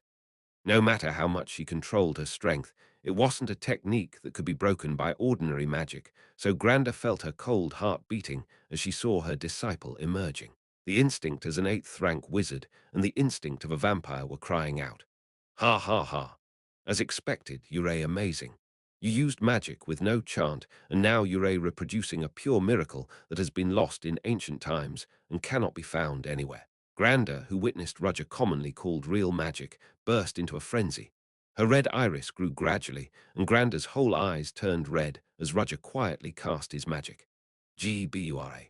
The Sephiroth tree, made of light, appeared behind Rudger's back, and at the same time, a huge pillar of fire rose from the ground and swallowed Grander. It wasn't that Grander didn't defend, but the magic barrier she opened was burned the moment it touched the fire. The power of Camel, the 5th Sephiroth of the Tree of Sephiroth, and also known as the Fire of God. If Michael's power over fire is focused on purification, the Camel's flames are literally focused on destruction, and only the flame of destruction could break Gander's powerful magic. The pillar of fire engulfed Grander and spun fiercely, forming a vortex. The ultra-high heat flame would not leave even ashes behind if it were a regular wizard, but as Rudger stared at the fire pillar, laughter was heard from it, and at that moment, large red arms popped out from the cracks in the scarlet flame. Chapter 241, Seat 141. Bloody Reunion. 3. Two huge bloody arms with prominent tendons appeared and grabbed the pillar of fire from side to side, tearing it apart as hard as they could. The embers scattered like petals in all directions, and in the center of the storm, Grander stood in the air. The bloody hands protruding from her shoulders looked creepy, and soon the shape of the arms twisted and eventually turned into red bat wings. It is similar to the Ether Nocturnus used by Rudger, but it was a different magic. Originally, it was a magic that Grander did not know how to use, but she figured it out immediately after seeing Rudger's use it once. Good, student. More. As the wings spread wide, bright red feathers shot like a machine gun, and Rudger immediately pulled two black revolvers out of the shadow. The revolver, who didn't need actual bullets but fired mana bullets. Red feathers and mana bullets collided in the air, causing an explosion of mana. Their numbers were about the same, but Grander's feathers were more powerful, and little by little, Rudger was pushed back. I have to use special weapons. Rudger handed the revolvers to Ether Nocturnus, and it continued to fire them. In the meantime, Rudger took out a new weapon from inside the shadow cape. It was a bolt-action rifle painted black and gold that is hard to load step by step. If there was anyone from the Utor Kingdom here, they would have opened their eyes wide, because Rudger's black rifle was the symbol of the legendary mercenary Machiavelli. The weapon gave off an eerie glow as a beam of light shot straight at Grander. It went through the pouring feathers and penetrated Grander's chest. Another interesting thing, Grander blood splattered from her chest, but she did not fall. Another strange tool. Grander had knowledge of guns. However, Rudger used a special product, no matter how she looked at it. It was different from ordinary objects. Grander used evasive maneuvers as mana was sprayed on the tip of the red wings. Roger kept firing, but Grander's flight speed was so fast that she was almost seen as a red line. Nevertheless, Roger calmly read her movements, predicted her trajectory, and pulled the trigger. Every time he pulled the trigger, blood splattered on Grander's body. Grander admired Roger's concentration and shooting skills. Even if the distance is wide, the magic bullet hits her as if it has eyes on her. She hadn't even taught him how to hold a gun, let alone shoot, but he grew up to that level on his own. They are not ordinary magic bullets. The mana bullets that remained in her body gave her a strange sensation, but despite such pain, Grander analyzed the mana bullets without blinking an eye. Wherever I fly, it will surely catch up. It's truly a magic bullet.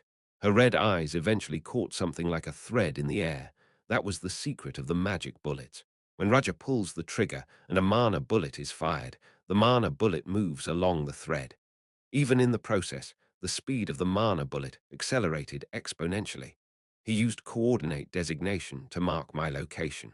Roger, who heard Grander talking to herself, kicked his tongue. In the civil war of the Utor kingdom, his skills, which were not noticed by anyone, were discovered by her in only a few minutes. Even so, it will take time to cope. It was enough to change his stance before his master approached him. At that moment, Grander's blood wings embraced her body like an egg. The moment he was surprised that she was suddenly doing such a thing, the blood egg became her in the air and contracted. It was the space movement magic that Roger used. Roger looked around to find his missing teacher. Then a small, thin arm popped out over his shoulder and tightened his neck from behind. I got you. Grander tried to smash Roger's neck, but at that moment, Roger's figure collapsed like a shadow and disappeared. Fake. As soon as Grand wondered, she realized that her body was not moving. Looking closely, a translucent thread was squeezing her body like a marionette, then a blade pierced through her chest. Looking down at the scene, Grand started laughing. Well done. Did you even learn how to fight like the Kalsapa assassins? Master taught me how to act like other people. I just saw it and copied it. You've seen and learned properly. When Grander wandered the world with Roger, Kalsapa assassins tried to kill him. At that time, it was none other than Grander who taught them how to fight like them, and he eliminated all the Kalsapa assassins. However, there is something you haven't learned properly, that their way of fighting is ultimately aimed at humans. There was a blood vortex coming from Grander's body. Roger immediately pulled out his blade and quickly stepped back. It's all useless in front of immortality. The wire, which had even bound the body of the black wizard, broke. Grander looked back at Roger in a bright red vortex and took a slow step, but just then light burst from the ground, and soon the awl of a rock popped out and pierced her foot. Trap. A magic trap. When has he installed it? Grander spread her wings again and tried to fly into the sky, but at that moment, a huge pressure from the sky sank, and she hit the ground. Countless thorns sprang up from the shadow of Grander, who fell to the ground, penetrating Grander's whole body. Grander raised his head slightly and looked at Roger. Wow, did you make a trap in the air? The spatial coordinates do not belong only to the Earth. Ha ha ha. Yes, they don't. Grander rose slowly, and the shadows clinging to her body snapped. What else are you going to do? Grander stared curiously at Roger, wondering what he was going to do next. Then a white glow flowed out behind Roger's back and gathered in his hand. That is, Grander recalled Roger's familiar hand movements from her memory. Hand seals. There are three ways in which magic can be manifested. Cast, cause, a magic spell to take effect. Mudra, hand seals used in Buddhism and Hinduism, and Magus. Among them, the most popular in modern times was cast, because it is relatively stable and produces uniform results compared to other methods. However, Mudra and Magus still existed, and there were still people who researched how to use magic with these methods. Mudra is a magical ritual that symbolizes the expression of words without sound, but there is a limit to expressing language with hand gestures. However, the magic that Roger was using now, it's as if it's done to the limit. As Roger slowly put his hand down, Grander did not move, as if her whole body was suppressed by something, and for the first time, Grander had an excited voice. A magic I've never seen before. Grand couldn't hide her excitement at the magic she saw for the first time in her life. It's not ordinary magic, since the flow of holy energy was similar to the divine power based on faith, but it was far from God's energy. Rather, it was the feeling that humans themselves had gained holy power. What do you call it? Bumi's Parsa Mudra, Raja said calmly. This magic could only be used when one gained enlightenment under the Bodhi tree. In the original form, one had to use it while sitting cross-legged, but Raja changed it to make it easier to use. Ha ha. Hand seals to ward off demons. Indeed, isn't it the opposite power of someone like me? To make something like that, it's clear that you've really gone crazy. Thank you for the compliment. So, is this enough? Enough. Granda shook her head even under the huge pressure. Do you think it'll be enough? Her ghastly red eyes were still engulfed in madness. It's not enough. What you've shown is great, but it's still not enough. You still have more left, right? Show me all the skills and magic you've honed. Her eyes, filled with madness, as if she were longing for something, no longer resembled those of a human. As Granda was slowly regaining her freedom, she used a spell and created a huge shockwave before Roger could cast his next spell. As soon as Roger slowed down, Granda was already close to Roger's nose. Her little hands grabbed Roger by the collar and pushed him, and because of the vampire's transcendent strength, Roger fell backwards. Granda climbed on top of Roger and popped her face in front of Roger's nose. My disciple, this is not the end. Teacher, hurry up and show me more. Don't hide it and use everything. Teacher, please kill me. Her last words were said in a mournful voice beyond madness, and Roger sighed softly. Then he opened his mouth and put his palm on the cheek of his teacher who hung on him. Stop it now, mother. As if those words had become a catalyst, Granda's body stood still. The madness that filled her face disappeared, and her eyes, which had been completely red, soon returned to their original state. The pressure of the mana that weighed on the surroundings and the blood color that gradually dyed the sky red disappeared. Granda, who regained her reason, snapped Roger's hands, touching her cheeks. She jumped up, turned her back on Roger, and picked up her parasol that fell to the floor. Roger opened his mouth with relief at the sight. Are you awake, teacher? Annoying. Granda brushed the dirt off the parasol with her hand. You only say that when you really need it, right? If I don't do this, teacher won't listen to me. Granda, who was going to argue something about the word, shook her head. It already happened. What can I say? Anyway, you utter such arrogant words without realizing it. Was I wrong? I think I've already proved enough to teacher. Do you think I'm a fool? You haven't done your best yet. It's the same with teacher. Granda looked back at Roger. You don't want to lose a word battle. Anyway, it was a big mistake on my part to let you go outside. Why are you saying it was a mistake? Roger, who got up, shook off the dirt on his body. At this rate, hell be embarrassed to see Violetta after ruining her clothes. At the same time, Roger sighed as he looked around at the surrounding landscape. Originally, the place that should have been a dense forest was completely devastated and turned into a wasteland. No matter how far away it is from the city, with this level of destruction, the city of Leathervelk must have felt something and dispatched people. The forest disappeared, and the sky was colored with red blood, so Roger knew he had to leave quickly. Teacher, let's go. To where? I'm going back to the city. There are people I would like to introduce to teacher. Roger approached Granda and held out his hand while Granda looked blankly at it. Aren't you going to catch it? Ha, bold fellow. Granda took Roger's hand. She thought he would move, but Roger did nothing and stayed still, so Granda asked, What are you doing? What do you mean? Aren't you going to the city? Yes, I am. Then what are you doing without attending this master? Do you mean me? Granda frowned. What was this guy up to now? With my magic, it's too much for me to go alone, let alone with teacher. So let's see some of teacher's virtues. Granda stared at Roger with cold eyes and tapped Roger with her small hand. You cheeky fellow. It hurts. Granda, a vampire, had a far stronger physical ability than the regular people, and even though she seemed to be light-hearted, it was so painful that his bones trembled. You're exaggerating. It's true.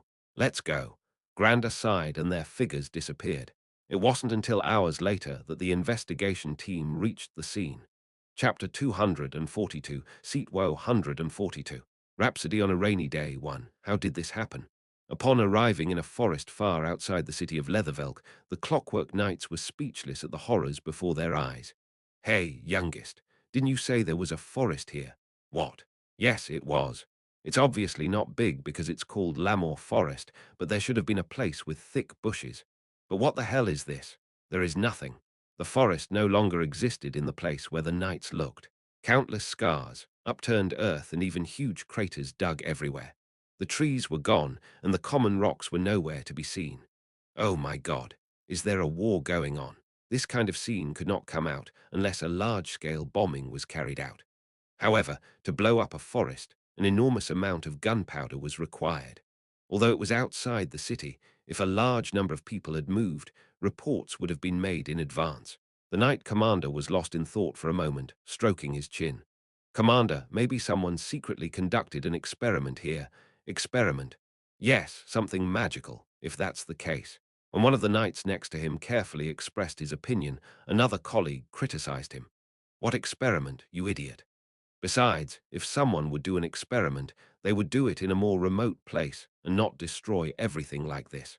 Is that so? Yes, there must have been something else. The Knight Commander, who was still listening, looked back at a new knight and asked, Rookie, what exactly was the report that came in today? Well, that's. When the chief of the knights asked, the clumsy youngest said, with a shaking voice. The sky outside the city turned red, and a moment later there was a huge noise that shook heaven and earth. The sky turned red. Yes, I'm sure that's what I heard. That's strange. How can the sky turn red in this sunny weather?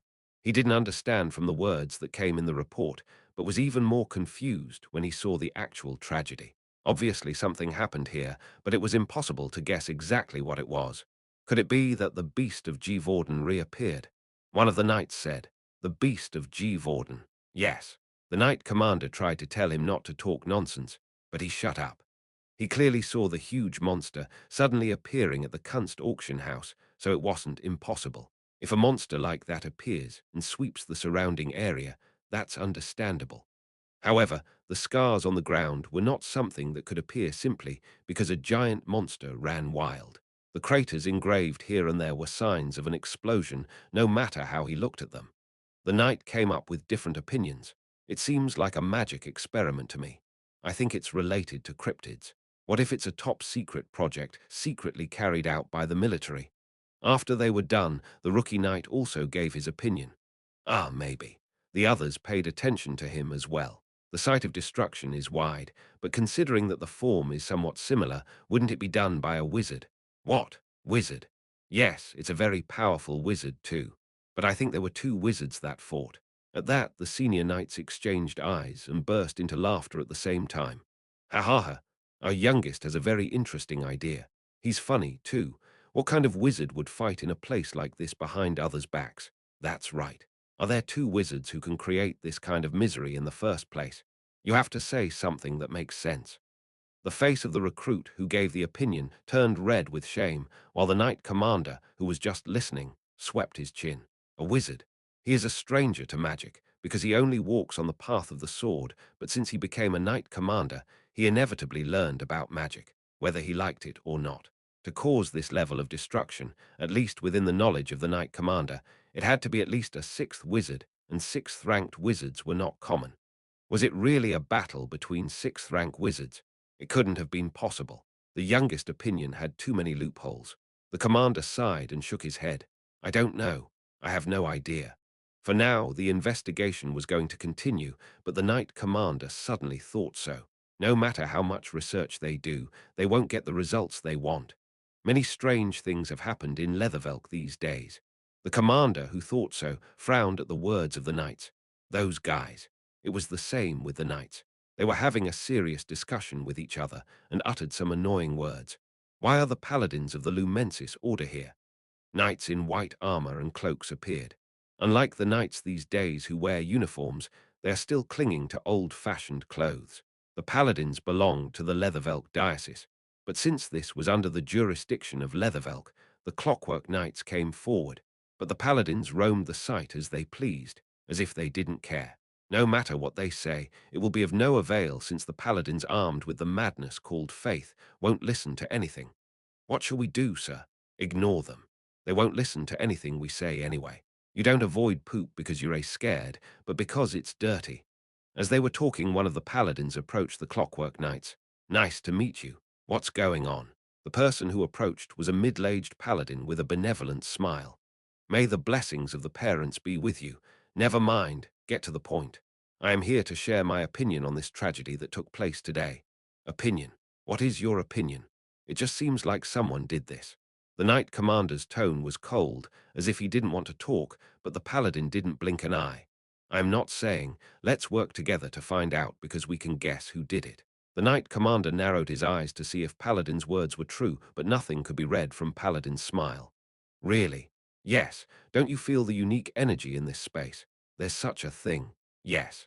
We, who serve the Lord Lumensis, can know for sure. The smell wafts from everywhere. There is only one being that smells like this disgusting blood. Who is that? The only vampire in the world. The Paladin frowned as if the word was unclean. It's an entity that the church has been tracking for a long time to eliminate. Selina opened her closed eyes and raised her upper body to look around. Where is this?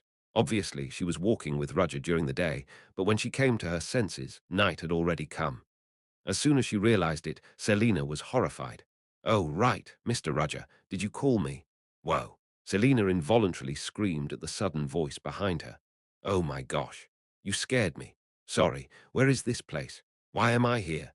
Selina looked around, and what came into her eyes was a bench in a park with a panoramic view of the city of Leathervelk. You didn't know. Teacher Selina suddenly collapsed, so I brought you here. What? Selina was embarrassed to hear that she suddenly collapsed. Did I really do that? Yes, I think you were very tired. I wasn't. I was very lively today.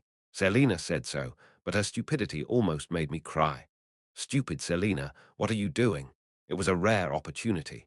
Even the meal was completely cancelled due to an unintentional guest. She thought about going to see a musical together, but when she looked at the time, it seemed that she couldn't even do that. Selina had mixed emotions, but she pursed her lips, and the first thing she said was an apology. Sorry. Why are you apologizing? Because of me, Teacher Roger wasted his holiday for no reason. Looking at the time, Roger seemed to have continued to take care of her, who had fainted. Come to think of it, she had a similar experience on the festival day. What's wrong with my body? Selina was bound to get more depressed than the spirit of darkness appeared in Selina's arms. Esmeralda. The spirit of darkness climbed on Selina's shoulder and rubbed her cheek as if comforting because she felt good that the night had come. Selina smiled at her. Are you consoling me? Thank you. Roger watched the scene and sat quietly next to Selina and said, Teacher Selina doesn't have to be sorry for me. Rather, I am responsible for not being considerate. Selina felt sorry for Roger, but it was Roger who was rather sorry. Selina, who should have enjoyed a pleasant day, fainted for half a day because of the sudden appearance of Grander. It was Roger who actually knocked her out, but perhaps something more troublesome would have happened if he hadn't knocked her out on the spot. Mr. Roger is kind, even though you don't have to be so considerate. For Selina, who did not know that, she had no choice but to think that Roger was comforting her. But it's too late. The day is over. The city was full of light, but Selina felt something was missing. She had to go back to Theon now because of tomorrow's class. It was the end of the happy holiday. I wanted to enjoy it properly, even a little bit. Roger stared at Selina's profile and opened his mouth. You don't have to worry about that. What? Just in time. As Roger looked one way, Selina's gaze naturally turned there. On the street, where only the light of the street lamp shone softly, a group of people slowly approached them. Mr. Roger, what's with them? These are the musical actors that Selina has longed to see. The actors. Why are they here? This place has long been used as a place to practice performances. It's noisy inside the city, so they hold a small event in a quiet park like this. What? You're lucky. Today happens to be the day. The musical team settled down and soon began to dance and sing together. Wow. When she saw them, Selina completely erased her wonder at this wonderful coincidence. It was because she thought she would regret it for the rest of her life if she couldn't even enjoy this moment due to doubts. Sitting on a bench with Roger and watching the actor's performance was more than what she wanted. Then raindrops fell from the sky. She thought it might have been at a time when the lights flowing from the city looked gloomy, but as expected, it eventually began to rain. Oh, it just happened to rain. Selina was in a hurry to think that the performance might be cut off in the middle because of the rain. Then Roger, who was sitting still, moved. As he stirred his hands lightly, the rain that was falling escaped as if it had been blocked by an umbrella. The rain throughout the city avoided this space. Despite the jealousy of the sky, the performance continued without stopping. Roger added a little service to that as a subtle light began to flow out and beautifully illuminated the performing musical team. Wow! There was a rainstorm in the city, but the people put on a great performance against it, and Selina couldn't keep her mouth shut at the dreamy sight. Esmeralda, who was in her arms, also calmly watched the performance. Roger looked at her with satisfaction. "I'm glad you're happy." Because of him, Selina's holiday was gone, so he felt uncomfortable if he didn't repay her like this. Fortunately, Selina truly enjoyed the small event.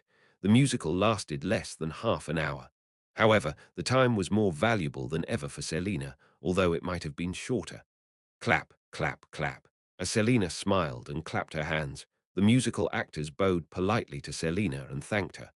In time, only two people were left at the scene where the performance group stepped down and the silence was lingering. The light disappeared, and all that remained in the park was the dim light of the street lamp. Roger rose from the bench in the increasingly thick rain. "Let's get going." "Yes, we should. It seems like it's raining more and more. I hope to see a proper musical next time." Selina shook her head at the remark. "No, it was already a valuable experience. Rather, I'm more satisfied. I'm glad to hear that. Thank you, Mr. Roger." Selina smiled brightly. Roger saw her and handed her the umbrella he had brought in advance. "Use this." "What? What about Mr. Roger? I have another spare, so it's okay. But you should go with me. I still have something to do, so I'll stay a little longer." Selina nodded at the nuance not to ask for the detailed reason. It was a little disappointing, but she decided to step down after being satisfied here. "Then I'll go first. See you tomorrow." "Yes, I'll see you tomorrow. I had a lot of fun today." Selina smiled at Roger and walked away with a brisk pace. Roger released the magic after confirming Selina's disappearance, but he opened his black umbrella before the raindrops fell. Roger, who was standing still, opened his mouth. "Why don't you stop watching and come out now?" Then the presence that was felt not far away came towards him. "Sorry, I didn't mean to do that on purpose." Roger slowly turned his head. There was a woman who appeared to be in her mid-40s, wearing a white outfit and a white hoodie. She looked at Roger with a smile in the pouring rain, not even thinking about using her umbrella. So, Roger looked at her and opened his mouth. "What does someone from the Church of Lumensis wants with me?" Chapter 243, Seat Woe 143. Rhapsody on a rainy day, too. Do you have any business with me? Despite Roger's lack of emotion, subtle hostility was revealed in his voice. To that extent, the person in front of him could not be considered good. The holy land of Bretus was the headquarters of those who branded him, denied his existence, and tried to kill them. Above all, the Lumensis Order is a group of fanatics who extol only the Lord Lumensis. They didn't do that in the past, but now they are left with only pure obsession and madness, and committed a myriad of atrocities in the name of faith. It's a coincidence that I met such a famous teacher. My name is Fredden, a lamb who believes in the Lord Lumensis. It's humble, but I serve as the parish chief of Leathervelk. Fredden, the parish chief of the Leathervelk Church, had a familiar religious figure that could be seen everywhere. From a gracious smile to a figure that is not at all daunting. She looked like the kind lady next door that could be trusted, but Roger knew that this was a mask made to deceive others. Her voice, tone, and every little action are impeccable, therefore it was artificial and even unpleasant. "Mr. Roger Chelisai, right? I wanted to see you once. You haven't answered my question yet." A cold voice came out from Roger's mouth, freezing even the rain, but Fredden bowed her head without changing her smile. "I've said too much, right? Forgive me. I didn't say that because I wanted to apologize. Just explain the purpose of coming to me properly." Fredden's appearance was a coincidence, but Roger knew that she's been hiding and watching him for a while. "Yes, I see. I came to see Mr. Roger Chelisai because I wanted to see if you're the same as the rumors say. That's why you waited for me on a rainy day. Rain is the grace of Lumensis, who makes crops grow abundantly. There's no reason to hate it. I'm even feeling grateful. Too much rain makes the roots of plants rot and the rivers overflow. Do you feel grateful for that? If grace does harm, it is also his will." Roger did not contradict Fredden's words. He didn't even feel it was worth refuting. "Mr. Roger doesn't seem very pleased with me. No one welcomes surprise guests, not to mention that you are a member of the Church of Lumensis." That's strange. We, the Church of Lumensis, should have had no contact with Mr. Roger Chelisai. Now you had contact, and it's very unpleasant. You don't have to be so wary. In the first place, the church that defines magic itself as a heresy, isn't it very suspicious to visit a mage? At Roger's words, Fredden smiled, covering her mouth with her hand. "Ho ho, did I look like that? It may have been like that in the old days, but our teaching has changed. Now wizards are the children of the wise Lumensis. You talk too much. Roger cut off Freden's words. State your requirements. I don't feel like talking to anyone right now. Seeing that, Freden let out a small sigh. She realized that no matter what she said, Roger would not take it favorably. All right. First of all, the reason I came to Mr. Roger Chelisai is out of curiosity, but also to make a suggestion. What do you mean? Please don't be surprised and listen. Others may not feel it, but I can see that you were blessed by God. Roger closed his eyes for a moment, then opened them. His eyes, still cold, tried to read if Freden was serious about what she said. What do you mean by that? Holy power flowing out of Mr. Roger. It's definitely proof that you've been blessed by God. It is a loss to the whole world to rot that talent elsewhere. So are you asking me to join the Lumensis Order? Yes, exactly. I was wondering what you were going to say, but it's simply not worth listening to. Ill pretend I didn't hear what you just said. Despite Roger's cold answer, Freden refused to give up. Although others couldn't see it, she could see the energy flowing from Roger's body. It would definitely bless the world if it was used in a good direction. But on the contrary, it was a force that would be a disaster for the world if it was used in the wrong direction. I'm not saying this lightly. I really think of Mr. Roger. If you think of me, Roger glared at Freden. You shouldn't have come. Freden was at a loss for words due to his intense hostility toward her. She raised her hands and prayed. Ah, God, give this lamb the right light. It wasn't that Roger didn't hear the murmur, but he didn't bother to point it out. No matter what he says here, she will only get more annoying. Before I leave, I'll let you know one thing. There's been a lot going on in Leathervelk lately. After the resurrection of the Devil King, there was a hideous flush outside the city today. I hope you don't get hurt. Freden was genuinely concerned, but Roger laughed at her words. I'll be on my way. Have a good time. Freden left with another prayer. Roger stared at Freden and turned his head. He stared at the night view of Leathervelk under the umbrella. With the gradually thickening rain, fog began to rise throughout Leathervelk. The clear sound of the falling raindrops hitting the umbrella was like a rhapsody. It's a bother, but even that static beauty did not impress Roger much. If it hadn't been for the meeting a while ago, he would have been alone in lingering emotions, but what Freden said was on his mind. Is the power of God, which had been suppressed before, now visible to the parish leader? Freden said he had a divine energy blessed by God. The parish chief, who is much higher in position and more capable than an ordinary priest, said such a thing, so it was not a lie. Perhaps if this was the reason for her approach, Roger could not help but understand. I didn't get caught by anyone before. Since he maintained the seal, Roger has not been pursued by the Lumensis Order, and he has not been caught even when he met the Lumensis Order while wandering around the world, but today Freden, the parish chief, saw the energy flowing out of Roger. That meant that the force he had been suppressing began to flow out. The cause, it's the frequent use of God's power in recent times. He thought he did a thorough calculation when he used the power of God, but the result was different from what he thought. Seeing that she withdrew for the time being, she must still feel ambiguous about it. If Freden had really known Roger's power, she would have tried to persuade him, even if her eyes were turned upside down. No, she may have guessed Roger's identity.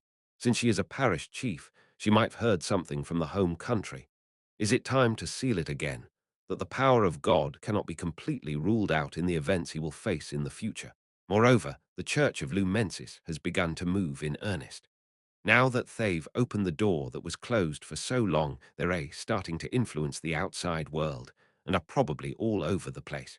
The process of succession to determine the next king has finally come to an end after a long period of time.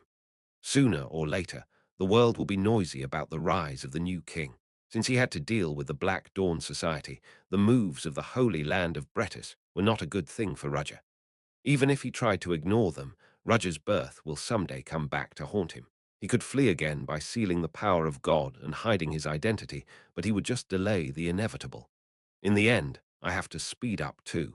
In order to do so, he had no choice but to collect the relic fragments. The next target is the relic fragment in the Imperial family. I'll have to pack for the trip. It's annoying. Back at her accommodation, Casey Selmore flopped onto the bed.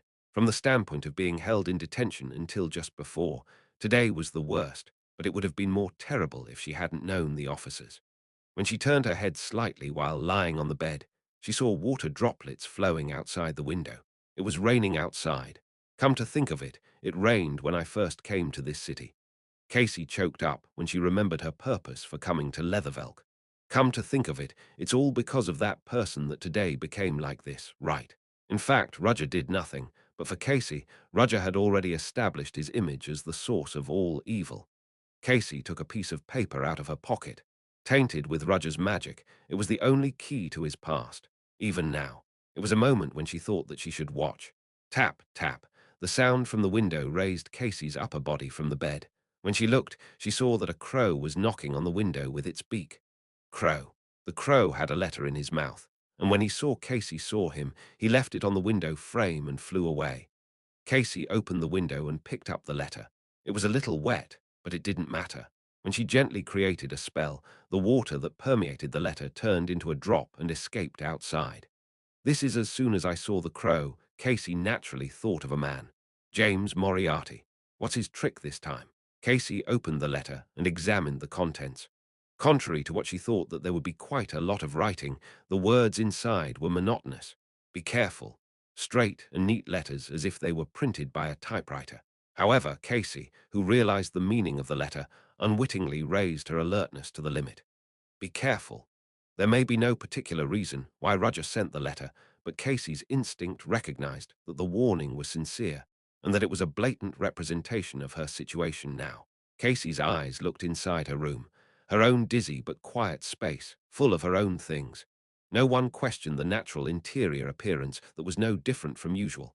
Never minded. What am I thinking? Casey shook her head and roughly threw the letter in her hand into the trash.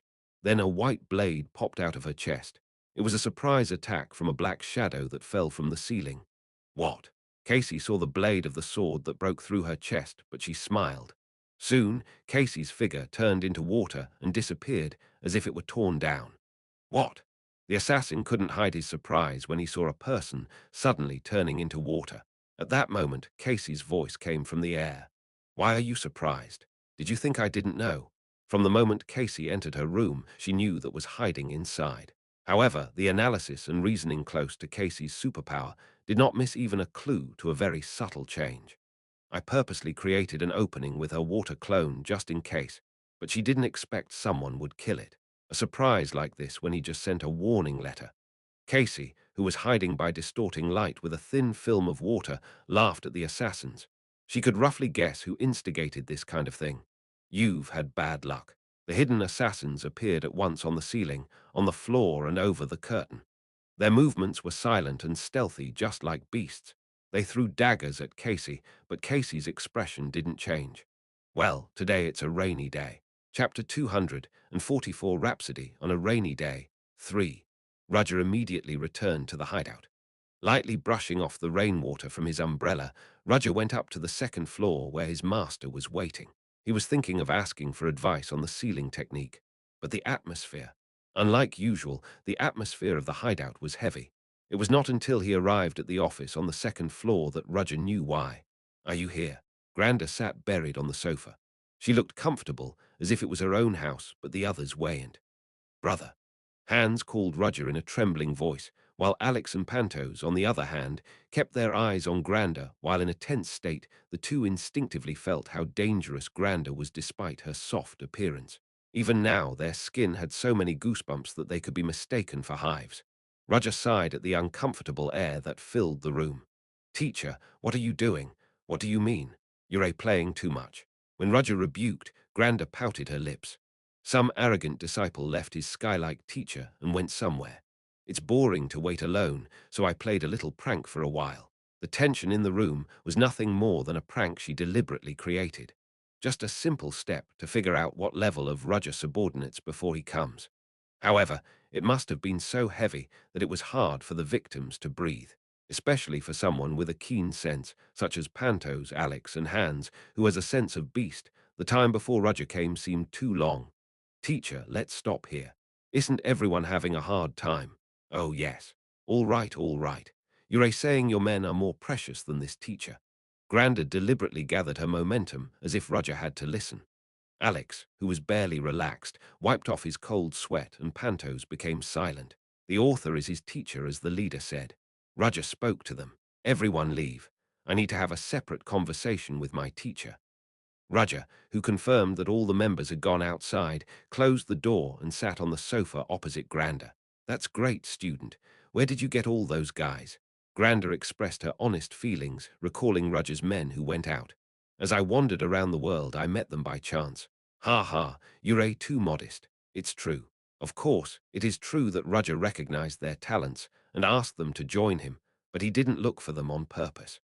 The brown-skinned man was quite proficient in swordsmanship for a human being, and the giant guy is a pretty interesting one. He looked nervous, but he still had fighting spirit even after he saw me. I see. He was fully convinced that Pantos did that. Even when he first met Roger, Pantos came to visit him at the exact moment when his teacher, Granda, was away. If only Pantos had faced Master at that time. He thought maybe Pantos would not be here. Perhaps even Pantos himself knew he would not stand a chance against Granda. Still, he would have tried because that was the reason he lived. And most interesting of all was the man who rolled his eyes the hardest. You mean Hans? Yes. He was a really strange guy. Being a human being and an animal, but yet not an animal. Inside him, there was a strange one that even I admired. Granda saw through Hans' constitution at once. It didn't just stop there, but she even noticed the existence of the beast of Gevorden sleeping inside Hans. Where did you get that guy from? Was it in a box on a rainy day? You talk as if I've picked up an abandoned dog on the street. A dog. If I have to say it, it's a similar kind, but it's not bad to use as a pet. Roger was happy that Hans was not here now. If he had, he'd have been hurt. I encountered Hans in the Derman Kingdom while Teacher was sleeping. Roger explained how he met Hans 5 years ago. His unique constitution and the beast of Gevorden hunted in the Dorman Kingdom. The beast of Gevorden. It has a pretty grand name for a cryptid. It was strong in its own way, and I only managed to knock it down after using real magic. Well, he must have been a very good dog. The cryptid that ate a knight and drove a city in despair was treated like a dog by Granda. The beast of Gevorden was a monster that left its name in history, and a part of his remains was even kept in a museum, but anyone who knew Granda would have been rather surprised that she had said this. For regular people, dog is just a word, but coming from Granda, it was a great compliment. So what are you going to do with all these little guys? Granda asked Roger, bending her eyes like a crescent moon. There must be a good reason to get out of this teacher's arms and wander around the world. I just realized what I had to do. What? Yes. It was something I had been thinking about even before I met Teacher. Can't you tell this teacher what it is? That is, Roger tried to speak but shook his head at once. I'm sorry. What a surprise. I didn't expect you to hide something from me. Are you angry? I am not angry. She said so, but her expression made it clear that she was sulking. She said no, but Roger, who knew her for a long time, could tell. I'm sorry, teacher. If I have a chance someday, I'll tell you then. However, please excuse me for keeping it a secret for now. A dull fellow. If you're so serious, I won't ask, but since you wanted me to meet you subordinates, you must want something from me, right? Yes. I need a little help to fix the seal. The seal? Roger explained that he had just met with the diocese of the Lumensis Order, and if that continued, the order might track him down. I wonder, was the power flowing out to the point where they noticed? From what she said, they seemed to have noticed the existence of Teacher. Granda grinned at the remark, and her white fangs stood out. I'll tell them to come as much as they want. I guess they still think I'm scared and avoid them. If the teacher comes forward himself, it will be difficult to finish in moderation. Be careful. HMPH. They weren't even interesting anyway. Is that why I just have to make the sealing technique a little stronger? Yes, I have thought of that for now. Roger took out the research paper he had prepared and handed it to Granda, and Granda opened her eyes wide, looking at it. You've already thought it through. Yes. However, there is no problem in theory, but there are some parts that are difficult to implement, so I wanted to ask for your advice. What advice? You've already done it yourself. Granda grumbled at the data Roger handed over. Well, it'll be over if I invest a little bit of time. It's not that difficult because we just have to reinforce what was already there anyway. I'm glad to hear that. But you'll have to be careful. No matter how much you strengthen the seal, if you continue to use that power, you will eventually reach your limit at some point. I know that. No, you don't know. If you face the limit, it won't just end up as your own problem. Granda's red eyes stared at Roger as if piercing him. Don't forget the promise you made with me ever since I got you out of that hole that day. The contract we've made while I taught you. Yes, I always have it in my heart. You always talk well. Granda, who cleaned up the documents properly, stared at Roger with a subtle gaze to see if he suddenly remembered anything. More than that, Yurei, my disciple. Yes, teacher. I am saying that Yurei the only one who knows the magic that I've seen while fighting with me. Roger had a strange anxiety when she spoke about that and replied while trying hard to suppress his emotions. Yes, please speak. I think that magic was different from ordinary magic, no matter how much I looked at it. Like a dedicated magic created to deal with beings like me rather than ordinary enemies. Am I right? As Roger remained silent, Granda grinned, bringing her index finger to her chin. I wonder if my disciple made such a magic in case this teacher comes and makes a fuss. Ha ha, you're not going to do that. How would my disciple dare to make magic to deal with his teacher? You can't do such a thing without losing your mind. A cold sweat ran down Roger's back, and in the end he got up from his seat in a hurry. Oh, my student, where are you going like that? I remembered something urgent for a moment. Something urgent. Where else is there more urgent than talking to your teacher whom you haven't seen in a while? He'll be back soon. Well, I'm off now. Roger ran away in a hurry while thinking that if he gets caught this time, he might really die. The next morning, the teachers were gathered in Theon conference room after a long time and wondered why the president called them. Good morning, Selina. Good morning, teacher Merilda. Did you have a good time yesterday? Selina blushed and hesitated to answer when Merilda asked with one eye closed. Merilda smiled softly and tapped Selina with her arms. What's that reaction? There must have been something. What about teacher Merilda? You left in a hurry yesterday. Did you go home right away? Selina was embarrassed for nothing and changed the subject, and Merilda, who was asked, answered as if she had been waiting. Oh my, I wasn't going to say this. What? Did something really happen? She just meant to change the subject, but she didn't know it was real. You know, Selina, I feel like I met my destined person. Destined person. As Selina looked curious, Merilda told her what happened yesterday and about her meeting with the exotic handsome man named Alex on Royal Street. In the end, he showed me the wrong way, but later he confessed honestly. He wanted to be with me because I was so beautiful. Or if it were the usual Selina, she would have responded with joy. But this time she couldn't because she didn't think Merilda would fall in love so easily. Was it because of the cheesy words? No way. Merilda is famous for being a master of love, so how would she fall for such a trivial thing? Selina believed in Merilda, so she decided to think she had a plausible plan. Then the door of the conference hall opened, and Alyssa, the president, entered. Have you all been well? It's been a long time since the werewolf incident that day. Alyssa, who started off lightly with a greeting, lightly looked at the teachers who looked at her with a questionable gaze. Most of them were questionable reactions, but there were also hostile reactions, typically from Hugo and other members of his factions. Alyssa immediately brought up the subject. I'm sure everyone is curious. Why did I suddenly call everyone like this? Did something happen again? Chris Benimor asked. Some teachers looked anxious because many things happened both internally and externally recently. Alyssa said, it's not like that, so don't worry, ending the anxiety of the crowd. It'll get right to the point. I'm sure everyone knows that there are still vacancies in Theon. The conference hall quickly became quiet because everyone knew what the president was going to talk about, and these empty seats must be filled. Planning office, Hugo frowned at someone's murmur.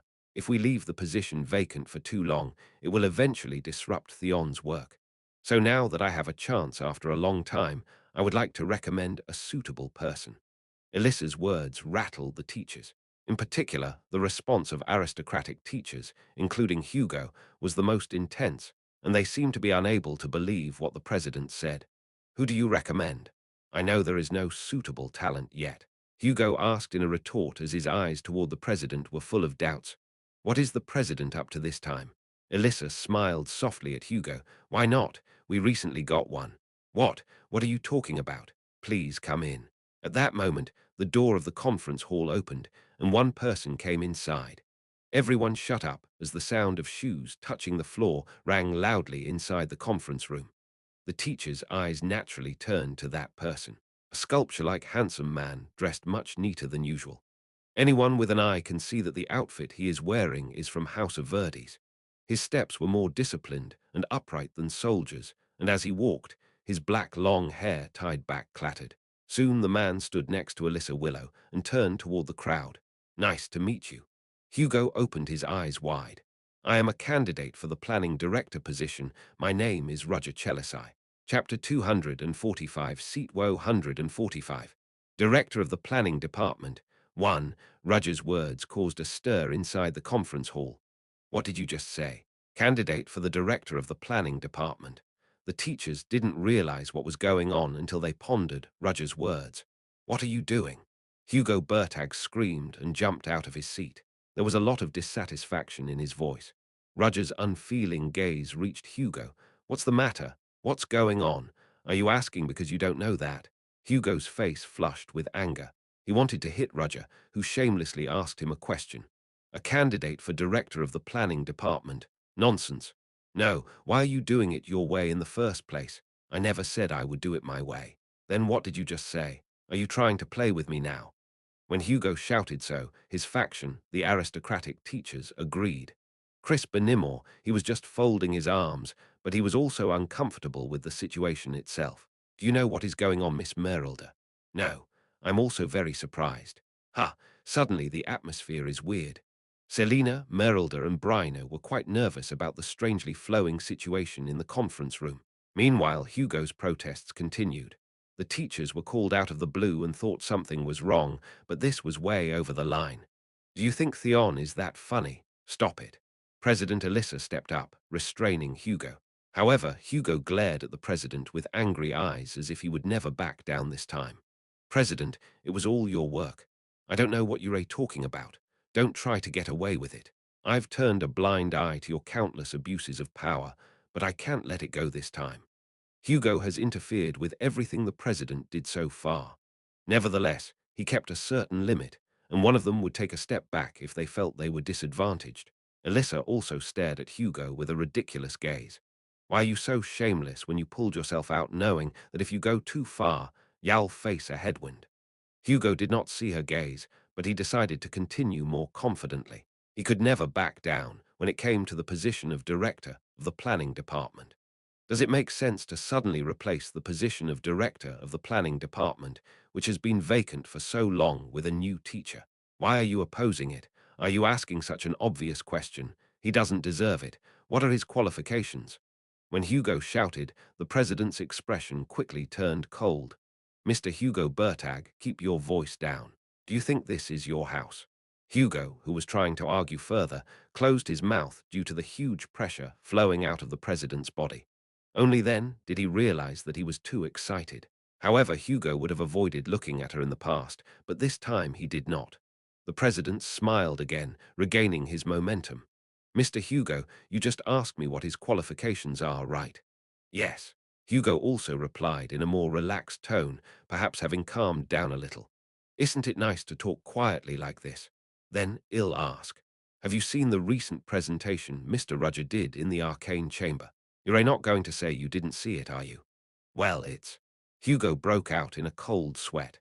That event, which had already spread among the wizards, was something that even Hugo had no choice but to know, even if he didn't want to. Anyway, it was an experiment that increased the amount of mana emitted, so it was shocking.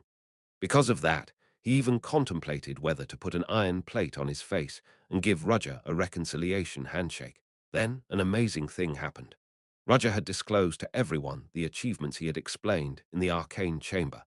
It was an act that cannot be accomplished without being insane among the wizards busy making great discoveries on their own. Roger's behavior was weird. Most people, however, praised his great ambition.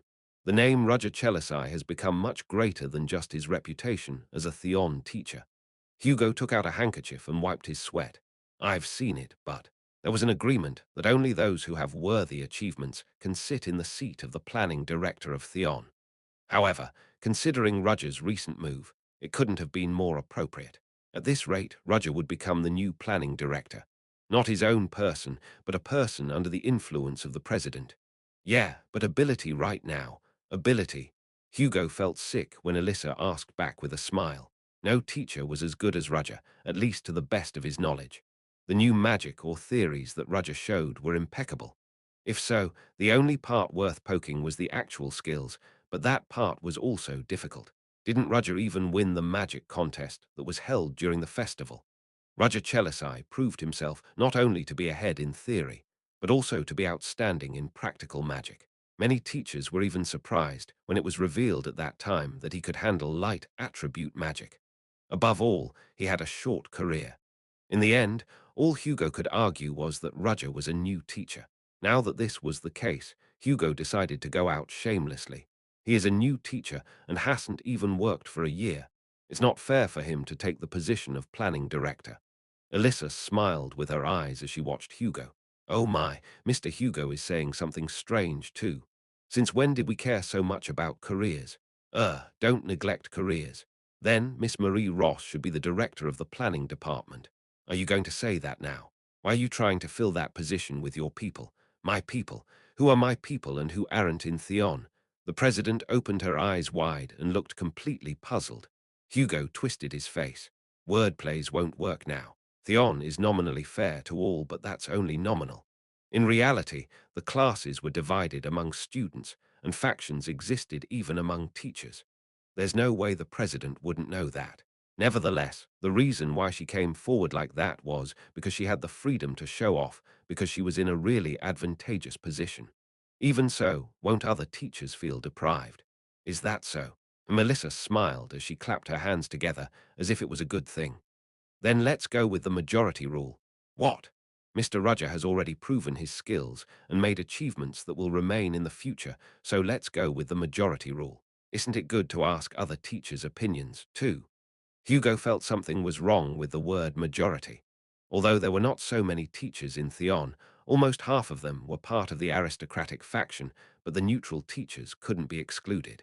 Vierano of Spirit Studies was one of the representatives of the neutral teacher. But in such a clear cause, will the neutrals really side with us? This was exactly what made Hugo nervous.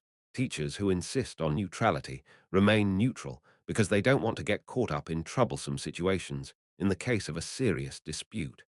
However, the current situation didn't belong to that type. Then ill proceed with a show of hands. Raise your hand if you don't think Mr. Roger Chelisai is suitable for the position of Director of Planning Director. The aristocratic teachers began to take notice. He figured out how to increase mana emission. Can we interrupt him like this? If the cause is this clear, I don't think we can win at all costs. The nobles were not belligerent enough to fight meaningless battles, even though they formed factions.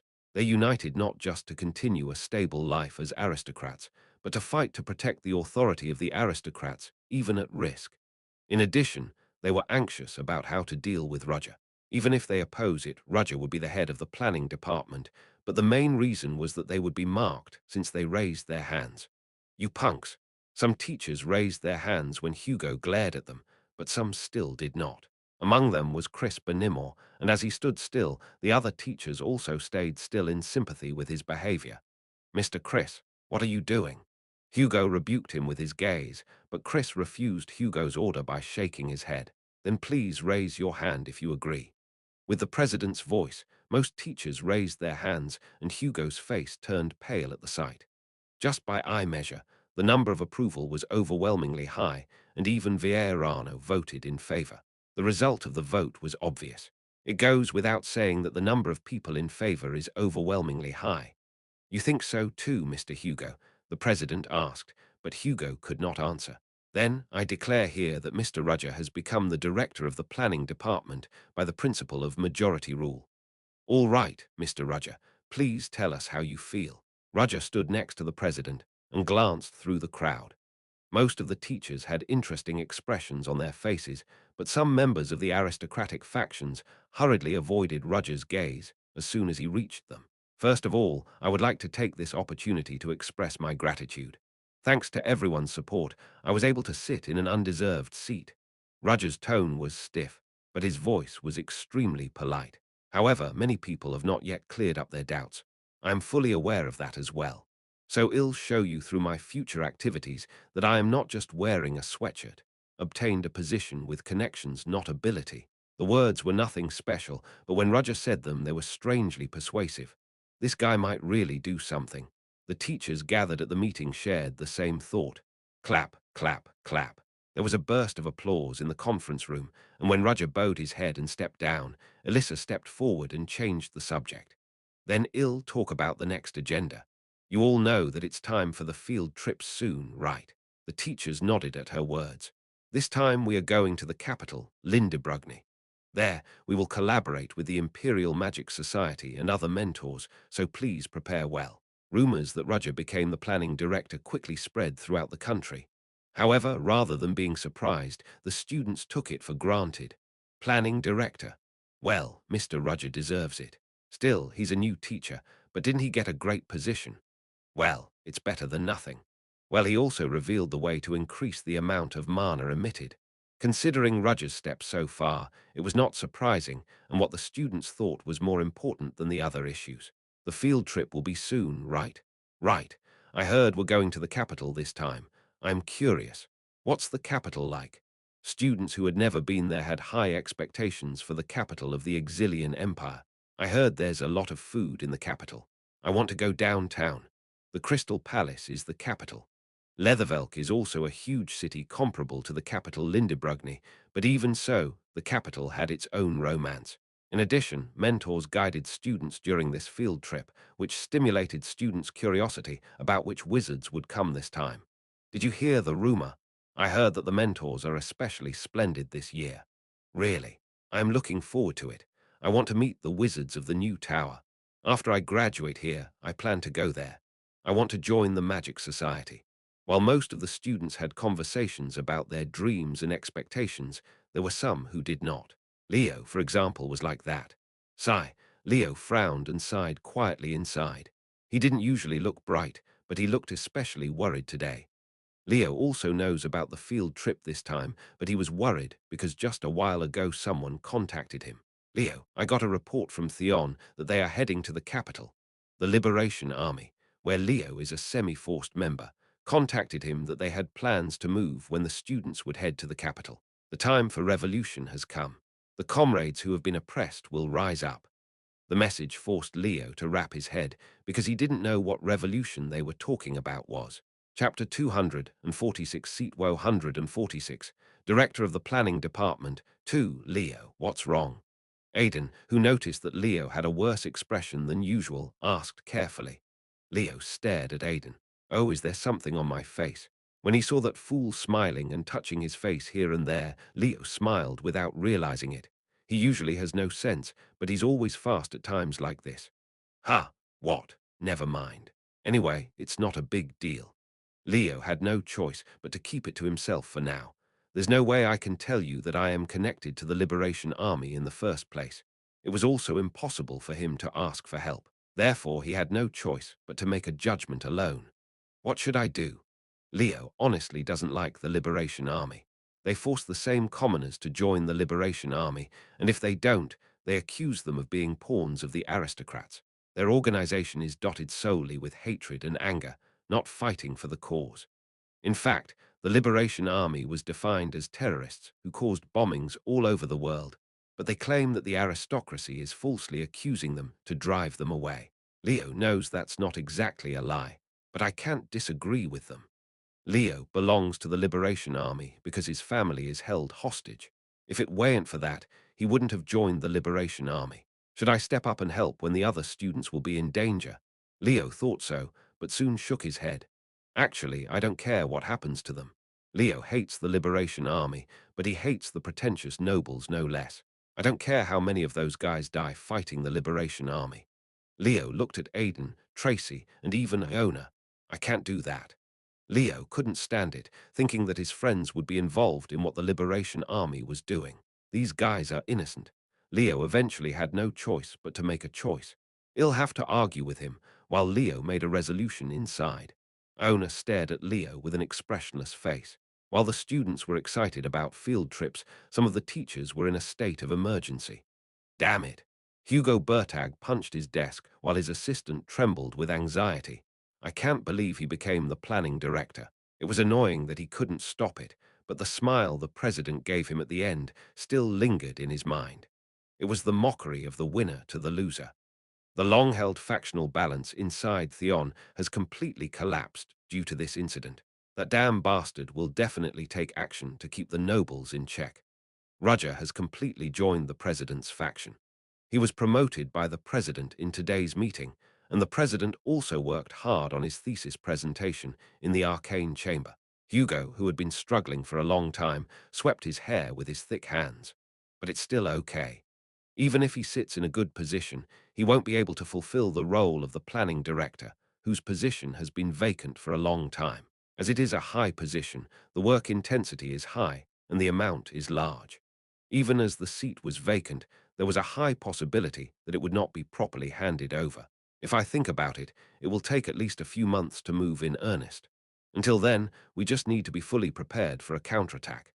In other words, he had plenty of opportunities to get ready and take his foot out before Roger would start biting this side.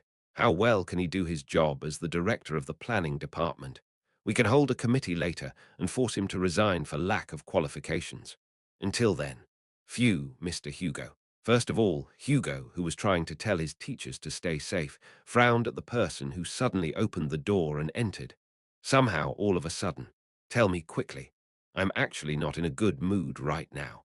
Roger Chelisai is moving now. What? Hugo thought he heard something wrong for a moment. He moved. Yes, he is going around the lab right now to see if the budget is being spent properly.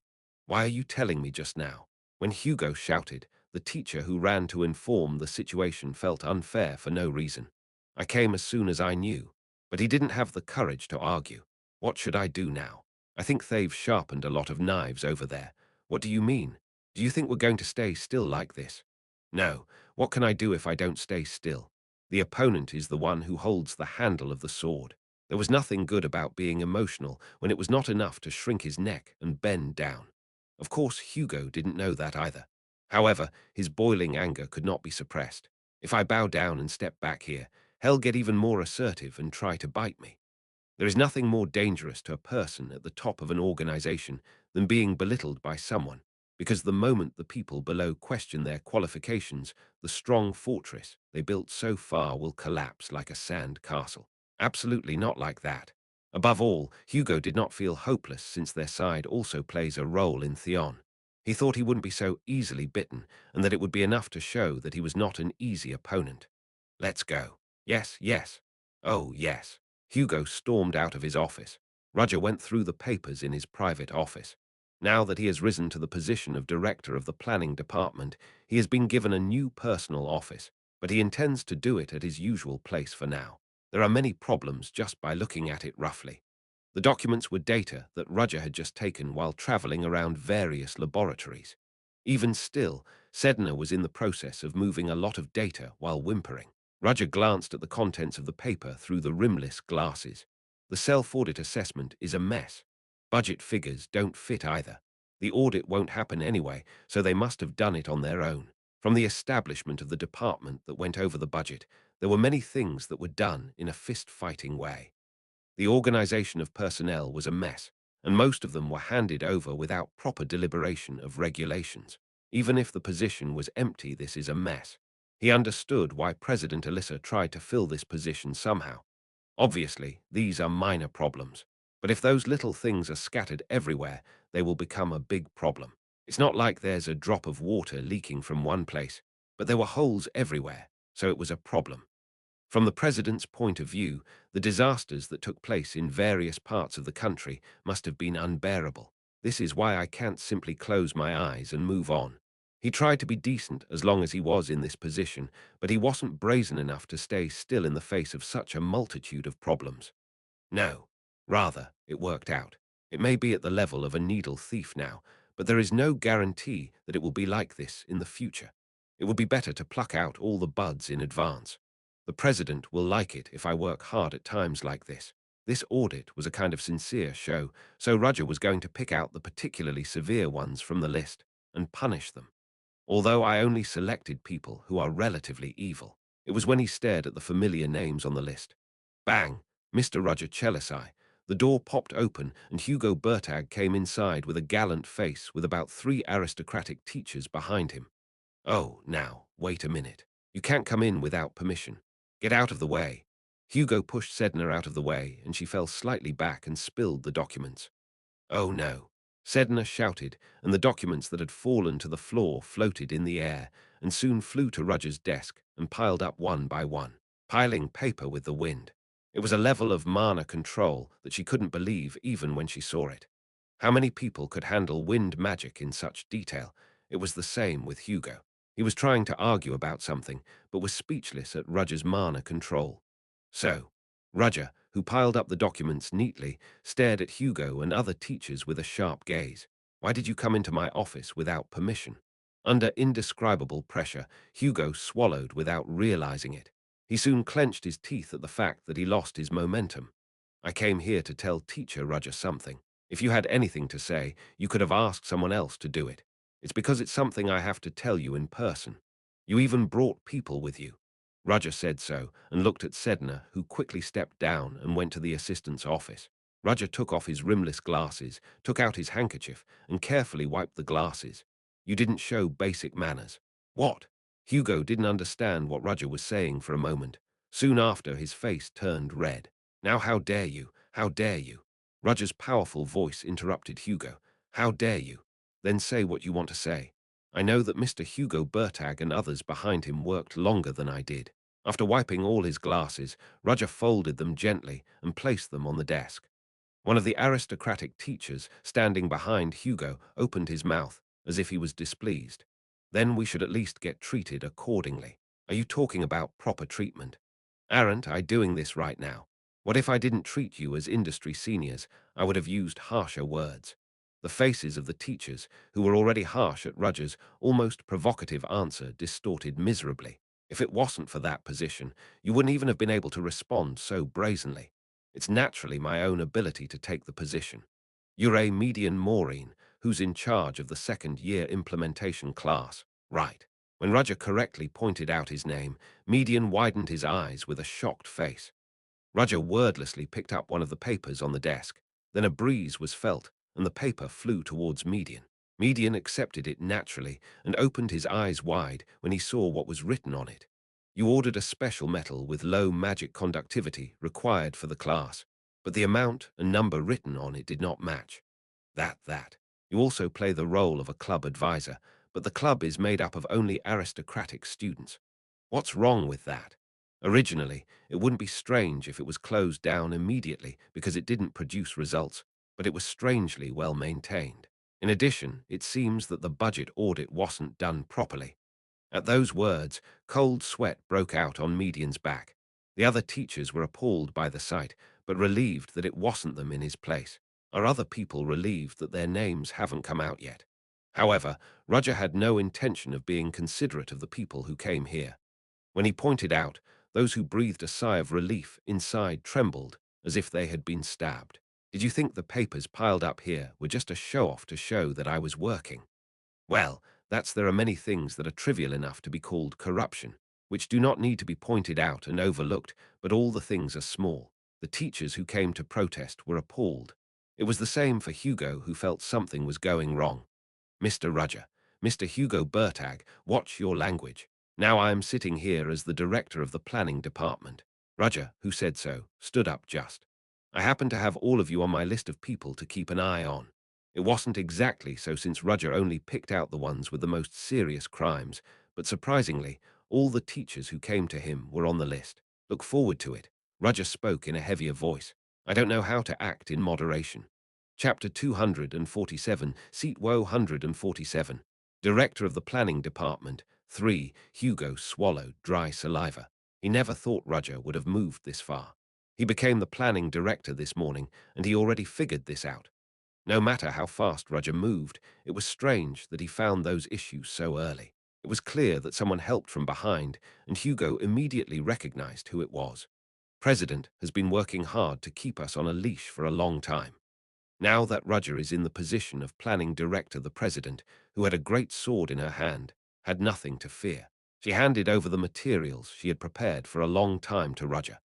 Rudger skimmed most of them in that short period of time and picked out those who would receive disciplinary action. It was Hugo's mistake to come here now. "Mr. Rudger, call me the planning director, at least for now." "Yes, planning director. You spoke well, but can you pursue that at will? Do you think I can't do it? Hugo tried to run a chicken race, but immediately regretted it the moment he saw Roger's eyes. This guy, his eyes are sincere. Come to think of it, Roger has done so before. From the moment he came to Theon, if a student did something wrong, he was punished regardless of his/her status. Rather, if the opponent was a noble, they would be treated more severely, and Hugo had warned Roger several times about it. But even then, Roger openly ignored his warning. He didn't act like that because he was a fallen noble and has been the same since the beginning. No matter who the opponent is, he never intends to bend, and he has the will to push forward with what he has decided. Roger was that kind of person in the first place. Hugo clenched his fist, forced a smile, and spoke softly. "Ha ha, we don't have to go this far, do we? Oh, of course it doesn't mean we did well. I admit that we made some mistakes." The teachers who came together opened their eyes wide at the fact that such words came out of Hugo's mouth. Making a gesture of reconciliation, not coercion or appeasement, showed that Hugo was going in with his head down. Although the aristocratic teachers were surprised, Hugo had to suppress the disgrace that was now rising inside him. Nevertheless, he managed to maintain his smile without showing it on his face. Still, isn't there such a thing as moderation? If you teach them well, no other teacher will do that again. It seemed like he was trying to persuade Roger somehow, but everyone in this room knew that Hugo Bertag bowed his head to Roger Chelisai. Even if it was because of his last remaining pride, he said it with a smile on his face. The victor of this fight was as if it had been decided. Roger stared at Hugo, who spoke with a desperate smile. A cold sweat flowed down Hugo's cheeks, and Roger nodded at the sight. "Yes, of course, I was worried about the disciplinary actions since I'm also a teacher." "Well then, so let me give you a suggestion." Hugo's expression, which had been swollen with hope, was again colored with anxiety. "I don't intend to discipline everyone, but I can't go without any disciplinary action at all. Don't you know that when there is a shower, someone's clothes are bound to get wet? Not everyone packs an umbrella, and although some escape the rain safely, some get wet." "Well, yes." Hugo nodded awkwardly. "So I'll give Mr. Hugo a chance." "What chance?" "Mr. Hugo should pick those who were caught in the rain." Hugo remained silent, since what Roger said was tantamount to dismissing his aides with his own hands. Hugo's clenched fist trembled since Roger wanted him, a person tightly bound with the aristocracy, to do the dirty work. "You damn bastard." Roger was saying that if he didn't want to die, he had to cut his tail with his hands.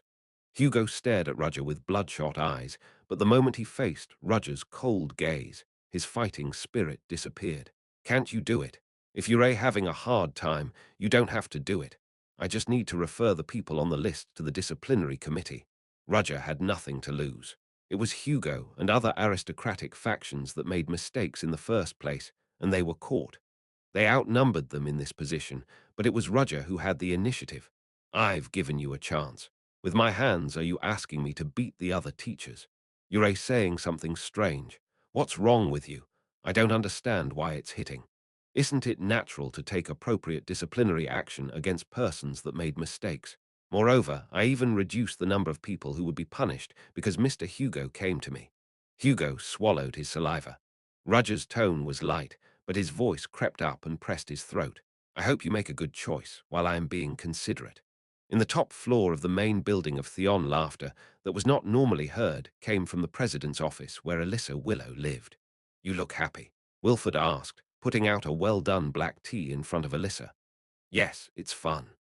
Alyssa usually didn't show her emotions, but this time she had no choice but to be purely happy because a while ago Hugo Bertag came to her and handed her a list of teachers who committed irregularities. Whatever happened with Roger, Hugo uncharacteristically confessed that several teachers belonging to his faction committed irregularities. "Of course, I said so, but it was clear that the expression itself was rotting and did not like this situation at all. But what's the point of that? The important thing is that Hugo Bertag, the greedy aristocrat who always put everything on the line whenever he tried to do something, finally bowed his head. When Hugo came to the president's office, it was tantamount to admitting his defeat. I was wondering what happened when I heard that he visited Mr. Roger, but I didn't expect such a fun thing to happen." Alyssa laughed so hard that she wiped away the tears from her eyes. Wilford wanted to tell her to keep her dignity, but he knew how much she had suffered because of Hugo, so he decided to let it go this time. You got a big present from Mr. Rudger. Yes, it's a big gift. I've put him in that place through a deal, but who would have imagined this would happen as soon as he took office? Mr. Hugo Bertag's faction must have been greatly reduced by this incident. That's right. It's because Hugo Bertag himself purged them, not anyone else. Mr. Rudger used his brain very well. If Rudger had made up his mind and set out to wield the mace, the faction of nobles, including Hugo, would have been more tightly united, since a clear enemy is more effective than a great leader in maintaining an organization. But Rudger did not act simply. Instead, he cleverly gave the blade to Hugo by telling him that he would reduce the punishment. If Hugo refused to act, Rudger would have done it himself, so Hugo hesitated because he knew it. If he set an example of 5 people, the rest can be safe, including himself, but on the contrary, he was too afraid to lose what he held if he rejected Rudger's offer. Of course, the attitude that Mr. Rudger showed was also important for that. If he shows that he keeps what he says, the arrogant Hugo will also be pushed back. Hugo knew what kind of being Rudger Chelisai was, and if he says he will do something, he does it. In other words, if Hugo rejected Rudger's offer and somehow tried to use his faction to fight, Rudger would have cruelly trampled on them.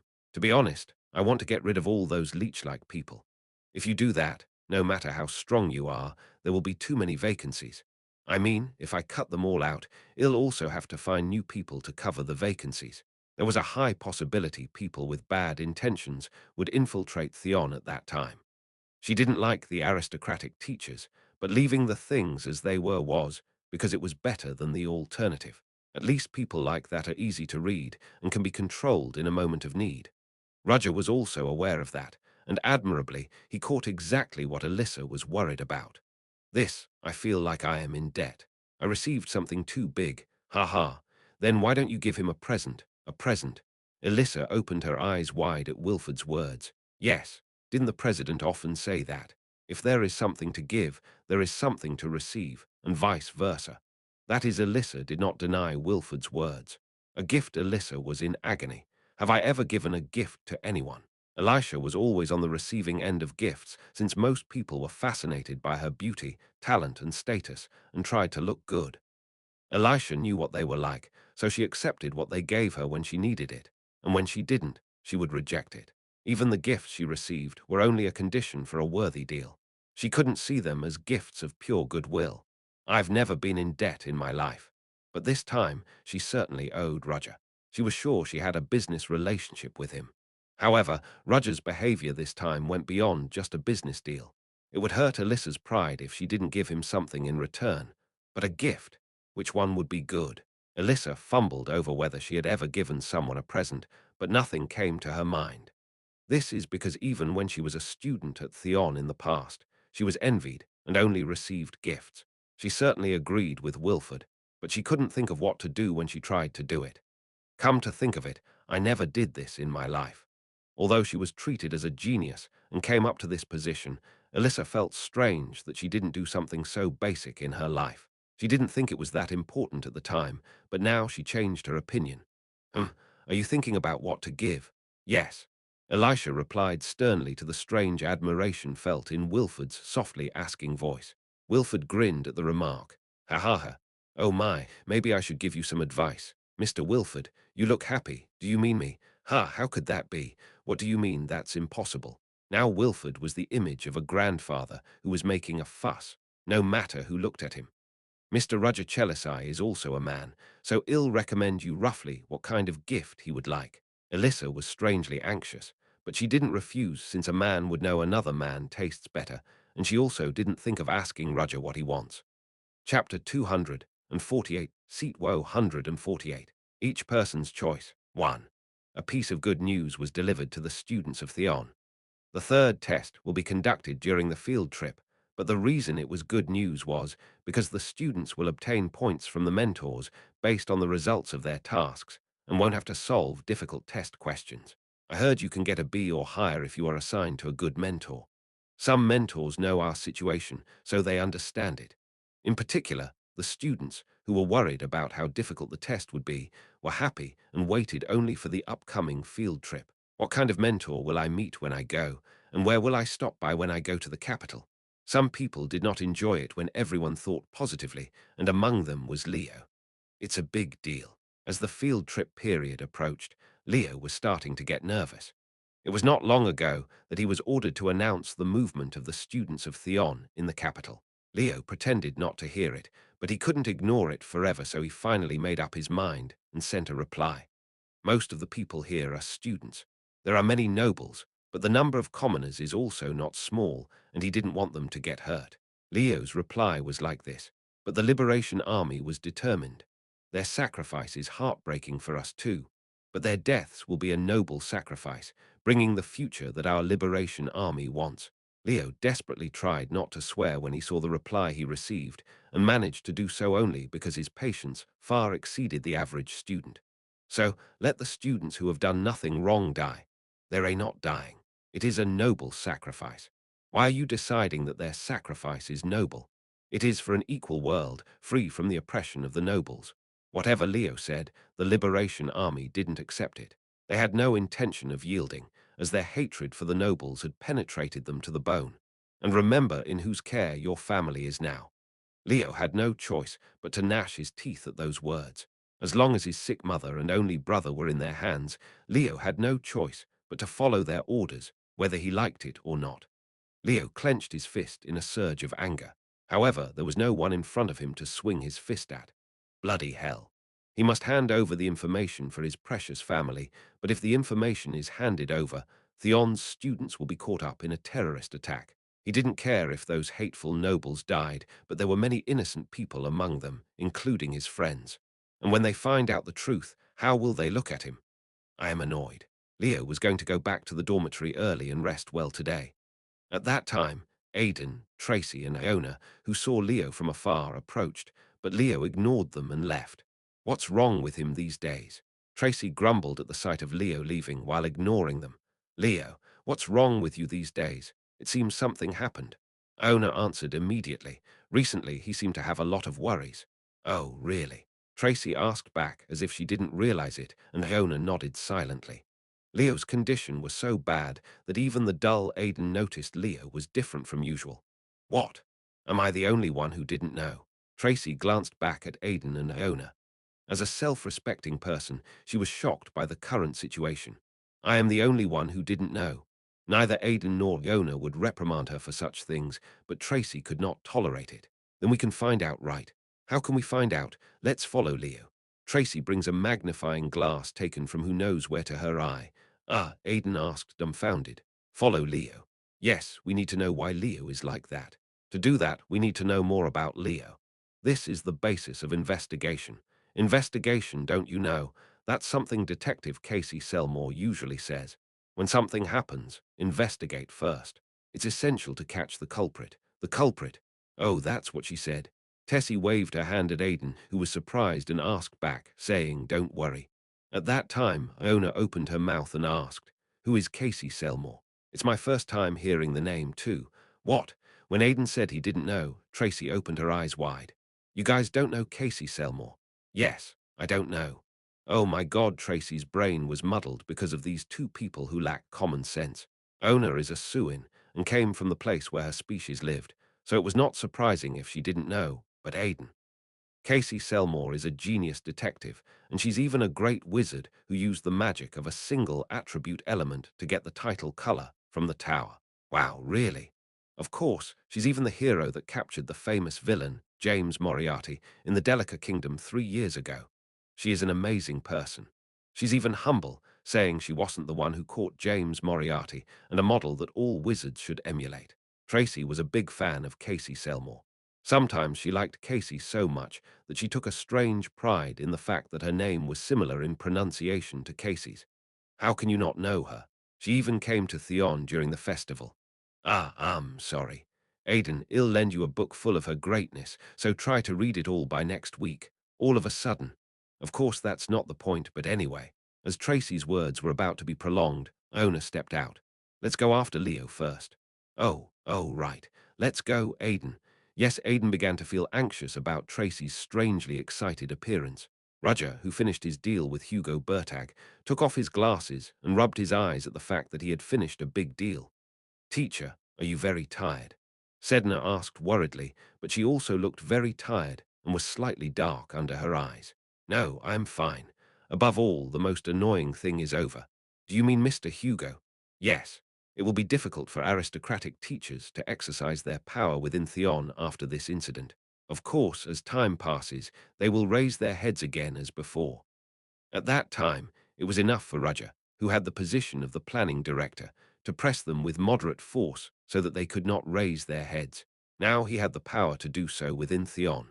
At that thought, Roger laughed in vain. It's funny to be a teacher at an academy that I didn't plan to come to, but to be in an important position inside this academy. It was also the result of his desperate struggle to survive. But even considering that, it was very interesting. A new teacher rose to the top of Theon, and even though the president knew that he hid his identity, she still handed the position over to him. It was the result of Roger's confidence in what he has shown so far, but Roger, the person involved, still felt dumbfounded. We've finished all the urgent work, so you should rest too. Yes. Are you going to the capital too? Are you talking about the field trip? Yes, that's right. First of all, since I am a teacher, I have to go as a mentor. However, it is necessary to sort out the list before then. The upcoming mentor application period for field trips was still ongoing. Now that Roger has become the planning director, it was also his job to select people by looking at the list of mentor applicants. Most mentors have been selected in advance, so there will be few additional people coming. You never know when a new person will suddenly appear, especially after Roger published the research theory that shows how to increase mana emission in the arcane chamber. The number of wizards sending applications to Theon as mentors has increased exponentially in relation to the upcoming field trip. Then isn't your work not finished yet? What are you talking about? My work is done. What? But you have to sort out the list. That's not my job. Sedna realized something and nodded. Roger, the planning director, did not have to do everything himself. That kind of miscellaneous work was done by subordinates. And of course, the subordinates were employees of Theon, who belonged to the planning office. Because of that, the people in the planning office were working all night to select the right people from countless lists. I just have to sign the approval documents that come up. Our Sedna prayed for repose to the people in the planning office who had doubled their work because of Roger. Casey Selmore subdued all the assassins who attacked her and handed them over to the city of Leathervelk. Before that, she tried to question them personally, but the assassins never spoke. Well, I didn't expect it in the first place. Casey gave up neatly since she had an idea who was behind the assassins. They must have been sent by the Black Dawn Society. They must have tried to get rid of her because they were annoyed by the news that she was investigating them these days. The fact that it was Roger who warned her in advance was also a sufficient clue. More than that, the letter. Casey saw Roger's letter in the trash can and picked it up. Be careful. As soon as she saw the concise letter, Casey felt a complicated emotion that was hard to express in words. Why should I be careful? Did he send the letter to make fun of me? No, he wouldn't have even deceived her by sending such a letter in the first place. He's definitely a bad person, but he isn't that kind of shamelessly broken person. Nevertheless, he sent a letter and gave a direct warning. Cause Ure really worried about me. Casey crumpled the letter in her hand. Do you think he'd be happy about this? That's what she thought, but Casey's eyes were weak. Of course, this warning letter was of little use to her in the first place. It started raining outside just in time, and Casey noticed the assassins hiding in the room. Even without the letter, she could have prevented the surprise attack by herself. Nevertheless, she couldn't get rid of the fact that she was helped by Roger from her head. The fact that a man who should always look bad worried about her made Casey not know whether she should be happy or angry. 3 years ago, he was the criminal of the century who threatened a nation, cheating, deceiving, and trying to start a war, but now he was different. Thinking of students, teaching magic, and even revealing the discovery of the century to everyone. James Moriarty and Roger Chelisai moves were simply the opposite. No, was it really the opposite? In Roger's past that I read the other day, he stayed in the Delica Kingdom and taught a boy to study. His appearance at that time seemed much softer and more kind than he was now a teacher. There was no need to wear a mask, and he didn't teach a child to write to show it to anyone. Casey took out a piece of paper containing Roger's mana from her pocket. She didn't have time to see his past because she was busy, but in fact that was just an excuse since she always had the chance to see, but she hesitated. Casey closed her eyes. She is a member of the Selmore family, and is a color wizard who uses a single attribute, but if anyone asks what's her job, Casey will proudly call, say, detective. Casey was not ashamed that she was a detective, and was even proud because people should never turn a blind eye to the truth. Casey opened her eyes with determination and lay on the bed immediately to face the truth that she had been avoiding so far. Casey took a deep breath and closed her eyes, and Betty, who came into the room just in time, saw Casey and shouted in surprise. Casey, what time is it now that you're sleeping? Oh, come on. Casey threw a pillow at Betty's face. If you're tired, say it with words. Why throw a pillow? Betty took the flying pillow with one hand and left with a grunt while Casey stared at Betty and then fell back on the bed. It was time to see the truth. Chapter 249, Seat Woe 149. Each person's choice. 2. Casey Selmore fell asleep. To be precise, it would be accurate to say that she threw herself into the muddy stream of memories. She saw the huge stream she saw the other day and thought calmly even though she was suddenly thrown into a raging river. It was a dangerous place where she could be swept away by an unwanted flow of memories if she tripped even a little. But this was a place she's already been to. It's not what it used to be. I can find it right away. Casey went back to Roger memory stream. It wasn't as difficult as she thought it would be at first, but it was much easier and faster the second time. Casey finally reached the point where she stopped the last time. Let's go, and threw herself into the memory. As before, her vision was dark before she regained her light. The scene that followed was the continuation of the memory she saw that day. It was after James Moriarty became a full professor at Audio University. Casey watched James Moriarty's track record with a calmer mind unlike before. Even though he became a full professor, his life did not change. He studies, and goes home to teach art. The only change is that he gives lectures to students who attend Audio University periodically after becoming a full professor. I wondered why he was working well as a teacher at Theon, so this was the reason. He repeated his schedule every day. Nevertheless, James Moriarty was building his reputation step by step. Professor, hello. Even though I was walking on the site of Audio University right away, female students would come up and talk to him. It was to ask something they didn't know, but it was an excuse for anyone to see, and their real purpose was to somehow talk to this handsome professor. If you're a student, you should just study. Casey, who watched the scene in a translucent state, folded her arms disapprovingly. Kids these days don't know anything. Why are they attracted to such a dangerous man? Take care of yourself and go home. Yes, yes. Yay, the professor worried about us. And the surprising aspect was that Roger was secretly kind to students who approached him. Of course, after the girls left, he immediately returned to his usual expressionless and cold face. Casey immediately caught that sense of alienation. More than that, is it still not happening? After looking at every move Roger made, she saw nothing suspicious. He just studied or gave lectures. Roger neither tries to establish a network with others nor hangs himself on them.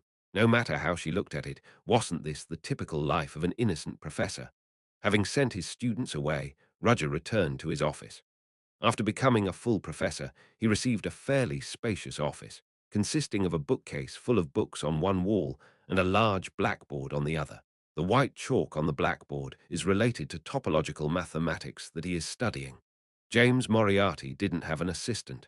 Therefore, when drinking coffee or black tea, he made it himself. Roger slowly savored the taste of coffee while reading the newspaper. After reading the newspaper, Roger folded it to one side and began to read other materials. Oh, come to think of it, this site. I think I've seen it somewhere.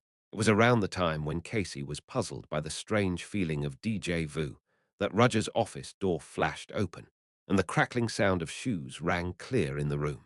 Roger, who was reading a book, raised his head only slightly and glanced at the intruder who suddenly entered. That figure staring sharply at him in the sunlight, coming through the window behind her back. Casey recalled her memory the moment she saw the scene. Yes, it was then. Immediately after Casey's inner cry, a blazing voice like hers rang through the space. I heard there's a man named James Moriarty here. Casey Selmore came into his office 3 years ago. She looked younger than she was now, and was only wandering around the world, enhancing her reputation as a genius detective at that time. Casey, 3 years ago, was very confident and challenging, and it was fully revealed in her expression. Oh, was I supposed to look that bad? Casey stared at her past self with a bitter gaze. What should I say about myself 3 years ago? I seemed to be filled with pride. Of course, it was not without excuses. That was inevitable at that time, when she was in the midst of a series of unsolved cases and her nose was high. Then she heard rumors about a genius professor who made his name known while studying topological mathematics. Even though she visited out of curiosity, it was natural that the idea this body will personally accompany me was secretly mixed within. Oh, it's like. The present-day Casey was embarrassed. Yes, I am James Moriarty. Who are you? You don't look like our students.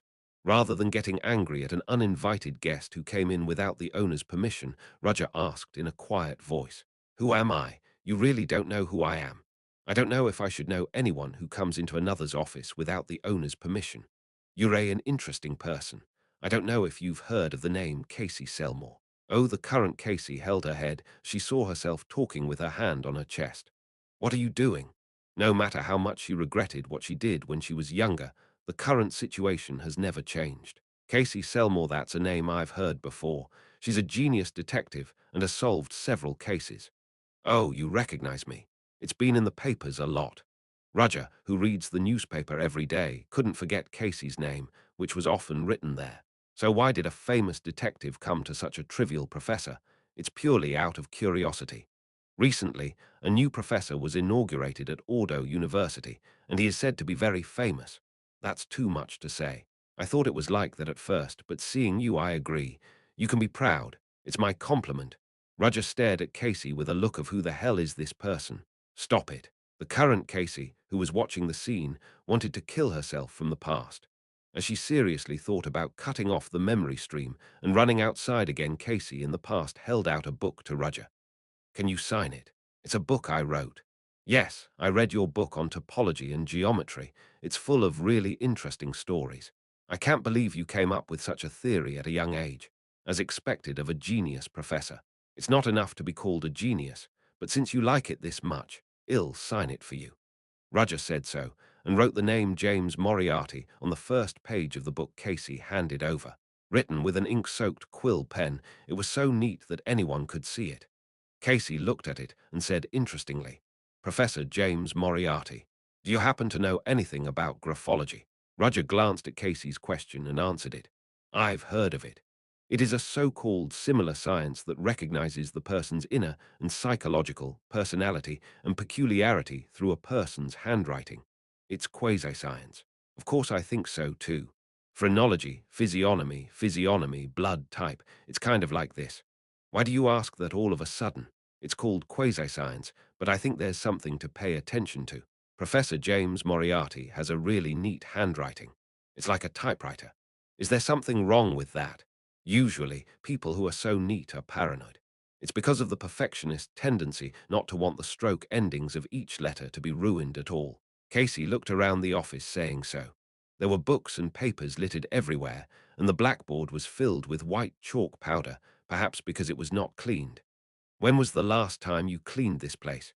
"Well, it shouldn't have been that long." "Really?" "Oh, to continue with what I was saying a while ago, there are usually two types of people. One is, as I just said, a perfectionist who never misses the slightest thing. Aren't you curious about the other one?" When asked explicitly meaningful questions, Roger asked without losing his composure. "I'm curious to hear that. So what is the other one?" "He's a person who desperately hides it so that he doesn't show his true self in the world." Roger stared at her silently and soon smirked, then returned the signed book to Casey. "Interesting analysis." "Really?" "Yes. And although I lack knowledge, I think it's better to read the book you bought until the end." "Why do you think so?" "Since this book is the first edition, it uses paper from Valparaiso's, which is not yet of very good quality. Turning the pages is good, but if you handle it even a little rough, your hands will burn and the paper will easily press down." Casey stared at Roger with provocative eyes as she received the book he handed over. "From the position of holding the book in your hand as you entered the room to handing it over to me, I can see at a glance that you don't really care about books. Nevertheless, the pages of the book were surprisingly clean after the middle. I don't see any pressed marks or signs of burning hands. That means you read only half of the content of the book. Have you seen it in the meantime?" "I didn't see it, I just saw it." "You are very observant. It wouldn't even be something to brag about in front of a genius detective. Their eyes clashed in the air. That's interesting, Professor James Moriarty. I feel like we'll see each other often in the future. I see. I think I'll see you often too, Detective Casey Selmore. It was their first meeting. I was like this at that time. Present Casey gave up halfway and stared at herself, who was full of conceit 3 years ago. The young Casey didn't solve cases to gain fame and be praised as a genius, but the satisfaction was short. Casey felt a strange emptiness as people praised her. She felt frustrated when she saw people who made a fuss about nothing and didn't even understand what they should know. Even though she met many people, she felt isolated on a deserted island alone. That was the loneliness of a genius. She didn't know at the time that it was an arrogant attitude that only a genius could have so when she heard the rumor about a young genius professor. Casey Selmore became curious, even though they were not related at all. Professor James Moriarty, whom she actually met, was at least distinctly different from the other stupid people she knew. She realized it instinctively that he was like her, and Roger may have felt it too. Yes, he did. Casey Selmore has since stayed in the Audio University and visited Roger's office naturally. Roger was bothered by Casey at first, who was constantly visiting, but he would immediately become a companion to her, perhaps interested in her unusual personality. Even if it was a conversation that they met and shared, it was more like they were standing up against each other. It was a goodwill gesture that Casey could show at the time, and Roger didn't bother to point that out. However, this routine, which seemed to continue, did not last that long.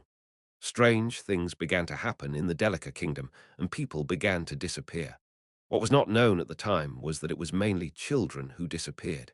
This is because most of them were poor children who could not eat or sleep properly. No one cares if the bottom of society dies or not. There were no newspapers dealing with serial disappearances, and sometimes newspapers only had a slight looking for missing persons article in a back corner. But Roger had a strange feeling from that little part, because mainly young children are missing. He was troubled. It was not something that he had to pay attention to, but for some reason it didn't feel good, so he wanted to tell Art and Sally to be careful when he went back today. There was no harm in advising them. Teacher, Roger, who returned home from class at Audio University as usual, had no choice but to face Art, who was calling him anxiously. My sister, she's gone. Chapter 250, each person's choice. 3. Art looked as if the sky was about to collapse when his sister, Sally, disappeared. The only family left for Art, who lost both his parents, was Sally, a good younger sister who was well behaved. Even when he asked the owner, he only answered that he had never seen Sally. Teacher, what should I do? If Sally disappears, calm down, Art. Roger held his collar and calmed the tearful Art. Art was passionate about learning and showed an adult attitude, but he was still a child. He was completely panicked at the news of the disappearance of her only family. The intelligence that he usually showed did not shine in the unexpected situation. We don't know exactly what happened yet. Well, think calmly. Sally is a strong child, so I'm sure she'll be fine. However, many children have disappeared these days. It's because of an unaccountable incident. Don't worry, I'll check for myself. Teacher. Yes, you'll find out soon enough. Roger, who calmed Art, immediately returned to his room, wrote a letter, and sent it through the fastest way possible. A series of missing incidents. It's going on these days. Even the authorities of the Delica Kingdom were strangely lukewarm about the incident. Since the victims were only the lower class, they were not aware of the seriousness of the situation. No, there's something else. Unlike brave and extrovert Art, Sally was a gentle child who was even scared when she first saw him. Unlike her older brother who woke up late, she woke up early and laughed early, helping to clean up the store. She had no great dream to be a great scholar, but was a pure child who wanted to support her brother. If someone kidnapped her, it'll make you pay for it, at all costs. The next day after sending the letter, Roger sat on a bench at a train station in the Delica Kingdom and waited for a person.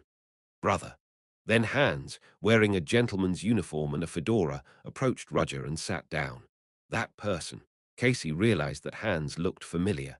When she first talked to Roger on the day of the festival, he was there, and she also saw him passing by on Royal Street once. Hans, you called me out of the blue, so I rushed here. What happened? Something interesting has been going on inside the Delica Kingdom lately. Interesting. Did you hear anything?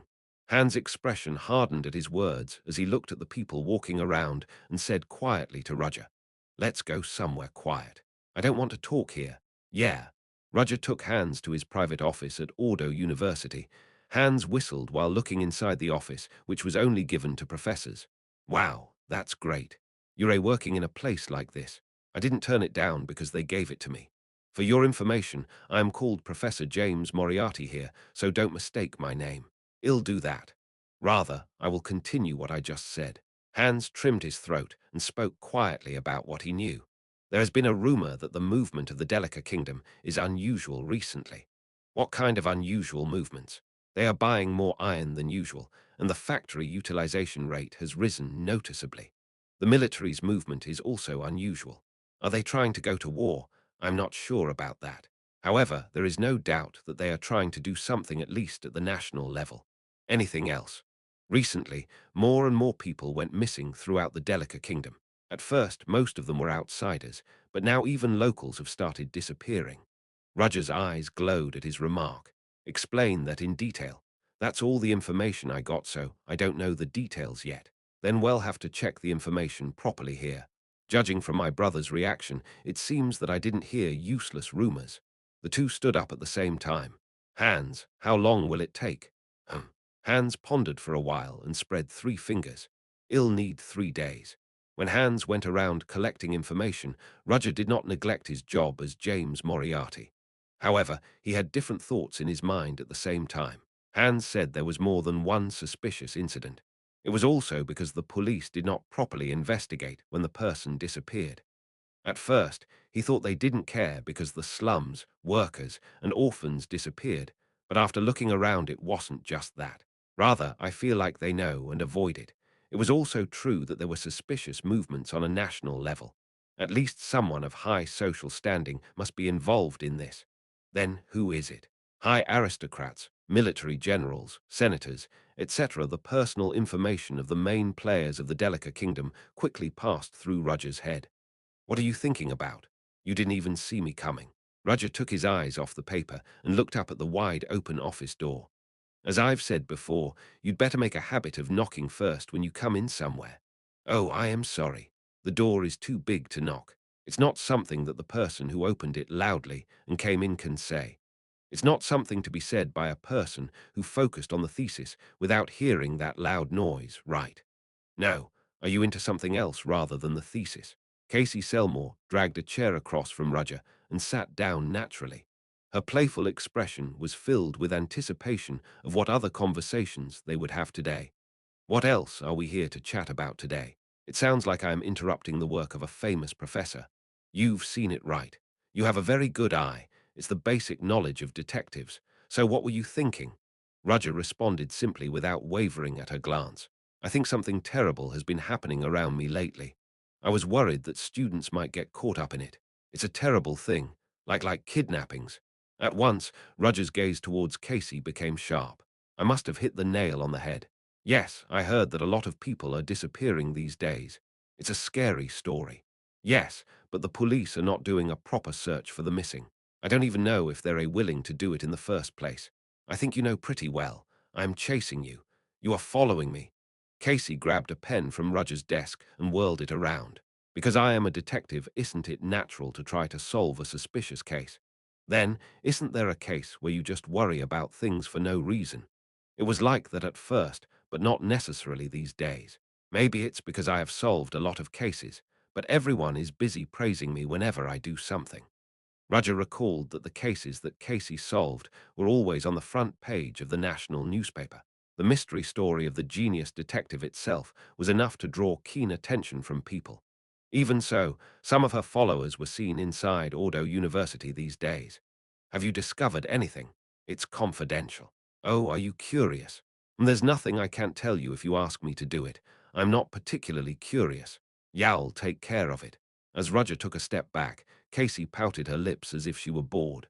The present Casey, who was watching the scene, opened his mouth wide. "Was I always that rude in the past?"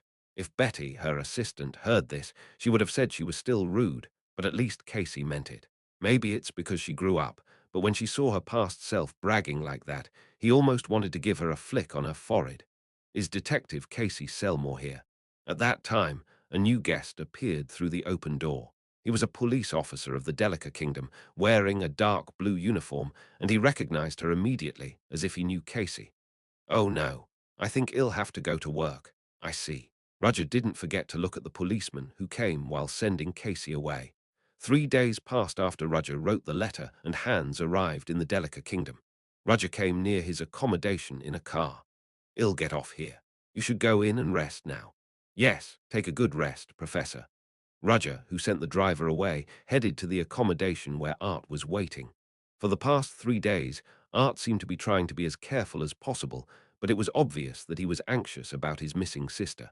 It got worse over time, so today he was going to give Art as much good news as he could. Hans will be here soon.